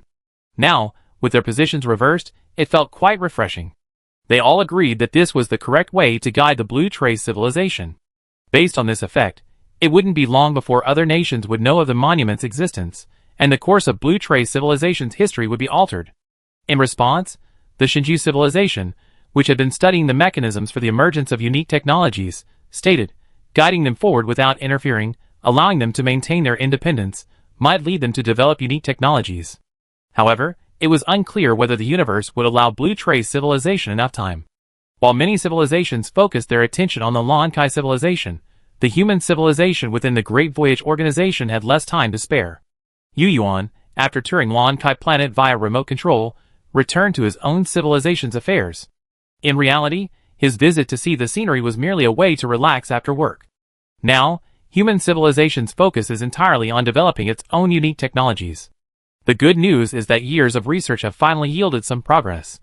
On the day the Awakener placed the monument, Yu Yuan, who was experiencing alien life on Lankai planet, received the news and immediately severed the body of the Lankai person he was controlling. This caused his Lankai person to faint, and was taken to the hospital by kind-hearted Lankai people. It must be said that the Lankai people are quite capable in this regard. Even now, they haven't developed a moral system that says, why should you help someone if you didn't hit them? Chapter 1276. Yu Yuan, meanwhile, was already reviewing the latest scientific research progress. He was flanked by several beaming scientists, including Lu Mayan. Lu Mayan's team wasn't solely involved in the research. He was just free at the moment, so he stayed beside Yu Yuan, waiting to be questioned. In reality, Yu Yuan could understand many things by reading reports on his own, but browsing, reading, and understanding each individual research project would take a very long time. Even though Yu Yuan had previously reviewed research progress, the amount of updated scientific data associated with this breakthrough was simply too vast. If all of it were laid out on an A4 sheet, it would pile up like a mountain, weighing no less than 100 tons. 100 tons isn't much, after all. After all, it encompasses more than just a single formula. It includes various research papers, discussions of interim research results, theoretical innovations, various related experimental results, experimental analysis, various related small research projects, and even extended scientific research results related to the main research direction. Many of these research project materials are only briefly described. A more detailed description would yield much more. If you include all the scientific notes, the scientist's notes, and the scientific team's own notes, there's even more information than this. Just the drawings of the Variag's components weigh dozens of tons. The deeper science advances, the more unimaginable the energy and time expended for each incremental advancement. Human civilization has never ceased research since achieving unique technological breakthroughs. The more they research, the more they realize the vast unknowns of the microscopic world. Yu Yuan couldn't possibly read this vast amount of information all at once. Therefore, he needed to consult the leading scientists of the research team. This wasn't just a leadership responsibility, but also a personal pursuit of improvement. He planned to, after gaining a general understanding and fulfilling his responsibilities, diligently study this new knowledge, striving to bring his knowledge to the forefront of human science. This is what leaders of human civilization, prioritizing science, should know. Only by maintaining their own advancement can they lead human civilization to greater scientific heights. After briefly skimming the summary, Yu Yuan paused and looked at Lu Mayan, who was quietly accompanying him. Old Lu, are you saying that after all this time, we still haven't mastered the mobility methods associated with these specialized technologies? Lu Mayan nodded in affirmation, then took a deep breath. That's true, but I believe we soon master new mobility methods. This is a process, and we're currently achieving interim results. As for the results, as you can see, Chief, we calculated the path to the microscopic six-dimensional channel, and the mathematical expression is complete. This is a significant advancement in our research into specialized technologies. Similarly, we also discovered where our quantum exiles have exiled objects. We not only know the microscopic six-dimensional coordinates of the exiled objects, but also know where they were located because of our impact. Depending on the input parameters, the attack will probabilistically result in the object being decomposed into various Calabayao spaces, or appearing entirely within a single Calabayao space. We have precisely calculated the results, and we can also control the variables to alter our attack method. In other words, we can now selectively banish an object entirely or decompose it and attack it. Of course, the latter is more difficult. For unknown reasons, when we use it, the quantum world generates negative feedback. This negative feedback emerges from the microscopic world and impacts our instruments. The unknown energy fluctuations we detected back then originated from this. The law of conservation of energy has not been violated. We were wrong. Furthermore, this achievement has given us some insight into a problem that has long puzzled us. Yuan nodded to indicate he was listening attentively, then asked, "What's the question?" "Well, where did the macroscopic objects we quantum exiled go?" Lu Mian pondered for a moment, then said, "For a long time, we couldn't understand this question, until we encountered the glass spheres of the observer civilization. Then we began to wonder if perhaps the macroscopic objects we exiled also existed in that form, because that was the only logical explanation. Indeed, it's geometric compression technology. This thing isn't as simple as it seems. Geometric compression means that the distances between particles within an atom will also shrink geometrically, and their spacing and interactions will also change in accordance with the geometric changes in space. Otherwise, the object wouldn't exist as a physical object." As Yuan pondered the relationship, Lu Mian continued, "The proportional compression of space by the observer civilization differs from the microscopic six-dimensional world involved in quantum exile, but it has given us significant insights. After years of analysis and research, we ultimately believe that the objects we quantum exile won't remain in a state of macroscopic inclusion within the microscopic. Instead, over time, well, let's just use the physical quantity time, though it's not entirely accurate. Over time, they will gradually become part of the microscopic world. It's incredible, but that's the reality. Perhaps I should put it another way. When macroscopic objects become part of the microscopic, they're actually becoming part of the universe's so-called infinite safe, the infinitesimal. The infinity and the infinitesimal, the two safes of the universe, their existence ensures the stability of the laws of cosmic physics." Lu Mian continued to explain in depth the functions of the infinite and infinitesimal universes, offering many related inferences. Macroscopic objects are essentially the product of countless microscopic particles, and the combined effects of microscopic phenomena. According to Lu Mian, objects exiled to the microscopic realm will gradually become part of the microscopic realm over time.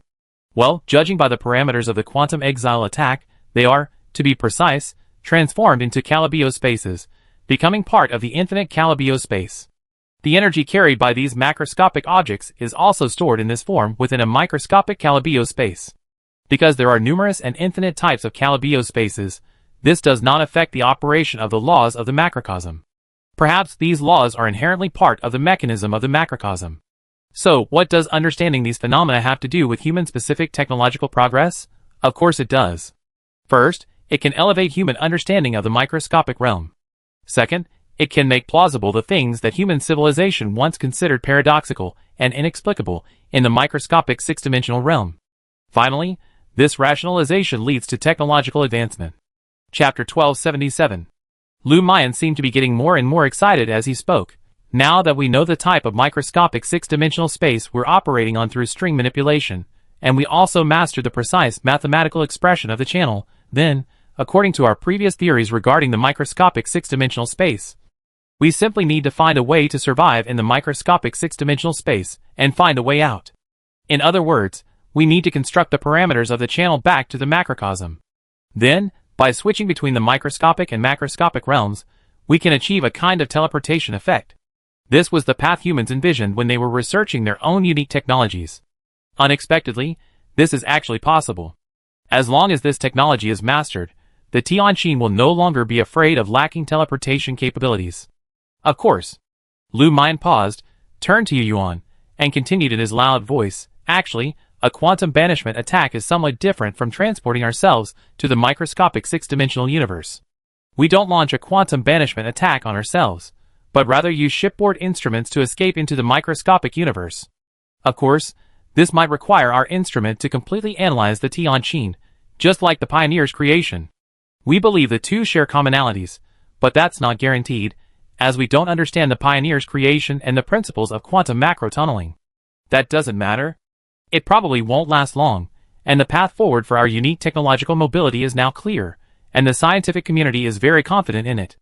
Next, we will conduct in-depth research on the movement of macroscopic objects in the microscopic six-dimensional universe. the study of homologous and heterogeneous Calabi-Yau currents, and the mapping relationship between the microscopic six-dimensional universe and macroscopic regions, especially the final topic regarding the mapping relationship.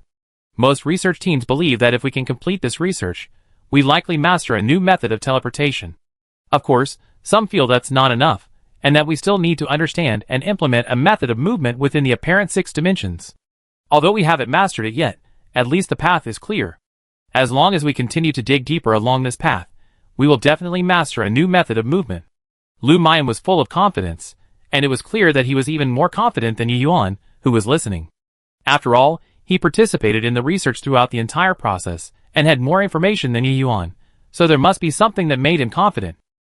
As for Yu Yuan, after listening to Lu Mian's description, he pulled up the relevant research report on the mapping between macro and micro, and began to carefully read it again.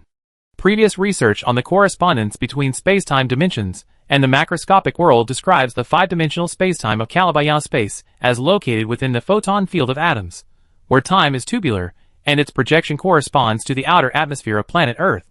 Going deeper into six-dimensional spacetime, the corresponding macroscopic world is Earth's outer gravitational sphere.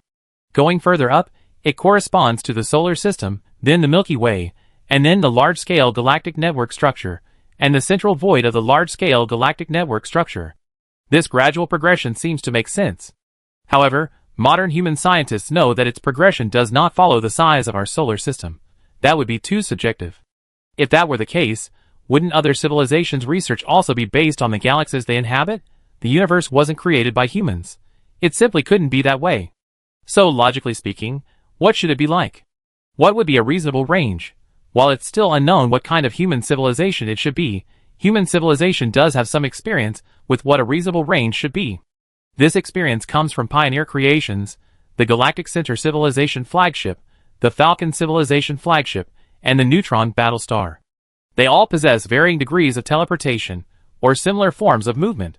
The highest and longest jump distance, evidently, is the Pioneer Creation's quantum macro tunneling, reaching 3 light-years. Oh, and there are also electronic warships. Electronic warships are even more powerful, capable of interchanging positions over distances of 4 light-years. These are all tangible experiences, so scientists in human civilization believe that the maximum range of the macroscopic world corresponding to the microscopic high-dimensional world currently being studied cannot exceed 4 light-years. 3 light-years is considered quite satisfactory. With this expected range, scientists have a clear idea of their research direction, allowing them to cross the river by feeling their way forward. Although this is only superficial, this alone can save countless years of research time. Seeing this, Yuan couldn't help but nod silently, as he also saw the bright prospects of this research. This collection of scientific research materials reveals scientists' aspirations for the future of this technology. If this technology were truly realized, the Tianqin's movement would be dramatically changed.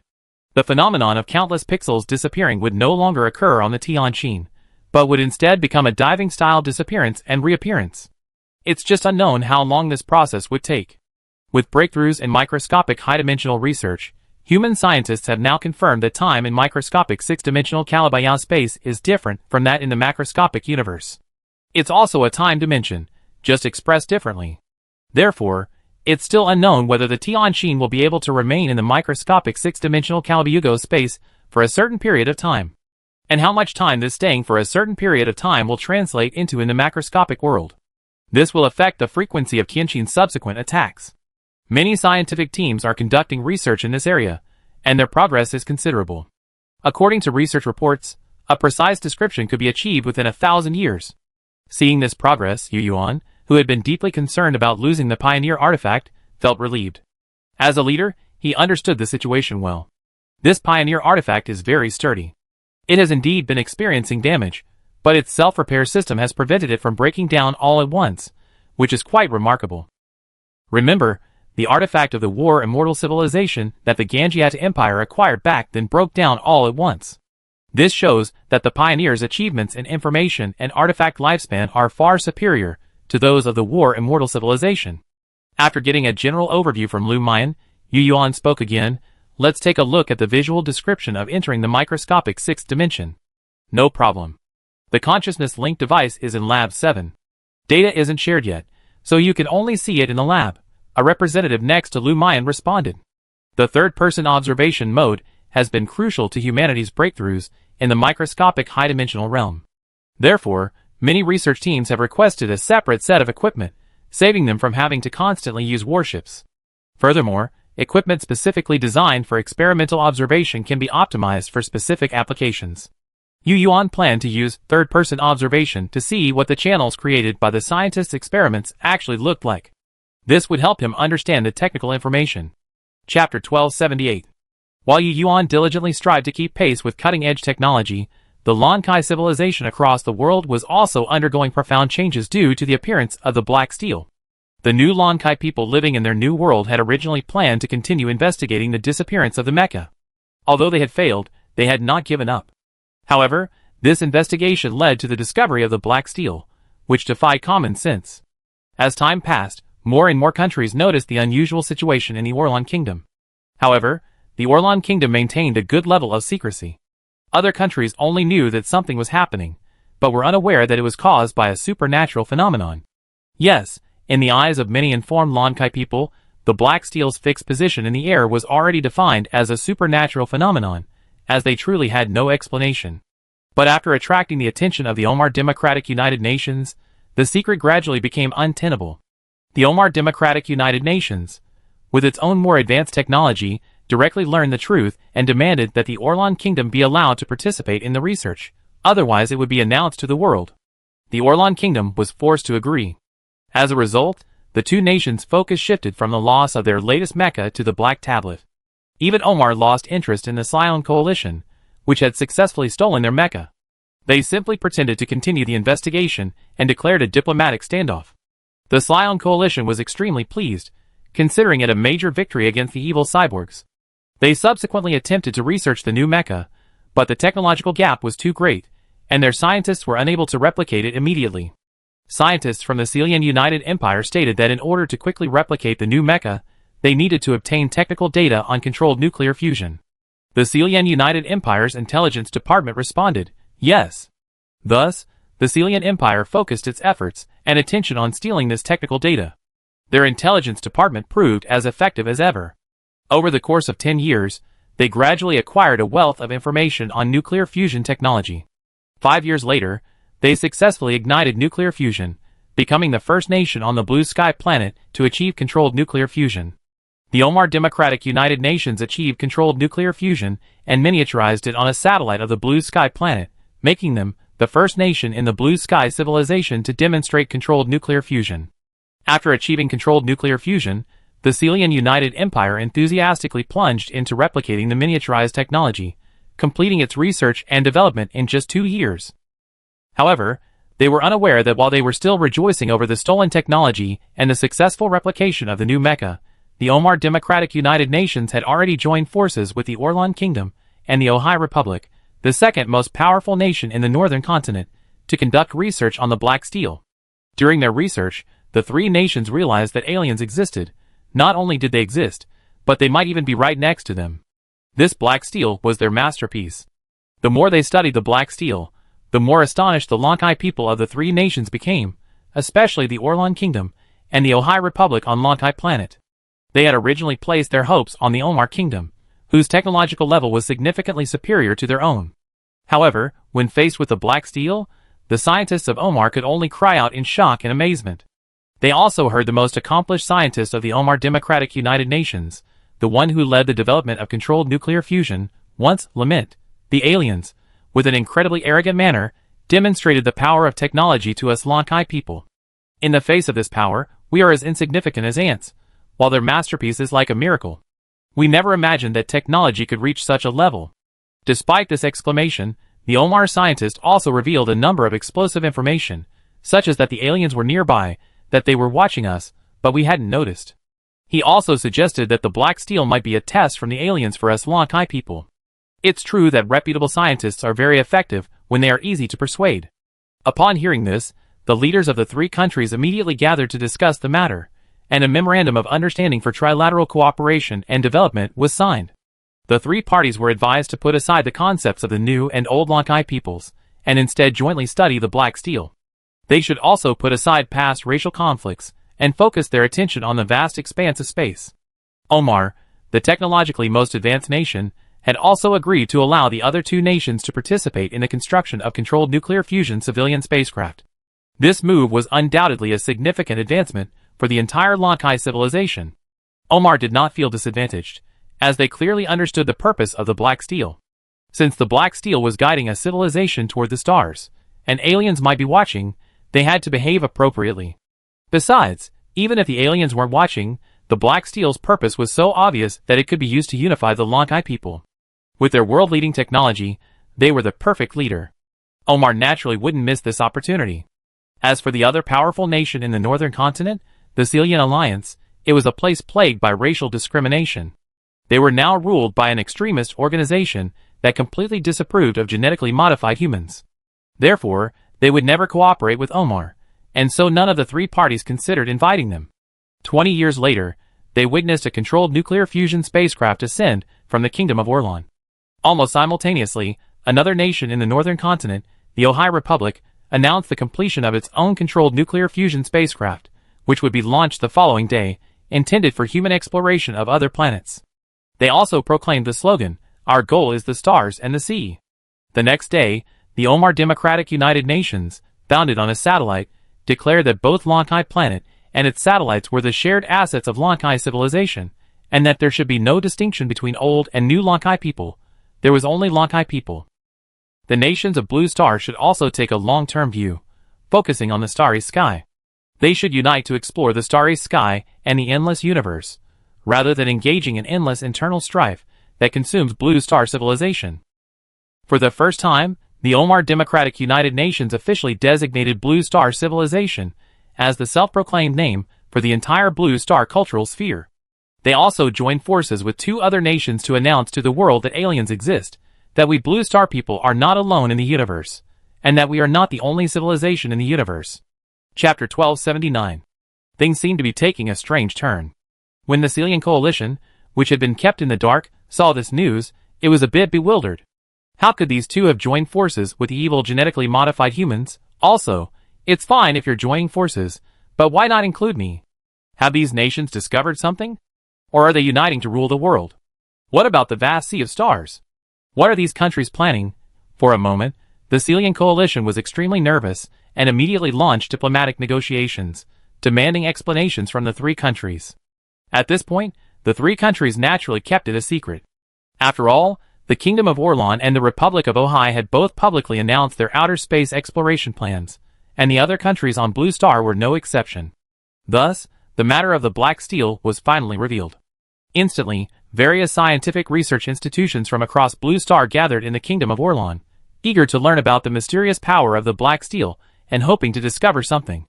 The internet was abuzz. Lan Saixing, previously plagued by constant war, was dominated by war-related topics online, but now all the trending searches were focused on the Black Steel. Every Lan Saixing citizen saw the steel, suspended steadily in the air. Its miraculous power became the focus of the entire Lan Saixing universe. Especially in the following period, as scientific research institutions from various countries joined in, more and more information about the Black Steel was revealed through so-called inside information and rumors. Internet users from all over the world were introduced to a world they had never imagined before. That's the world of the universe and the starry sky. Chat groups and forums are filled with legends about the Black Steel. That Black Steel possesses an unknown power. It draws those who perceive it into a dreamlike world, a world free of sorrow and worry. It's said that within the steel lies a passage to the starry sky, and beyond that lies a world of cultivation. Anyone chosen by the steel can reach that world through it, where flying, escaping the earth, and moving mountains and seas will be a piece of cake. What the hell? Promoting superstition. That's clearly a steel left by aliens, guiding our Lankai civilization to the starry sky. What do you mean by setting foot in the starry sky? My brother-in-law is a researcher at the XX Research Institute. He told me that himself. How could he be wrong? He's already seen a glimpse of that world during a previous encounter. He can bring two people with him. Once you enter, you experience that feeling as soon as you touch the steel. I'm telling you, believe it or not. Fuck, the guy above, take me with you. My family runs a business, and I give you 10 million later. You're rich, but take me with you anyway. I've been feeling a talent for cultivation for the past 2 years. I'm your brother-in-law on the first floor. D50 me, and I take you there. What the hell? Don't interrupt. To be honest, that black steel is definitely a high-tech product of alien civilization. It's said that its three-dimensional ratio is 1 to 4 to 9. Absolutely perfect, no error. Even our most advanced OMA machine tools can't achieve that. Oh no, in our minds, it doesn't exist, and yet the creators of that black steel have managed to do it.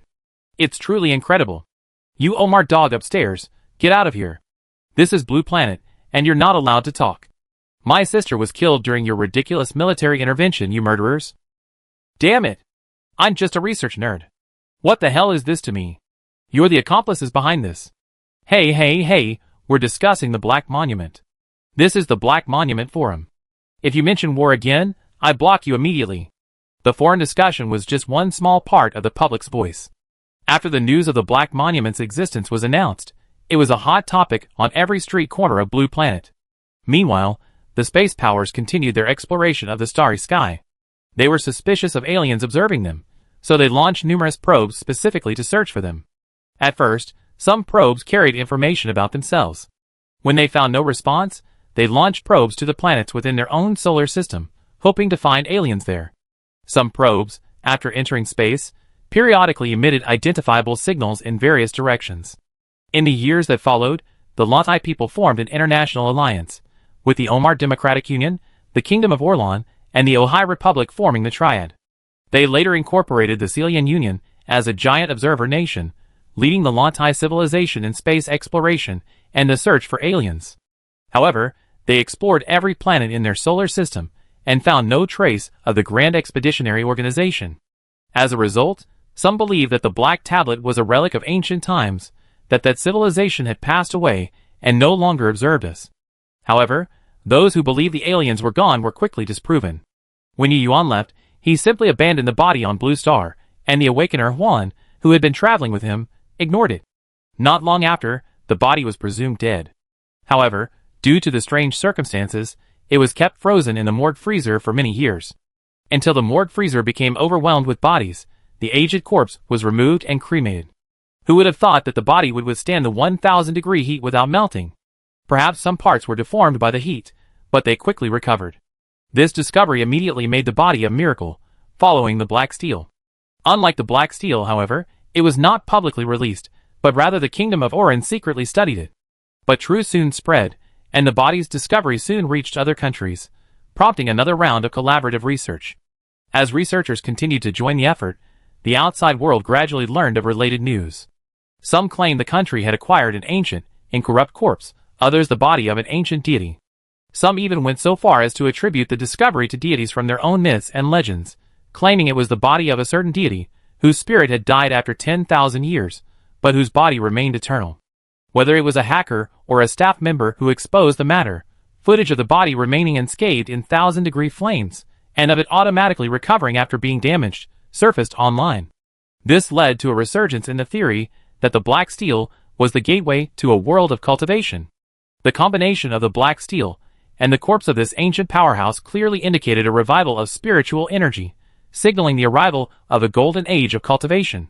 It's worth noting that, after this, official media outlets from many countries also jumped in to offer explanations. However, due to the lack of scientific literacy among their editors, their explanations instead seemed more like a declaration that cultivation actually existed, leading many on Blue Star to believe it. In fact, some official media outlets had previously explained the neutrino capture incident on Lan Saixing, but their unprofessional approach led some people to believe they were actually hunting ghosts. Now, they're back at it. Many religious sects have joined in the fun, nearly leading the public on Lan Saixing astray. Of course, many intelligent people simply watched for fun, and even some scientifically literate Lan Saixing members stepped forward to promote the idea, effectively saving a significant portion of the situation for science. Chapter 1280. Seeing the Blue Treasure Civilization's tendency to end its civil war through cooperation, the civilizations of the Great Voyage Organization no longer cared about them, merely observing their development from afar to see what effect the Black Monument would have on them. Some civilizations, however, viewed this with some regret. Originally, adhering to the ideals of the Divine Principle civilization, they wished to destroy the Blue Treasure people's home planet and see whether they would rise from adversity like humans or perish. However, without the organization's permission, they dared not proceed. After all, many civilizations knew the fate of the Tianqing civilization. If another human civilization emerged, they might face the same fate. Who could predict the future?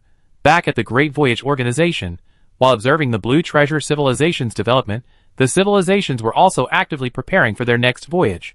Numerous new transport ships were being manufactured, causing numerous stars to go dark in the sky. The project progressed smoothly. After 1,000 years, the civilizations of the Great Voyage Organization, now familiar with the process, had nearly completed their transport ship replenishment. During this millennium, the Lonkai civilization officially ascended to the rank of a first-class civilization. However, two factions appeared within it, those who favored long-distance travel and those who remained on their home planet. The former sought to abandon their home planet and explore the universe, while the latter, inspired by the Black Steel, sought to remain on their home planet and continue their research. In fact, both factions within the Lonkai civilization had considered taking the Black Steel with them, but despite all attempts, including using nuclear fusion propulsion, the Black Steel remained unmoved. Finally, they split into two factions. The former can be considered spacecraft-oriented, while the latter are futuristic. The former believe that the Blue Treasure civilization, having mastered controlled nuclear fusion, already possesses interstellar navigation capabilities, and should immediately explore the universe. The latter, however, leave hope to future generations, intending to continue developing until they can bring Blue Treasure planet aloft and explore further. They believe that by then, they will be able to take the Black Steel with them. Admittedly, the latter's assessment is quite accurate. The Black Steel is indeed bound to Blue Treasure planet's gravitational field. As long as Blue Treasure planet can be pushed, the Black Steel will naturally move with the planet. If this trend continues, the Blue Treasure civilization will likely split into two ways in the coming years, one taking to the stars while the other continues to develop on its home planet. However, the Great Voyage Organization likely won't be able to wait until that time, as a new voyage is about to begin. The target of this voyage is a galaxy 1.9 million light-years away, which isn't too far. Based on past experience, the Great Voyage Organization can cross without even using transport ships as fuel. Therefore, there was no tension before the departure. Of course, a shorter journey doesn't necessarily mean it's safe. The Great Voyage Organization had experienced this before. Sometimes, seemingly easy traverses of two galaxies can actually leave dangerous areas between them. The Great Voyage Organization had once lost most of its ships due to a dangerous area. If it weren't for the Galactic Center civilization's formidable exploration capabilities, everyone might have been trapped in the void. And just as the voyage was about to depart, an excited cry suddenly erupted from aboard a human civilization's experimental spacecraft. Normally, as a composed scientist, Lu Mayan wouldn't have been so startled, but the scene he just seen was truly exhilarating. This was humanity's 178,394,105th experiment investigating the displacement of macroscopic objects in microscopic, high-dimensional realms. It was this experiment that allowed scientists, focused on third-person observation, to truly see the process of an object's destruction. Yes, the destruction of the experimental object was cause for excitement. It meant that humanity had, for the first time, successfully driven an object into motion within a microscopic, high-dimensional realm. Previously, all experimental objects had merely gradually dissipated into a part of the microscopic dimension over time. This time, however, was different. After countless parameter adjustments and upgrades by scientists, the experimental artifact finally generated a trace of power within the microscopic, high-dimensional realm. This very movement triggered a quantum tidal wave, seemingly from nowhere, that engulfed the artifact. The quantum tidal wave seemed to appear out of thin air, appearing out of nowhere. After instantly destroying the experimental artifact, it vanished again, as if it had never appeared. During this process, macroscopic observers observed no waves propagating into macroscopic space, a phenomenon documented in the experimental notes. This means that if humans one day achieve microscopic, high-dimensional movement, no matter how they move, there will be no macroscopic manifestation. This means that if this process is required to return from the microscopic, high-dimensional world to the macroscopic observers will be completely oblivious. This new method of movement is concealed, and incredibly so. If it were feasible, the Lyra would have no warning before returning to the macroscopic world. This is the basis for so-called teleportation. These observed phenomena will eventually be documented by scientists, and after countless repeated experiments, their underlying principles will be summarized. The next step will be to improve experimental artifacts, giving them the ability to resist or circumvent quantum tides, thus truly achieving microscopic, high-dimensional movement. Scientists from various research teams now believe that achieving microscopic high-dimensional movement is a crucial step in mastering displacement in the quantum world. This direction seemed sound, and the more research they conducted, the more confident they became. However, after countless subsequent experiments, scientists discovered that, despite exhausting every possible means, they could not resist or circumvent quantum tidal waves. This was a frustrating result. Some research teams attributed this to a lack of technological advancement within human civilization, while others argued that a different approach should be sought. Since there was no way to resist or circumvent them, they should find a way to exploit them. In reality, both arguments imply the same underlying lack of technological advancement. If quantum tidal waves could be exploited, wouldn't they also be able to circumvent or resist them? After this, human civilization's understanding of microscopic high-dimensionality stagnated. It was not until reaching a new galaxy and resupplying that humankind's research on microscopic high-dimensionality made renewed progress. This was a significant advance. Scientists had originally expected human civilization to be able to resist or even circumvent quantum tidal waves, but unexpectedly, thanks to a brilliant idea, the latest experimental data shows that humans can actually harness them. Subsequently, human civilization further optimized the experimental artifact, and finally, in a subsequent experiment, successfully raised a quantum sail in the quantum world and used quantum tidal waves to propel the sail, enabling the experimental artifact to move within the microscopic higher dimensions. Although the experimental artifact only moved a short distance before being engulfed by the ensuing violent quantum tidal waves, it was still a successful move. Chapter 1281. Such scientific advancements immediately became breaking news within human civilization. At the moment of the experiment's success, all the inhabited spacecrafts were busy explaining the contents and results. Many experts, who had personally participated in the experiments and observations, came forward to explain their findings. Unfortunately, no matter how technical these explanations were, they were still too abstract and profound for those without third-person observation. Few could grasp the underlying mechanisms. And even those who did understand couldn't comprehend the myriad mathematical formulas underlying these phenomena. Humans possess talent, but talent doesn't guarantee universal understanding. Scientific progress is still led by a select few. Time passed during the voyages, and through these journeys, human civilization gradually mastered various new knowledge at the microscopic and higher levels. Tens of thousands of years passed, and the Great Voyage organization had long since departed from the Lon Kai galaxy.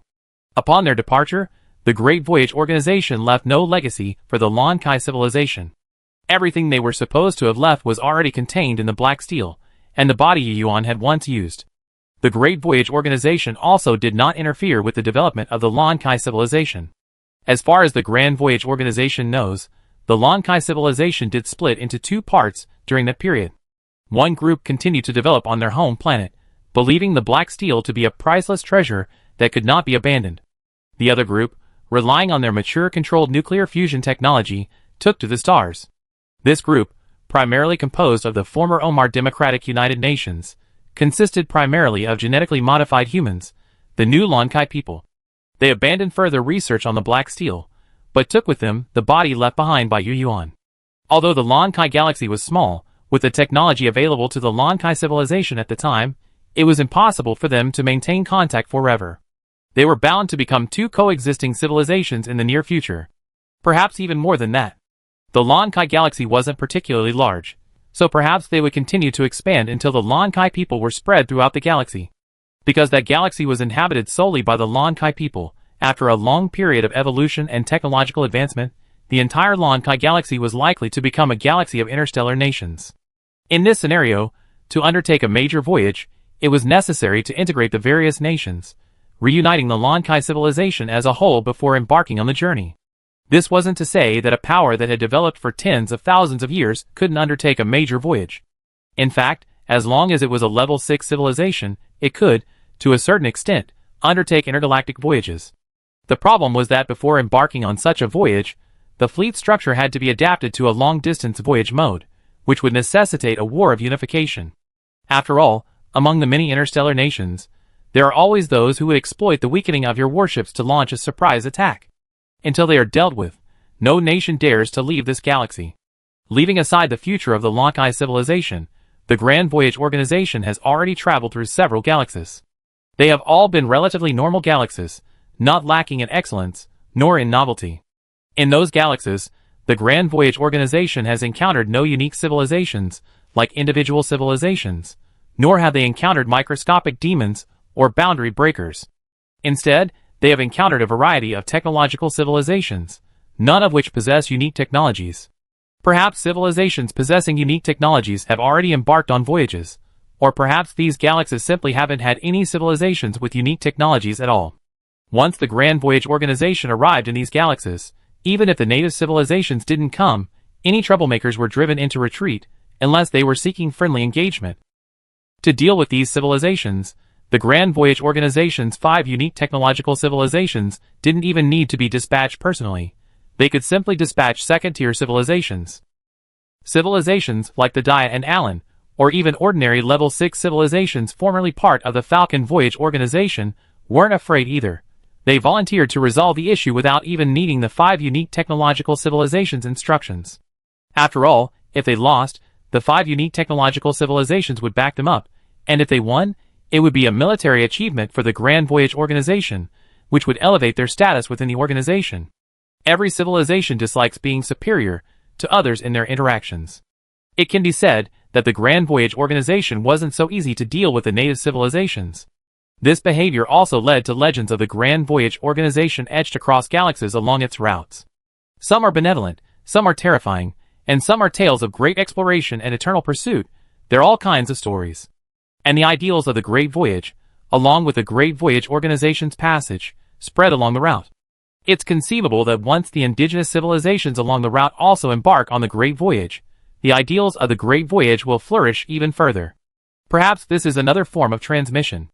The Great Voyage Organization has left its own legend in the universe. If, eons from now, the Great Voyage Organization truly fails, their legend will remain in the universe, proving that such an organization once attempted to break through the limits of a level 6 civilization. Though they failed, their spirit endures. As the pioneers of the past told humanity, they will not stop. Even if they stumble, they hope that those who come after them will stand on their shoulders and continue their progress. During the Great Voyage, various civilizations have never given up on scientific exploration. Civilizations with unique technologies, like humans, have devoted almost all their research efforts to them, while ordinary level 6 civilizations have sought ways to master their unique technologies. Unfortunately, after reaching level 6 civilization, nearly all paths are blocked. Even with the utmost research efforts, these civilizations have only made progress in a few technologies, while fundamental physics has long stagnated. The longer one embarks on the Great Voyage, the more one feels the terrifying stagnation of fundamental physics. This has been true throughout the ages. If it weren't for the Great Voyage, many civilizations within the organization would have lost their drive and turned to finding a galactic cat to live out their days. The Great Voyage, seemingly epic and romantic, is permeated with despair. The journey is long, the void is vast, basic physics is stagnant, the route is tortuous, and the universe is rife with dangers. Furthermore, even if a civilization did reach the void, no one could guarantee success in mastering zero-point energy. Failure to master zero-point energy would mean the inevitable demise of that civilization, as it would be unable to escape. Of course, if one civilization within the Grand Voyage Organization succeeded, it could bring the others out. But would they truly want to be brought out? Of course, they wouldn't, because there's already a precedent of success. Being brought out would mean a civilization's complete ineligibility for advancement, so choosing to stay would offer a glimmer of hope. Chapter 1282. The Great Voyage Organization pursued a glimmer of hope amidst despair, forging ahead courageously. Similarly, as the Great Voyage progressed, various civilizations also made technological advancements. The Shinju civilization had finally patched their neutron battle star with some anti-dimensionality reduction protection. It's unknown how they achieved this, but it's said that they used some kind of gravitational shielding to prevent the neutron battle star from being directly reduced to a two-dimensional form. They haven't revealed the specific duration of this protection. They also didn't reveal specific data, but only mentioned it during a group meeting during the Great Voyage, when the ancient civilization showed off their galaxy. In fact, in addition to patching their neutron battle star with anti-dimensionality reduction protection, the Shinju civilization has also been researching a gravitational knot-based device, seemingly a replacement for the electronic PN knot, though progress has been minimal. However, they developed a derivative technology, a protective shield based on a super-strong gravitational woven structure. Rumor has it that this technology could allow a neutron battle star to survive the Falcon's massive rip attack unscathed. Whether this is true is unknown, and the Shinju civilization has not officially commented. Perhaps this technology was intended to target other members of their own organization, hence their silence. But virtually all of the other 4 distinctive technological civilizations knew of this development. The news seemed to have originated from the ancient civilization, and it's unknown how they gained access to the Shinju civilization's internal information. This led to a long period of internal restructuring within the Shinju civilization, which also publicly accused the ancient civilization of cyber attacks. The Galactic Center civilization certainly denied the claim, repeatedly emphasizing that it was the Shinju civilization's own researchers who had made certain related claims, leading to speculation. This news was also largely known to other technologically advanced civilizations, even within the organization. Many civilizations also believed that the Shinju civilization could achieve this. After all, the neutron battlestar itself possessed a powerful gravitational pull, and coupled with Shinju's technological achievements in the field of gravity, it made sense for them to develop such a defensive measure. Furthermore, the Falcon civilization's Big Rift attack operated by tearing space apart, a manifestation of powerful spatial repulsion. Therefore, defense was to stabilize space, and gravity also had the effect of twisting and pulling space together. It was indeed reasonable for the neutron battlestar to possess such a defensive effect. It must be said that if the Shinju civilization had truly patched the neutron battlestar to this extent, then, with the teleportation capabilities of the human flagship, the Lyra, weakening, the neutron battlestar would undoubtedly have become the Grand Voyage organization's most powerful warship. This change made the proud Shinju civilization stand tall again. In fact, in the distant past, especially after humanity defeated the electronic warship with a quantum banishment strike, the Shinju civilization, while showing no signs of jealousy, remained deeply dissatisfied. Proud Shinju scientists believed that the Tianqin's strength was due more to artifacts left by the pioneers than to humanity's own abilities, and that the neutron battlestar would eventually surpass the Tianqin, the embodiment of both human and pioneer technology. Now that it has indeed surpassed it, Shinju scientists feel that this is not enough, as the neutron battlestar is only stronger than the declining Tianqin. Damn that self-esteem. Shinju scientists believe that patching and upgrading the neutron battlestar, and in-depth research on its unique technologies, must continue. They must build the neutron battlestar into the true premier battleship of the Grand Voyage organization. Other civilizations, hearing these rumors, naturally didn't want to be left behind. Each one engaged in an arms race, pouring vast resources into scientific research. For example, the Falcon civilization, when the Falcon Voyage organization was the only technologically advanced civilization, had never felt this way before. But now, they too wanted to compete. In particular, during collective meetings, the Divine Principle civilization leader's sometimes vague air of "we are number one" in the organization irritated the Falcon civilization, forcing them to restart their specialized technological research, which had been dormant for countless years. Yes, before joining the Grand Voyage organization, the Falcon civilization had tried hard, but without a clear goal, and because they were always number one in the organization no matter how hard they tried, no civilization could surpass them. Coupled with a long period of lack of progress in scientific research, their technological development had stagnated for a long time. But now, the Grand Voyage organization's environment has rekindled their unyielding fighting spirit. Even many insightful individuals within the Falcon civilization lamented, "Our civilization has finally reawakened its enterprising spirit." Other civilizations also devoted themselves to researching their own specialized technologies, but none achieved the significant results achieved by the Divine Path civilization. For example, the Awakeners, observing the progress of both humans and Divine Path civilizations, sought to learn from humans the key to observing microscopic and higher dimensions.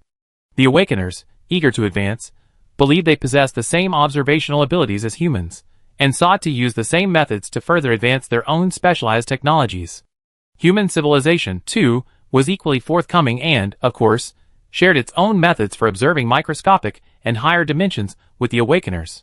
While the Awakeners did observe these phenomena, it was to no avail. They found themselves unable to comprehend the phenomena they saw, and were perplexed as to why humans had reached such conclusions. This briefly plunged the Awakener civilization into self-doubt. Fortunately, Awakener Huan, now their leader, remained relatively clear-headed. He told the other Awakeners, "We're heading in the wrong direction. We shouldn't follow humanity's lead, but forge our own path." He then led a group of Awakeners and plunged headfirst into research on dream creation, believing this to be the uniqueness of the Awakener civilization. In fact, the Awakener civilization shifted gears too late. They witnessed humanity's achievements, and given that humans shared a third-person driving perspective, they had always focused on humans. With an unyielding spirit, they perpetually delved into the narrow confines of human research, unaware that those areas were beyond their comprehension. Had they come to their senses sooner, returning to their own specialized technological fields, perhaps new breakthroughs would have been possible. Unfortunately, there are no ifs in this world. The Awakeners are now one of the 5 specialized technological civilizations that has long remained without any technological breakthroughs. The other is the Falcon civilization. The Galactic Center civilization has made another breakthrough in its information technology. The detection range has not changed, but the detection accuracy has been greatly improved. They are now truly the civilization with the best detection technology in the Great Voyage organization. Chapter 1283. Other ordinary level 6 civilizations haven't stagnated either, but only on a technological level. Fundamental physics has made no progress at all. Of course, these advances aren't particularly visible. They're mostly just a matter of technological accumulation. Among the many level 6 civilizations, only the Allen civilization has leveraged quantum communication to upgrade its combat network. Their superintelligent leader can multi-thread their fleet, and the coordination between their warships is practically seamless. And thanks to this unique skill, the Allen civilization has become the most powerful among the 5 specialized technological civilizations in terms of group combat capabilities for ordinary warships. The Dia civilization is next. Human civilization's achievements in specialized technologies have also achieved another breakthrough during this long voyage. Previously, human civilization's experiments in research and experiments on the movement of macroscopic objects in microscopic high-dimensional space could only manage to move objects using quantum tidal waves, resulting in their destruction. But now, human civilization has achieved the ability to move objects without destruction. The distance of movement has reached several Planck units. This was a tremendous achievement, signifying that human civilization had mastered a method for safe movement within microscopic, high-dimensional space. But the most exhilarating aspect of human civilization was yet to come. Scientists discovered that once objects truly began to move with the aid of quantum tidal forces, a profoundly incomprehensible phenomenon occurred within microscopic, high-dimensional space. The Calabi-Yau space within which the object resided seemed to have changed, seemingly following a pattern. From the perspective of the experimental subject, space appeared to flow with a remarkably smooth, dynamic flow. Initially, no one understood what was happening, but after extensive observation and experimentation, scientists discovered that this smooth flow seemed to be composed of a network of interwoven channels. This type of channel is very abstract. Because microscopic high-dimensional space lacks light, and Calabi-Yau space doesn't have photons to tell us what shape it is, unlike macroscopic space. Therefore, according to the theories of a level 6 civilization, it should be unstudyable, after all, without any tools to explore it. However, humans have found a possibility in the impossible, observing the phenomena within through a third-person perspective. Based on this sighted phenomenon, they have conducted countless experiments, ultimately developing a mathematical description. After obtaining this mathematical description, human civilization, through the resulting mathematical solutions, suddenly discovered that these channels are indeed channels, and they lead to the macroscopic world. This mathematical description reveals that these channels crisscross, some open and some blocked. The open channels are likely the macroscopic solutions expressed in the mathematical expression, meaning they lead to the macroscopic world. The blocked channels are dead ends, destroyed by the revolving quantum storm, and becoming part of the microscopic world. There is also an open solution, which scientists speculate should be called a maze solution. Entering it will most likely lead to being lost in other, unknown Calabi-Yau spaces, forever lost, until self-destruction. Human scientists believe these passages are invisible without a third-person perspective, making the probability of quantum exiles escaping virtually zero. The goal of human civilization is now clear, to discern among these billions of paths which lead to the macrocosm, which are dead ends, and which lead to other, unknown Calabi-Yau-type paths, or mazes. By distinguishing these paths, and finding ways to navigate them, human civilization will master a new method of movement.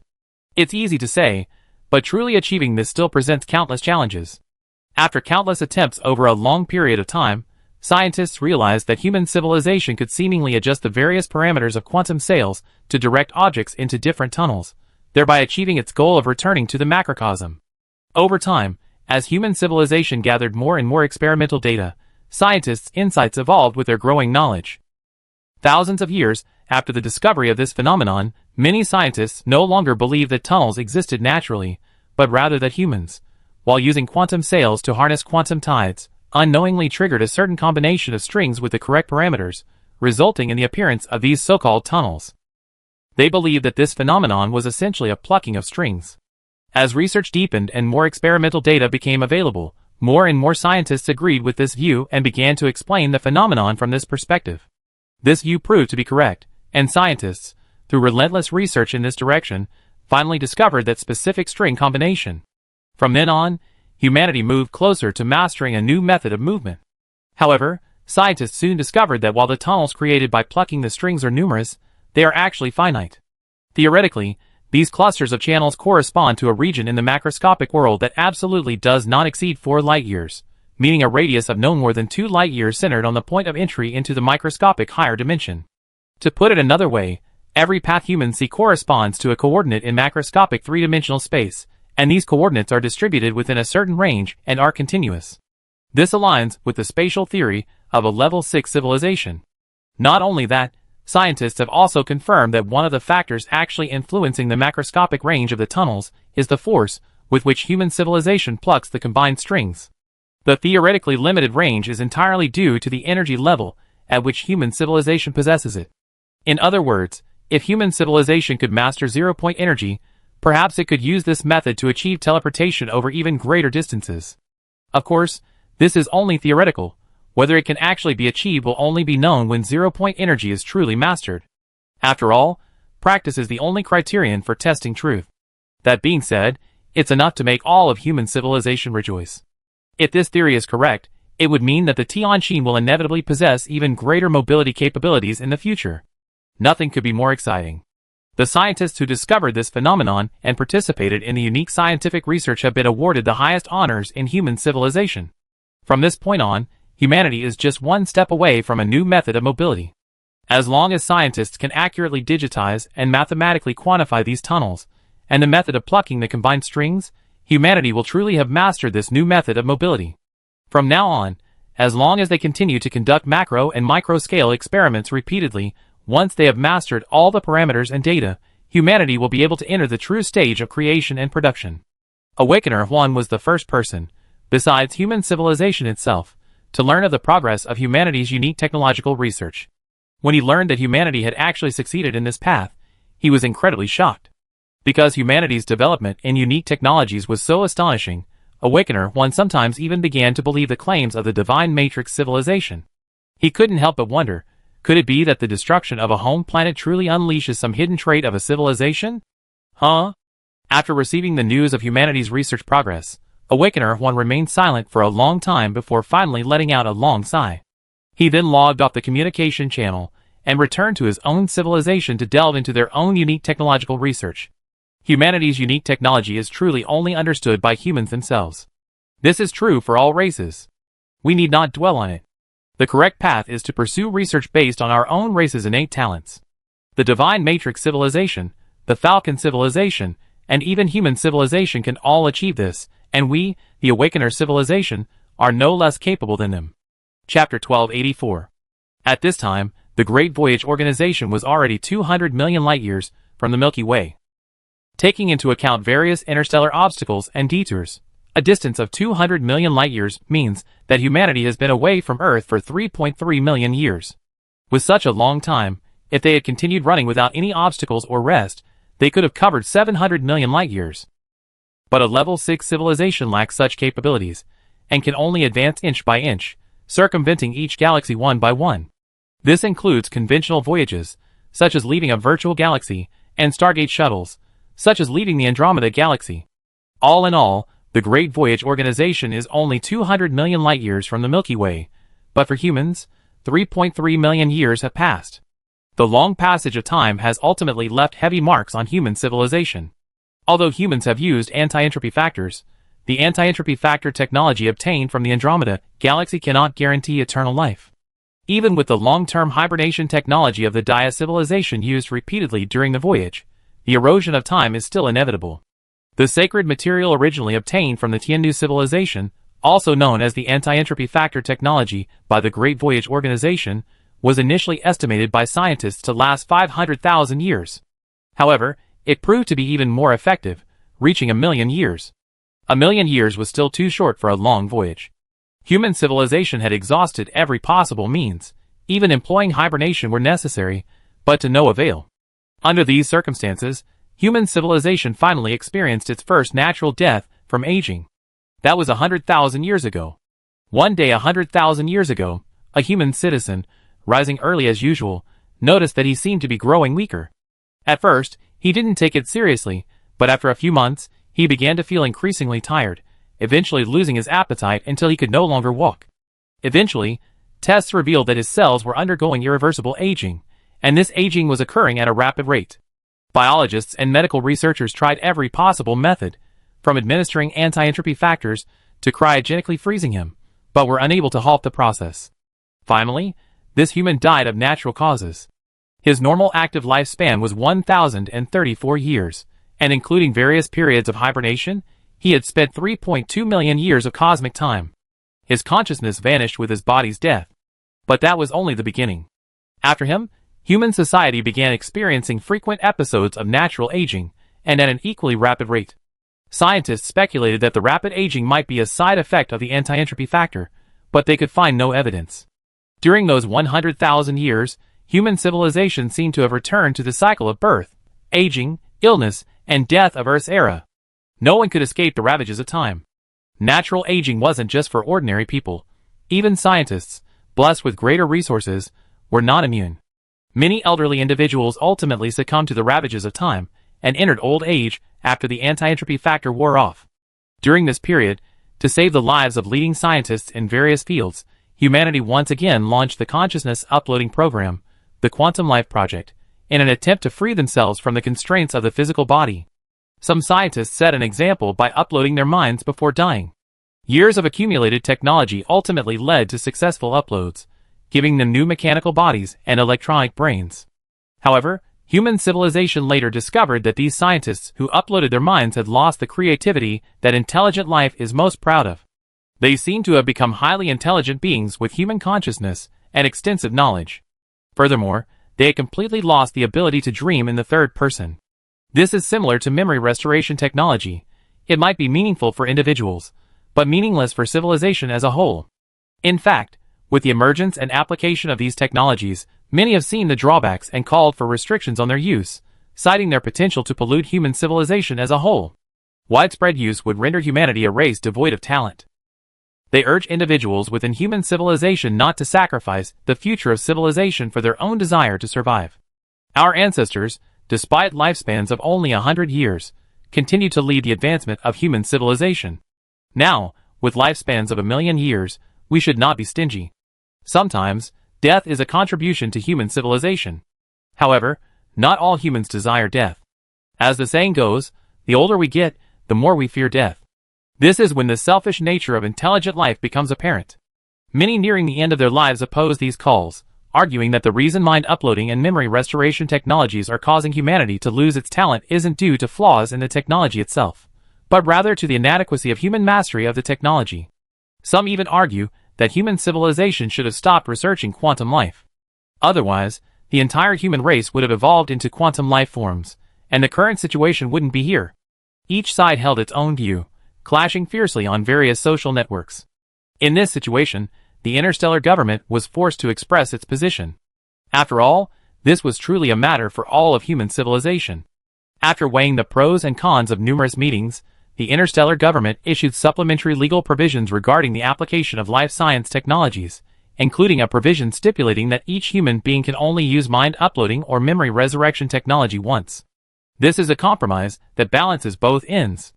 It prevents an overabundance of untalented individuals, while also catering to those who wish to continue living. While it's not a perfect solution, it at least resolves the current acute conflict. Of course, legal text is one thing, and individual behavior is another.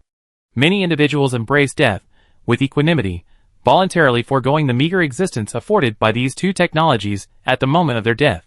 They are truly using their natural deaths to contribute to human civilization. Over the next 100,000 years, human society will inevitably see the emergence of different groups.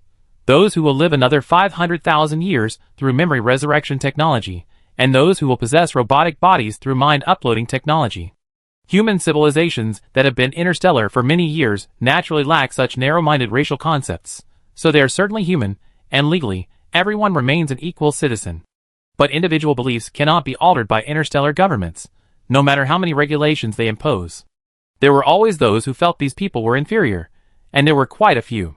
They even privately mocked them for being cowardly, sometimes even verbally abusing those soldiers who had died fighting for human civilization and been reborn thanks to these two technologies. These issues, for a time, escalated into social conflicts within human civilization. Chapter 1285. The interstellar government has temporarily suppressed the conflict, but until the fundamental issue is resolved, this social contradiction will never disappear. If this contradiction existed during the settled era, human civilization would undoubtedly face a greater risk of division. It certainly still exists now, but everyone is well aware of human civilization's position within the Great Voyage organization. If it were to split off, it would be impossible to continue its voyages, as the interstellar government still firmly supports the Great Voyage. Furthermore, if it were to remain, those gifted humans would definitely not follow. This means that the human civilization that remained in a particular galaxy would only be able to exist as an ordinary level 6 civilization. In the current cosmic context, whether it's the catastrophe sweeping the universe or the various interactions with the Great Voyage organization, this human civilization is at risk of extinction. Therefore, while those individuals are causing trouble, they are not foolish, and no one dares to speak out about splitting off. Furthermore, due to the issue of end of life, the once thriving specialized scientific research has been significantly impacted. Many top scientists, who have always been at the forefront of scientific research, have reached the end of their lives, and they cannot continue to work on the front lines through mind uploading or memory cloning. As a result, research on new mobility technologies, which was originally on track to completion, has almost come to a standstill. However, some capable scientists in the second tier have prevented the research projects from regressing. Human civilization certainly cannot fail to cultivate a new generation of scientists, and some of them are at the forefront. It is precisely because of this that humanity has avoided any problems during this wave of internal troubles. 3 million years have passed, and many people Yu Yuan knew well have become mere historical figures. Su Song, the mathematician who lived from the Callisto era to the interstellar age, passed away 100,000 years ago. That was the first natural death funeral Yu Yuan attended since setting foot in the interstellar sky. According to his wishes, Su Song's body was cremated and scattered in an unknown galaxy. That galaxy thus gained a name, and humans called it the Su Song Galaxy. Astronomer Gonda also died, the second elderly person to pass away after Su Song. Perhaps inspired by Su Song's example, Gonda also told the interstellar government before his death that he should be cremated and scattered in the starry sky. The interstellar government complied, but unfortunately, the Great Expedition fleet was not located in any galaxy at the time, so Gonda was scattered in a void. Later, humans named the empty space between two galaxies the Gonda star region on interstellar maps. Later, quantum computer research expert Li Zhenglu also died. He had a blunt temper, and even at his death, he remained true to this habit, declaring that he would watch humanity progress from a quantum world. Then came Zhao Yuqin, Su Zhini, Chen Haiyu, Yi Kai, Shi Lifan, and finally Lu Mian. None of them wanted to preserve their memories. Each felt that whether their consciousness was uploaded or their memories were revived, they would never be their original selves, as they had always been proud of their gifted selves. Yu Yuan's old lover, Man Yuimiai, also died, as did his old subordinate, Zhu Pite. As warriors, Man Yuimiai and Zhu Pite could not afford to lose their third-person driving mode, so they, too, retained no memories. A host of scientists and high-ranking officials, blessed with privileged conditions and abundant resources, perished, not to mention the original residents. Within that 100,000 years, almost all of the older humans reached the end of their lifespans. They either died without regret or used the second chance granted them by law to live another 500,000 years. The reason I say almost is because a tiny minority, for unknown reasons, have yet to show any signs of decline in their anti-entropy factor, remaining youthful even after their peers have passed away. The Academy of Life Sciences also doesn't know the reason, but some scientists believe it may be the result of individual specialization. They will continue to study these individuals, striving to quickly understand the cause for the benefit of all humanity. These individuals are naturally very cooperative with the research. Yu Yuan is a special case. His condition seems to be related to the red gas he inhaled on Callisto. Over the long years, the Academy of Life Sciences has confirmed that the red gas is undoubtedly the anti-entropy factor. In fact, Yu Yuan had also used the anti-entropy factor obtained from the Tiannu civilization. He had originally thought he would die within those 100,000 years, and he was fully prepared. However, he remained young and vigorous. In response, The Academy of Life Sciences reevaluated the red gas from that year and concluded that it was either the product of a level 7 civilization or a civilization with unique anti-entropy technology. It's incredible to think about it. The spacecraft that crashed on Callisto was only a level 4 civilization. It was so powerful that it possessed something unknown. Where did it get it? The Milky Way may be hiding a history unknown to humanity. Perhaps there truly are remains of a level 7 civilization, but unfortunately, humanity has no way of exploring them now. Thus, human civilization, in a manner once envisioned after setting foot in the interstellar sky, underwent a transition from the old to the new. The passage of time, and the deaths of many old friends successfully left Yu Yuan a lonely young man. Yu Yuan had proposed resigning from his leadership position at a meeting of the human interstellar government. He truly felt tired.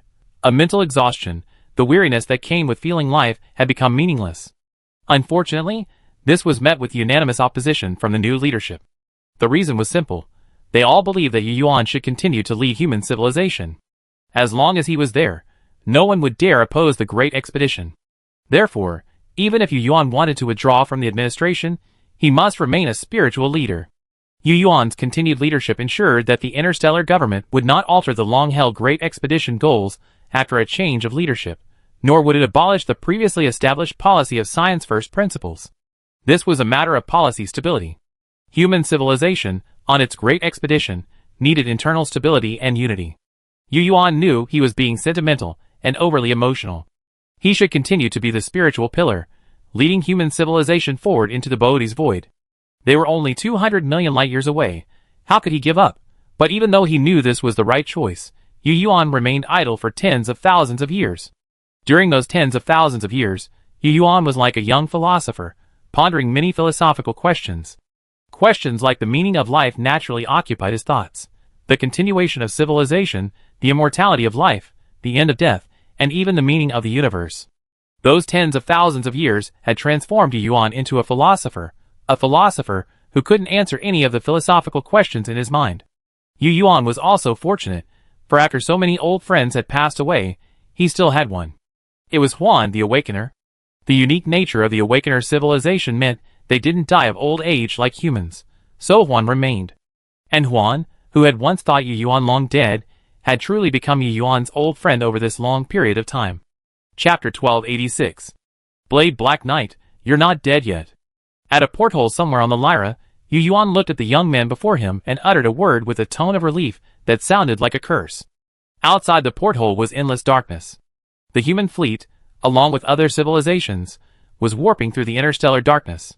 This was, in fact, the main theme of the Great Voyage, sailing through darkness and nothingness. There was nothing outside the porthole, but ever since the old men around him had died one after another, Yu Yuan had often stared blankly into the void. Not yet, Commander Yu. Dao Heike seemed to understand Yu Yuan's mood. He silently walked to the porthole and replied with emotion, but it will be soon. According to the current school of life sciences, I don't know when I die, but what does it matter? I had a wonderful life. Dao Heike, at over 100 years old, through his own hard work, became the lead scientist for numerous projects in physics, communications, and detection. Now, he is humanity's leading scientist, having dedicated tens of thousands of years to specialized scientific research. Today, I came to see Yu Yuan, firstly to personally brief him on the latest developments in specialized scientific research, and secondly to meet this leader. Rumors abound that this leader has become decadent, having withdrawn from worldly affairs for tens of thousands of years, but Dao Heike knows that he remains ever watchful of humanity's scientific progress, and uses his influence to safeguard humanity's stability. Although Yu Yuan may appear to be less involved, he still holds supreme authority over humanity's most powerful strong artificial intelligence. Even in today's advanced world of strong artificial intelligence, this power still resembles a dictatorship. It's just that the interstellar government hasn't publicized this kind of thing for a long time, so many new managers don't know about it, but those who really reach the top know it. Commander Yu, the Pioneer artifact is nearly unusable.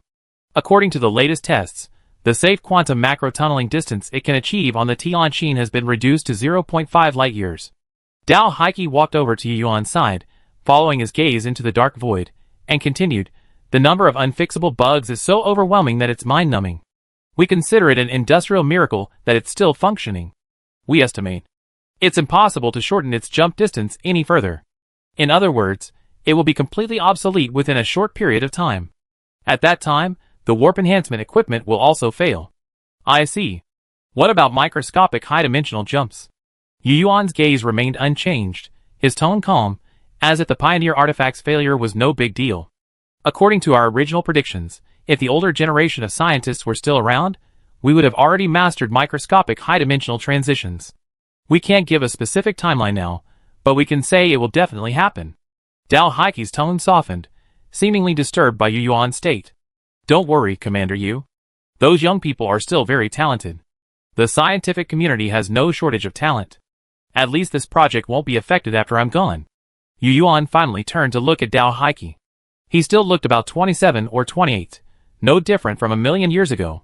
Yet, he knew in his heart that he was already an old man who had lived for over 1,000,000 years.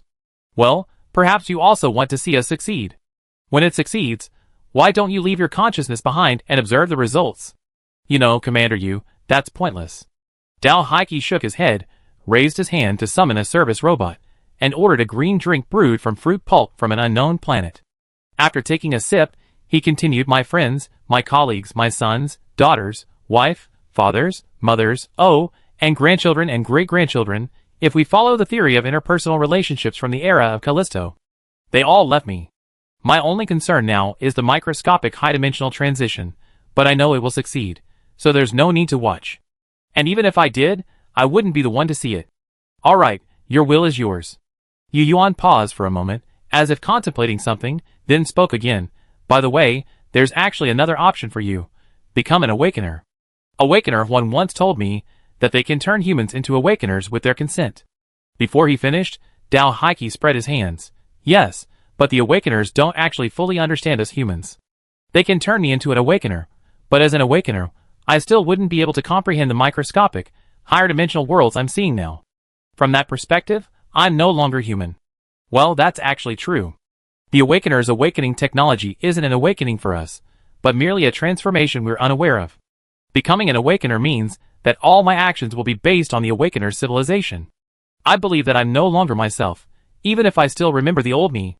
Dao Haiqi spoke firmly. In reality, the Awakener's civilization still has unresolved problems in its attempt to transform humans into awakeners.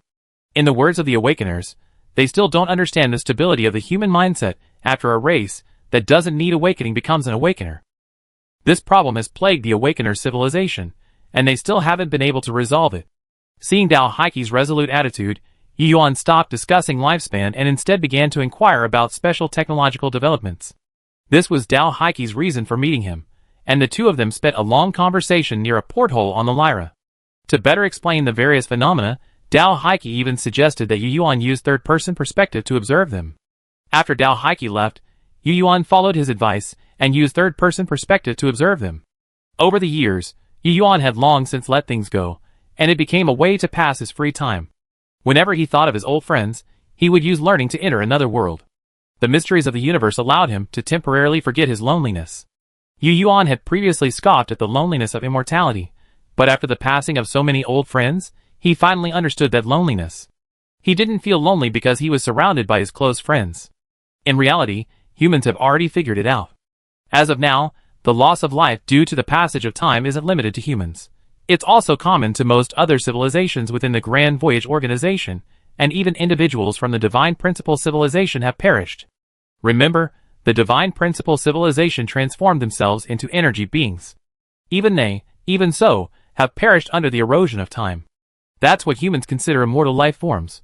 Their consciousness will also vanish into the universe after the anti-entropy factor wears off. However, they do outlive humans because, after their transformation, their base lifespan is longer. Chapter 1287. The lonely years continue to flow. The Black Knight was ultimately unable to withstand the blade of time, passing away before humanity achieved a microscopic high-dimensional leap. After him, almost everyone whose age was closer to the Callisto era had passed away. Yu Yuan truly became the only two elderly people from the Callisto era, the other being Lu Xiaofan. Unlike Yu Yuan, Lu Xiaofan had ceased her frontline work long after Ikai's death, returning to a residential spaceship and living an ordinary life. Of course, the Interstellar government still paid attention to her, and she continued to cooperate with the Human Life Sciences Academy, occasionally collaborating on research there. Occasionally, she would run into Yu Yuan, who was also conducting research at the Academy on her blood and genetic samples, and anti-entropy factors. The two would occasionally reminisce about the past and share interesting stories from the past on Callisto, a form of spiritual comfort. A new generation replaced the old. Human civilization continued to advance through successive generations, its distance from the Milky Way growing ever farther and farther. 200 million light-years, 300 million light-years, 400 million light-years. At a spatial node 350 million light-years from the Milky Way, after generations of effort, human civilization finally mastered the technology of microscopic high-dimensional jumps. It then took another 300,000 years, and countless experiments, to painstakingly install a microscopic high-dimensional jump device on the Tianqin. Before the Tianqin was equipped with the new teleportation device, human civilization had already been without the pioneer artifacts for 1,000,000 years. During this period, human civilization did not block information like the Ganjiata Empire did, because there was no need. Even without the pioneers' quantum macro tunneling, human civilization was still a unique technological civilization, and still ranked among the 5 unique technological civilizations of the Great Voyage. Despite a decline in status, other civilizations didn't ignore humanity's opinions, for they all knew that humanity was developing a new method of teleportation and would soon succeed. This soon took humanity 1,000,000 years, a testament to the immense difficulty involved. This time, humanity had truly exhausted its talents, relying solely on its own wisdom and innate talent to master this new method of teleportation. When the Tianqin, now equipped with microscopic high-dimensional jump equipment, underwent its first official sea trial, the other 4 technologically advanced civilizations descended upon the void to observe, eager to see just how powerful this specialized technology, which humanity had been developing for so long, could truly be. The Shinju civilization, in particular, had, after the irreversible bug in the Pioneer creation, their neutron battlestar had become the leading force of the Grand Voyage organization, a position they had held for millions of years. And today, after observing the Tianqin reach a distance of 4 light-years during a certain extreme jump test, the Shinju civilization knew that the Tianqin had returned, and in an even more powerful form. This is a truly unique technology unique to human civilization. Humanity can maintain it, unlike the pioneers' creations, and it won't break down like they did. 4 light-years. This number has left a deep impression on all level 6 civilizations in the Milky Way. The electronic warship that instilled fear in all level 6 civilizations in the Milky Way boasts a jump range of 4 light-years. While it's not a true jump, but rather a positional shift, the effect remains. Now, humanity's Lyra also possesses such powerful jump capabilities. This is truly a boon for the Grand Voyage organization. That's certainly good news. No civilization would dare to disapprove. What's more, the Tianqin's power goes beyond this. Its microscopic high-dimensional jumps not only travel great distances, but also react incredibly quickly, essentially on par with previous quantum macro tunneling. The Falcon civilization, which had originally hoped to surpass human civilization in jump speed, and the Galactic Center civilization have completely given up hope. After witnessing the Tianqin's performance, they immediately offered their blessings to humanity. However, the Tianqin's progress doesn't stop there. Over this long period of time, as humanity has specialized in its unique technologies, the Tianqin's quantum banishment attack has been upgraded, increasing its range from 1 light-year to 1.618 light-years. The reappearance of the number 1.618 light-years has made the other 4 unique civilizations realize that it's no accident.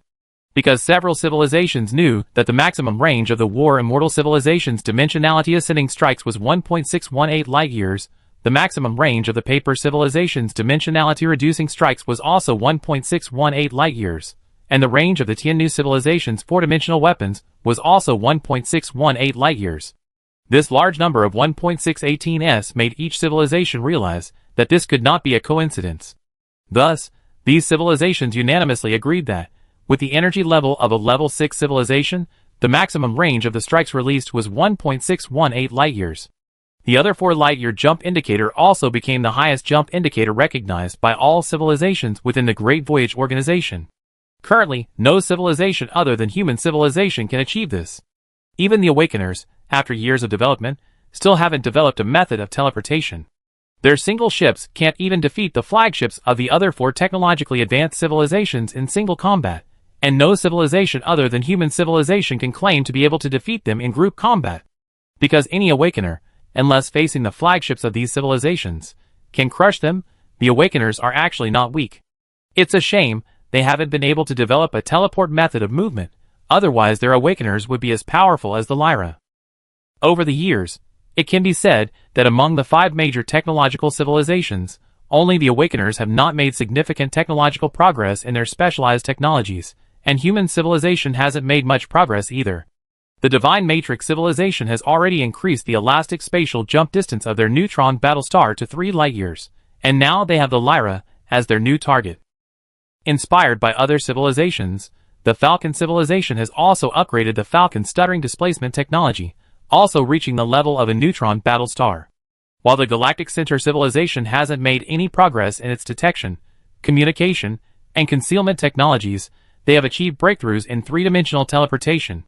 The galaxy's 3-dimensional shuttle's portal range has also increased, and they now have a new goal: to increase the 3-dimensional portal range to 1.618 light-years. They want to make the entire area centered on the galaxy the exclusive domain of the Galactic Center civilization. In addition, at the level of the Great Voyage Organization, the organization has expanded from 45 Level 6 civilizations to 60, all of which were absorbed during the Great Voyage. These civilizations have been tested by the Great Voyage Organization, and their commitment to the voyage is unwavering. Ever since absorbing the SED's empire, the Great Voyage Organization has stopped casually absorbing Level 6 civilizations, so not many new civilizations have joined over the hundreds of millions of light-years. When human civilization achieved a microscopic high-dimensional leap, the Great Voyage Organization also arrived in a completely new and unfamiliar galaxy. This galaxy is located midway between the Milky Way and the edge of the Boötes Void, so human civilization immediately named it the Midway Galaxy. Chapter 1288. The Midway Galaxy, also known as the Midway Galaxy, is a very large galaxy, its diameter between the Milky Way and the Andromeda Galaxy. This was the initial detection result of the Great Voyage Organization, but as astronomers from various civilizations analyzed galaxy imaging, they discovered that this seemed untrue. The structure of this galaxy seemed less natural. In other words, the Midway Galaxy must have undergone a major change, millions or even hundreds of millions of years, before the Great Voyage Organization arrived. As for what that change was, through observations and analysis of the entire galaxy, many civilizations have concluded that the Midway Galaxy underwent one or more mergers many years ago. Its central black hole is the product of a black hole merger, and its current size may be the result of a galactic merger. The black hole merger theory coincides with the weak gravitational wave event detected long ago by the Divine Moment civilization by the Great Voyage Organization. The facts and speculations match, so everyone believes this to be true. A merger event did occur in the Midway Galaxy. However, many civilizations believe that this was not the result of a natural black hole merger, but rather a human factor involved in a war. Observations show that the rotation of this galaxy differs significantly from that of a normal galaxy, suggesting that it evolved over a long period of time after the formation of stars within a large region. After collecting and analyzing interstellar matter, the civilizations of the Grand Expedition found this theory to be largely valid, as interstellar molecular clouds, in addition to the most common hydrogen molecular clouds, also contain numerous heavy element reactions. This is because interstellar dust contains heavy metals. With the technological level of a Level 6 civilization, spectral analysis can reveal the composition of each interstellar dust patch. The results clearly indicate that most of the interstellar dust in the Midway Galaxy exhibits heavy metal activity. This suggests that long ago, numerous stars within the Midway Galaxy were destroyed, ejecting their material into the sky in supernova explosions. Over a long period of time, this material, under the influence of the surrounding gravity, formed the present-day structure. As exploration deepened, the Great Expedition discovered traces of young star formation in some star regions, and even found nebulae in the process of forming new stars. All of this points to one thing: the Midway Galaxy is not simple. It was likely as large as the Andromeda Galaxy, perhaps even larger, but it was definitely not as peaceful as the Andromeda Galaxy. It is a galaxy of immense exploration value. Unearthing historical information is also a crucial aspect of the Great Expedition. After reaching a consensus among the civilizations, a detailed investigation of the Midway Galaxy began. The various civilizations within the Grand Voyage Organization also followed normal procedures, concealing their core civilizations, their residential spacecraft clusters, in the microcosms they had opened up. The Grand Voyage Organization's residential spacecraft clusters currently consist of 4 main components, led by 4 distinct technological civilizations, excluding the Awakener. Therefore, when opening up microcosms, they typically create 4 separate microcosms to conceal the core civilizations, tailored to their specific circumstances.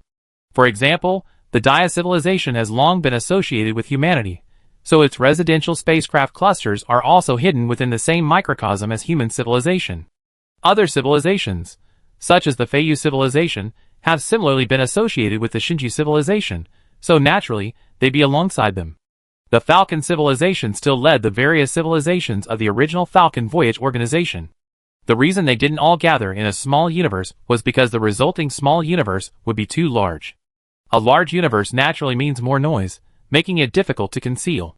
Furthermore, the Grand Voyage organization primarily hid itself at the edges or outer reaches of galaxies.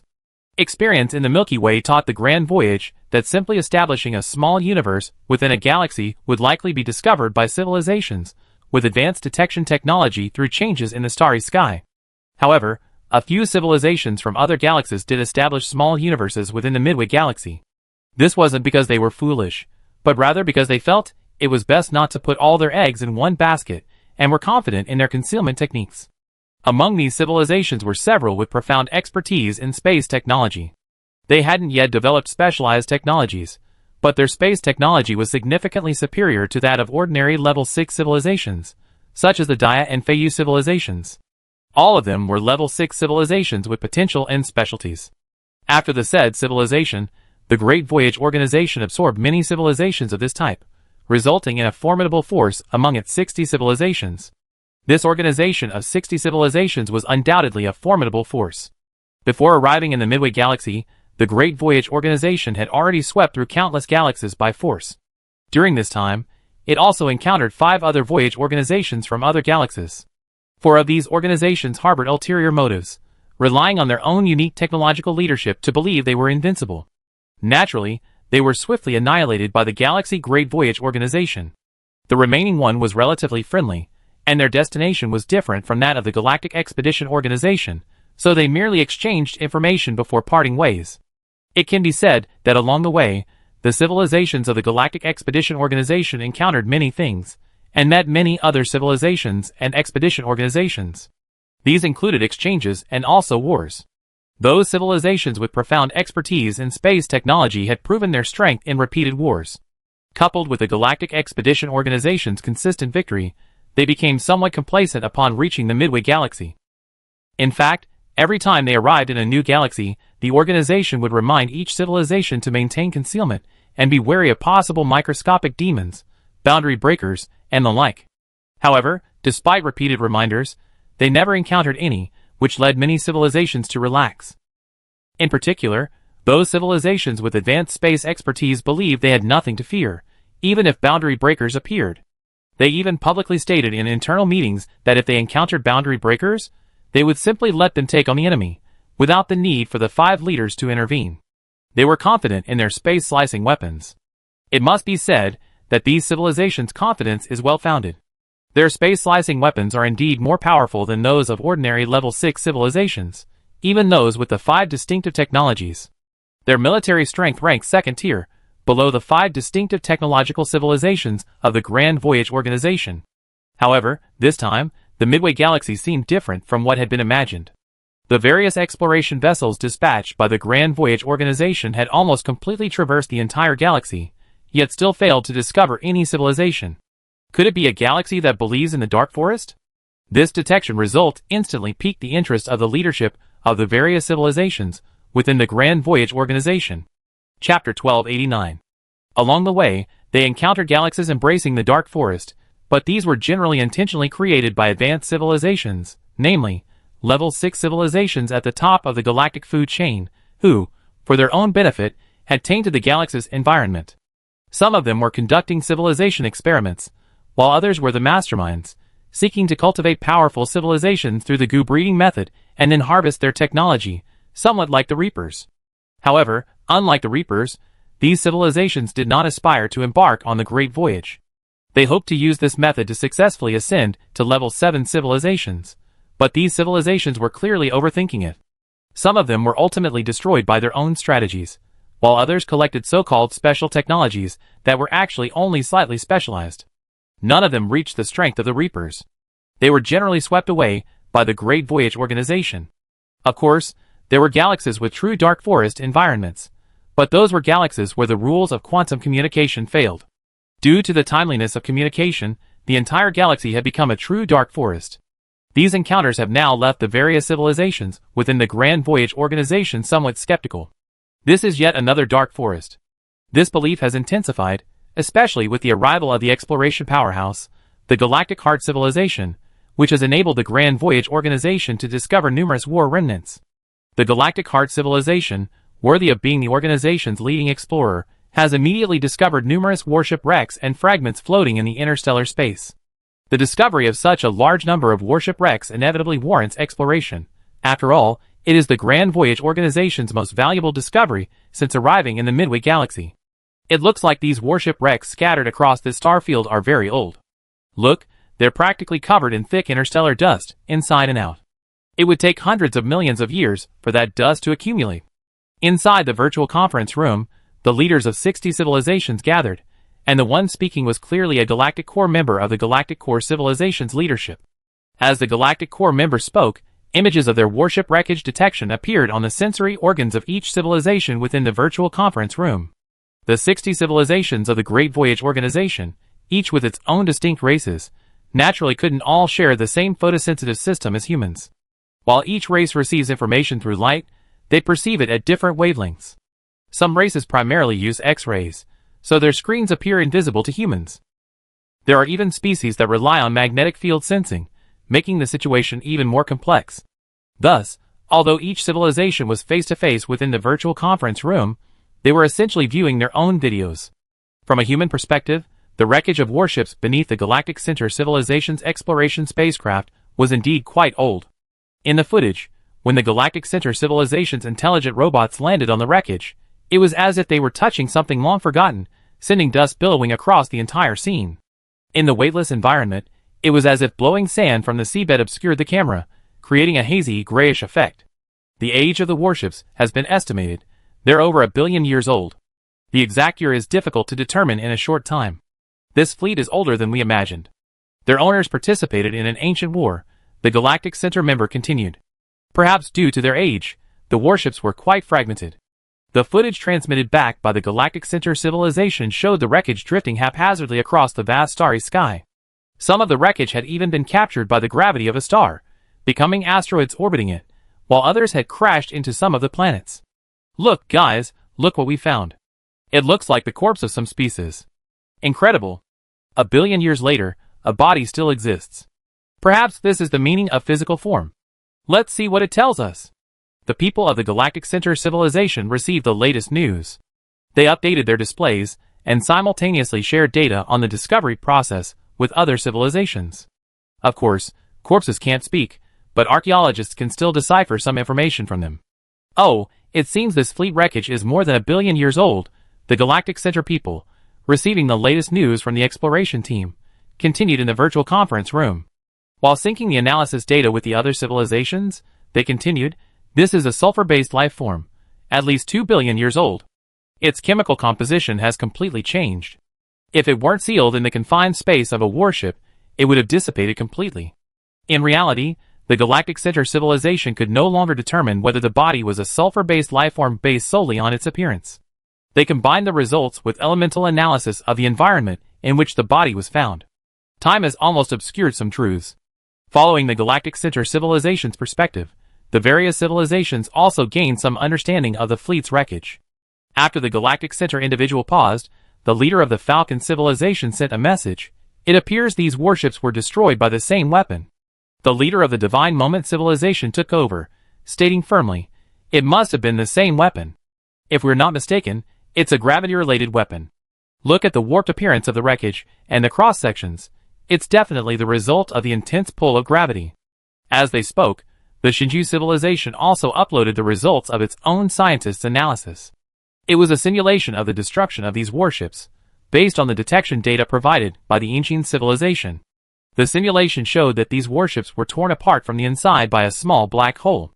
Boundary breaker. Seeing this, the various civilizations in the virtual conference room erupted in exclamations. Although it was a simulation, it was based on real-world detection data, and since it was personally produced by the Shinju civilization, a giant in the field of gravity, its credibility was high. The boundary breaker had once driven the Pioneer and the War Immortal Civilization's long-distance navigation group into retreat near the Black Hole for 500 million years. Although the wreckage of these warships was at least 1 billion years old, the possibility of the boundary breaker still existing could not be ruled out. Boundary breakers, you arrived just in time. No entity, not even the boundary breakers, can stop our great voyage. If they dare to appear, it will be their doom. Our combat power far surpasses that of the Pioneers. The Pioneers can't defeat them, but we're not necessarily afraid of them. The leader of a newly joined civilization spoke. They were also highly skilled in space weaponry. They were the only ones to open up a small universe within the Midway Galaxy. Several rounds of discussion on the boundary breakers took place in the virtual conference room, ultimately resulting in the formulation of several war plans and emergency measures. The Great Voyage Organization had only heard of boundary breakers from the Pioneers. They had never encountered a true boundary breaker, so they were naturally extremely cautious. Meanwhile, exploration of the Midway Galaxy continued, and several fleet wrecks had been discovered. Some were 2 billion years old, while others were 200 or 300 million years old, and even less than 100 million years old. It seemed they were from different civilizations. Beyond that, the Grand Voyage Organization detected no civilized activity. The entire galaxy was like a dead tomb, silent and hushed, almost eerily quiet. This situation also indirectly informed the Grand Voyage Organization that the boundary breakers still existed. Chapter 1290. All evidence pointed to this answer, and the Grand Voyage Organization couldn't help but be cautious. They immediately took countermeasures. However, opinions among the civilizations remained somewhat divided. Some believed there was no need to fear, and that they should simply push through as they had previously done with civilizations in other galaxies. They should do what the organization should do, and if the boundary breakers dared to show their face, they would destroy them. Other civilizations believed that with the boundary breakers, who could completely suppress the Pioneer Voyage group, it was imperative to be extremely cautious. The best solution was to leave this galaxy. The Grand Voyage Organization should quietly resupply here, minimizing any potential disturbances to avoid alerting the boundary breakers. Once the transport ships lost during the voyage were recovered and resupply was complete, they would depart. They should avoid conflict with the boundary breakers, and ideally, avoid any encounters. They should live in peace. As for what was in this galaxy, they didn't need to worry. After all, the Grand Voyage Organization's purpose was to conduct voyages. They were now capable of finding and completing their own routes, so there was no need to stir up trouble. While this statement may sound somewhat escapist, upon closer examination, it holds true. The boundary breakers are the public enemy of the material world.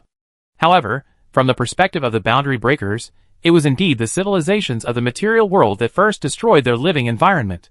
While it's not impossible that the boundary breakers, after growing up, came to the material world, at least that's what the records left behind by the Pioneers suggest.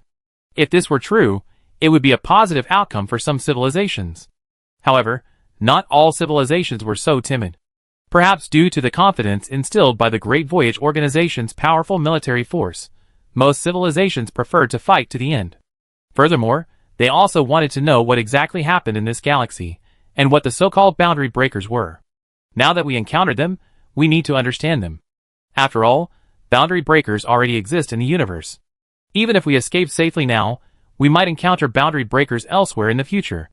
The Grand Voyage Organization can't just ignore dark matter mining. Simply avoiding them isn't a solution. The best approach is to confront them and understand them. Only then can we be better prepared. The Grand Voyage still has a long way to go. The final decision was made by the organization's Supreme Council. First, the Grand Voyage Organization clarified its policy, and the major civilizations began to shift their approach from passive discovery to active search. Each civilization deployed its own probes to explore the location of boundary breakers. Second, before any conflict with boundary breakers occurs, the Grand Voyage Organization should shift from expedition mode to war mode. This means that each civilization should build a large number of warships. Once the boundary breakers are defeated and the intermediate galaxies are confirmed to be safe, the organization can then switch back to expedition mode. This is indeed a waste of time, but since we are facing boundary breakers, not ordinary level 6 civilizations, we cannot afford to be complacent. Putting aside the Pioneers' reputation for formidable power, the fleet wreckage detected from the Midway Galaxy alone suggests they are no pushovers. In subsequent explorations, the Grand Voyage Organization has discovered numerous more fleet wreckage, similar in appearance to the previous encounters, but on a much larger scale. Some have even been found that are clearly not the remains of combat fleets, but rather clusters of residential spacecraft from a civilization or a grand voyage organization. In other words, several grand voyage groups have already been thwarted here, though their origins remain unknown. Of course, at this stage, the Grand Voyage organization has only just arrived in the Midway Galaxy, and it will take time to resume production. Therefore, everyone agrees that they shouldn't engage in large-scale dark matter mining, as they have in other galaxies. This might prevent alerting the Grand Voyage group too quickly, and buy them more time. Action is worse than thought. Decisions must be implemented immediately. The Grand Voyage organization was no longer an organization newly embarked on a long voyage, but one with a history spanning hundreds of millions of light years. While it couldn't claim to have encountered every possible situation, it had certainly faced common crises once or twice. Thus, even if there were previous disagreements, once a decision was made, no civilization would drag its feet. Each civilization quickly pulled its engineering teams out of the microcosm and rushed towards the Midway system. This time, the Grand Voyage organization was more moderate, abandoning its planetary bombing mining model in favor of a cannibalistic approach. Each civilization unleashed its own swarms of mining nanobots. These were products of true nanotechnology, but that didn't render them obsolete at the level of a level 6 civilization. In fact, they were even more powerful in the hands of a level 6 civilization. The rocky planets were enveloped by a blanket of nanobots, shrinking at a visible rate. Their matter was devoured by the nanobots, breaking it down into minerals and metals, which were then transported to waiting transport ships in space. Ship after ship, they were sent to various processing factories. The entire starry sky was filled with dense swarms of nanobots, like dust filling the sky. This was a scene that once made human scalps tingle, but that scene has been buried in the long river of history with the passing of the older generation. Perhaps only Yu Yuan still truly remembers the images of the Silver Mist incident. Others may have seen them in history class. But time is cruel. There will always be some who forget history that should be remembered. This may be one of the reasons why the new leadership is reluctant to let Yu Yuan retire. Of course, Yu Yuan didn't find the scene horrifying. He was simply reminiscing, recalling the Silver Mist incident. It was a pity, then. Back then, they cried out for revenge against Silver Mist, but Silver Mist was taken away by the Silicon Consortium. When humanity gained power, they learned that the Silicon Consortium had been slaughtered by the Reaper electronic warships. Silver Mist, a simple nanomachine consciousness, died at the hands of the electronic warships. And in the end, the electronic warships were defeated by humanity. Many things in the world don't always go as planned. Fortunately, the perpetrator of humanity's greatest hatred was finally found. Otherwise, who knows what would have happened? Watching the mining scene for a while on the screen, Yu Yuan remembered that the older scientists of that generation once named the consciousness of one of humanity's own nanorobot swarms Little Gray. However, over the years, that Little Gray consciousness had long since vanished. Even if Little Gray's memories still existed, as many of the old scientists who chose death would say, I'm no longer the same person. For mining rocky planets, they used swarms of nanorobots, while for stars and gaseous planets, various civilizations employ aerospace platforms. In short, the quietest way possible is the best way to extract resources. This is considered the most gentle method the Grand Voyage organization has employed over countless years. Chapter 1291. Thus, some time passed. The Grand Voyage organization's overall plan was progressing steadily, but things weren't always going as planned. At some unknown point, some level 6 civilizations discovered that the personnel they had sent on exploration missions into the Midway Galaxy were mysteriously dying. This was unusual, as all major civilizations knew these individuals hadn't reached their lifespans, yet they died like this. Many intelligent beings, sent aboard research vessels and other exploratory craft, had died silently. These civilizations had examined their personnel and found no illnesses. After all, it made sense. A level 6 civilization, what illness couldn't be cured? Yet, their personnel had mysteriously died. Those who had reported back to headquarters also died mysteriously shortly after completing their reports.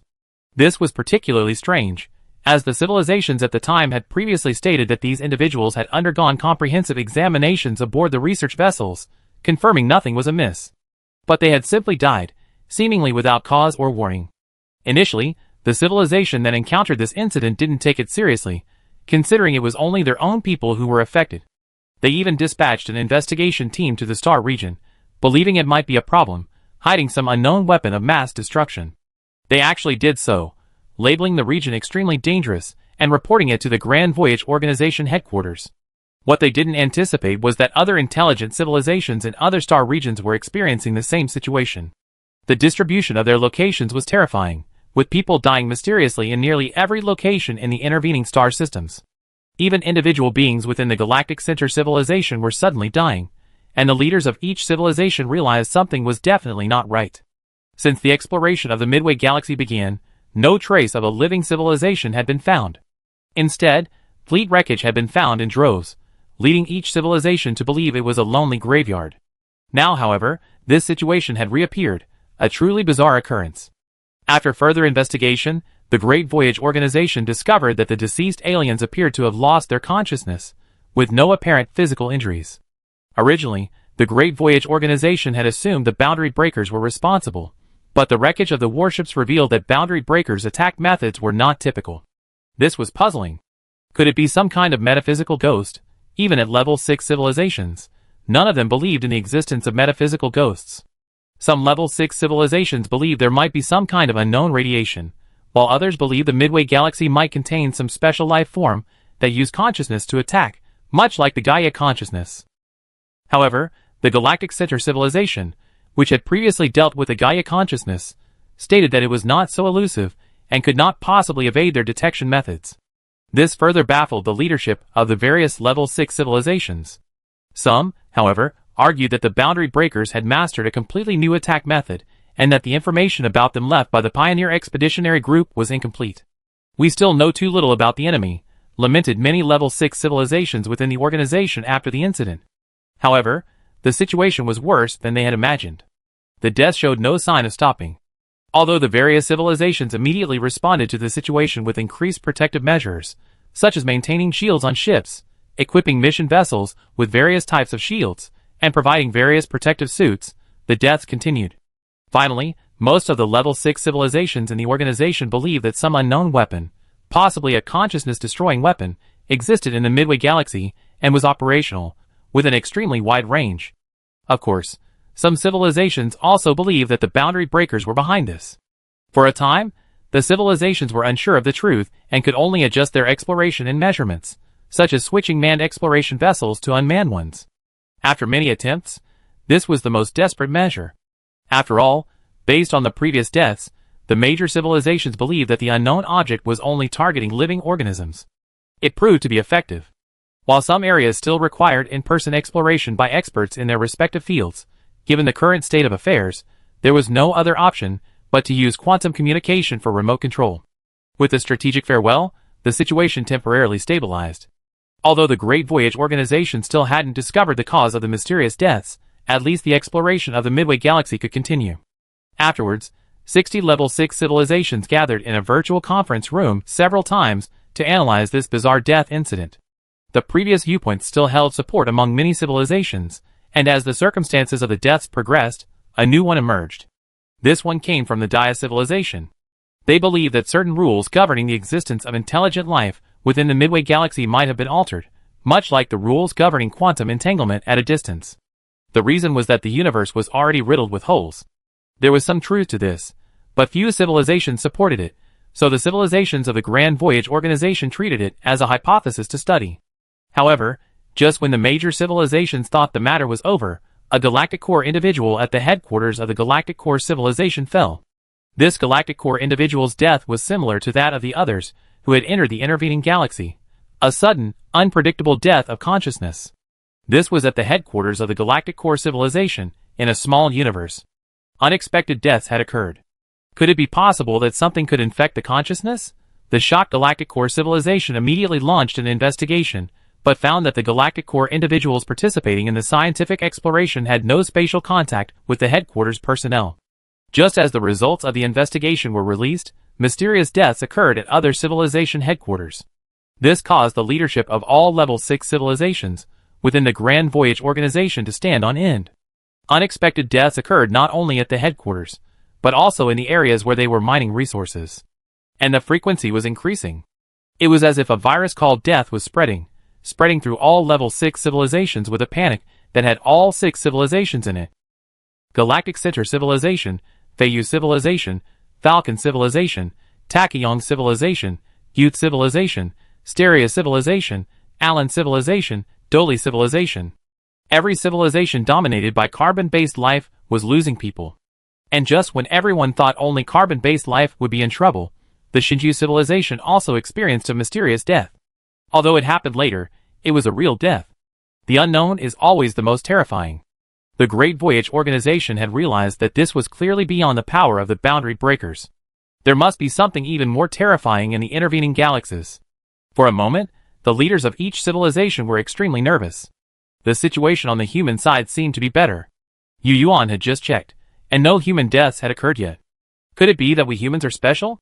This thought occurred to Yu Yuan, but just as it occurred to him, he received a report that someone in the human spaceship cluster had suddenly died at the level of consciousness. Chapter 1292. Have we started too? Upon hearing this news, Yu Yuan's heart suddenly sank, his expression solemn. The human civilization headquarters is clearly on the outer edge of the Midway Galaxy, not inside the galaxy, and still within the microcosm. This means that the strange influence can penetrate the microcosm barrier. It's also possible that civilizations were affected before they opened up their microcosms, but were simply unaware of it. It could also be related to the construction of the microcosm itself.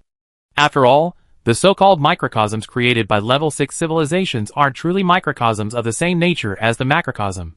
They're simply space cut out and rolled into a small, enclosed space. They aren't separate from the macrocosm, but rather exist within different dimensions within it, like a space between layers. These microcosms generally can't withstand the effects of space-cutting weapons, as long as they can hit the target. However, some civilizations have more advanced microcosm technology, and they even use space-stabilizing devices on their microcosm walls, making these microcosms more durable. The few level 6 civilizations that later joined the Bank's Great Voyage organization, and now have their own microcosms within the Midway system possess this capability.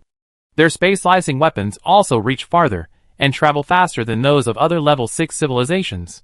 This advantage in space technology is the source of their confidence. In fact, the Great Voyage organization has already informed these civilizations of the strength of the boundary breakers, and recounted the story of the Pioneer War Immortal Civilizations' long-distance voyage group's battle against the boundary breakers. However, they have always believed that the Pioneer War Immortal Civilizations' long-distance voyage group's space technology was inadequate. Otherwise, they would not have been defeated so badly by the boundary breakers. Goodness, a Far Ocean group with upgraded weapons is being accused of having poor space technology. They're right though. Upgraded weapons are only possessed by the flagships of the War Immortal Civilization, and the Pioneer Far Ocean group's conventional space technology is indeed inferior to theirs. Speaking of which, Yu Yuan quickly discovered that the human deaths occurred much later than those of other civilizations. Other ordinary level 6 civilizations coexisting with humans were already experiencing widespread deaths, but humans had only lost a single person in such a long time. Even within the Dia civilization, panic set in because of the sheer volume of deaths.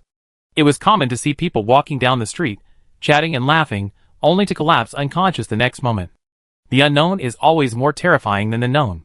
As of now, no civilization in the Great Far Ocean organization knows the cause. Pandemics are undeniable. If this continues, the entire Far Ocean group will likely be in turmoil. The orders issued by the 5 distinctive technological civilizations will likely be ineffective, as they now seem to be struggling. As far as Yu Yuan knew, unrest was brewing within the Galactic Center civilization, primarily stemming from 2 distinct races within it. One was the primary race, the starfish-like Galactic Center people. The other was a race no one had ever seen before. They had helped the Galactic Center develop its unique 3-dimensional teleportation technology, and were also the primary means of destroying their flagships. Indeed, the Galactic Center civilization possessed 2 unique technologies. Even such a powerful civilization was still plagued by these bizarre deaths, and the 2 races within it had erupted into unprecedented conflict over this incident. The cause appears to have been the deaths of several key individuals from the Galactic Center, who previously controlled a certain aspect of the Galactic Center civilization and controlled its subordinate races. Their deaths gave those subordinate races a glimmer of hope, and they seized this opportunity to counterattack the Galactic Center from all sides. This meant they were turning the tables and taking over the Galactic Center civilization. This was an internal upheaval, triggered by the deaths of numerous individuals from the Galactic Center. Shortly after the Galactic Center's internal unrest began, the other 4 technologically advanced civilizations became aware of it, but each civilization was now preoccupied with its own affairs and had no time to intervene. Sadly, the resistance failed, as during a virtual meeting regarding the mysterious deaths, the leader of the Galactic Center civilization still appeared, resembling the starfish with 4 glittering eyes. In response, the leader of the Divine Principle civilization implied that the Galactic Center's other abilities were mediocre, but their ability to suppress internal forces was exceptional. This served as a response to the Galactic Center's assertion that individual lives lack substance. As the saying goes, good news doesn't travel far, but bad news travels 1,000 miles. The internal scandal of the Galactic Center civilization quickly spread throughout the Grand Voyage organization. However, aside from the other 4 technologically advanced civilizations, no other civilization dared to publicly mock the Galactic Center. Regarding the mysterious deaths, the civilizations of the Grand Voyage organization have held countless meetings and discussions, and their scientific teams have collaborated closely. However, they have ultimately failed to identify the cause, leaving only a multitude of speculations. With no solution found, the 60 Level 6 civilizations of the Grand Voyage organization can only watch helplessly as their own people die suddenly, and the death toll continues to rise, a situation more terrifying than the plague. To date, several civilizations have experienced social chaos due to the excessive deaths of high-ranking individuals. Consequently, they have been forced to grant strong artificial intelligence, AI, greater authority to enforce certain administrative measures. What alarms these civilizations most is that these deaths are indiscriminate. Scientists, civilians, high-ranking officials, and leaders alike are all susceptible to mysterious deaths. Several top scientists from Level 6 civilizations have already perished, significantly impacting their scientific development. To the point, many civilizations fear that if this level of death continues, they may face extinction. These fears are not unfounded. Over the past few years, the deaths of individuals in the Level 6 civilizations that have voiced these concerns have reached tens of billions, disrupting their internal social structures and even leading to cases of self-destruction out of fear. Under these circumstances, human civilization, with only tens of thousands of deaths, has become a focal point for all civilizations. Many believe that human civilization possesses the technology to combat these mysterious deaths and are encouraging humanity to contribute. Yet, human civilization was completely bewildered. Scientists even employed third-person observation, but this once perfect observation method proved ineffective, and scientists could detect no signs of death. This situation threatened to force humanity to surrender its so-called defensive technology if it weren't for the powerful threat of military force. This situation only dispelled everyone's suspicions about human civilization after a statement by the Awakener Juan during a virtual meeting. The Awakener Juan assured the various civilizations that none of the Awakeners had died.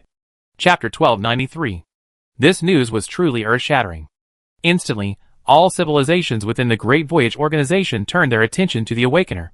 The leader of the Divine Moment civilization was so excited that he became incoherent, and he hurriedly inquired about the Awakener's situation. This news about the Awakener's situation was undoubtedly the best news the various civilizations had heard since the mysterious deaths began. It offered hope and light to those civilizations, mired in confusion and despair. They all asked Awakener Juan, "Why didn't you share this important news sooner?" Faced with the heated discussions among the various civilization leaders, Awakener Juan sent a message, "We weren't sure originally. No, even now, we're not sure if any of our Awakeners will die. It's possible they haven't. I just couldn't bear to see so many people die in each of your civilizations, so I'm speaking out. But I'm just saying it." "What do you mean?" The leaders of the Level 6 civilizations felt that Awakener Juan's statement seemed problematic. "What do you mean by we're not sure yet? Could it be that you don't know the reason?" Awakener Juan didn't hold back. He then said, "Don't look at us like that. You used to think human civilization had a solution, didn't you? Actually, they don't. We know that, and neither do we now. We don't know what's going on. Don't waste time. Get to the point." The leader of the Divine Principle civilization interrupted. At that moment, 2 more people disappeared from the virtual conference room. One was from the Youth civilization, the other from the Divine Principle civilization. Clearly, they were both individuals who had recently died under mysterious circumstances. The deaths continued, and the leader of the Divine Matrix civilization didn't want to hear any more nonsense from the Awakener. Perhaps because no Awakeners had died, the Awakener didn't feel the urgency. He continued, "In short, our Awakener civilization has indeed not suffered any casualties, but we don't know the cause of the strange deaths, or what caused your deaths. The reason we're saying this now is because we need more concrete information. As far as the current situation among the civilizations of the Great Voyage organization is concerned, aside from our own, human civilization has suffered the least losses. Therefore, we have reason to believe that the cause of the strange deaths is It might be a strike based on the field of mental consciousness.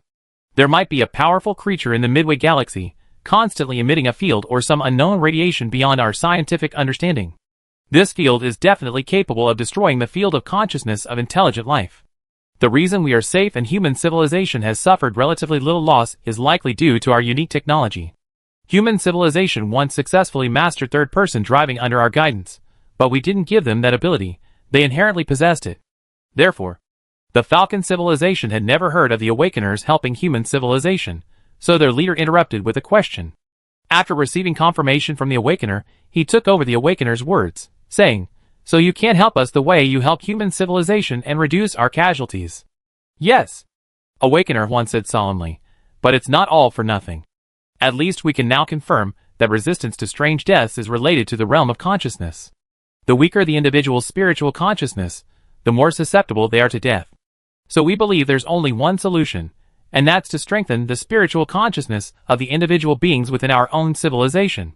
Sorry, although we Awakeners possess this technology, it's our unique technology. Well, our unique technology is somewhat special, and we can't really use it on you, except for human civilization." Hearing Awakener Juan's words, the leaders of the various civilizations present felt uneasy.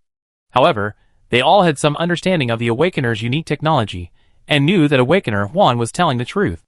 And Awakener Juan's analysis made sense. Among the 60 civilizations of the Great Voyage Organization, the Awakener civilization was the only one to suffer no losses. The human civilization suffered the fewest deaths, followed by the Divine Principle civilization, and then the Dia civilization. While the Dian civilization lacks unique technology, their achievements in the field of spiritual consciousness are considerable. Throughout their history, they have used their technology to sell fake Gaia planets to countless indigenous civilizations in numerous galaxies. The Dian civilization's current Gaia planets are so realistic that if the civilizations of the Grand Voyage Organization hadn't known they were fakes, they wouldn't have been able to tell the difference. After the meeting, Awakener One immediately brought the Awakener civilization to the human civilization microcosm to continue their dream training, claiming it was to further enhance the intensity of human dreams. Knowing this could save lives, human civilization naturally wouldn't refuse. Other civilizations also seized on this information, seeking ways to enhance the spiritual consciousness of their own individuals. As a result, the Shinju and Dia civilizations instantly became frequent contacts among the major civilizations. The Awakeners can't use their specialized technology, but you can, right? Indeed, you can, but the Shinju and Dia civilizations are too busy taking care of themselves to care about other civilizations. At most, they just throw some of their spiritual consciousness enhancement technology out there to deal with the situation. Amidst this, bad news arrived once again from within the Midway Galaxy. The probe had detected a boundary breaker. Boundary breaker? The leaders of the various civilizations within the Grand Voyage Organization were utterly stunned upon hearing this news. After confirmation by the Awakener, they all believed the strange deaths were caused by some weapon designed to target the realm of consciousness. Logically, there should be no intelligent life in the Midway Galaxy, so how could another boundary breaker appear? All the civilization leaders thought they were mistaken, but it turned out to be a scouting team from the Galactic Center civilization. After discovering the boundary breaker, that exploration fleet was quickly wiped out by the boundary breaker, becoming part of the wreckage of the numerous fleets across the sky. It was truly a case of misfortunes never come singly. The strange deaths hadn't been resolved yet, and now a boundary breaker had appeared.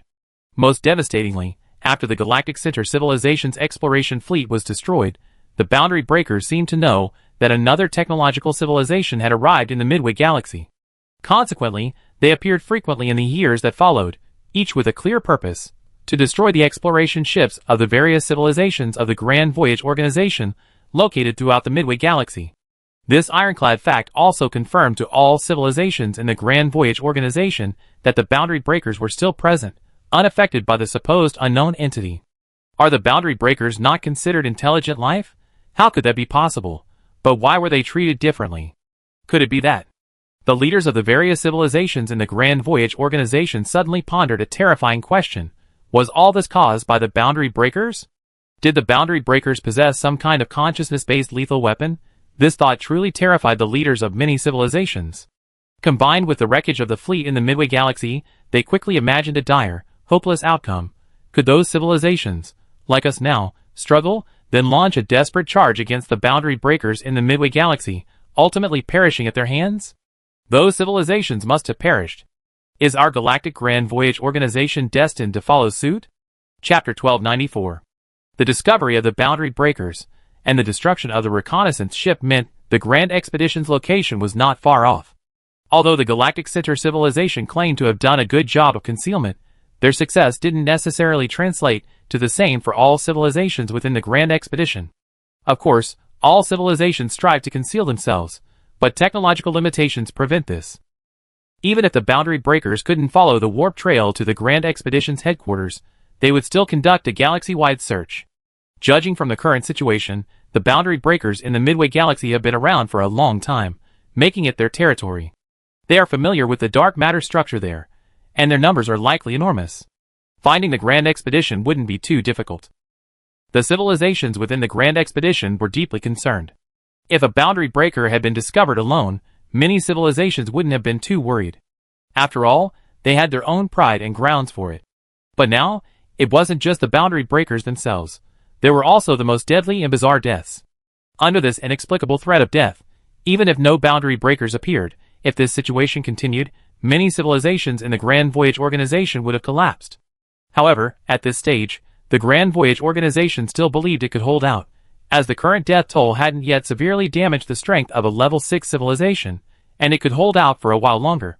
As for why they persisted rather than leaving immediately, it was undoubtedly because the Grand Voyage Organization still needed to resupply for the voyage. It could be said that the Grand Voyage Organization now faced two difficult paths. One was to withdraw directly from the edge of the Midway Galaxy, and proceed to the most distant dark matter halo to mine dark matter, slowly replenishing their voyage resources there through matter conversion technology.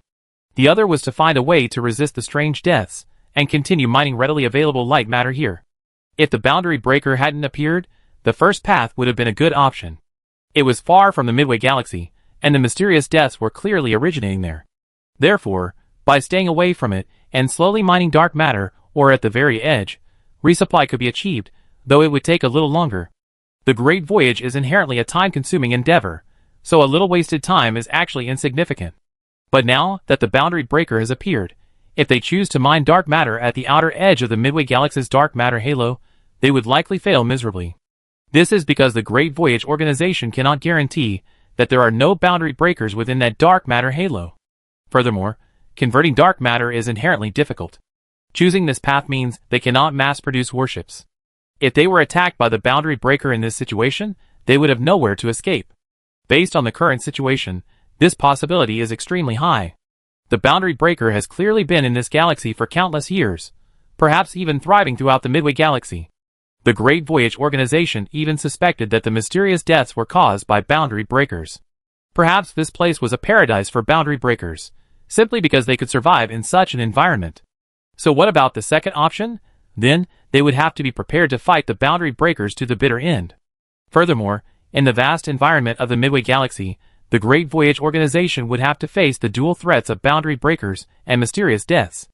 Facing boundary breakers would obviously require the production of more warships, while facing mysterious deaths would require a resistance similar to that of the Awakeners, a difficult task for even many level 6s. Some civilizations have also proposed that each civilization's residential spaceships be withdrawn to the outer reaches of the void. Their idea is sound. After all, if they remain there for another day, more lives will be lost due to the mysterious death incidents. However, they forget that boundary breakers could easily appear anywhere dark matter exists. Thus, if a civilization's residential spaceships were to be withdrawn to the outer edge of the dark matter of the Midway Galaxy, they would need a fleet escort. Otherwise, it would be unsafe.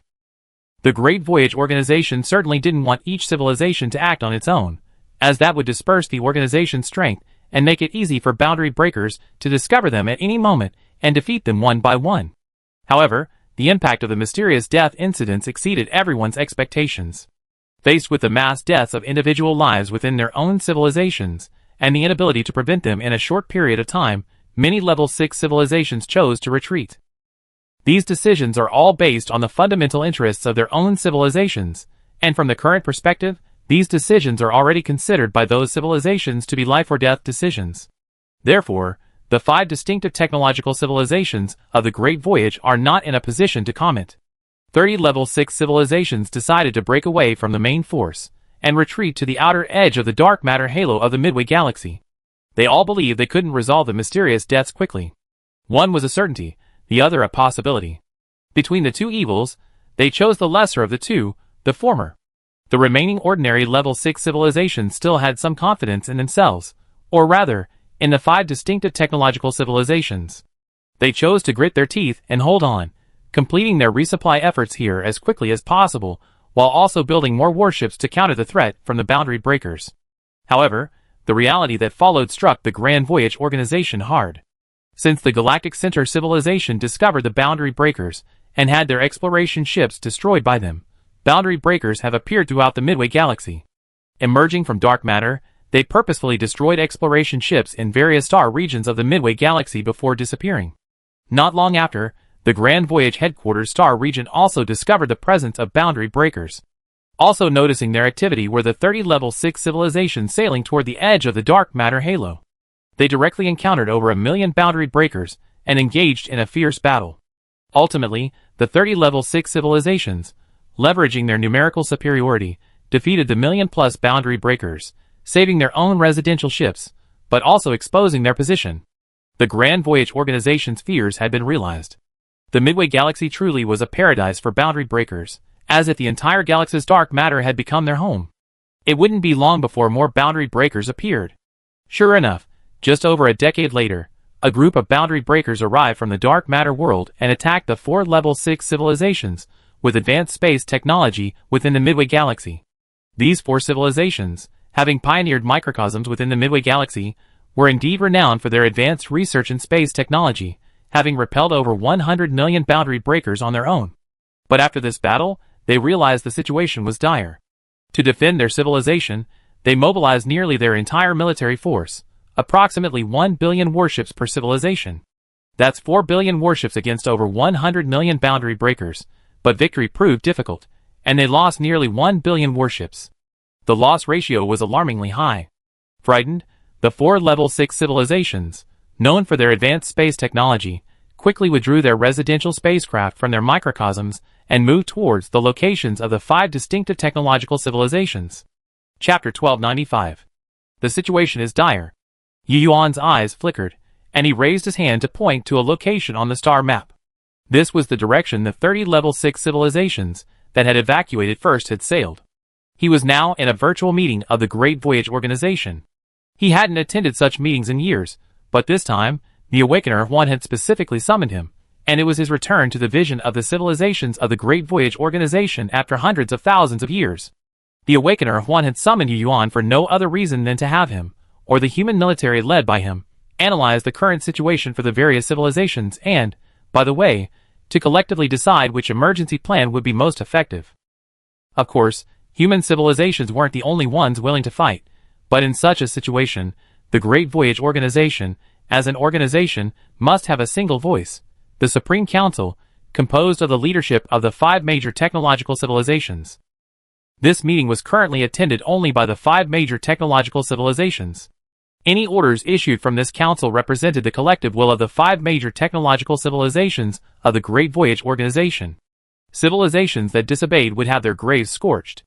As of now, for civilizations, led by the Momota civilization, and 30 civilizations from the Staya civilization, have engaged in active combat with the boundary breakers.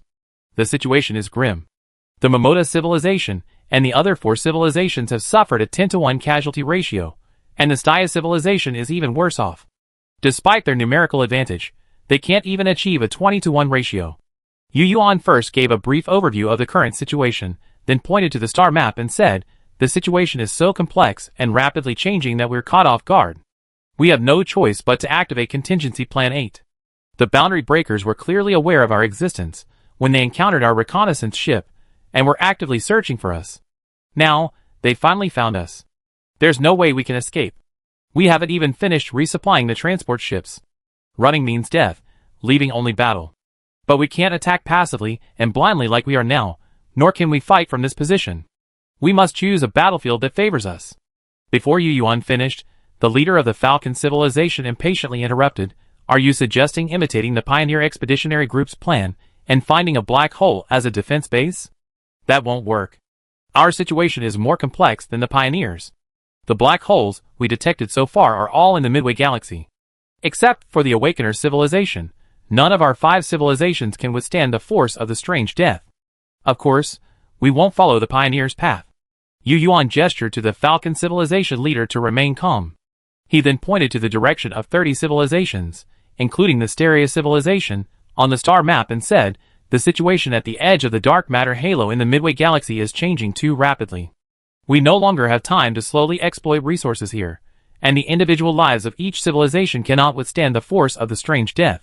For now, Yu Yuan drew an elliptical wall on the star map.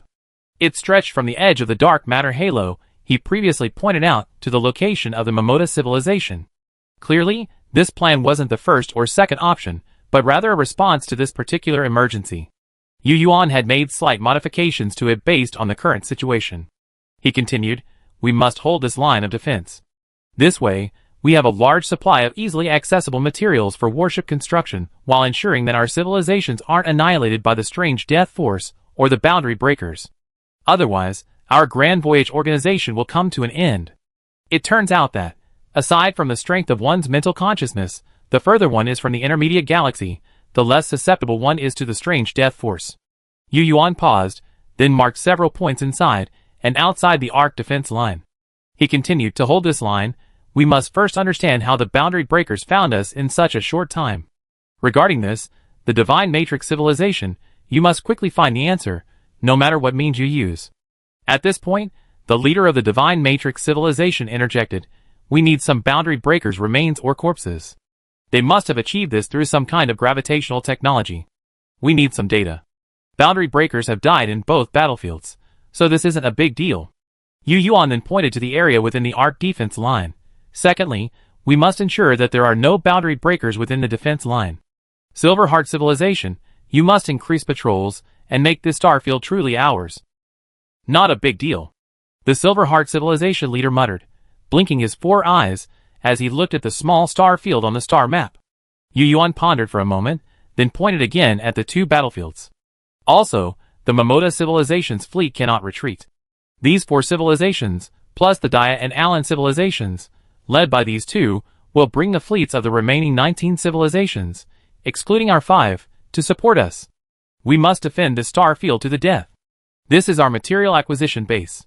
If we lose it, our fleet production will be significantly slowed. As for the Dia civilization, have them defend the dark matter halo and eliminate any nearby boundary breakers. For the sake of the survival of all civilizations, all of the residential spacecraft clusters of each civilization here must retreat to the Dia civilization's dark matter halo.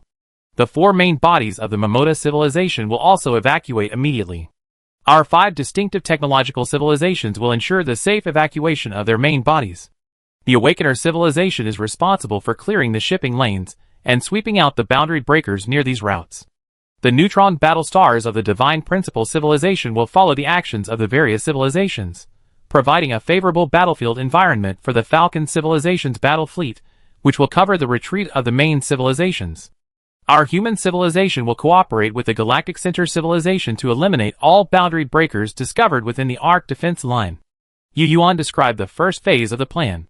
Simply put, this phase involves the areas of the Momota civilization and 4 other civilizations acting as the frontier, frantically mining resources there, and constructing shipbuilding bases to mass-produce warships to defend against boundary breakers. The outermost edge of the dark matter halo in the Midway Galaxy serves as the core area, where the Grand Voyage organization must also frantically mine dark matter and resupply its transport ships before these frontier positions are breached by boundary breakers or destroyed by the strange death force. After that, we enter the second phase, evacuation. During this evacuation phase, it is crucial to ensure that no boundary breakers can bypass and intercept them. Therefore, each civilization must dispatch fleets to survey various locations.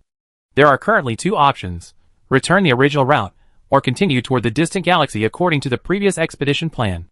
Because the Pioneers' evacuations had failed before, everyone knew this plan wasn't guaranteed to succeed, but at the moment, there seemed to be no better option. If things didn't go smoothly, the Grand Expedition would have no choice but to fight tooth and nail. In fact, there's also a desperate plan: to have the Awakeners, the only civilization capable of resisting the strange death force, enter the Midway Galaxy, locate the source of that unknown power, and destroy it. This way, the grand expedition wouldn't have to fight the boundary breakers in such a highly unfavorable environment. However, this plan is far too risky, and the boundary breakers' situation remains unclear, so the Awakeners don't dare to charge in alone. This isn't the Triangulum Galaxy. After their initial setback in the Milky Way, the Awakeners have long lost their youthful arrogance. Chapter 1296. Thanks to quantum long-distance communication, the message from the Grand Voyage Organization's Supreme Council instantly spread to every civilization. Well, it was an order, more accurately, and all civilization leaders were required to execute it, regardless of whether it benefited their own civilization. Even if the Grand Voyage Organization's Supreme Council ordered your fleet to die, you had to go, otherwise your civilization would perish after the war. In this situation, each civilization understood priorities, and understood that the Grand Voyage Organization's Supreme Council's goal was to ensure the survival of all civilizations. That was all that mattered. The Grand Voyage is not a journey. It's impossible to arrive at the destination leisurely. Sometimes bloodshed and sacrifice are unavoidable. The civilizations within the Grand Voyage Organization are no greenhouse flowers, especially those level 6 civilizations that emerged from the Milky Way. They had been holding back their anger during the strange death incident, and were looking for a place to vent their frustration. Now, the boundary breakers have walked right into the crosshairs. Upon receiving the order, these civilizations immediately launched impassioned speeches internally, shifting the panic caused by the strange deaths entirely onto the boundary breakers.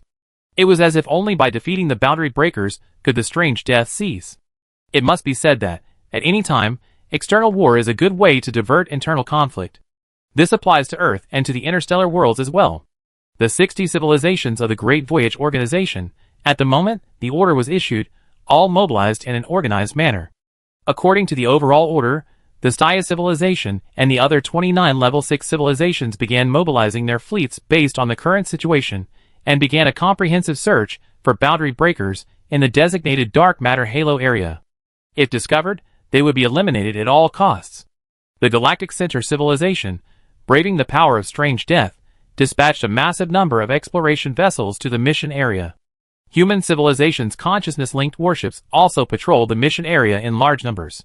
Whenever they discovered or received word of the Galactic Center civilization's presence, they would immediately move in to encircle and destroy boundary breakers.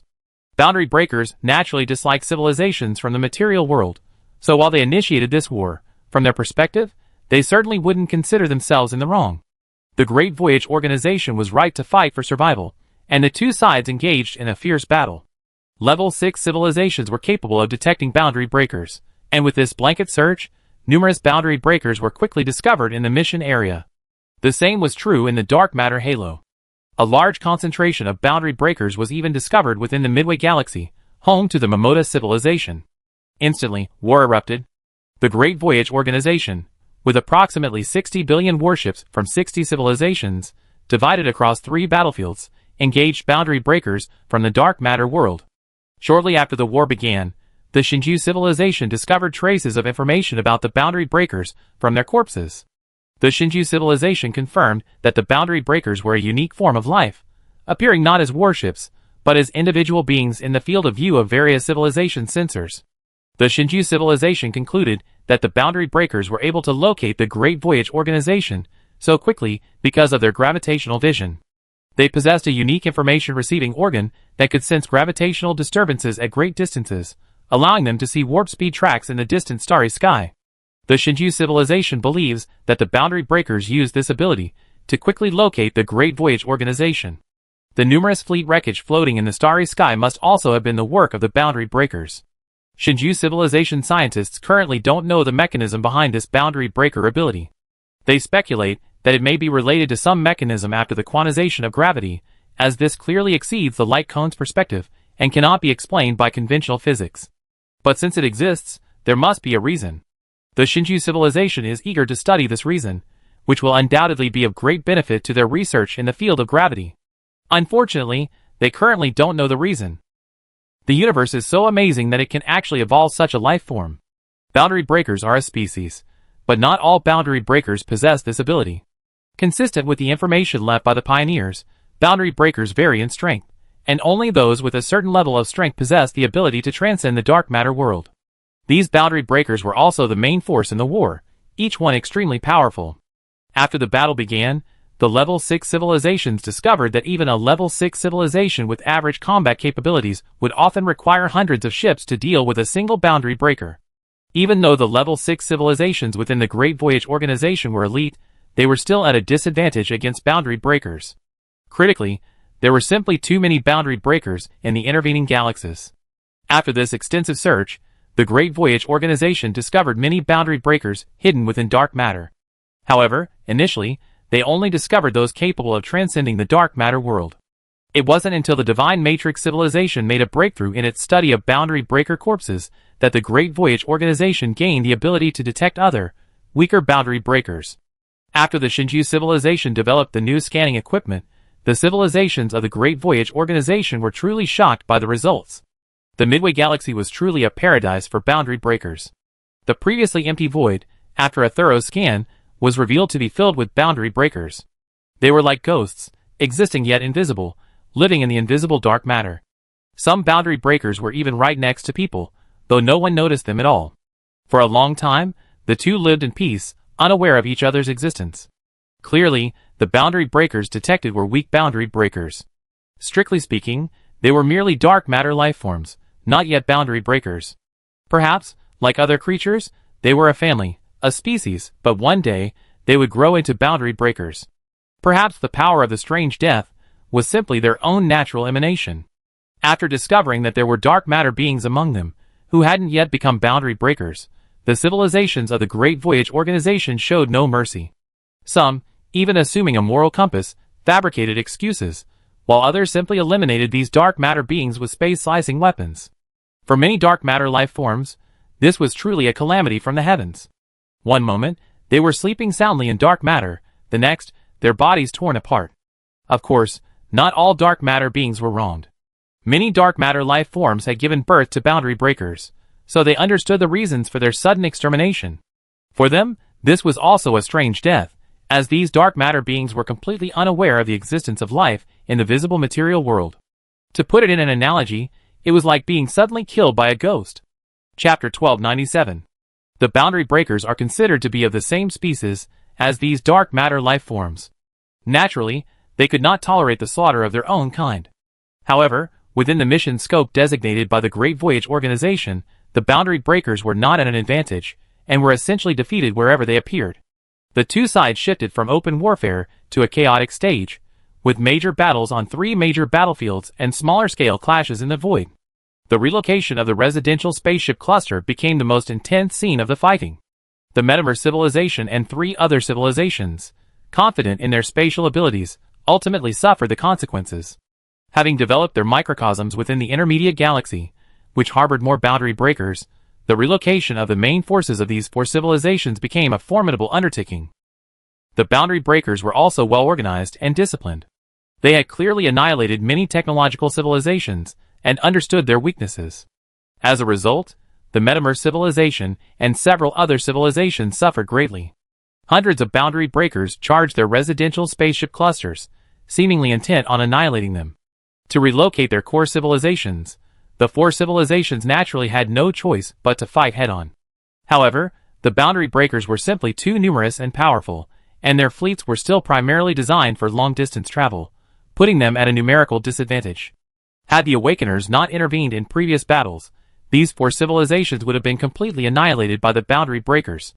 The third-person piloting system of humans and Awakeners proved highly effective against boundary breakers, and the Awakeners earned their reputation as a technological civilization during their wars with the boundary breakers.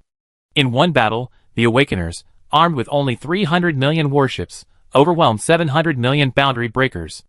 That was a small force of elite boundary breakers, attacking the relocating fleet of residential spacecraft belonging to the 4 distinctive technological civilizations. However, the escorting Awakeners, along with their 300 million Awakeners, swiftly swept them away. Crucially, fewer than 100,000 Awakeners were killed in the battle. Most black holes created out of thin air can be seen by the Awakeners' third-person piloting mode, allowing them to predictably avoid them. After this battle, whenever the boundary breakers encountered the Awakeners' boxy warships, they generally didn't dare charge in, as they would against other civilizations, unless they possessed a significant numerical advantage. Not to mention, during the war, the boundary breakers did find an opportunity to exploit their numerical advantage. They were a group of boundary breakers from the Midway Galaxy, numbering approximately 30 billion. When they were detected, they were already approaching the arc-shaped defense line originally drawn by Yu Yuan. Their purpose was clear: to intercept the cluster of habitable spacecraft from over 20 civilizations retreating to the dark matter halo. According to the Galactic Center Civilization Intelligence Network, this boundary breaker force was well prepared and represented the strongest and most advanced regular force assembled by the boundary breakers since the war began. Faced with this force, the Grand Voyage Organization's fleet at the defensive line collapsed. 33 ordinary level 6 civilizations, numbering approximately 40 billion warships, could barely hold out for a few years before being completely defeated by 30 billion boundary breakers, leaving only a tenth of their number surviving. Notably, 3 of the 4 civilizations that had established microcosms within the Midway Galaxy were also annihilated in this major conflict, leaving only the millions of warships of the Metamer civilization. After wiping out the residential spaceships of those 3 civilizations, these boundary breakers descended directly on the evacuating residential spaceships of other civilizations. Faced with this situation, the civilizations of the Grand Voyage Organization knew a decisive battle was necessary. Thus, with the exception of Neutron Battlestar and the Galaxy, which led their elite forces to escort the residential spaceships, the remaining 3 civilizations were mobilized. Nearly all of the Awakeners were deployed, but their number was only 2 billion. Yes, over the course of this journey, the Awakeners had grown to 2 billion. The human civilization's flagship, the Lyra, joined the battle with 1 billion consciousness-linked warships, while the Falcon civilization, along with its flagship, deployed a total of 1.5 billion main battleships. This was the second large-scale direct battle since the war began, pitting the 4.5 billion Great Voyage fleet against the 26 billion boundary breakers. The first was a battle between 30 level 6 fleets at the defensive line, but it was a crushing defeat. While the Great Voyage still had fleets, and stronger civilizations like the Alan and Dia civilizations hadn't suffered significant losses, their fleets had been dispatched to the edge of the dark matter halo, protecting another group of level 6 civilizations, essentially defending the Great Voyage's other home. The frontal battle between the Awakeners, Falcon civilization, and human civilization was intended to hold off this boundary breaker force, allowing the fleets of the original 20 or so civilizations, including the Divine Principle civilization, the Silver Heart civilization, the Falcon civilization, and the Dia civilization, to reach the edge of the dark matter halo. Only by allowing these 20 or so civilizations to reach the edge of the dark matter halo could the Great Voyage Organization avoid having to disperse its defensive forces everywhere, freeing up its resources to concentrate its forces on targeted defenses and attacks. It was this frontal battle that made the boundary breakers realize how formidable this technological civilization, seemingly from nowhere, could be. The boundary breakers had already known the Awakeners' strength, but they assumed they could outnumber 2 billion Awakeners. However, they never anticipated the powerful combat capabilities of another billion warships, clearly not from the Awakener civilization. Furthermore, this fleet also contained 2 powerful warships capable of teleportation. After being caught off guard and decimated by the Lyra's quantum banishment, the bound breakers learned to disperse their formation. However, the more dispersed their formation, the more advantageous it was for the Awakeners. In the end, the bound breaker army was completely crushed by the combined forces of 2 billion Awakeners and 1 billion consciousness-linked warships of the human civilization. The only ones they were able to destroy on the battlefield were the Falcon civilization fleet and a few human warships. However, the human warships weren't actually destroyed directly by the bound breakers. Instead, the strange death force caused some human pilots to suddenly perish, allowing the bound breakers to exploit weaknesses and destroy some of the consciousness-linked warships. After this battle, the 30 billion bound breakers experienced the bitter taste of only 1 in 10 surviving. The Awakeners also established their reputation within the bound breakers. After this battle, the name of the Awakener civilization, through the bound breakers, spread throughout the Midway Galaxy. Within the Midway Galaxy, every dark matter lifeform community that had experienced the boundary breaker knew that another world held a powerful ghost group called the Awakener civilization. After some time, the news was even, as expected, distorted. Many dark matter lifeform communities were spreading rumors that from another world possessing ghosts, an evil god named the Awakener had arrived, accompanied by a group of lesser evil gods, intent on devouring all dark matter life. Some communities of dark matter lifeforms even claimed it was a strange arrival, the end of the world, or something similar. After this battle, even many civilizations within the Grand Voyage Organization had a clearer understanding of the Awakener's power, especially those formerly part of the Falcon Voyage Organization. each leader of each civilization was shocked, because they discovered that of the Falcon civilization fleet participating in the battle, only the flagship, the Falcon, had returned alive. The rest of the warships were completely destroyed, yet none of the Awakeners survived. They didn't know that the boundary breakers still had a chance to kill the Awakeners, but it would require a large concentration of boundary breakers to simultaneously launch a large-scale void-borne black hole attack. However, after the Lyra joined the battle and was taken out in one wave, they no longer dared to gather. Furthermore, they discovered that one of the Awakeners' warships also had that large-scale attack capability, albeit lacking teleportation. Awakeners are naturally very evasive, making it even more difficult for the boundary breakers to hit them in this situation. These combined factors allowed the Awakeners to fight this legendary battle with 0 casualties.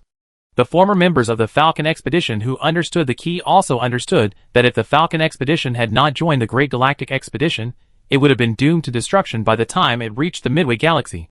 The Falcon civilization's battle record showed that while the Falcon was powerful, and its Great Rift attack could decimate boundary breakers on a large scale, there was only one Falcon, and the Great Rift attack couldn't be unleashed continuously. It would eventually be destroyed by boundary breakers of this magnitude. At that moment, this civilization realized that the fleet wreckage floating in the sky, and the civilization behind it, might have perished in this very way. Countless members of the civilization's leadership gazed out the portholes at the vast sea of stars, as if seeing a sea of blood and corpses of countless lives. What a deadly galaxy. Chapter 1298. Although this battle resulted in the annihilation of the Falcon civilization's conventional warships, the Great Voyage Organization achieved its strategic goal through this battle. That is, to hold the area Yu Yuan had drawn on the star map, establish a foothold there, and then hold it, completing the first phase of the plan. The Awakeners fully demonstrated their prowess this time. Although the Lyra's cooperation prevented the boundary breakers from gathering together, resulting in a 0-loss record, it was still enough to cause the boundary breakers a headache.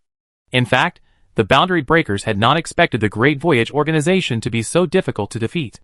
They had indeed eliminated other voyage organizations before, but had never encountered such setbacks. They could basically eliminate voyage organizations that arrived in the mid-galaxy without even having to use numerical superiority. Who would have thought that such a powerful organization would appear? From the beginning of the war until now, the Grand Voyage Organization has also paid the price of 3 civilizations. The 3 civilizations, besides the Momota civilization, that had established microcosms in the intervening galaxy.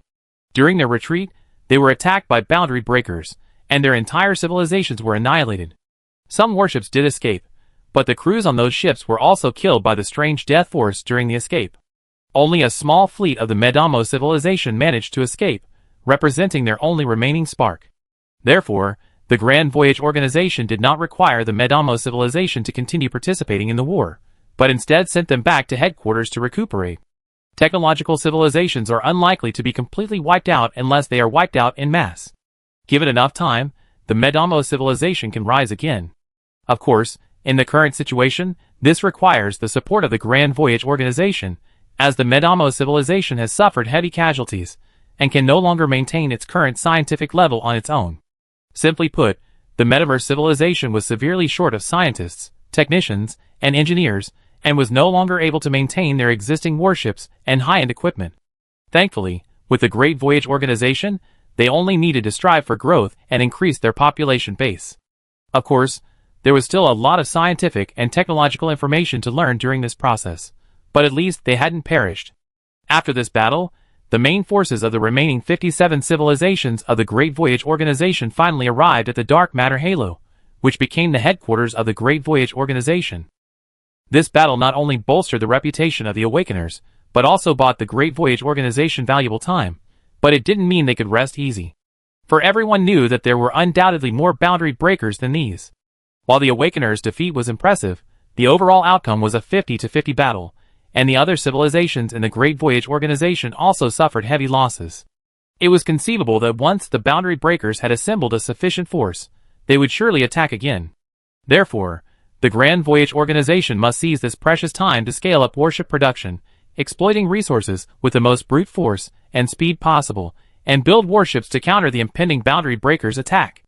The resource collection areas within the Midway Galaxy are therefore crucial. The Grand Voyage Organization calls this area the Border Star region. The overall strategy moving forward is to defend the Border Star region and the surrounding areas where the Grand Voyage Organization's major civilizations reside. As far as we know, human civilization and the Awakener civilization have performed the best in the battle against the boundary breakers, so the strategic plan is clear. Human civilization will primarily be responsible for protecting the major civilizations, while the Awakeners will be responsible for guarding the resource extraction areas in the Border Star region. So far, no Awakeners have been found to be affected by the strange death force, making the Awakener civilization the most suitable for defending the Border Star region. The Grand Voyage Organization's main civilizations are crucial to their survival, so they naturally must be given high priority. Therefore, the human fleet is tasked with primary protection. As for the other civilizations within the organization, they will certainly not be idle. The 56 civilizations other than the Metamer civilization will either need to assist the Awakeners in defending the Border Star region or provide support at headquarters. Fleets will also be needed to defend the Arc Line. In short, this is a matter of life and death for the Grand Voyage Organization. No civilization can afford to sit idle, even if they don't know when they will be slain by the strange death force. Since it's not a one-time death, then they must contribute their lives. Double the crew on a warship, and if one dies, another will fill in. No matter what, they must persevere until the strategic objective is achieved. In this situation, almost all civilizations choose to use unmanned warships, which prevents excessive individual casualties. With quantum communication over long distances, there's no need to worry about command delays. But this only prevented excessive deaths. After the main forces of each civilization retreated to the edge of the dark matter halo, they suddenly discovered that the strange death force hadn't vanished. Individual lives within each civilization were still dying, albeit at a reduced rate. This also made the Great Voyage Organization realize that they hadn't escaped the influence of the strange death force. After all, who stipulated that the radiation from such a strange phenomenon was limited to the Midway Galaxy? But a smaller impact was ultimately a good thing, so the major civilizations persisted in their strategy of unmanned warships. For a long time to come, each civilization developed unmanned combat fleets, even considering using them as the primary force to penetrate the Midway Galaxy and transform a defensive battle into an offensive one. Until the second large-scale direct battle with the boundary breakers. Having suffered a loss the previous time, this time the boundary breakers arrived in greater numbers. They weren't a single army, but rather multiple forces, attacking from all directions across the starry sky. Many even circled the edge of the dark matter halo, heading towards the headquarters of the Grand Voyage Organization. Their numbers were unprecedentedly large, with at least 70 billion boundary breakers along all routes combined. But this didn't seem to be their full strength. The Galactic Center civilization had previously, at great cost, explored the interior of the Midway Galaxy, and more boundary breakers were arriving from other star regions. These 70 billion were likely only the vanguard of the second direct confrontation. However, even this vanguard had already driven the civilizations of the Grand Voyage Organization into despair. Time was too short, and they simply didn't have enough time to build enough unmanned warships. Up until the moment of the renewed battle with the boundary breakers, the Grand Voyage Organization possessed no more than 100 billion unmanned warships. While their numbers were indeed greater than those of the boundary breakers, everyone knew the boundary breakers' combat effectiveness. Furthermore, this was a multi-regional defensive operation, and their fleets would have little advantage if they were dispersed. Furthermore, the civilizations of the Great Voyage Organization had made a mistake. Due to the existence of the strange death force, they had built far too many unmanned warships, which were no longer as effective as manned warships. This was because, with technological advancements, the comprehensive capabilities of intelligent life forms in Level 6 civilizations in warship operations surpassed those of strong AI. The combat effectiveness of ordinary Level 6 civilizations was already inferior to that of the boundary breakers, and with this weakening, they were even more outmatched by the boundary breakers. Not long into the second direct battle, bad news arrived from all star regions. One civilization's strong AI fleet was annihilated, another's was completely annihilated. This outcome completely destroyed the arc defense line that had been planned to hold. Chapter 1299. The Great Voyage Organization's unmanned fleet couldn't even achieve a 100-to-1 casualty ratio in this war against the boundary breakers. The boundary breakers crushed them on nearly every front. Of course, not every battlefield was completely crushed. For example, the area controlled by the Allen civilization withstood the boundary breakers. After the other defenses collapsed, they were the only ones with the fighting power to engage them head-on. It must be said that the Allen civilization's superintelligent leader was still quite capable. The combat power of the unmanned warship cluster he controlled was completely on a par with that of other ordinary Level 6 civilizations. However, it was useless for them to hold on all the way. Continuing to hold on after the other defenses had collapsed would only result in them being besieged by the boundary breakers rushing in to support them. So, after receiving news of the collapse of other fronts, the Allen civilization's superintelligent leader commanded their unmanned fleet cluster to retreat to the border star region, where they would rendezvous with the Awakener civilization, which was already well prepared. Retreating from its previous defensive line, the Falcon civilization's Falcon retreated to the border star region, along with the Galaxy civilization's Galaxy, and its 3 million combat units. It's worth noting that the Falcon fared better this time, managing to break through with over 1 million warships. The neutron battle star of the Shinju civilization, at the edge of the dark matter halo, led its fleet to successfully defeat a line of boundary breakers. After losing nearly half of its conventional warships, it went to reinforce 2 other nearby defense lines, single-handedly decimating billions of boundary breakers in those 2 battlefields. This was one of the few partial victories for the Great Voyage organization. However, with the other civilizations defeated, the Shinju civilization dared not remain and instead retreated from the front lines to the main bases of the various civilizations, intending to defend their headquarters alongside human civilization. The collapse of multiple defense lines clearly demonstrated to the various civilizations of the Great Voyage that their unmanned fleets were too weak to effectively combat the boundary breakers. Sometimes, the more one fears human casualties, the greater the overall losses. The failure of the various civilizations' unmanned warship strategies also severely impacted the survival of the Great Voyage organization. The Great Voyage organization fought the boundary breakers on various defense lines for over 100 years, ultimately only destroying approximately 20 billion boundary breakers, while its own unmanned fleet was nearly completely annihilated. This was even after factoring in the victories of the neutron battle star, the Falcon, and the Galaxy. While the Great Voyage organization was not dominant, it was not completely ineffective. It at least bought the organization over 100 years. Over the past century, the Grand Voyage organization's shipyards in the border star regions have continuously produced new warships. These new warships, produced by various civilizations, will no longer be unmanned. After completion, they will join the war as fleets, buying the Grand Voyage organization valuable time for resupply. Of course, this presupposes that the Awakener civilization can once again defeat the invading enemy, and that human civilization can defend its core. The defensive battle is imminent. The remaining 50 billion boundary breakers appear intent on destroying the Grand Voyage organization's ship production base in one fell swoop. After breaking through various defenses, they all turn and charge towards the border star regions, leaving the dark matter dizzy aside. Seeing this situation, the Grand Voyage organization was about to call in human civilization for assistance, but before they could make a decision, they received intelligence from the Galactic Center civilization, reporting that a force of over 40 billion boundary breakers was heading towards their headquarters, now only about 1,000 light-years away. Well, the boundary breakers were fighting on 2 fronts, intent on annihilating the Grand Voyage organization in one fell swoop. Both the warship production base and the civilization headquarters had to be defended, so the Grand Voyage organization had no other choice but to fight. And this fight would last for 500 years. Back in the border star region, the 2 billion Awakeners were divided into 2 groups, taking turns.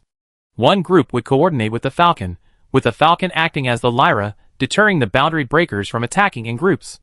The Awakeners would then conduct small-scale, individual strikes against them. The other group, led by Awakener Juan himself, formed a strike group with the Galaxy. While the Galaxy couldn't fulfill the Falcon's role here, with Awakener Juan present, it was also equipped with the human quantum banisher. In this way, the 3 technologically advanced civilizations, the Awakener civilization, the Falcon civilization, and the Galactic Heart civilization, successfully defended their core warship production base.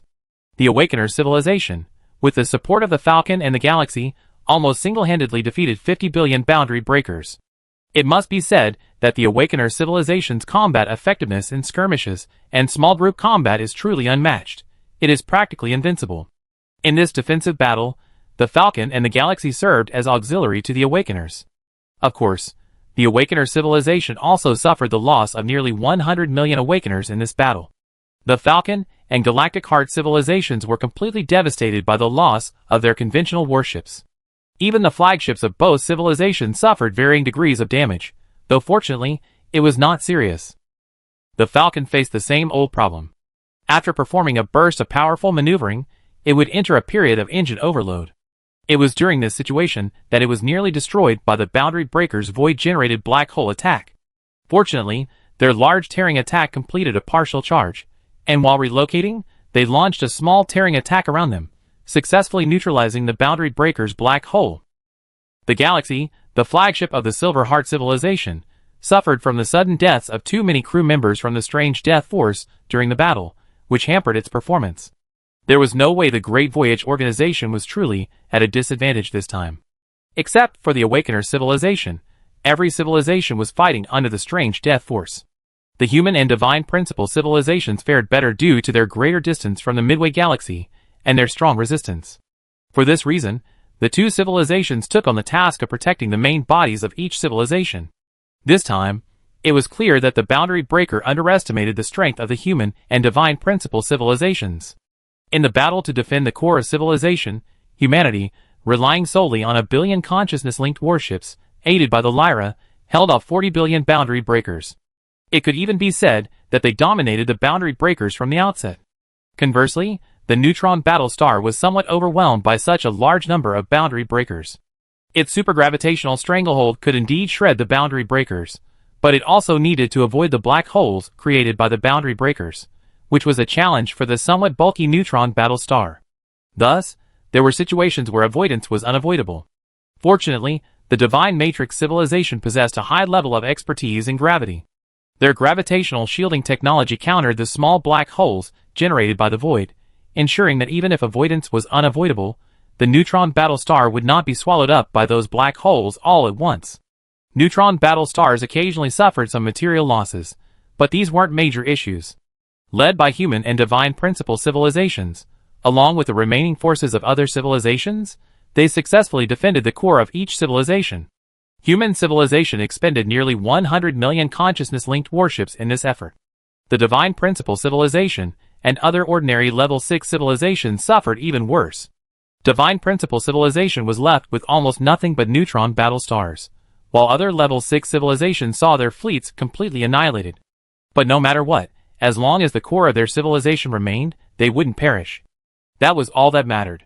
After this battle, the boundary breakers finally tasted the bitter fruit of defeat. The heavy losses of their boundary breakers eventually brought them to a halt, though subsequent harassment continued. This situation also made the Great Voyage organization realize that the boundary breakers were still unconvinced and wanted to annihilate them. Perhaps next time, even more boundary breakers would arrive. But the Great Voyage organization was no longer afraid. As long as they could buy a few hundred more years, they wouldn't have to worry about how many new fleets they could build. The transport fleets of each civilization will surely be able to complete the resupply, and then we won't be so passive. Yes, judging by the current situation, the Midway Galaxy is likely a paradise for boundary breakers. The Great Voyage organization isn't arrogant enough to exterminate an entire galaxy of boundary breakers, and the existence of the mysterious Death Force also makes the Great Voyage organization hesitant to rush into the galaxy. So, after completing the resupply, fleeing becomes the optimal solution. Even if you win, you still have to flee. There's no other way. We truly can't stay here for long. Chapter 1300. If the previous war had catapulted the Awakeners into fame, then this war had made them the universal crybabies panacea in the Midway Galaxy's dark matter world. The Awakeners had truly become a known entity throughout the Midway Galaxy's dark matter world. Of course, human civilization also gained fame. After all, aside from the Awakeners, only human warships possess such formidable capabilities. The appearances of both civilizations' warships were deeply memorized in the boundary breakers' minds. Of course, due to the lack of communication, the boundary breakers didn't actually know the names of the Awakeners or human civilization. They only knew that this organization, seemingly from nowhere, possessed some incredible predictive ability, especially during combat. It was as if they could predict their own actions, utterly unimaginable. After this battle, many boundary breakers believed it was a temporal ability, capable of predicting the future within a certain time frame. This explanation was shared by many boundary breaker groups. After this, the boundary breakers changed their previous strategy and began harassing the Grand Voyage organization, attempting to slow down its construction of new ships. It must be said that the Awakeners' deterrent power was still significant. The Grand Voyage organization discovered that the boundary breakers' harassing forces would essentially turn and flee upon seeing the Awakeners appear. Once the Awakeners left, they would circle back and attack other civilizations' fleets. They had truly mastered the harassment strategy. Furthermore, the Awakeners were afraid to penetrate deep into the Midway Galaxy on their own, making the boundary breakers' harassment tactics quite effective. In a broader sense, this battle became a turning point in the war between the two sides. The stunning performance of the Awakeners and human civilizations allowed the Grand Voyage organization to transition from a hasty response to the battle to a formal phase of consolidating its position. For the time being, the Grand Voyage organization will continue its previous strategy. The Awakeners, the Galactic Center Civilization, and the Falcon Civilization, three distinctively technological civilizations, will continue to lead half of the organization's civilizations in defending the Border Star region, dedicating their lives and utmost to producing warships there. While the Awakeners can certainly stop the boundary breakers, that doesn't mean they can always do so. The Grand Voyage organization currently has no idea how many boundary breakers exist in the Midway Galaxy, so it cannot rely solely on the Awakeners. After all, once the plan enters its second phase, the Grand Voyage organization cannot rely on all Awakeners to provide a rearguard action. At that point, the Awakeners will have to accompany the main organization.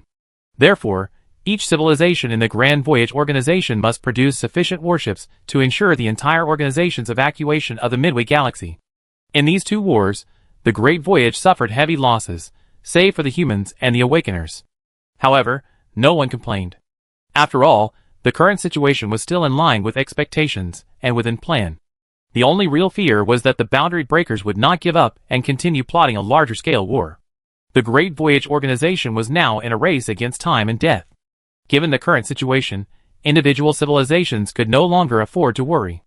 Under the orders of the Great Voyage Organization's Supreme Council, all civilizations would recklessly send personnel to the Border Star regions for the foreseeable future.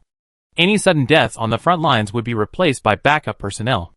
Each civilization's headquarters also implemented a more intensive military management system, with some even enforcing it internally. Since sudden deaths would occur at headquarters anyway, since everyone was doomed, they had no choice but to fight while they still had. Unmanned warships could no longer be used. After all, previous battles had proven that such a waste of production capacity was a problem, with the exception of the Allen civilization. Thus, the various civilizations entered a desperate struggle for the next few days. Each civilization devoted all its resources to producing warships, simultaneously training pilots for the corresponding warships at their headquarters. Once completed, they would be deployed en masse to the front lines to fight the boundary breakers. The war had already begun, and due to the stark differences in racial perception, neither side bothered to communicate, as there was no way to explain it. The Great Voyage organization had encountered many difficulties and enemies along the way, both reasonable and unreasonable. However, the boundary breakers in this mid-galaxy were undoubtedly the most formidable. The civilizations of the Great Voyage organization were now truly desperate, putting their entire civilization's future on the line. No civilization wished to follow in the footsteps of those three civilizations. All sought survival and continued the Great Voyage. Thus, the Great Voyage organization and the boundary breakers entered a stalemate. The resources of the Border Star region enabled the Grand Voyage organization to rapidly manufacture warships, and the desperate efforts of various civilizations also slightly increased its combat effectiveness. Courage is sometimes difficult to explain. For example, during the stalemate, many civilizations within the Grand Voyage organization were initially afraid of losing too many of their own intelligent life forms. However, faced with death, they unexpectedly broke through the defenses and entered the Midway Galaxy. In these circumstances, memory resurrection became the primary method of various civilizations. Soldiers perished with the warships, then were resurrected with new bodies through digital memories and rejoined the battle. Many level 6 civilizations responded to the dual pressures of the strange death force and the demands of war in this way. Some even instituted routine memory backups for their personnel. In particular, individuals in key positions with unusual abilities often acquired new bodies through memory restoration to maintain the normal functioning of the civilization. During the protracted confrontation with the boundary breakers, several civilizations within the Grand Voyage organization were reduced to replicating life forms. Even these replicating life forms were subject to the influence of the strange death force. The Grand Voyage organization engaged in a war of attrition with the boundary breakers, a stalemate that lasted over 400 years.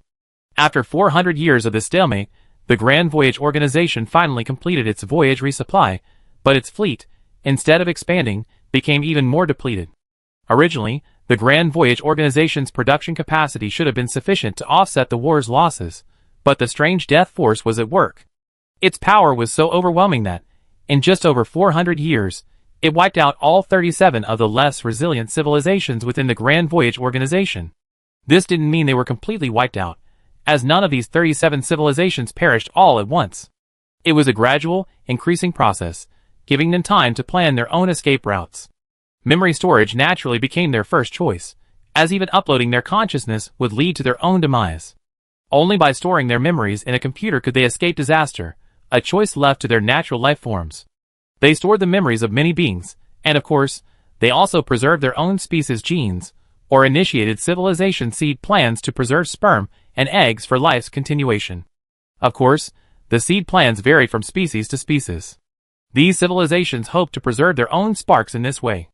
Once the Grand Voyage organization successfully left the Midway Galaxy, they would then, through pre-programmed programs, friendly civilizations, or those that had reported to the Grand Voyage organization in advance, allow the organization to continue their civilizations under its name.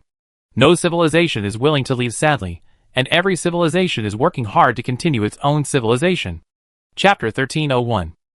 From this perspective, civilizations within the Grand Voyage organization generally won't perish easily, unless they don't act recklessly like the previous civilizations did, unless the entire Grand Voyage organization is completely wiped out, or the entire organization is truly crushed. Clearly, while many civilizations within the Grand Voyage organization have lost their intelligent life, they still have civilizations like the Awakeners to support them. But the situation isn't optimistic. Maintaining a stalemate for over 400 years is indeed a major victory for the Grand Voyage organization, as it finally allows them to enter the second phase of their plan, evacuating the Midway Galaxy. But these 400 years have also come at a tremendous cost. In addition to the near extinction of the primary life forms of 37 civilizations, the remaining civilizations have been ravaged beyond recognition by the strange death force. The Divine Principle civilization, which possesses the strongest resistance besides humans and the Awakeners, has seen its individual life forms plummet to 40 billion, while the Dia civilization has fewer than 20 billion. The Falcon and Galactic Center civilizations were in even worse shape. Trapped by the strange death force and the ravages of war, their populations had dwindled to less than 10 billion. If the fighting continued, they would likely follow the fate of the other 37 civilizations. The Doli, Feiyu, Gyuts, and Staya civilizations were already at the point of running out of manpower. Even the Alan civilization was nearly left with only its super-intelligent leader. But they persisted. During the stalemate, some civilizations felt that if individual lives within their own civilizations perished, their entire civilization would inevitably perish. Consequently, they disregarded the orders of the Supreme Council and set sail prematurely, attempting to escape the death trap of the Midway Galaxy. The result was predictable. They were intercepted and destroyed by the boundary breakers, ending their great voyage. The Grand Voyage organization had never suffered such a crushing defeat. What rankled the major civilizations most was that this time, their defeat wasn't at the hands of the boundary breakers, but rather, the environment. If it weren't for the strange death force, even if the Grand Voyage organization couldn't completely annihilate the boundary breakers in the galaxy, they could have left with ease. Instead of the near annihilation they faced now, they were nearly wiped out. Juan, have you decided? Yu Yuan said calmly into the communication channel aboard the Lyra. I decided. There's no other way. The Awakener Juan responded. Resupply is complete, so we must retreat. Any further delay will wipe out all intelligent life in every civilization. But the war continues. The boundary breakers are determined to annihilate the Grand Voyage organization, so a strategic retreat is necessary. And because of the strange death force, only humans and the Awakeners remain strong at this point. Oh, and the Divine Principle civilization, they still have a fighting chance. Therefore, the Grand Voyage organization planned to have a portion of Awakeners and human consciousness-linked warships form the final escort force. Working with the Falcon, Neutron Battlestar, and Galaxy, they would escort the main bodies of the various civilizations through the boundary breakers obstruction and into the vast void. Another portion of Awakeners, along with the human civilization's flagship, the Lyra, would remain behind to cover the rear of the main bodies of the civilizations and intercept any pursuers. The majority of human civilization has only seen a sudden death of over 200 billion people so far, and the remaining 300 billion already make it the most populous civilization in the Grand Voyage organization. Therefore, this mission was essential. Over the past few centuries, the humans aboard the Lyra and the personnel aboard the consciousness-linked warships had completed nightmare training with the Awakeners' help. Their mental strength had been further enhanced, allowing them to withstand the erosion of the strange death force. Well then, Let's leave the boundary breakers with an unforgettable memory. Yu Yuan's tone remained calm, perhaps because he had seen enough death to seep into the past. Years had passed, and apart from the two relatively unique civilizations of humanity and the Awakeners, the other civilizations within the Grand Voyage organization had still not resolved the death force erosion problem. However, they had confirmed that the entire galaxy was infested with boundary breakers. This galaxy truly seemed to be a gathering place for boundary breakers, their paradise. The boundary breakers here were even more numerous than those encountered by the pioneers back then, seemingly endless to slay. The boundary breakers already knew that the Grand Voyage organization was planning to break out and leave, so the Awakeners and human civilization faced a tough battle ahead, a battle they must win, or else everything would be lost. The organization's main fleet had already begun evacuation procedures. Yu Yuan and the Awakener One were both well aware that the boundary breakers, after centuries of preparation, were about to strike again. However, unexpectedly, before the boundary breaker army arrived, the Lyra and the Awakeners received a tachyon message from the distant starry sky. When the message first arrived, Awakener One thought it was an ultimatum from the boundary breaker to the Grand Voyage organization. He planned to decipher the message and then discuss it with the human civilization leadership aboard the Lyra. However, before he could even decipher it, he received a message from the Lyra. It seems to be a pioneer. Yu Yuan aboard the Lyra was also stunned. This message appeared so abruptly, yet the encoding was the same pioneer communication method stored in the human database. This was unmistakable, because when humans communicated with pioneers in the pioneer microcosm, they also used this signal format. But how could a pioneer appear here? The source of the information clearly came from the Midway Galaxy. Could it be a boundary breaker impersonating them? Or were the pioneers already in the Midway Galaxy? Given the situation in the Midway Galaxy, this seemed impossible. For a moment, the crew aboard the Tianqin were bewildered. What on earth was going on? Pioneers? Are you sure? Awakener Huan, who had received the Tianqin message, was also stunned for a moment. He now seriously suspected that human civilization had made a mistake. Well, we can only say that the information carried in this tachyon broadcast is exactly the same as the pioneers' communication method, Yu Yuan answered truthfully. He didn't jump to conclusions, because he didn't believe the pioneers were in the Midway Galaxy. What did the message say? Awakener Huan asked. Yu Yuan, sorry, I overslept. What? Awakener Huan, what do you mean by overslept? How can you sleep at this hour? Knowing that Awakener Huan had misunderstood, Yu Yuan emphasized somewhat speechlessly, I meant the message, sorry, I overslept. This? Awakener Huan finally realized. He immediately instructed the Awakeners to point their detectors towards the source of the tachyon broadcast, but no entity was detected. From a third-person perspective, no one could see who was coming. That entity seems to be still beyond our detection range. Awakener Huan shared his observations with the Tianqin. The broadcast is farther than the detection range, which makes sense. Just then, another tachyon broadcast arrived from the source. This one was somewhat different from the previous one. It included a long section of communication in a form unfamiliar to human civilization, but also contained a section that used the same communication method as the previous one. This form of broadcast also made human civilization realize that the unfamiliar message might be the same content, but in a different form, the language of a civilization other than the pioneers. This is likely because the broadcaster, having received no response, assumed that the human civilization and the awakening civilization, as the recipients of the information, were unable to decipher their broadcast message. This was because this second broadcast message clearly included a large number of plaintext dictionaries, and a large number of plaintext information formats used for contacting unknown civilizations.